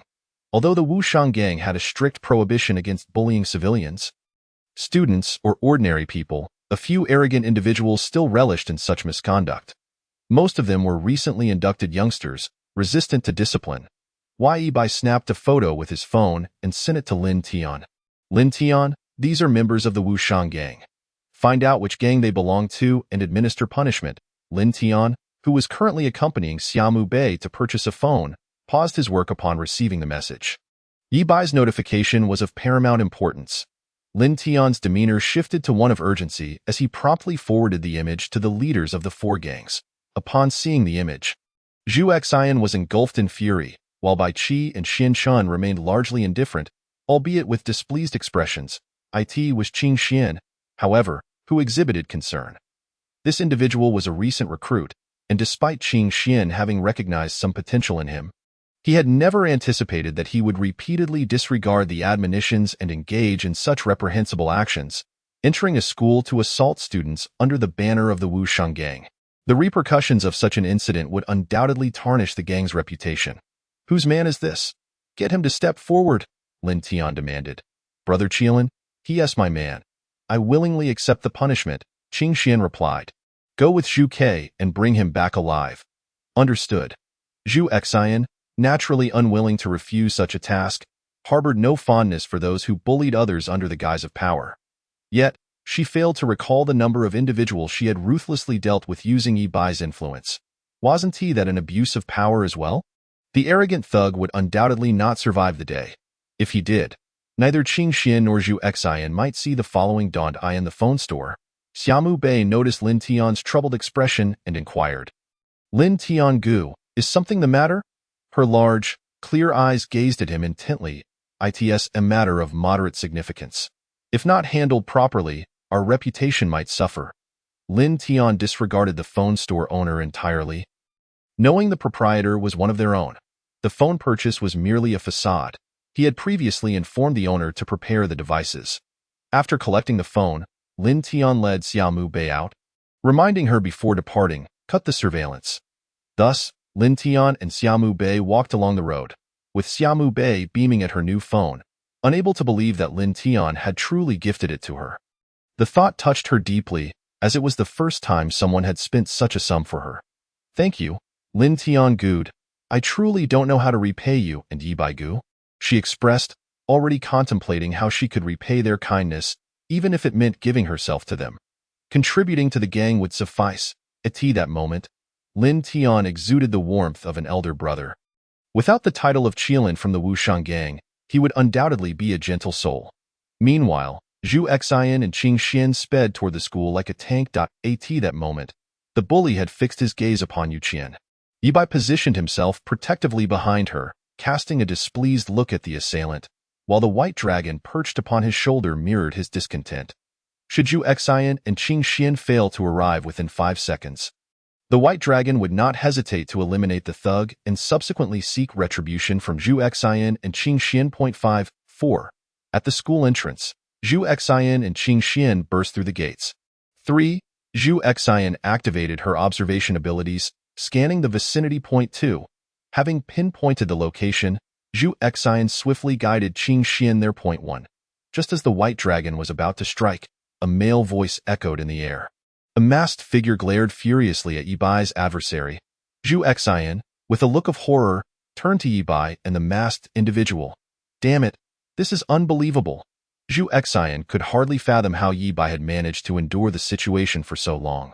Several minutes had elapsed since the photo was sent, and logically, Yi Bai should have dealt with the thug by now, yet he remained restrained. The assailant, recognizing Qing Xian and Zhu Xian due to their conspicuous masks, was filled with dread.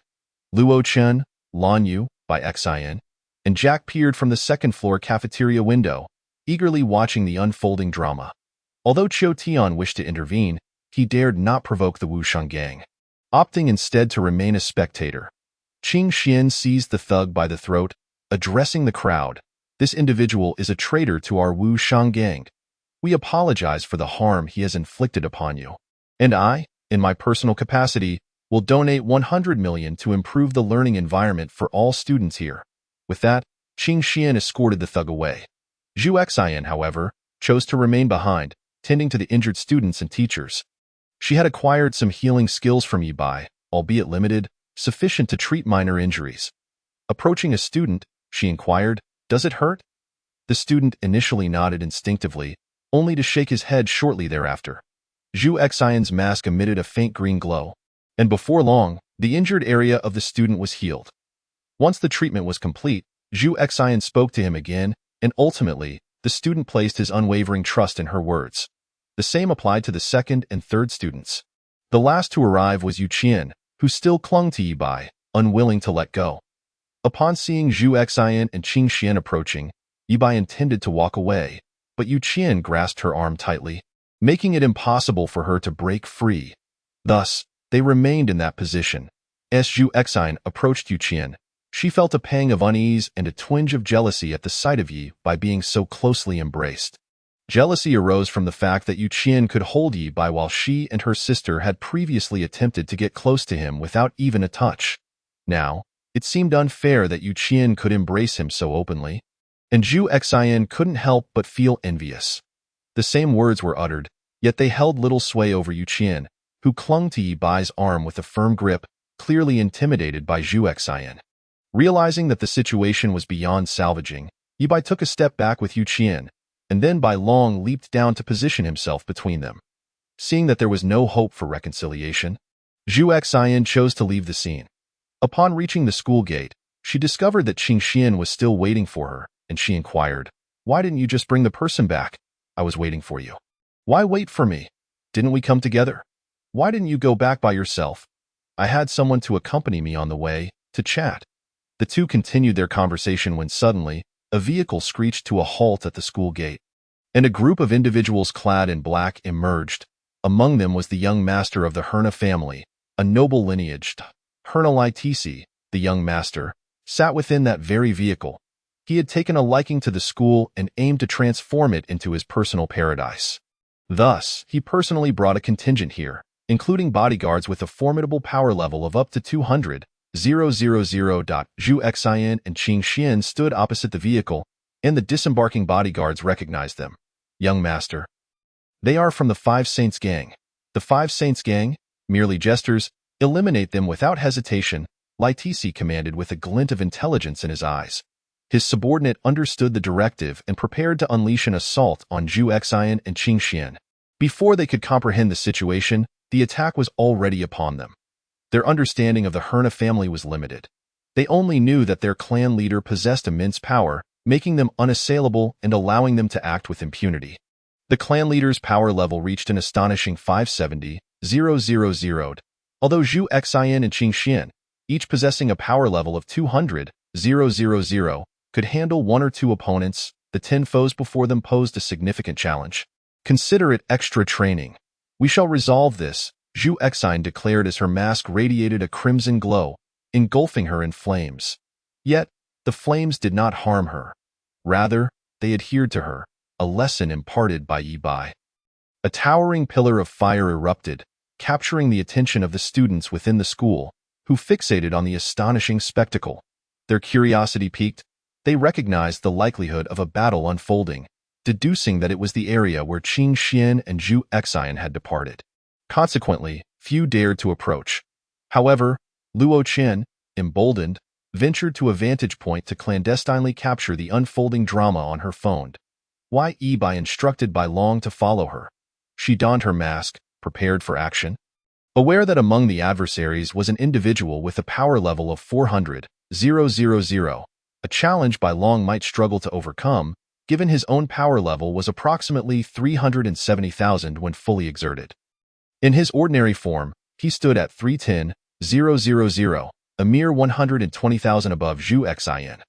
Zhu Xin, 60,000. Upon arriving at the scene, Luo Chun observed that Zhu Xin and Qing Xian were gradually falling behind, overwhelmed by the sheer number and strength of their opponents.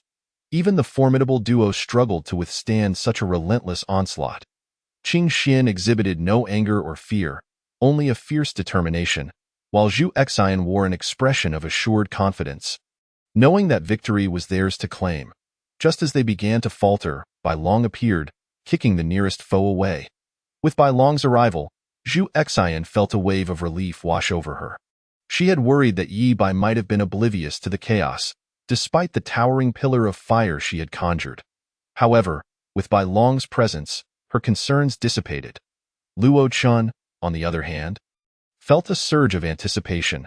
Bai Long cast a sidelong glance at Luo Chun's position before engaging the adversaries. He single-handedly battled through them all as the foes dwindled. The one with the highest power level emerged. He observed Bai Long in silence, seemingly wary of the potential presence of others behind him. If there were none, he believed he could eliminate one of the three. If there were, escape would be futile. Initially contemplating a strategic retreat, Lai Tisi had commanded him to capture all three alive, intending to use Bai Long as a steed. Reluctantly, he engaged Bai Long in combat. However, it wasn't long before Bai Long found himself at a disadvantage, despite inflicting considerable wear on his opponent. After such a prolonged engagement with Bai Long, and with no reinforcements appearing, the adversary concluded that they were alone. Just as he prepared to strike, he suddenly felt himself ensnared by an unseen predator. Desperately yearning to flee, his instincts urged him to resist the urge to run, as they had been conditioned by Yi Bai's control. Now, escape was not an option. Clad in her mask, Yi Bai emerged behind Zhu Xin and the others, and upon spotting her, the adversary instinctively sought to flee. Yet, Lai Tisi had already met his demise at Yi Bai's hands. The sight of Lai Tisi's lifeless form sent a wave of dread through him.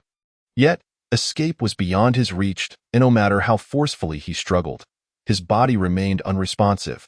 Have you moved enough? If so, it is now my turn. With a resounding punch, Yi Bai struck him, leaving him gravely injured.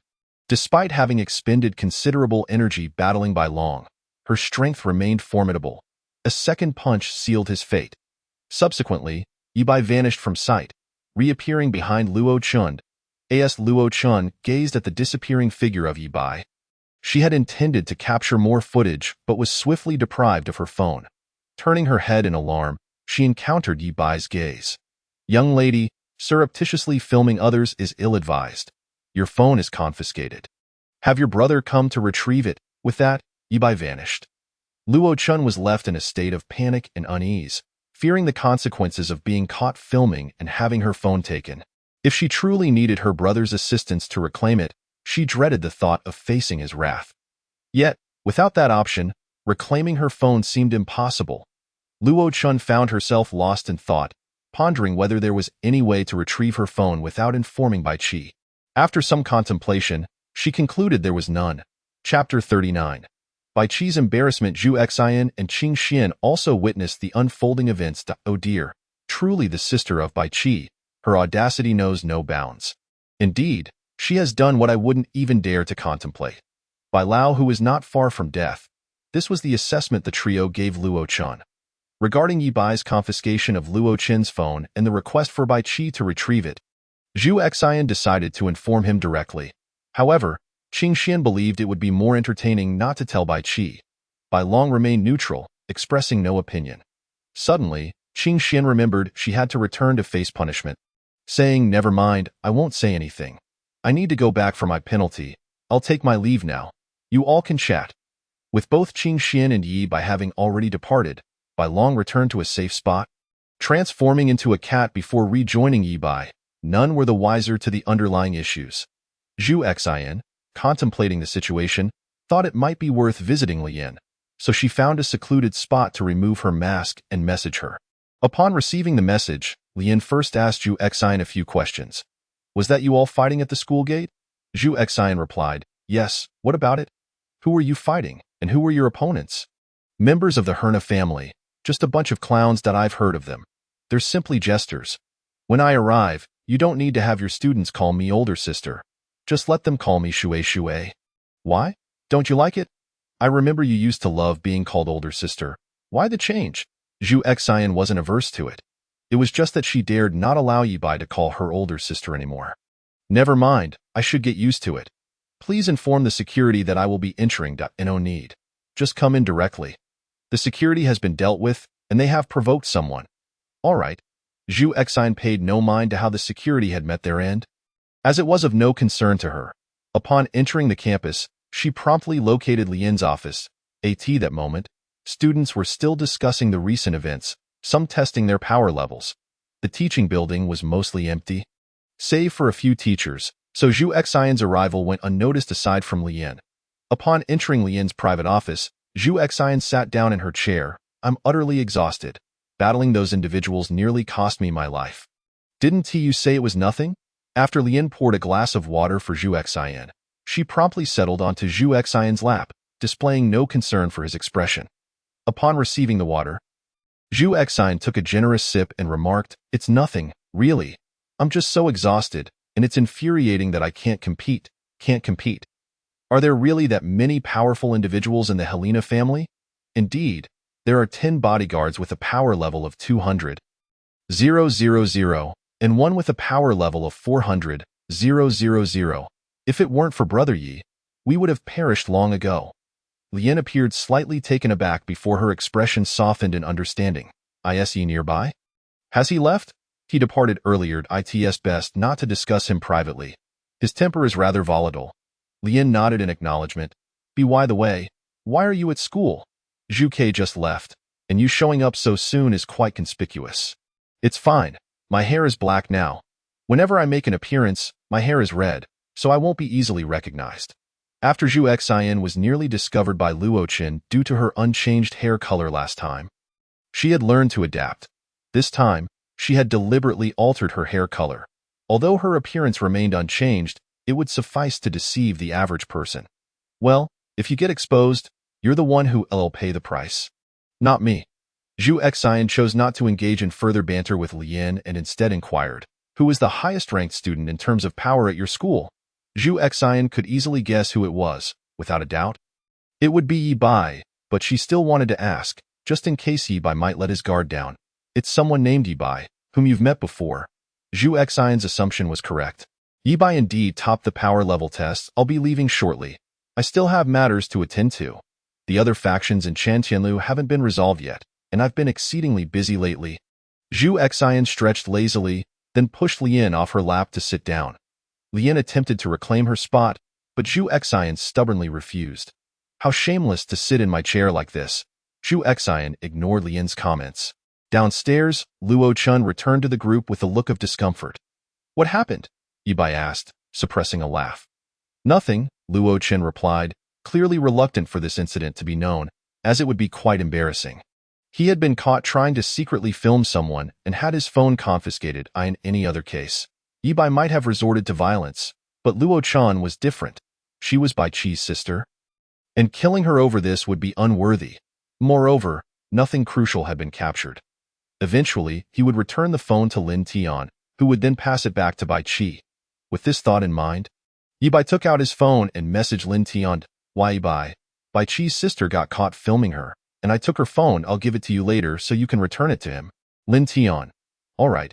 What did she film? Yibai. Doesn't matter. Meanwhile, Lin Tian, who had returned to the Wushang gang, stared at his phone in disbelief. Why won't you say anything? Lin Tian thought, feeling utterly speechless. Just then, Xiaomu Bei knocked on the door. She had just received a call from her mother, who informed her that her father had been in a car accident. Fortunately, he was unharmed, but they would need to pay over 100,000. And the other party was Xin Chun from the Wushang gang. This information was relayed by Xiaomu Bei's father during his return home, urging her mother not to inform Xiaomu Bei. Yet, seeing his hair already turning white, her mother couldn't help but call Xiaomu Bei. When Xiaomu Bei heard the name Xin Shun, she momentarily froze.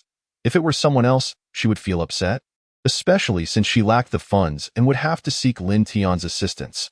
However, since it involved someone from her own group, it likely wouldn't pose a significant issue. If it did, she would just distance herself from Yi Bai and Lin Tian. Upon opening the door, Xiaomu Bei found Lin Tian puzzled as to why she sought him out. Is it because you can't use your phone? What's the matter? Lin Tian stood to face Xiaomu Bei. A gesture reserved for those he regarded as equals, rather than sitting idly dumb. Lin Tian gu. I just wanted to mention that my father accidentally bumped into Xin Shin's car yesterday. Could you help resolve this? Although Xiaomu Bei could approach Xin Shin directly, she was too intimidated. Why not just go directly to Xin Shin? Why come to me? He mentioned this incident to me yesterday. Xiaomu Bei's cheeks flushed slightly as she replied. I can't. Lin Tian nearly burst into laughter upon hearing her response. It's fine. You outrank him, so he has to listen to you. If he doesn't, I can step in. With that, Lin Tian took Xiaomu Bei to find Xin Shun, who was currently at a repair shop. Xin Shun was preoccupied with a message that had left him in disbelief. Shocking. 3 delivery drivers delivered food to the same person last night, and all of them were involved in accidents. Xin Shin's mouth twitched. If he guessed correctly, one of those drivers must be the one who hit his car yesterday. At that moment, Lin Tian and Xiaomu Bei arrived at the entrance of the Xinwu gang. Typically, the leaders of the 4 gangs would be present within their respective territories unless they were on break. Upon arriving, Lin Tian learned that Xin Shun was out fixing cars.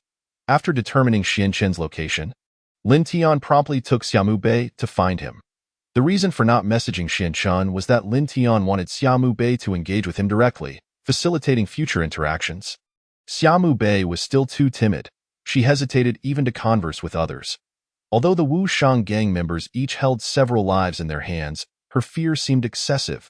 To bolster her confidence, Lin Tian contemplated the idea of having her witness a few killings, then allowing her to participate, thereby alleviating her fear, especially since she bore heavier burdens than others. However, he worried that such an approach might traumatize her. Thus, he abandoned the thought, deciding to let her acclimate at her own pace, recalling that he had walked a similar path himself. As they walked, Xiaomu Bei occasionally glanced at nearby supermarkets, seemingly eager to indulge in shopping. Yet, each time she inquired if she could go in, she would decline. After expressing her refusal, she would steal another glance at the supermarket. Lin Tian, seeing her hesitance, decided to take her inside and encouraged her to choose freely. After some deliberation, Xiaomu Bei selected several items she had long desired but couldn't afford before, including an abundance of snacks. Along the way, Lin Tian took a third of her snacks, and Xiaomu Bei made no complaints. Though she was unaware of Lin Tian's age, he appeared younger than anyone else, likely around 20. Xiaomu Bei could never have guessed that Lin Tian was still a minor. Lin Tian first took Xiaomu Bei to a tailor's shop to order a bespoke suit. The craftsmanship did not need to be exquisite. Expediency was the priority, and they did not purchase ready-made suits, as they would not fit well. Only after this did they proceed to the repair shop where Xin Shun was located. This repair shop also belonged to the Wu Shang gang, which is why Xin Shun was wearing a mask while working. Upon entering the shop, Lin Tian donned a mask as well, and Xiaomu Bei followed suit. The masks could be concealed within wristbands, allowing for easy retrieval when needed, a feature that remained undiscovered by others. While many speculated about the wristbands being for energy replenishment or having various functionalities, others believed they concealed mutated beasts that could be unleashed to attack when necessary, though at a steep cost. As soon as they entered, Lin Tian spotted Xin Shin's vehicle being repaired. The damage was not severe. A few parts needed replacement. However, contrary to Xiaomu Bei's claim of a mere 100,000, the cost would likely be around 1 to 2 million. Although the individual damaged parts seemed small, if they failed, it could necessitate dismantling a significant portion of the vehicle. Xiaomu Bei, lacking knowledge in this area, assumed that the car's condition wasn't too serious and that her father should be fine. Aside from the costs, in truth, Xiaomu Bei's father had sustained minor injuries. The car played a significant role in cushioning him, preventing a harsh impact against the pavement. Upon noticing Lin Tian's arrival, Xin Shin quickly stood to greet him. Brother Lin. At that moment, Xiaomu Bei had only met Zhu Xin and Zhu Ke. No one else was aware of her existence. Consequently, Xin Shun did not recognize Xiaomu Bei. But upon seeing her mask, He realized she was not an ordinary person. How should I address this lady? Xiaomu Bei looked at Lin Tian with a hint of anxiousness, seemingly seeking his guidance. She is new and on my level. She currently has no code name. You may refer to her as elder sister in the future. Lin Tian casually gestured toward Xiaomu Bei. Xianshun was somewhat taken aback, but still greeted her respectfully. Hello, elder sister. Xianshun paid no heed to whether Xiaomu Bei was a newcomer. His unwavering loyalty dictated that he would follow any command issued by Lin Tian without question. In contrast, others might require a certain period of adjustment, but Xianshun could operate seamlessly without any such transition. Bai Qi and Qing Xian would not acknowledge Xiaomu Bei until she showcased achievements surpassing their own. Only then would they willingly address her as sister. However, this deference was exclusive to Lin Tian. Should Yi Bai make the same request, the scenario would be entirely different. Lin Tian may be forgiving, but Yi Bai was not. The moment one dared to utter a negative response or resist internally, Yi Bai would immediately perceive it. They were all acutely aware of Yi Bai's ability to read minds. Lin Tian then patted Xiaomu Bei on the back, urging her to speak. Abruptly, Xiaomu Bei's mind went blank, rendering her speechless, much to Lin Tian's bemusement. Xian, observing her hesitance, found it perplexing that her reluctance was so pronounced despite her mask. After a moment, Xiaomu Bei finally managed to speak. Hello? It's just that the delivery man I collided with last night is my father. Could you please not make things difficult for him? Xian's complexion turned pale as he recalled the man from yesterday, relieved that he had not caused any trouble for him. Otherwise, he might not have been able to leave unscathed, of course. There's no issue at all. I didn't demand any money from the old man. The 100,000 was merely a figure I threw out there. Rest assured. Xian's demeanor shifted dramatically, leaving the nearby subordinates bewildered. Was this really their boss? He seemed so solemn usually, yet had suddenly transformed in demeanor.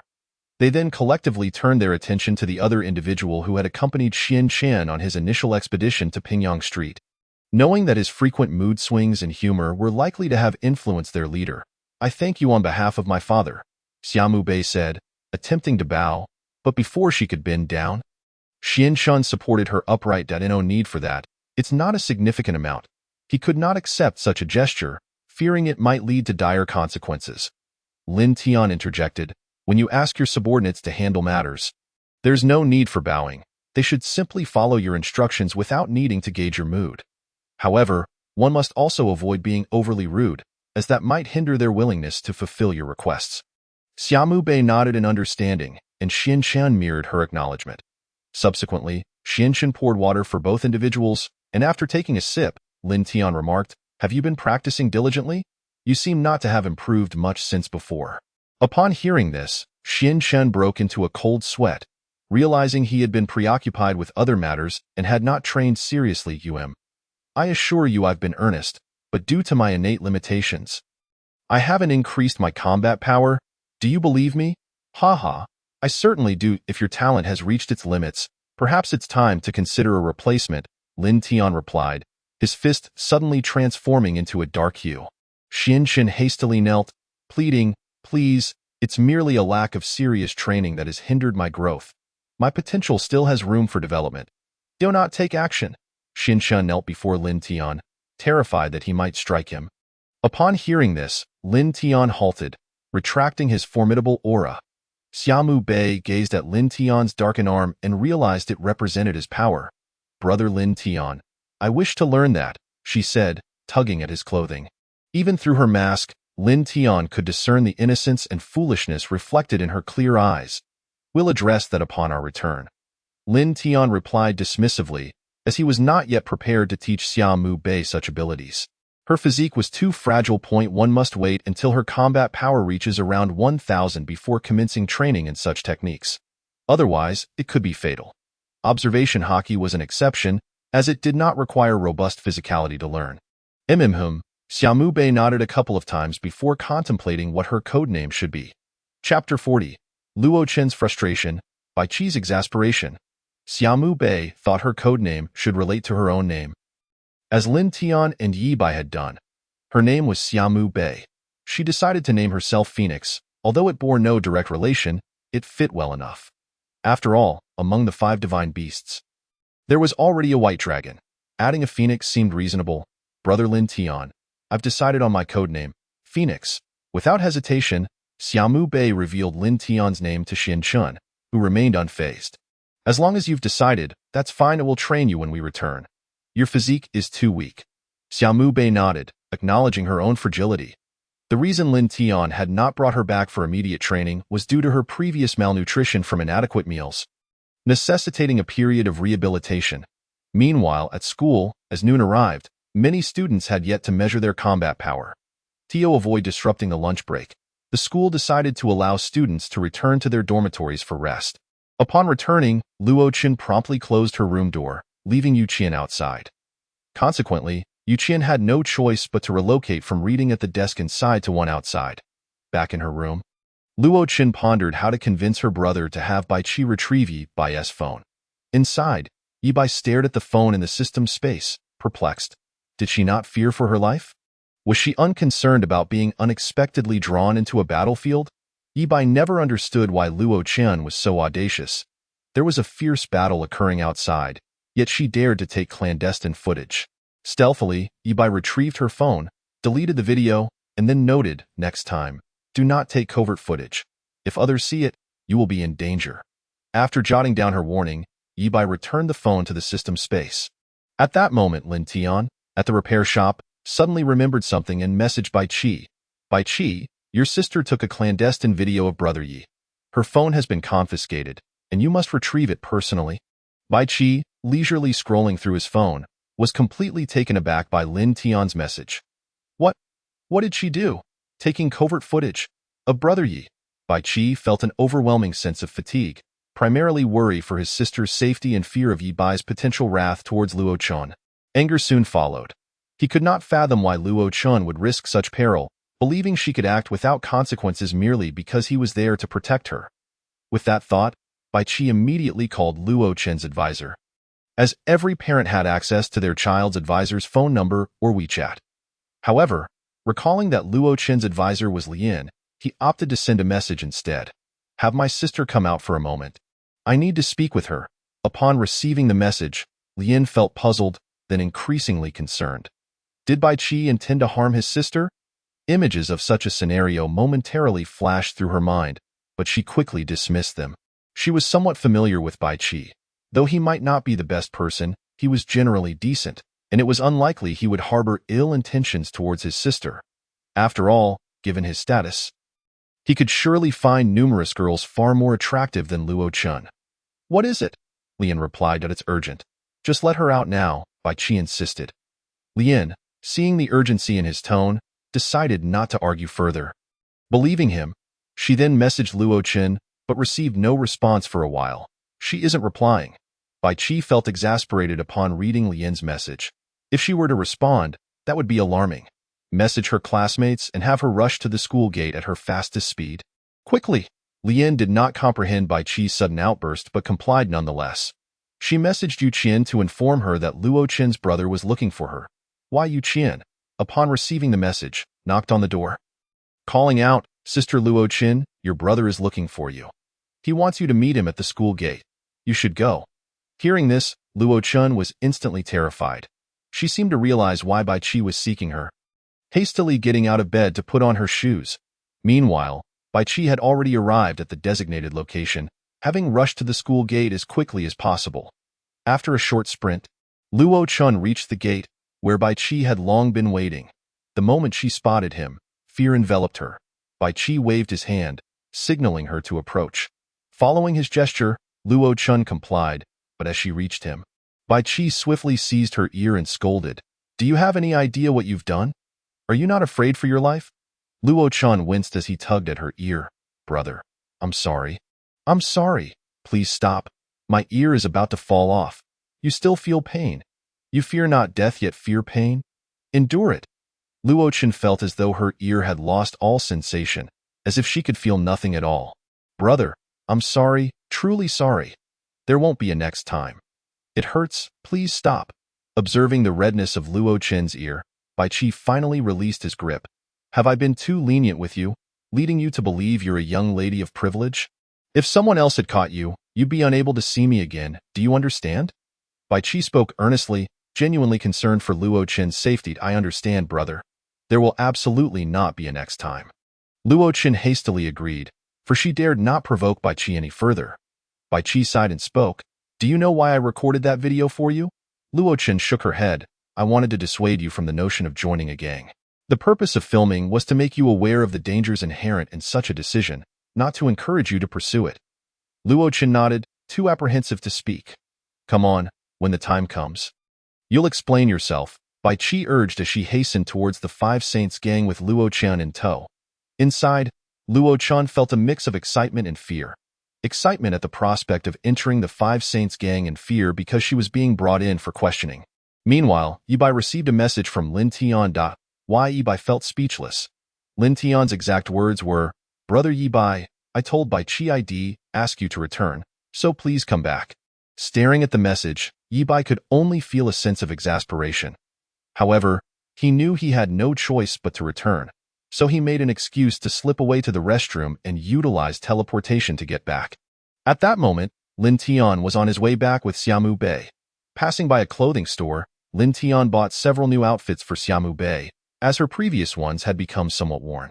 Even the new ones he had found were ill-fitting, so he decided to purchase her an entirely new set. Xiaomu Bei beamed at the sight of the fresh clothing, feeling a sense of joy she had never dared to imagine. She resolved to create more value for the Five Saints gang, determined not to disappoint Lin Tian and Yibai. Upon their return to the Five Saints gang, they found Yibai waiting. Donned in a mask, holding a phone that did not appear to belong to him. Lin Tian greeted him and took his place behind Yibai. Shortly thereafter, Bai Qi returned with Luo Qian. As they entered, Luo Qian spotted Yibai seated high above them, observing their arrival. Chapter 41. Such gentleness. Yibai waved his hand, beckoning them to approach.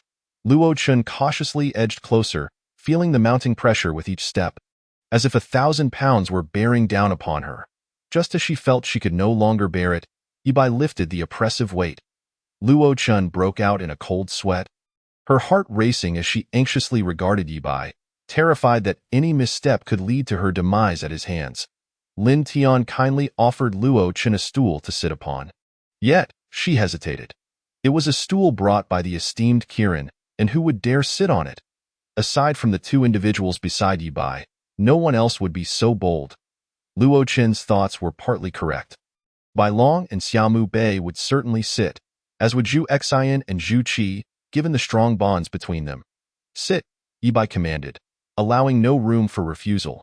Luo Qian, unable to protest, took a seat.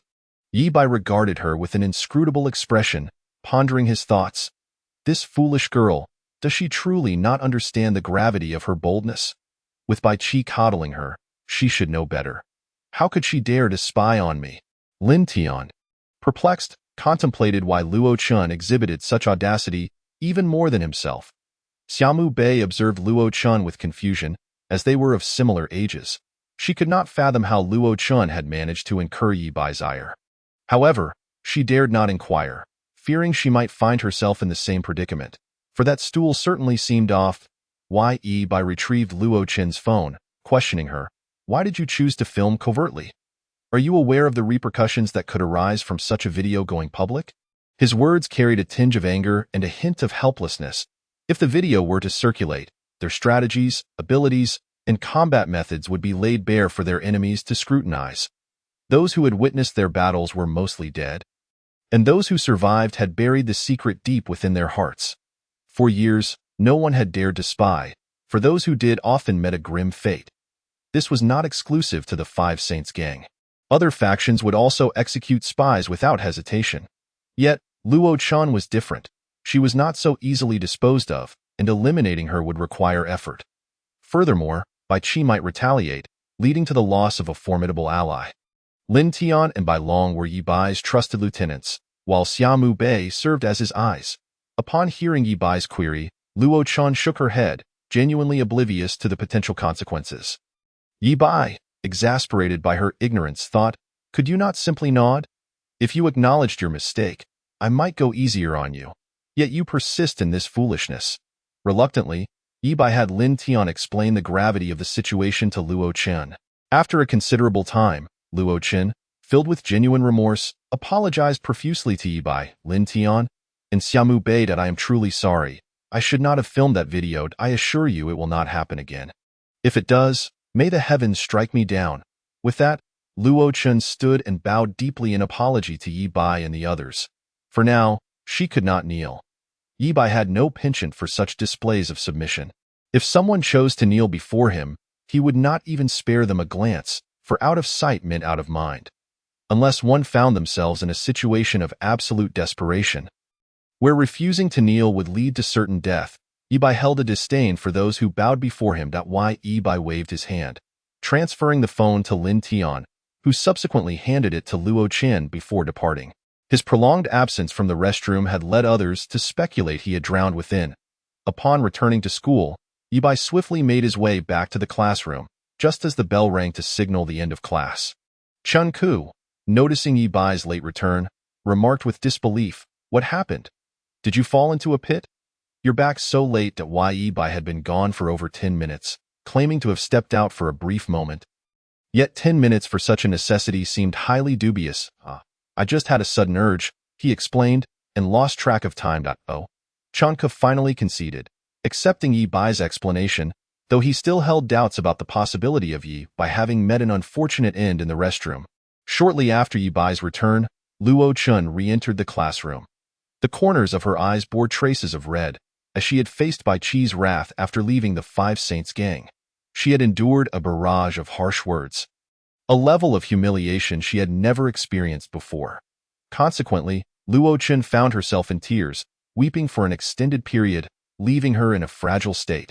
Upon their return, both Chong Ku and Yu Qian noticed Luo Chen's distress. They speculated that her abrupt departure was due to some wrongdoing that had led to a reprimand from her brother. While they were somewhat correct, they were not entirely accurate. On her way back, Luo Chen had stumbled and fallen face first, which completely shattered her composure. "What happened?" Yibai inquired. Puzzled, he wondered if Luo Chen was truly that fragile, if a few harsh words could break her spirit. It seemed rather weak. Luo Chen composed herself and replied, "It's nothing. I just tripped on the way back." She made a concerted effort to conceal her vulnerability. Chen Ku and Yu Qian were easily deceived. But Yibai remained astute. The dirt and dust on her clothing and the redness in her eyes gave away the truth. Why Yibai deduced that Luo Chun had likely been scolded by Bai Chi, cried for some time, and then stumbled on her way back. Another possibility was that she had fallen and subsequently cried. Why Yibai gently offered, "Does it hurt?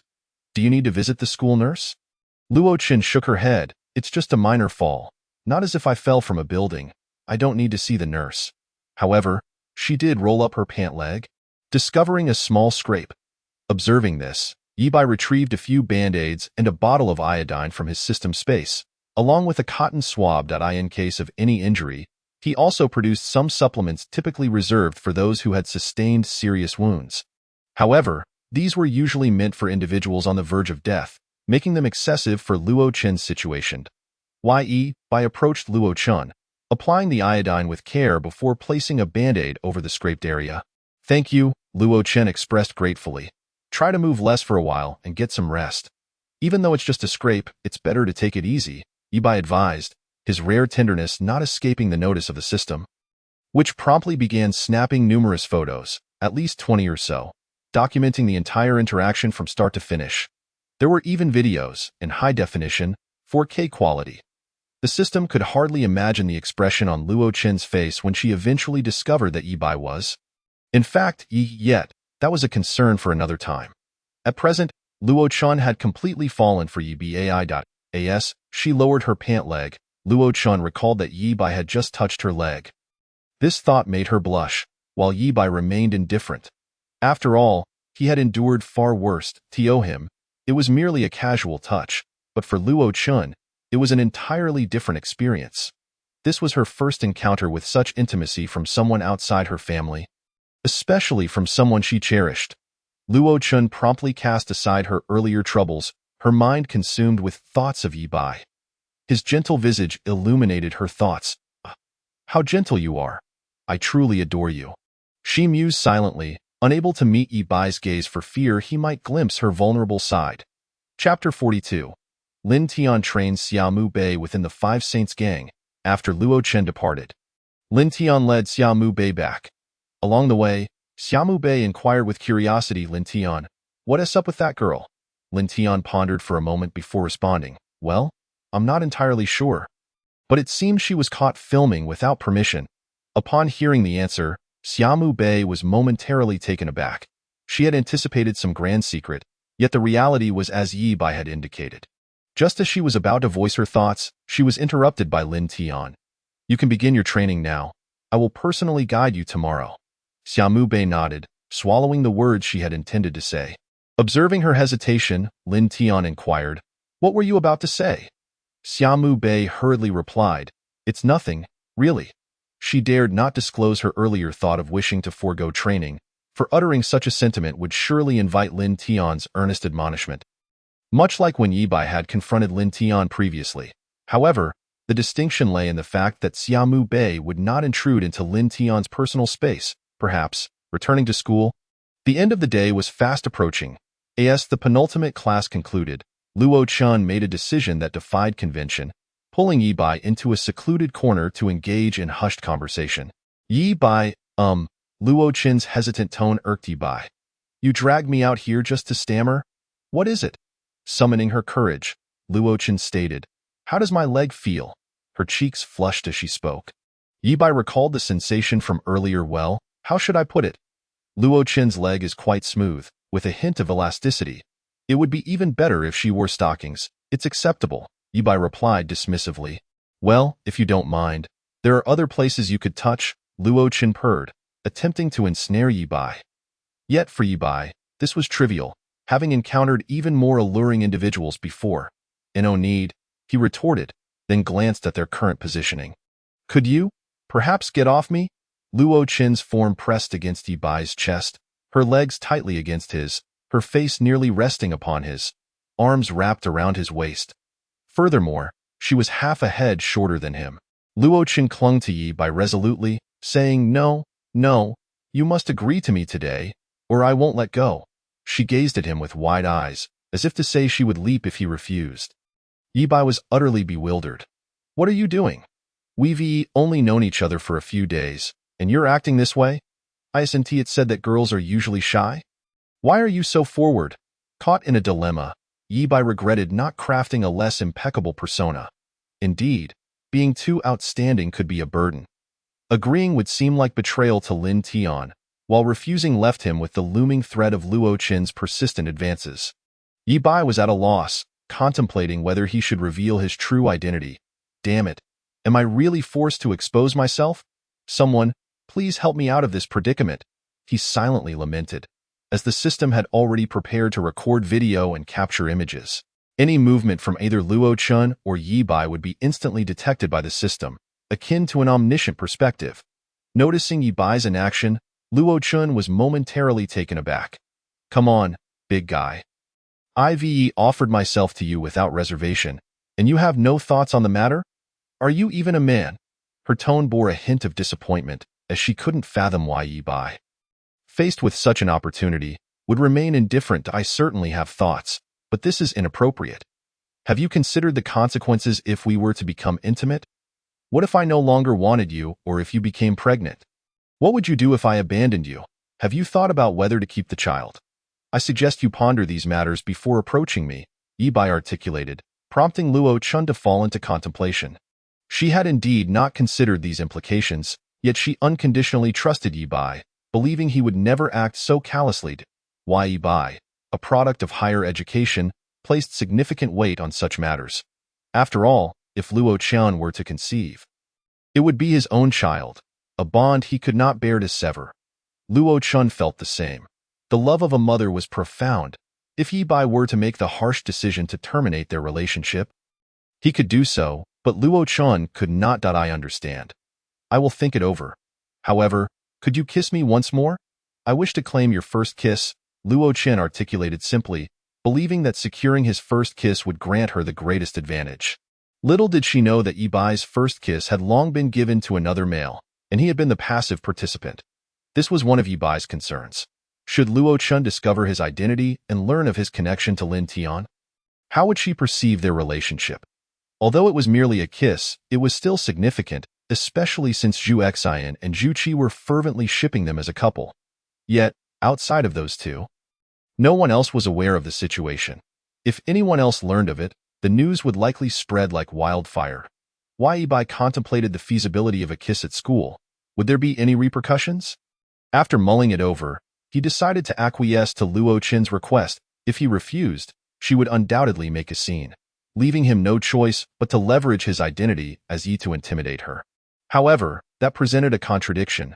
Given that a gang leader could not be so young and still be a college student, it was absurd, especially since they had only just clashed earlier that day. Yi had reprimanded Luo Qin. Yet here he was, romantically involved with her. Lowering his head, Yi Bai pressed his lips against Luo Qin's, which finally satisfied her enough to release him. Yi Bai, remember, if you find a girlfriend, you must come to me first. No other girls allowed. Understood, Yi Bai replied, though he did not truly believe he would seek a girlfriend, considering his current struggle for survival. His power was steadily increasing, yet his body could no longer endure the strain. Unless something extraordinary occurred, it would likely culminate in a catastrophic explosion of energy within 3 days, resulting in either incapacitation or death.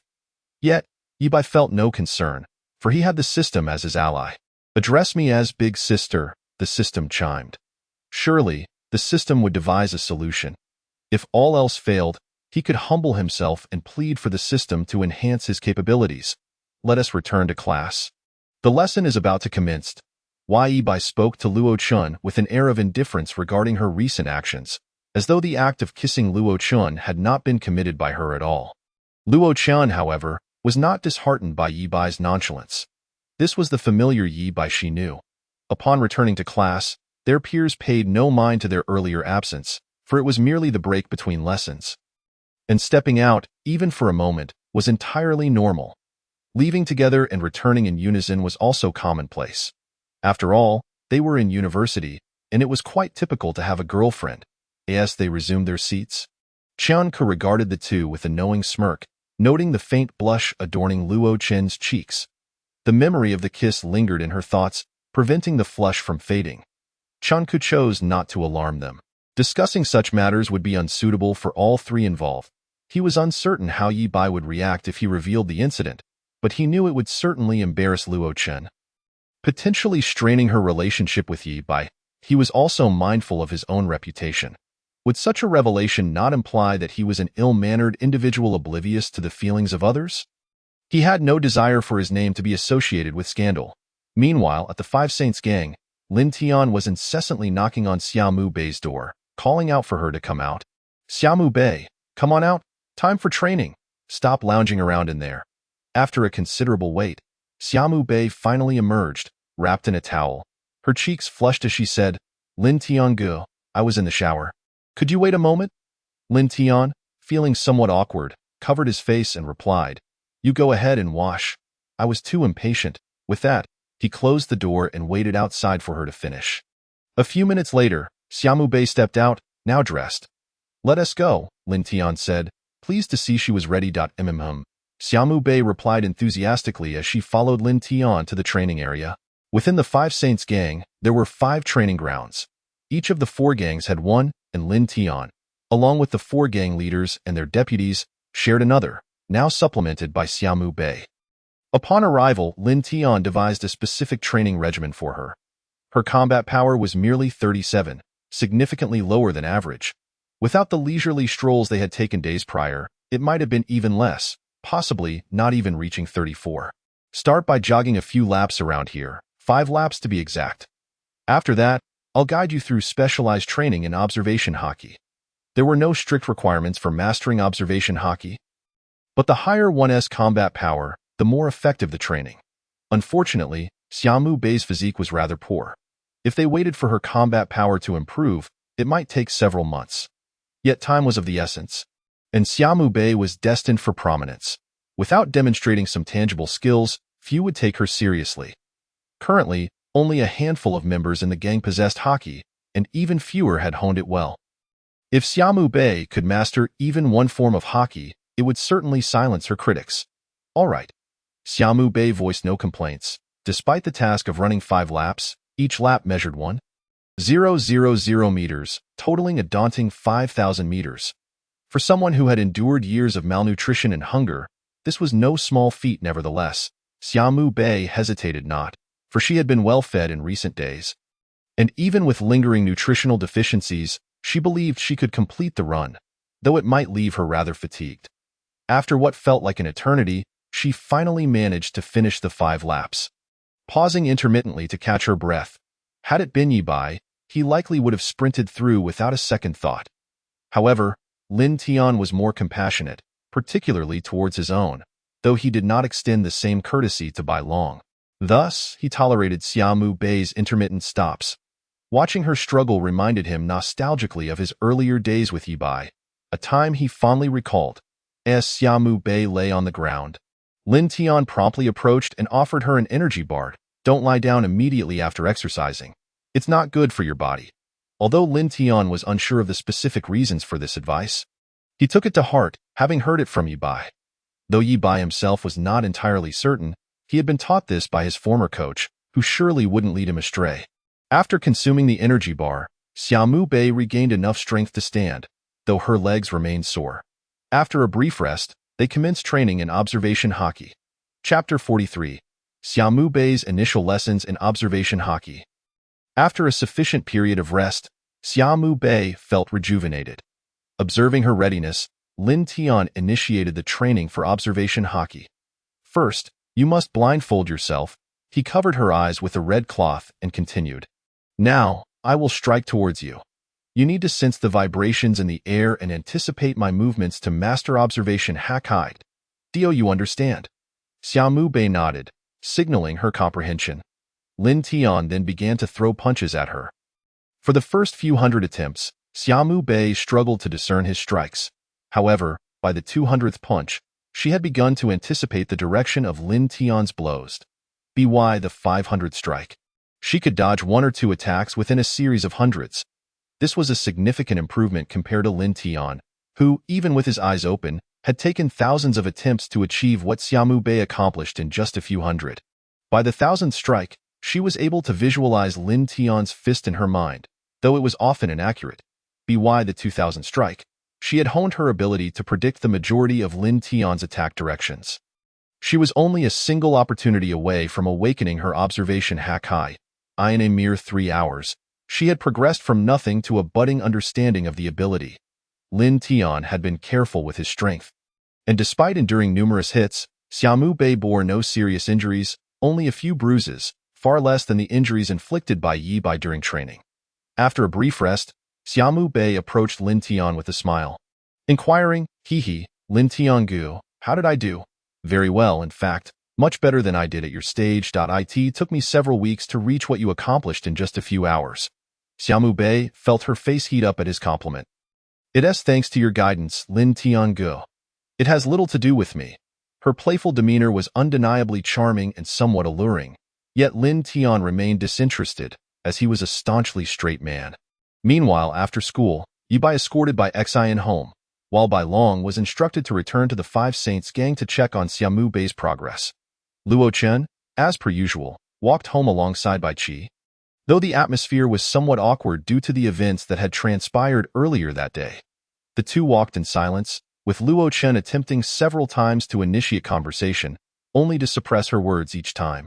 She longed to confess her feelings for someone, yet feared Bai Qi's disapproval, which silenced her. Bai Qi, perceiving that his sister wished to speak, was hesitant, suspecting it might not be good news. Nevertheless, concern gnawed at him, prompting him to break the silence. What is it you wish to say?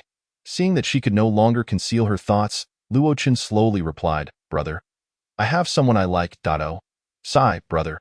Aren't you angry? Bai Qi, puzzled, wondered why he should be upset about his sister's feelings for someone. Why would I be angry? Don't you feel like a cabbage you've nurtured has been devoured by a pig? Bai Qi shook his head, genuinely perplexed. He had no such feelings. He feared for his sister's chances of finding someone who could appreciate her. After all, he understood her temperament well. Few boys could withstand her spoiled princess demeanor. When you have a break, bring that boy over and I'll vet him for you. At this, Luo Chen's expression soured, In a way, I don't trust you that you'll definitely be biased against him. Her stance indicated that any attempt to meddle would result in a serious fallout. Bai Qi found himself in a dilemma. How about I ask someone from the gang to vet him? I can send someone of my level. I want to go myself. I asked that all right. Luo Chun pondered the feasibility of this suggestion. Given that they were peers, her older brother would surely lack the authority to command them. However, as comrades, they might be persuaded, unlike higher-ups, who were likely to be less agreeable. Nevertheless, Luo Chun was aware that Bai Qi's superiors were limited to only a few individuals, one being Yi, another Lin Tian, and the third Bai Long. She was unaware that Xiaomu Bei was also one of Bai Qi's superiors. When she had seen Xiaomu Bei next to Lin Tian, she had merely perceived her as Lin Tian's attendant, not considering her higher status. You and brother, if possible, could you ask Lin Tian to vet him? I'm worried you might persuade those at your level. Bai Qi was taken aback. You just offended someone at noon, and now you want them to help with your personal affairs. Are you out of your mind, or am I? What on earth are you saying? You just offended someone, and you expect me to swallow my pride and ask them to help you? If you want to go by yourself. I can't do it. Bai Qi unhesitatingly rejected Luo Chun. For such a matter was simply unthinkable. Luo Chun understood the gravity of his actions and chose not to elaborate further. After bidding farewell to Bai Qi, he returned home. Once at home, Luo Chun took out his phone and sent a message to Yi Bai. Luo Chun, Yi Bai, my brother mentioned that he would ask someone from the Five Saints gang to watch over you. So do not be frightened when the time comes. Upon reading the message, Yi Bai was left utterly speechless. They had yet to even discuss matters, so why was there already someone overseeing? Moreover, why was it someone from the Five Saints gang? Shouldn't it be her own parents? Only the seemingly amiable Zhu Xian would likely lend a hand, but she was aware of Yi Bai's circumstances. Why Yi Bai had no desire to become a source of amusement for others. To angrily chastise Luo Chun one moment, and then assume another identity to pursue a romantic relationship with her the next was rather explosive in any context. Why Yi Bai? I understand. Do you know who it is? Luo Chun pondered for a moment before responding. Luo Chun. My brother said it would be someone of his caliber. I attempted to persuade him to convince Qilin to oversee you, as I fear you might be targeted otherwise, but he declined. Upon receiving this message, Yi Bai couldn't help but laugh heartily on her bed. If it were a significant matter or one beneficial to the gang, he could likely enlist anyone, but for something personal, only Zhu Xian would probably agree, given her penchant for entertainment. If she were informed and decided to comply, it was likely that Qilin would join as well, as they both enjoyed a good spectacle. However, with that in mind, didn't it mean Yi Bai would become the spectacle? If either Zhu Xian or Qilin showed up, who would dare to target her? The moment they dismissed Yi Bai, they'd promptly return, departing under the guise of a student and returning as he was quite the educational lesson for them. Why Yi Bai? I understand. Although they had not fully confirmed their relationship, it was nearly solidified. They had already shared intimate moments. How could there be any unexpected turn of events? Yet now, Yi Bai found herself at a crossroads between Qilin and Luo Chun. Choosing Qilin would necessitate abandoning Luo Chun, while choosing Luo Chun would mean forsaking Qilin. Theo engaged simultaneously with one girl and one boy would be exceedingly peculiar. After much contemplation, Yi Bai ultimately decided to part ways with Qilin, as she leaned more towards a preference for girls. The events of the past could be completely forgotten, especially since Qilin had been quite young and wholly ignorant of such matters at that time. Now that Qilin had matured, those past incidents should also be laid to rest, though he occasionally still made flippant remarks. Luo Chin, Yi Bai, I just asked my brother, and he said it could happen this weekend. I wanted to give you a heads up to prepare yourself mentally. At that very instant, Qilin sent a message as well.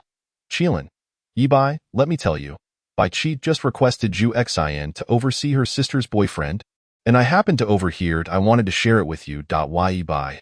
I already know. Qilin, how do you know? Yi Bai fell silent, choosing not to respond. Qilin, why are you not speaking? Yi Bai, never mind, did she agree? Qilin, Zhu Xian? Of course, she agreed. If not for my desire to maintain my brother's image, I would certainly have sought to join in the spectacle. The more they conversed, the more disquieted Yi Bai felt, prompting her to hastily change the subject. Why Yi Bai? How is Xiaomu Bei's training progressing? Upon broaching this topic, Qilin perked up, rapidly sending several messages.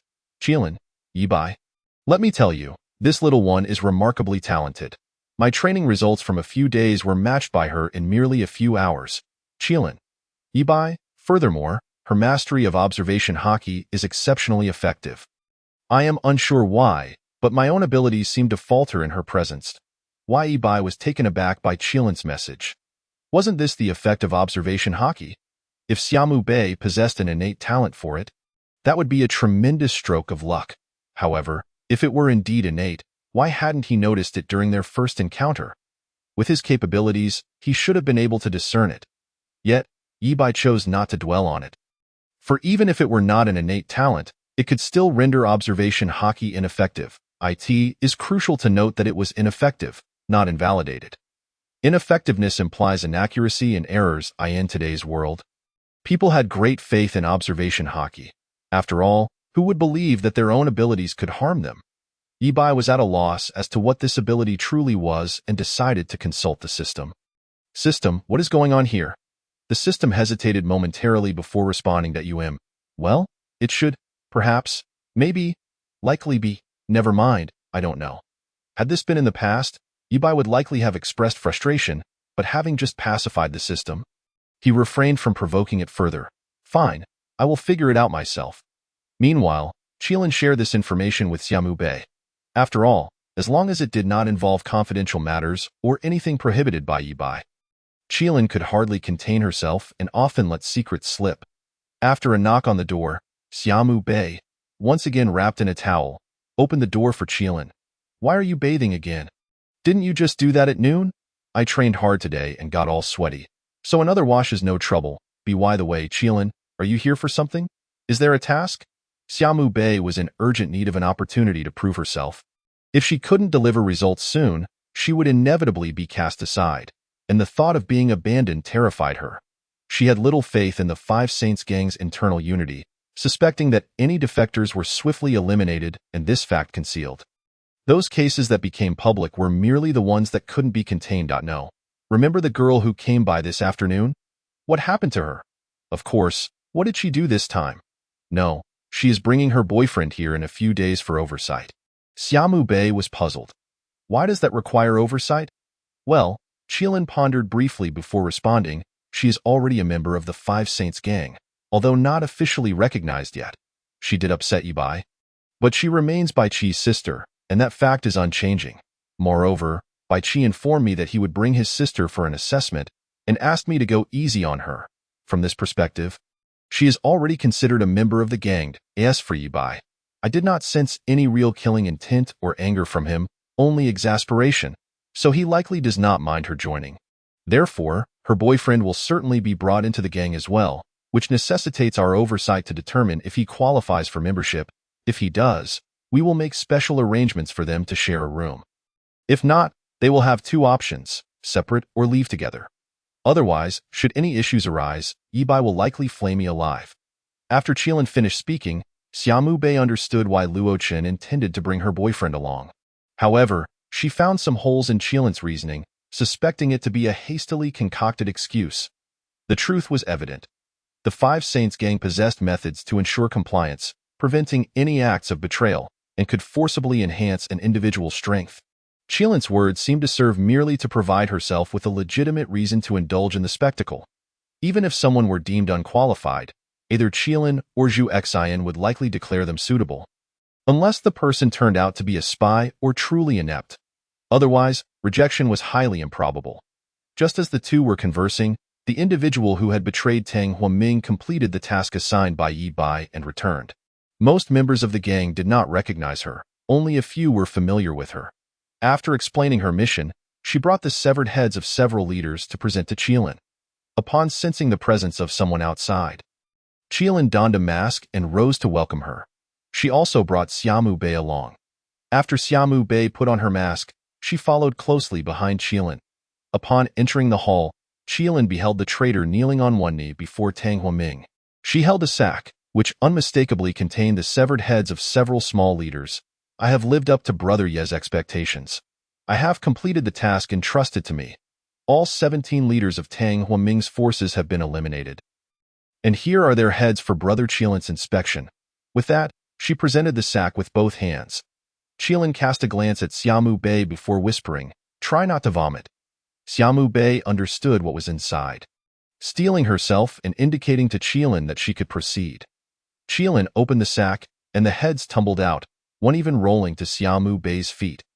Her complexion paled, and her limbs grew cold. Qilin picked up the head that had rolled to Xiaomu Bei's feet, examined it closely to ensure it was not a fake or some trickery, and then crushed it in her grip. Not bad. Find their families and send them the heads, then dispose of the remains." Qilin instructed the traitor with a deadpan expression. "Understood. I will take care of it." The traitor suddenly recalled something and asked, "What is your name or code name?" After a moment of thought, she replied, "Brother Qilin, my name is Gu Shi, codename Egret. The White Egret once served as the codename for Gu Shi in Tang Huaming's domain." "Ah, I understand now. Please, carry on with your tasks." Chapter 44. The cancer of Xiaomu Bei. Lin Tian, who had taken Xiaomu Bei away from the scene, inquired about her well-being. "How are you feeling? Are you all right?" Xiaomu Bei shook her head. She felt nauseous, yet nothing would come up. The image of a head being crushed by Lin Tian replayed incessantly in her mind. It took her several minutes to regain her composure. I'm okay." Xiaomu Bei did not scream despite witnessing Lin Tian crush a head before her. She understood that Lin Tian was testing her. Had she reacted with a shout or displayed any other emotion, Lin Tian's perception and attitude towards her would likely shift, albeit slightly. From the current perspective, it posed no issue, but looking ahead, it could become significant. Fortunately, Xiaomu Bei managed to maintain her composure in front of Gu Shi. Only after Gu Shi departed did she reveal her terror. She needed an outlet for her distress. Consider this an adaptation exercise. Although Brother Yi Bai mentioned that you need not engage in battle unless absolutely necessary, it is imperative for you to familiarize yourself with such experiences. Otherwise, it could lead to grave consequences in the future. Though Lin Tian's words appear to be considerate, they were indeed a test of Xiaomu Bei's resilience. He had just assessed her capacity for endurance. However, there was another layer to Lin Tian's intentions. He wished to observe whether she could retain her state of mind under such circumstances, a state that could render her observation abilities ineffective. The outcome did not disappoint Lin Tian. Xiaomu Bei, even in that moment, still possessed the ability to induce a state of sensory impairment. It seemed this was not merely a conscious thought, but rather an instinctive response emanating from within her. Even if there were other factors leading to a misjudgment, Xiaomu Bei would not conceal such abilities, especially since Lin Tian recalled that she had not exhibited them upon their first meeting. He was uncertain when Xiaomu Bei underwent her transformation, yet it appeared that the moment she acquired the mask, her aura shifted. If Xiaomu Bei before obtaining the mask was an ordinary individual, after acquiring it, she seemed to have undergone a significant change in demeanor, a fact that Lin Tian could easily discern. However, despite this transformation, she still emanated an air of humility, in the eyes of those of equal standing. She appeared diminutive, while to those beneath her, she seemed approachable. Unless one possessed extraordinary strength and capability, they would always be seen as lesser by their peers. Once Xiaomu Bei removed her mask, she clung to a garbage bin and retched violently as an ordinary worker. The most gruesome sight she had encountered was perhaps a severed limb or a patient bleeding profusely in a hospital. She had never witnessed such a scene before. It was her first exposure, and it was natural to feel discomfort. The fact that she did not vomit immediately was already a testament to her limits. She dared to assert that Lin Tian, upon witnessing a head being crushed for the first time, felt a similar reaction. This time, she was mistaken. Lin Tian experienced no discomfort upon witnessing a killing for the first time. His eyes were devoid of light, as if he were on the brink of death, yet he still held on to the belief that someone would bring him illumination. That person was the unparalleled darkness of Yi Bai, who illuminated his path. Lin Tian gently patted Xiaomu Bei's back. She continued to retch for an extended period before finally ceasing. Each recollection of the recent scene induced nausea, though thankfully, she no longer vomited. Should a similar situation arise again, Xiaomu Bei firmly believed she would not react in such a manner. She had developed a degree of resistance. Her complexion was somewhat pale, likely a result of the fright. Lin Tian supported her back to her quarters for rest. Upon bringing her inside, Lin Tian did not leave immediately but instead posed some questions. What was your first impression of that person? Well, when I first saw her, I thought she seemed gentle, not someone who would be easily killable, but when she uttered that particular phrase, my perception of her changed immediately, and my second impression was that she must be someone who handles matters efficiently, is decisive in her actions, and speaks little, perhaps a bit lecherous.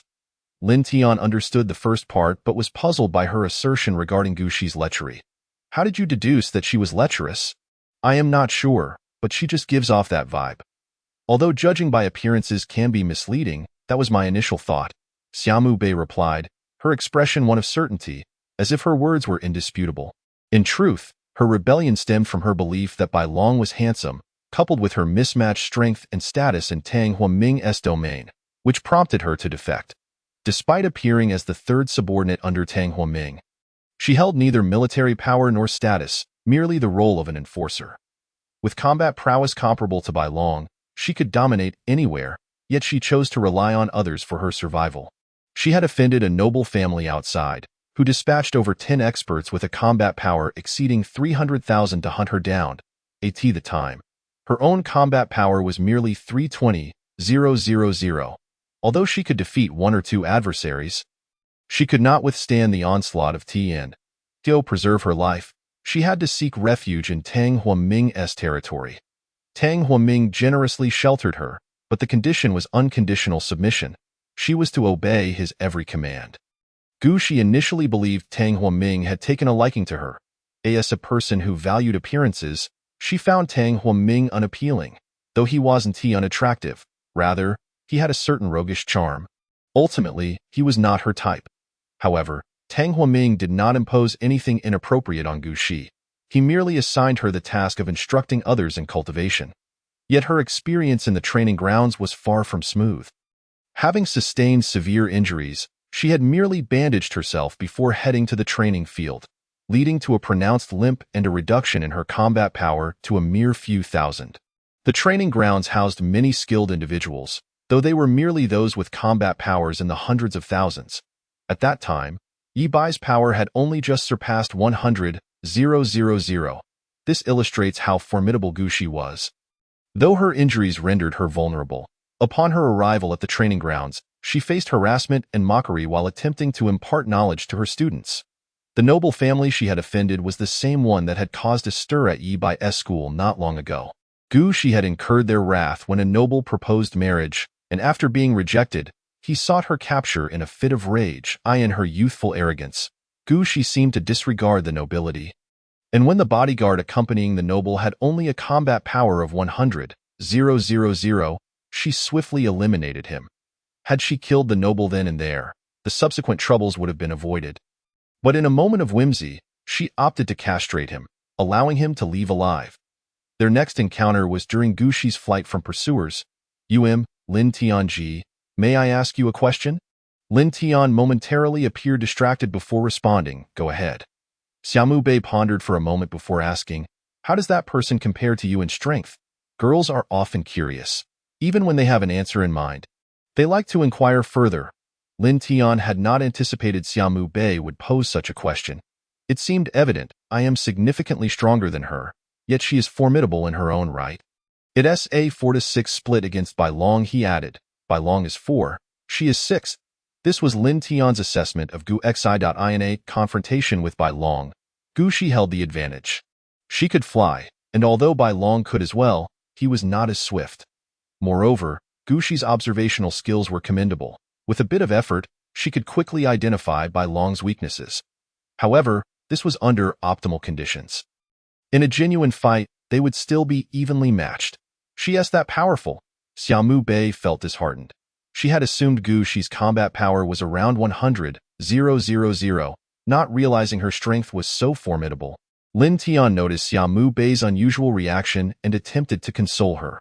Although she currently has the upper hand, I believe that with diligence, surpassing her is merely a matter of time. When Lin Tian delivered this last remark, he paused, allowing Xiaomu Bei to misinterpret it as, surpassing her is merely a matter of time. This instant caused her to flush crimson. She was acutely aware of her misunderstanding. Yet it filled her with embarrassment. As an introspective young woman, The moment she grasped the implication, her imagination began to wander, envisioning Gu Shi beneath her, her gaze erratic, occasionally letting out soft gasps. This thought rendered the young Xiaomu Bei's face a deep shade of red. Lin Tian, puzzled, inquired, "What's wrong?" "Nothing. Nothing at all." Xiaomu Bei dared not reveal to Lin Tian the thoughts swirling in her mind. Fortunately, Lin Tian could not read minds. Otherwise, everything she had just contemplated would have been evident to Yi Bai. "Very well, we shall continue training tomorrow." Xiaomu Bei nodded slightly and then invited her guests to leave. After all, she needed her rest, and it was getting late. Lin Tian, being ushered out, felt no anger. He was quite pleased with Xiaomu Bei's character. At least, she had now integrated into her surroundings, no longer exhibiting the initial restraint. It seemed that the thrill of power had liberated her spirit. She felt more fulfilled than ever before. As she lay in bed, Xiaomu Bei reminisced about the sensations experienced during training. That elusive feeling of insight captivated her. With her eyes closed, she could perceive the objects nearby.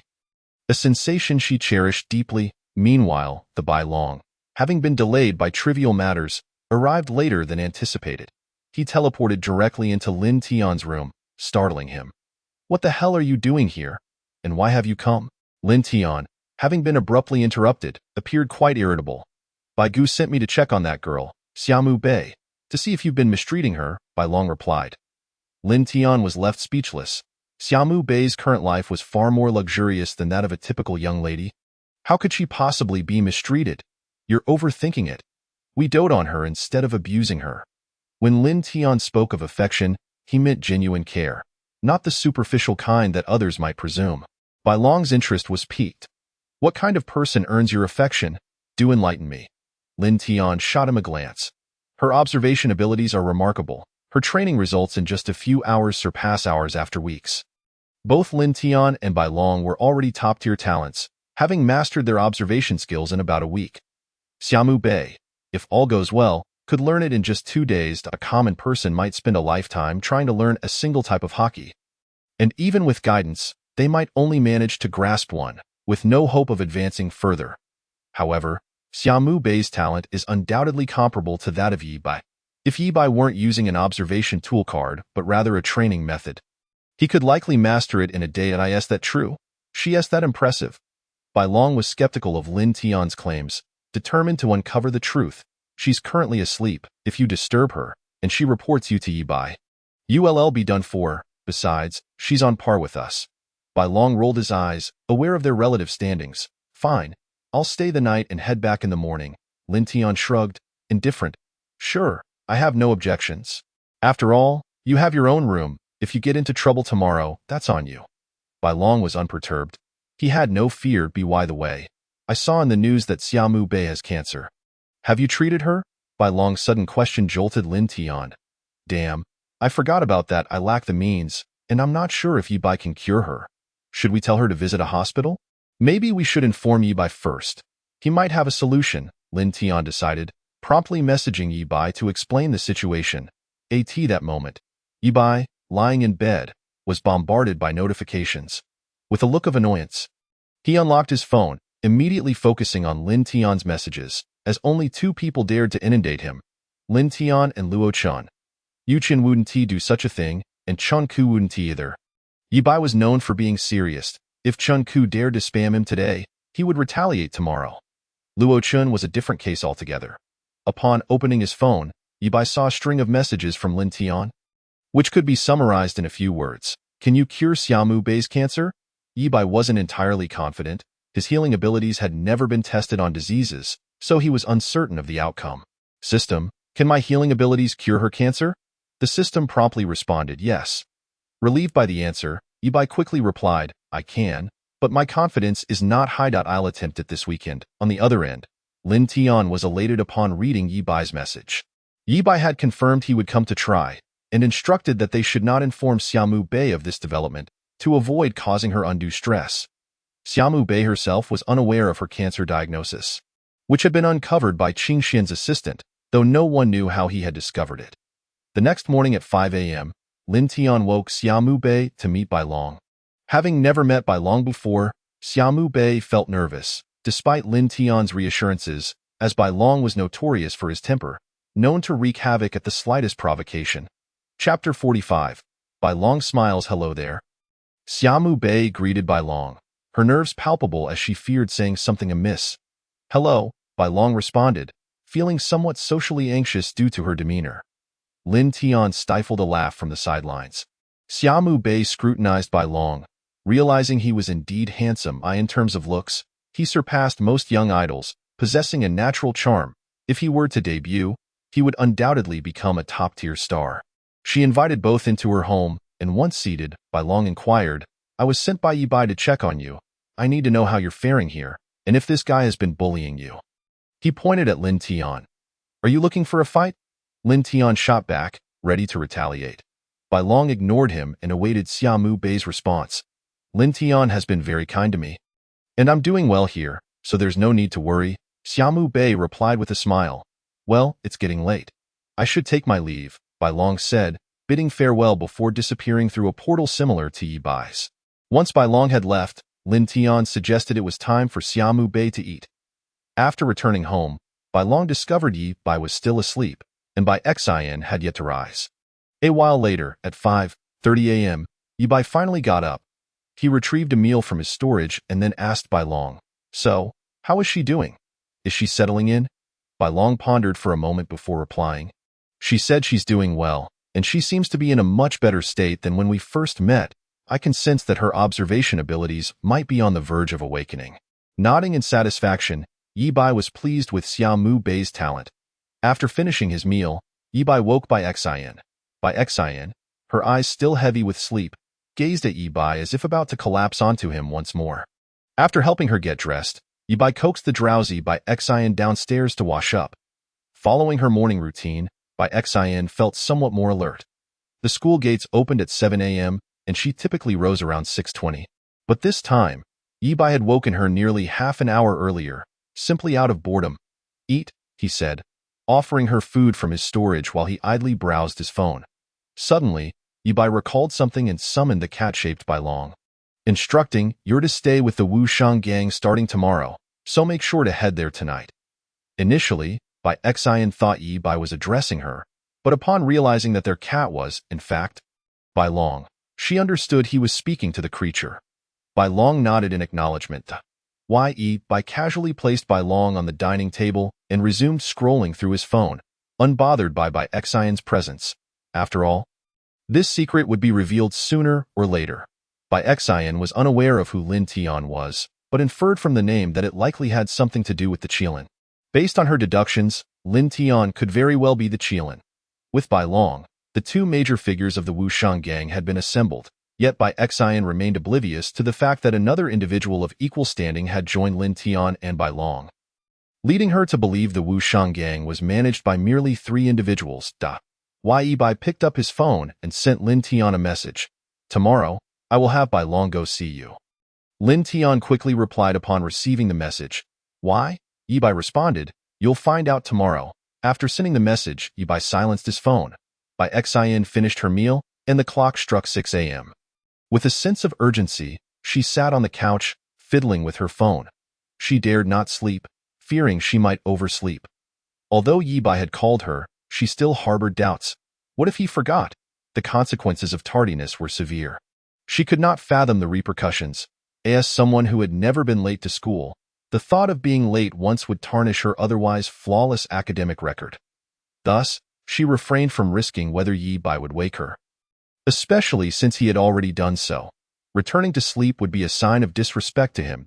Yi Bai rose from his seat and settled onto the sofa, commencing to peruse his mobile device. More specifically, he was sifting through information that could potentially unveil adversaries or those who might become foes in the future. Some formidable factions tend to disseminate snippets of their organization's intelligence online, thereby augmenting their visibility. Unless one possesses extraordinary power, the average individual would not dare to engage in such actions, as revealing one's military strength is a grave misstep.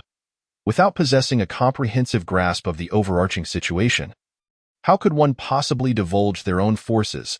Such folly invites confrontation. 3 years prior, The Five Saints gang had obliterated a presumptuous faction that overestimated its own significance.